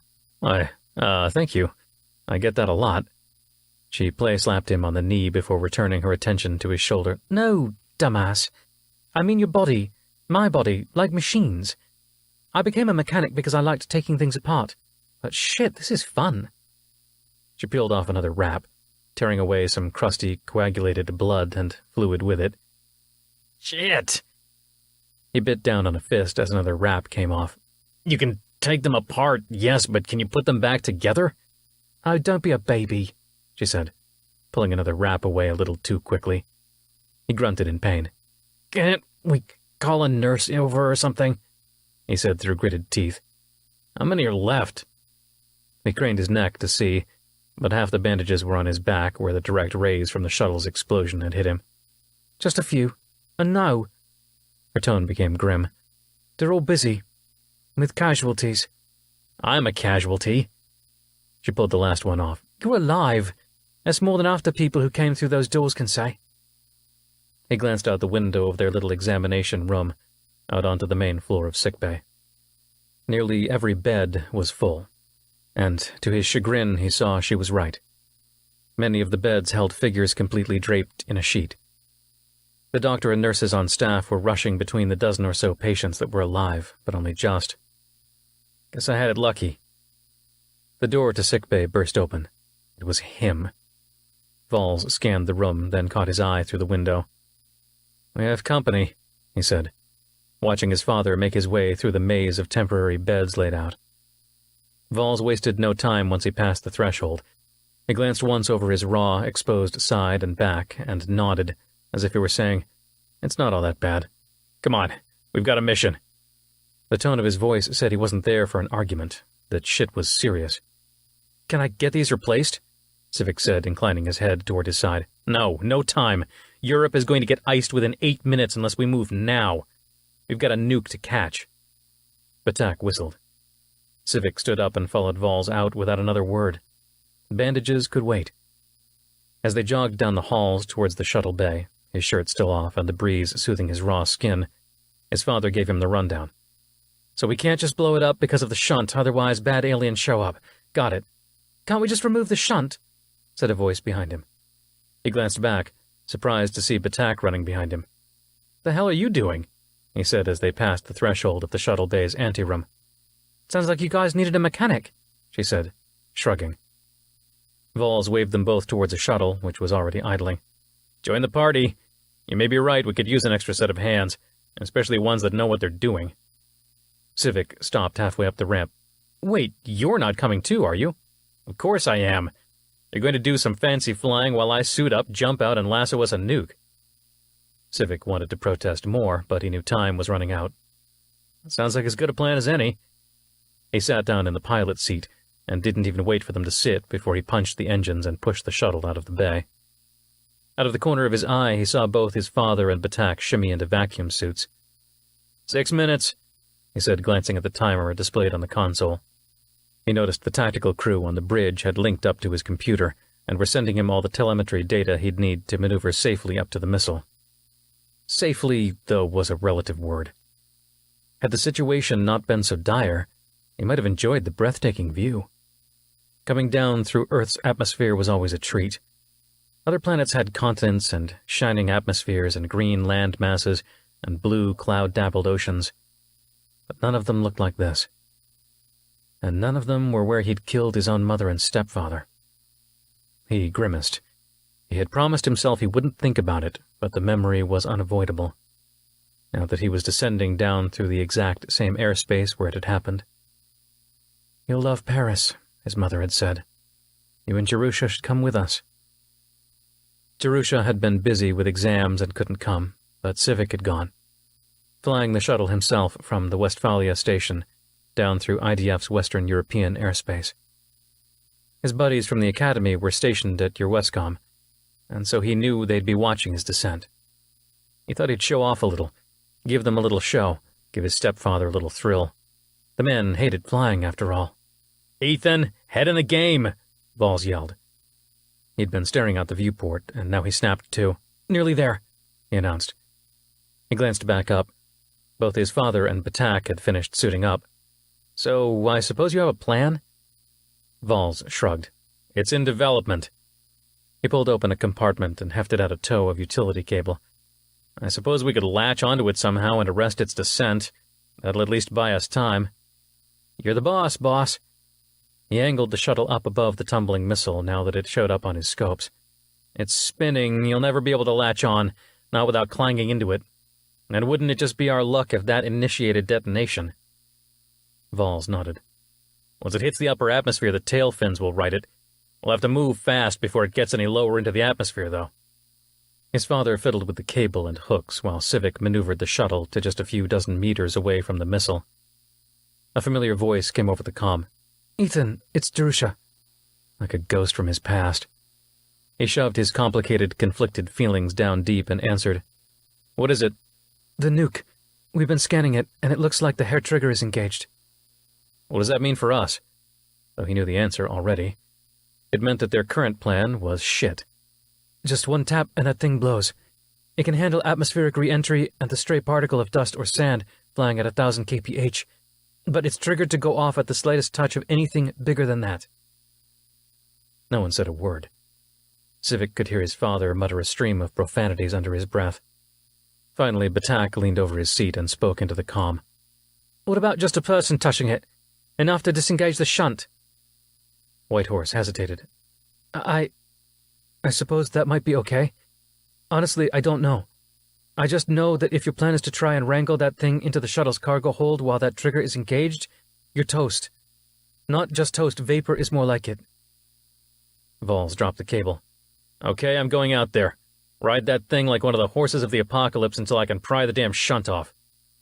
Batak was studying the sensor readout of the missile, tracing her finger along lines only she could see. "No. You can't pry it off without severe dislocation stress at the point of attachment. It's got to be disabled, not detached." "Can you do that?" Civic called back to his father. Before he could respond, Batak nodded. "No, he can't." She yanked open a utility drawer and pulled out a repair kit and slung it over her shoulder. "But I can." Chapter 55. Terran Sector, Earth. Bridge. ISS Independence. Proctor watched the scene unfold on the monitor as a small figure emerged from the hatch of the shuttle. She gripped her armrests tightly, holding her breath, silently willing the bomb not to explode. The background murmur of the bridge dropped away completely as everyone watched in silence. The missile had righted itself as the upper atmosphere finally created enough drag on the tail, and the figure holding onto the shuttle's hatch crouched down and jumped. Miraculously, she reached out and grabbed onto a small protrusion on the missile and pulled herself in, straddling the thing like she was riding a horse. Proctor almost couldn't believe her eyes until she looked around at the rest of the bridge crew to confirm they were watching the same thing. The figure was clutching onto the missile with her thighs, a cable dangling off her ankle and flapping slightly in the thin atmosphere, leading back up to the shuttle, where another figure, Ballsy she supposed, stood at the hatch, one hand on the cable where it connected to the shuttle. "Admiral, the Vanguard is maneuvering to intercept," said Whitehorse. She pointed to QWERTY. "Open a channel." "Open, ma'am." Proctor stood up. "Admiral Mullins, this is Proctor. Hold your distance, Ted, or things get messy." A chuckle. "Was that a threat, Shelby?" She knew the whole world was listening, including the top brass of IDF, the government of UE, and President Quimby himself. Most of what she was about to say was classified. Screw it. "Mullins, back the hell off. That thing has a device on it that will shunt half the energy into metaspace. For all we know, it will summon the Golgothic ship here." Another laugh. "And how would you know that, Shelby, unless you had designed the thing? You're digging your own grave here, Admiral. Now get out of the way so I can take the shot. Lives are at stake, you know. I'm not going to stand by while you let Europe burn." Bastard. If nothing else, that confirmed for her that he was the one who'd arranged for the metaspace shunts to be designed and built, and somehow smuggled onto the Independence. No other reason to pin the blame on her for all of humanity to hear. "Ensign Risa, keep us between the Vanguard and the shuttle. Match their every move." She turned to Tactical. "Status?" "From these readings, looks like the shunt is still active." The comm crackled. It was Batak breathing heavily. "Okay, guys, I'm about to cut into the shunt. I want you far away from this thing when I do." "Bull," said Civic, his voice answering her over the comm. "We're not going anywhere. We're pulling you out the second you get that thing off." On the screen, the tiny figure of Batak reached down to her ankle, fiddled a moment, and pulled the utility cable off. It flapped away. "Sarah?" Civic yelled. "Get the hell out of here, Ethan. You can come back for me when I'm done. Go! Now!" She was breathing heavily. The timer on the view screen was down to under a minute. After a moment, the shuttle wavered a bit, as if the pilot were going back and forth with a decision, before finally pulling off and shooting upward into the sky as the missile continued its descent. It was entering the stratosphere now, and the winds looked to be terrible since Batak had hunched over and hugged the missile tightly, one hand still poking something into the protrusion on the warhead. "Almost there," she breathed. "Cutting through the power source." Proctor could hardly breathe. "Admiral!" Whitehorse yelled out from Tactical. "The Vanguard is accelerating to port. They've got a clear shot." "Risa, match them." "Trying, ma'am," the ensign said, rattled. The breathing over the comm grew rapid and heavy. "Main power off, thank God. Auxiliary still attached. One moment. Ethan, be ready to come get me." Whitehorse called across the bridge. "Vanguard is firing lasers." With a crackle, the comm cut out. And on the screen, the reason was clear. Complete saturation overwhelmed the view screen. When it cleared slightly, she could barely make out the shuttle shooting up out of the atmosphere. At the periphery of her hearing, she could hear Civic screaming profanities through the comm. She wanted to shout them at Mullins herself. It was like the atmosphere below them was glowing incandescent. She remembered the old images from the first Swarm War, when the Swarm had bombarded their cities with weaponry so powerful it sent giant mushroom clouds up nearly into orbit. Then, during the second Swarm War, with her own eyes, she'd seen something similar repeated dozens of times over. Entire continents exploding upward as the crust and mantle below was sucked into a singularity, creating unthinkable pressures which then lifted the ground to the sky. Some planets' surfaces didn't see the sun again for years from all the dust. This was different. It was still so high up that obviously there was no dust to kick up, and the air was so thin anyway that very little differentiation took place. Instead, they saw a glowing teardrop, falling in slow motion upward towards space. And in the center of it would be the gaseous remains, free-floating atoms and molecules, of Sarah Batak. Her enemy now had a face. It was not the face of some mysterious alien ship that poked holes into sparsely inhabited moons. It was the face of Admiral Mullins. It was the face of betrayal. "Lieutenant QWERTY," she said, as measured and calmly as possible. "What did we pick up on metaspace?" The comm officer studied his console before shaking his head. Looks like with the main power cut to the shunt, the worst of it stayed there in the atmosphere. But some of it leaked into metaspace. Probably because it was partially powered by the auxiliary batteries, I suppose. Was it enough? Had Batak given her life for a reason? "The President is ordering the fleet to intercept Curiel ships and take him into custody," said QWERTY. She shook her head. "That's just going to heighten tensions. There will be civil war before the week is over." Admiral Mullins's fleet started to surround the small GPC force, flanking them, preventing them from going into a higher orbit where they could make Q-jumps. More flickers on the screen announced the arrival of yet more ships. "Now what?" "Admiral Mullins, this is Admiral Tigre. What the hell is going on? We were hanging back at Lunar Base and we just detected a nuclear explosion in the atmosphere over Europe." There was a lot of cross-chatter between the two admirals, CENTCOM, the President, and Proctor tried to keep up with the conversation, while simultaneously tracking the progress of the shuttle and keeping an eye on the long-range metaspace comm, looking for what she hoped not to see. It came anyway. "Ma'am, picking up a metaspace broadcast from Saturn," said Lieutenant QWERTY. He looked up, his face turning white. "The Golgothics are here." Chapter 56. Terran Sector, Earth. Bridge, ISS Independence. "What's it doing?" She was standing over the comm station, not even remembering how she got there. The arrival of the alien ship could only mean one thing. It was going for the prize. Earth. The auxiliary-powered shunt on that bomb was still enough to catch the attention of the Golgothics. "A message from Brandenburg Station on Rhea says they've detected an unidentified vessel matching the description of our alien ship. They just Q-jumped into the Saturnian system. It's moving towards Titan." Titan? "There's nothing on Titan," she murmured, before turning back to Mumford. "Am I right? Nothing on Titan?" He shook his head. "Too inhospitable, ma'am. There used to be a research station there, but it's long since been abandoned. There is an orbital station, though, just a supply and refuel depot. A few hundred people living there, tops." She nodded. "Very well. Ensign Risa, plot a T-jump to Titan." "Ma'am," said Lieutenant Whitehorse. "Is it worth leaving the current situation to go save a few hundred station folk?" "It is, Lieutenant. It's our mission. Because after Titan, what's next for that thing? The Saturnian system alone has millions of people living on the moons. Rhea, Mimas, New Mongolia City on Iapetus.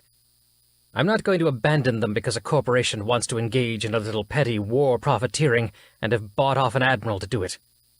Risa, are we ready?" "Ready, Admiral." "Initiate." The background chatter on the comm dropped away and the cooling nuclear teardrop cloud disappeared. In the place of a cloud-dappled blue earth came a misty, rust-colored globe. "Arrived at Titan and entering orbit, Admiral," said Ensign Risa. Proctor stalked back to her seat at the center of the bridge. "Lieutenant, anything on sensors?" "Yes, ma'am. Detecting the alien ship holding station at a northern latitude." She sat down. It was showtime. "Get the hell off my lawn," she murmured. A familiar voice behind her. "You sound like a grumpy old man, Shelby." Captain Valls walked onto the bridge. "Sounds like something I would say. Hell, sounds like something Tim would have said." Proctor nodded. "If only Granger were actually here, President Quimby might actually listen to him." Valls shook his head. "Every time needs its own hero, Shelby. And this time you're it." He thumbed up at the screen. "Let's get this done and go home." "Let's go home," she repeated, still staring at the screen. The Golgothic ship was still a dot at the center, hovering over a spot on the northern hemisphere. "Is Ethan okay?" "And why are you up here, Ballsy? He'll be fine eventually. And have you seen the CIC? Fighter Bay is gone. No reason for me to be down there. Figured I'd be more help up here. Fine. You're my new XO. She swiveled to face him. Did you have to kill him, Ballsy? It was still so raw. It had been years since she'd seen death and blood, and now between Captain Prucha and Commander Yarbrough she'd seen too much of it. Was that necessary? You could have shot his leg out or something. He was a witness. He could have been interrogated, implicated everyone else. I think Mullins and Shovik Orion is up to something sinister. But I can't prove it yet. I needed Yarbrough to testify. And what if he refused to testify? She risked some dark humor. Then I at least would have liked to break his leg trying to wring the information out of him. A shadow passed over Vals's face and he gripped the handrail. The bastard killed a few good pilots down there, Shelby. And a half a dozen deckhands. And he had a gun pointed straight at your chest. If I hadn't acted, you might be dead. He walked over to the XO's station, which had sat vacant for the past half hour. She hadn't even noticed when they'd removed Yarbrough's body. That was the worst part of war. The trivialization of death. 10,000 here, 1,000,000 there. A body on the floor one moment, now it's gone. Where did it go? Didn't matter. There were more. There were always more. If only the Grangerites knew what Granger, what Proctor, what all of them had to turn into to win a war. You had to be a killing machine, or else you died. You became a factory whose input was weapons, hordes of willing, heroic young men and women, and a shit ton of coffee. And the output was bodies. Lots of them. And if you died, then humanity fell, simple as that. Be the last one standing, and humanity lives on. Fuck war, she thought. Language, Shelby, came her mother's voice. In her mind's eye, she flipped off her pearl-clutching mom. Proctor was old, and she felt it in her bones, in her body, in her soul. She was tired. All she wanted was sleep, a beach, and some good wine. And yet here she was as Earth's first defense.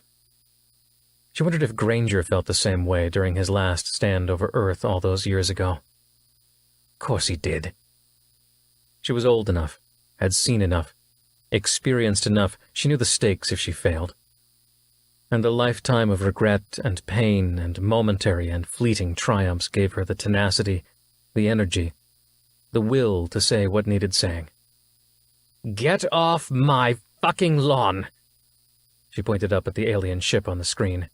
"Whitehorse, railguns loaded, laser caps primed?" "Yes, Admiral."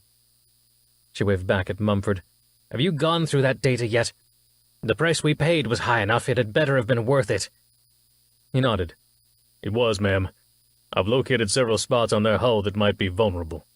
And from these new scans, it looks like Lieutenant Civic's stunt actually did far more damage than anything we've hit it with so far. The hatch, where those spheres came out of, is stuck open, and the structural integrity around the blast zone is greatly diminished." She smiled grimly. "Good. Let's go finish the job." Chapter 57. Terran Sector, Saturn System, Titan. Bridge, ISS Independence. "The ship is opening fire, Admiral. Drilling beam is tunneling down into Titan," said Whitehorse. "And nothing if not predictable." Proctor stroked her chin. So far there had been no word from the Bolivar system about any change on Ido, besides the minuscule but unmistakably persistent increase in mass. Same with Elamine. And she supposed there were any number of other moons that the Golgothics had targeted that they simply didn't know about, because United Earth only had worlds or outposts in perhaps 5% of all star systems. Only so many Earths and Britannias to go around. "Position us right under that hatch Mr. Civic was kind enough to destroy for us." A minute later they were there. On the screen, with the golden mists of Titan forming a striking backdrop, the alien ship, with its burrowing purple-white beam, hung in space with its damaged section exposed to their view. Proctor secured her seat restraint. "Open fire." The distant thumps from the deck told her the railguns were firing, and the view screen confirmed as dozens of tiny explosions erupted from the damaged section of the Golgothic ship. Finally. Reading power fluctuations from the ship, Admiral, said Mumford. Their structural integrity is weakening. Good. Keep it up, Lieutenant. Lieutenant Whitehorse coordinated the barrage with her targeting crew, and soon the entire ship shuddered with the response from the alien ship. It's returning fire, Admiral. The view screen flashed with weapons fire. It seemed the other ship had finally decided the Independence was a threat, and instead of just the occasional railgun slug, it was letting loose with other energy weapons similar to the drilling beam. 4 different spots on the ship erupted with purple-white beams lancing out towards the Independence. The ship rumbled. "Those have some bite, Shelby," said Vols. "Decompression reported on decks 5, 10, 12, and 16, all starboard." "Will laser countermeasures work against those beams?" she shouted out to anyone who could answer. Mumford shook his head. "Unknown, Admiral, but we can try." "Do it!" Moments later, the space in between them filled with rushing streams of silvery gas, each intersecting an enemy beam and composed of trillions of tiny, micron-sized mirrors that would reflect and disperse incoming laser blasts. An explosion ripped through the deck below them, which nearly threw Proctor out of her chair in spite of the restraints. "And?" "Some effect, yes. Incident power reduced by 50%, said Mumford, the edge in his voice rising with each rumble of the deck. She wondered if it would be enough.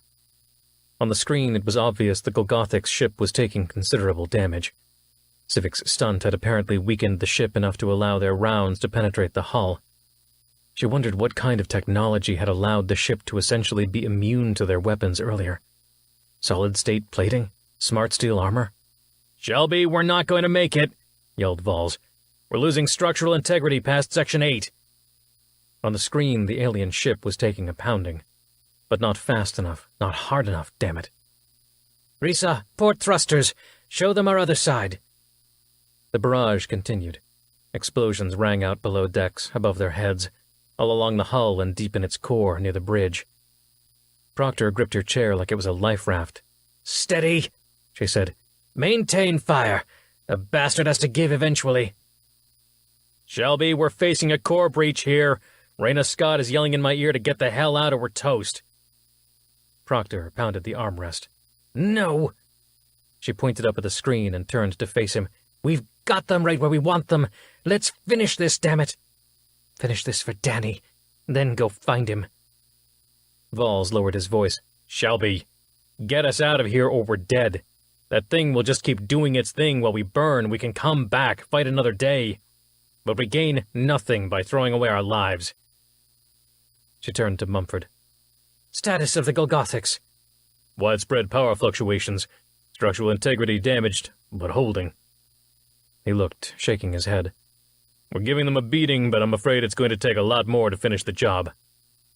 "Damn it. Ensign Risa, back us off, full thrust.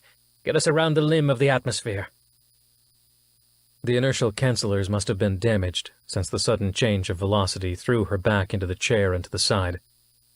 But after a few seconds, the rumbling and shaking dropped away, as they escaped the incoming fire from the alien ship. Soon the image of the other vessel, drilling relentlessly into Titan with its purple-white beam, disappeared behind the orange line of atmosphere on the limb of the moon. She breathed deep and closed her eyes. "Vols. Damage report. Casualties." "Heavy structural damage all over the ship from the enemy's railgun. Their energy beam didn't penetrate as deeply, but where it did, they cut in at least a section or two. Life support out on about a quarter of the ship. Raina's got the core under control, but the power couplers from the reactor are out, so everything electrically powered is on batteries until they're back up. Casualties." He shook his head. "Reports still coming in, but estimates are at least 80 dead, 50+ are severely wounded, and dozens missing." Whitehorse cleared her throat. "And Admiral, not to pile it on, but the ISS Vanguard just Q-jumped in. Mullins brought his fleet. Admiral Tigre, too, with his ships." Lieutenant Querty flagged her attention, speaking softly. "Admiral? Admiral Mullins is calling for our surrender, and for you to be arrested." "The hell is wrong with him? Is he blind?" She waved at the screen, where in place of the alien ship drilling into Titan, the IDF fleet now approached. "Can he not see we're under attack?" Vols grunted. Looks like he wants to prove to everyone he's not bought off by Shovik Orion, but is actually the knight in shining armor, bringing in the vigilante. Proctor chuckled a dark laugh. So I'm a vigilante now, huh? Incoming hail from Admiral Tigray, ma'am, said QWERTY. Private channel, wants to talk just to you. Patch him through to my terminal here. She motioned to her console next to her chair. It was private enough. She didn't have time to retreat to her ready room, and she'd already been through life and death with her bridge crew. She had nothing to hide from them. Shelby, he began as soon as his face appeared on her screen. You need to be careful here. Half the government, half of IDF High Command thinks you're in bed with GPC terrorists. President Quimby authorized Admiral Mullins to bring you in for questioning. The President? Where the hell is Fleet Admiral Oppenheimer? Still in Britannia. Tigray leaned in close to the screen. Shelby, the reason I'm here, besides the fact that I figured you'd want some backup against that ship. Shelby, I've heard from my team on Sangre de Cristo. She felt her heart fall into her gut. And? They found Danny's remains. He fell through the atmosphere, landed in a remote area. He didn't survive re-entry. My people say he probably died very quickly once he hit the atmosphere. No suffering. I'm sorry, Shelby. So, she'd failed. She'd failed before she even started. Maybe it was just time to pack it in, retire for good, get the hell away from Mullins and politics and war, humanity be damned. If she couldn't even protect her own family. Thank you, Miguelito. It's a relief to know the truth, finally. She just realized her head had been cradled in her hands, and she looked up at him. I'm done here, Miguel. I'm out. Will you get me a shuttle? I'm going back to Britannia. I'm going back home. For good this time. Shelby, don't try to convince me to stay. No. I resign. I came into this to find Danny. He's found. Now I'm going home. I've lived my life, done my part, fought my wars, and now I deserve a little peace. Admiral Tigray squinted, grit his teeth. Oh, Miguel, don't try to stop me. Shelby, there's something else you should know. Danny's suit was relatively intact. At least the data chips were. His camera was running the entire time from the point he put the suit on to when he hit. Miguel, it's done. I don't... Tigray held up a hand. Shut up and listen, Shelby. My people have analyzed the video. Lots to tell you. In fact, you'll want to hear it, since Danny left you a heartfelt message right before he hit atmosphere. But the important part is what came before. Shelby, you remember the video feed from the satellite over Sangre de Cristo? The one Curiel broadcast? It's faked. Or doctored, at least. She leaned forward. How so? The ship that intercepted the Magdalena Issacar? On the satellite imagery it looks clean, with no hull markings. But on Danny's video feed, the markings are quite clear. In fact, on his feed, it's an entirely different ship. Whoever edited the satellite's video was very, very good. Which ship? She whispered, fearing the answer, fearing the truth, fearing what it might do to her, what it would make her do. She'd been done. She thought it was over. But depending on Tigray's answer, it may only have just begun. The ISS Vanguard, said Tigray. Mullins' ship. It's only begun, she thought, her fists clenched. Do you have any idea what his endgame is, Shelby? Said Admiral Tigray. If he was responsible for the bomb at Sangre and responsible for smuggling that other nuke onto your ship, the consequences are terrifying. There's more. I don't have all the proof I need yet, but I think Shovik Orion has developed a device, something we call a metaspace shunt. It was on both bombs, though the one over Earth was underpowered. What does it do? So far, our best guess is that it summons the alien ship. At least that's what's happened both times it was used. Tigray shook his head. Why in the world would Shovik Orion, or Admiral Mullins for that matter, want to summon an alien force to invade our space? That, said Proctor, is an excellent question. I think we should ask him. Admiral, said Lieutenant QWERTY from behind her. Has received a metaspace message from San Martin. El Amin has exploded.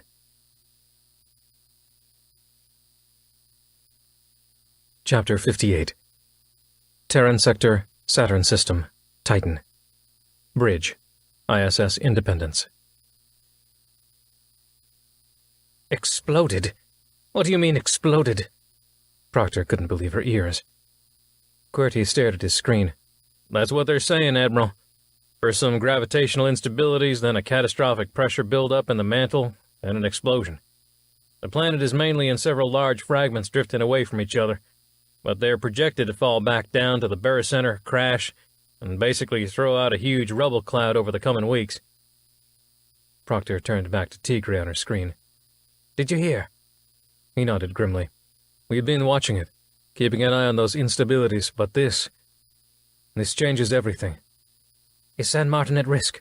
She said, thinking of the billions of people back on the main populated planet of that system.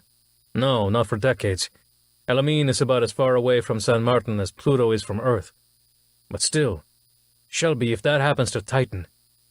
She stood up, still looking down at him on her console. I know. Millions of people here in the Saturn moon system alone. If Titan goes, they all die within weeks. And if Earth is next, just think what an exploding moon could do to it. 7 horsemen of the apocalypse type stuff, no doubt, said Tigray. End of times. She bent over and leaned into the console, gripping both sides of it. Miguel, are you with me? I need to know. The Mullins issue will have to wait, but this ship, we need to stop it, now. He nodded. To the end, Shelby. I was a young man back during the Swarm War, but to me, you were a hero. Still are.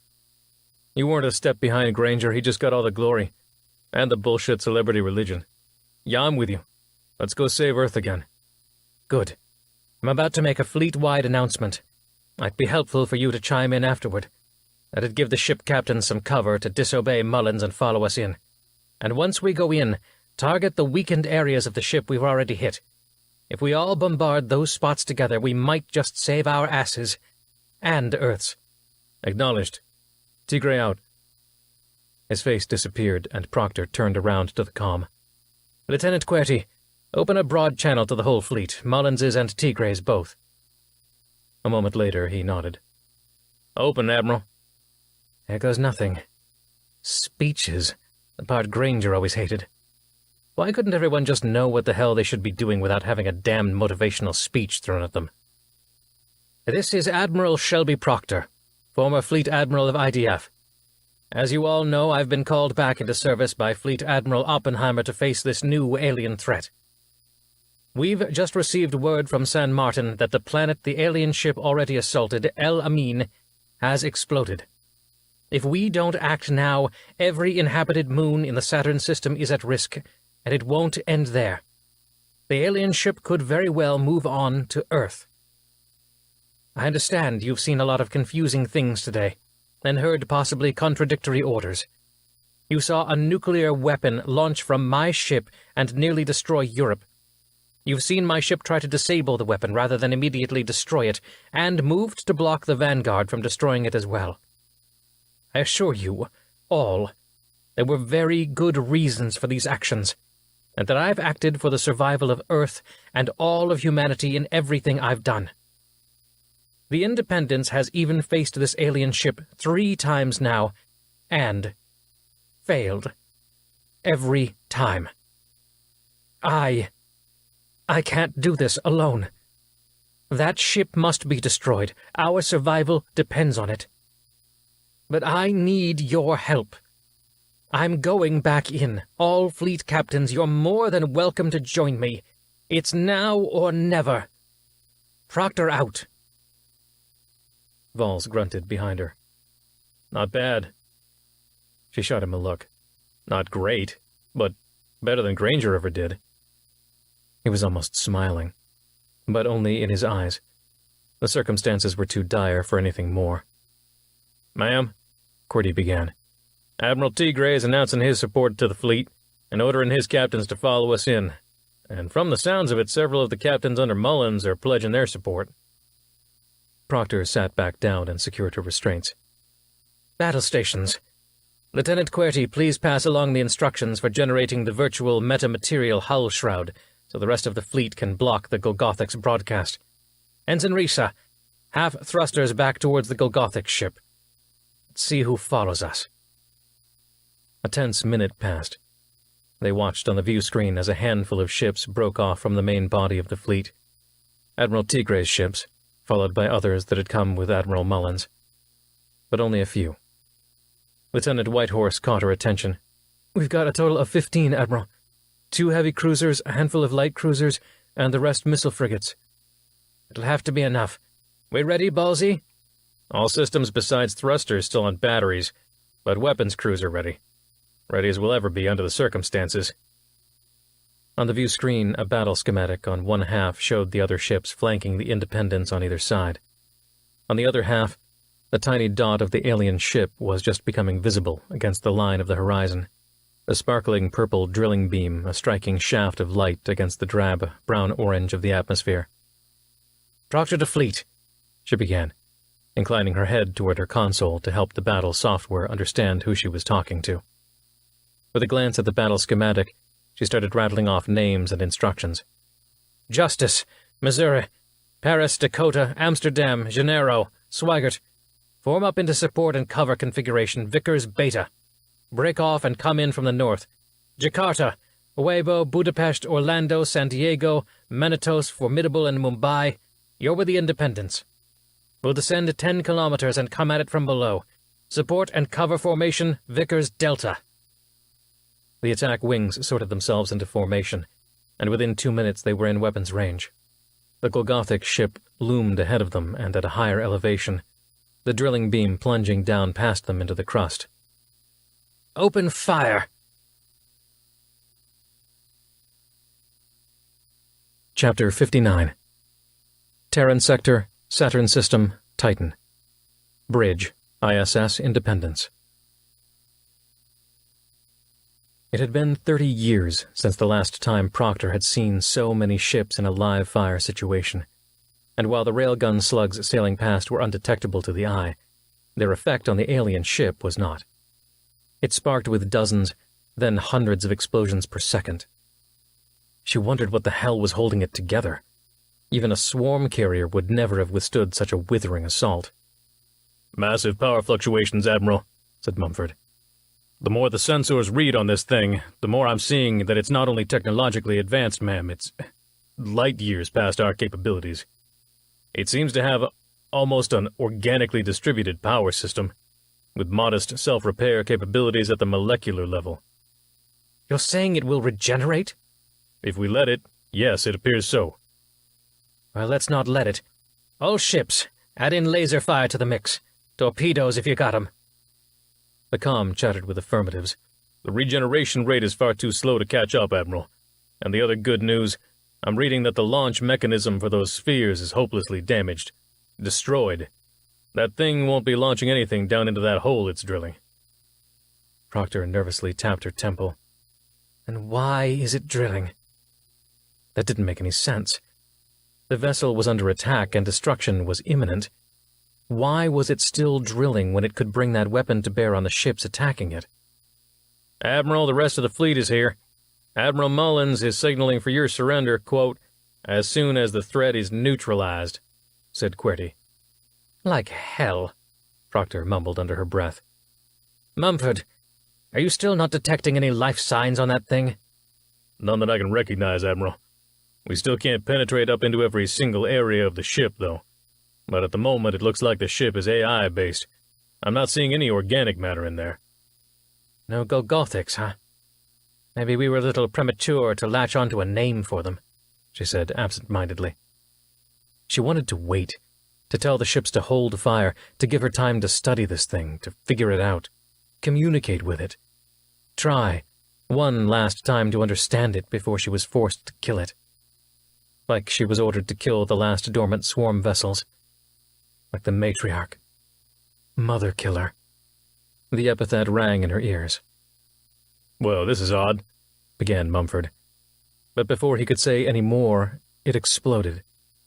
The beam fluttered, pulsed in a seemingly random pattern, and disappeared. The ship cracked into several pieces.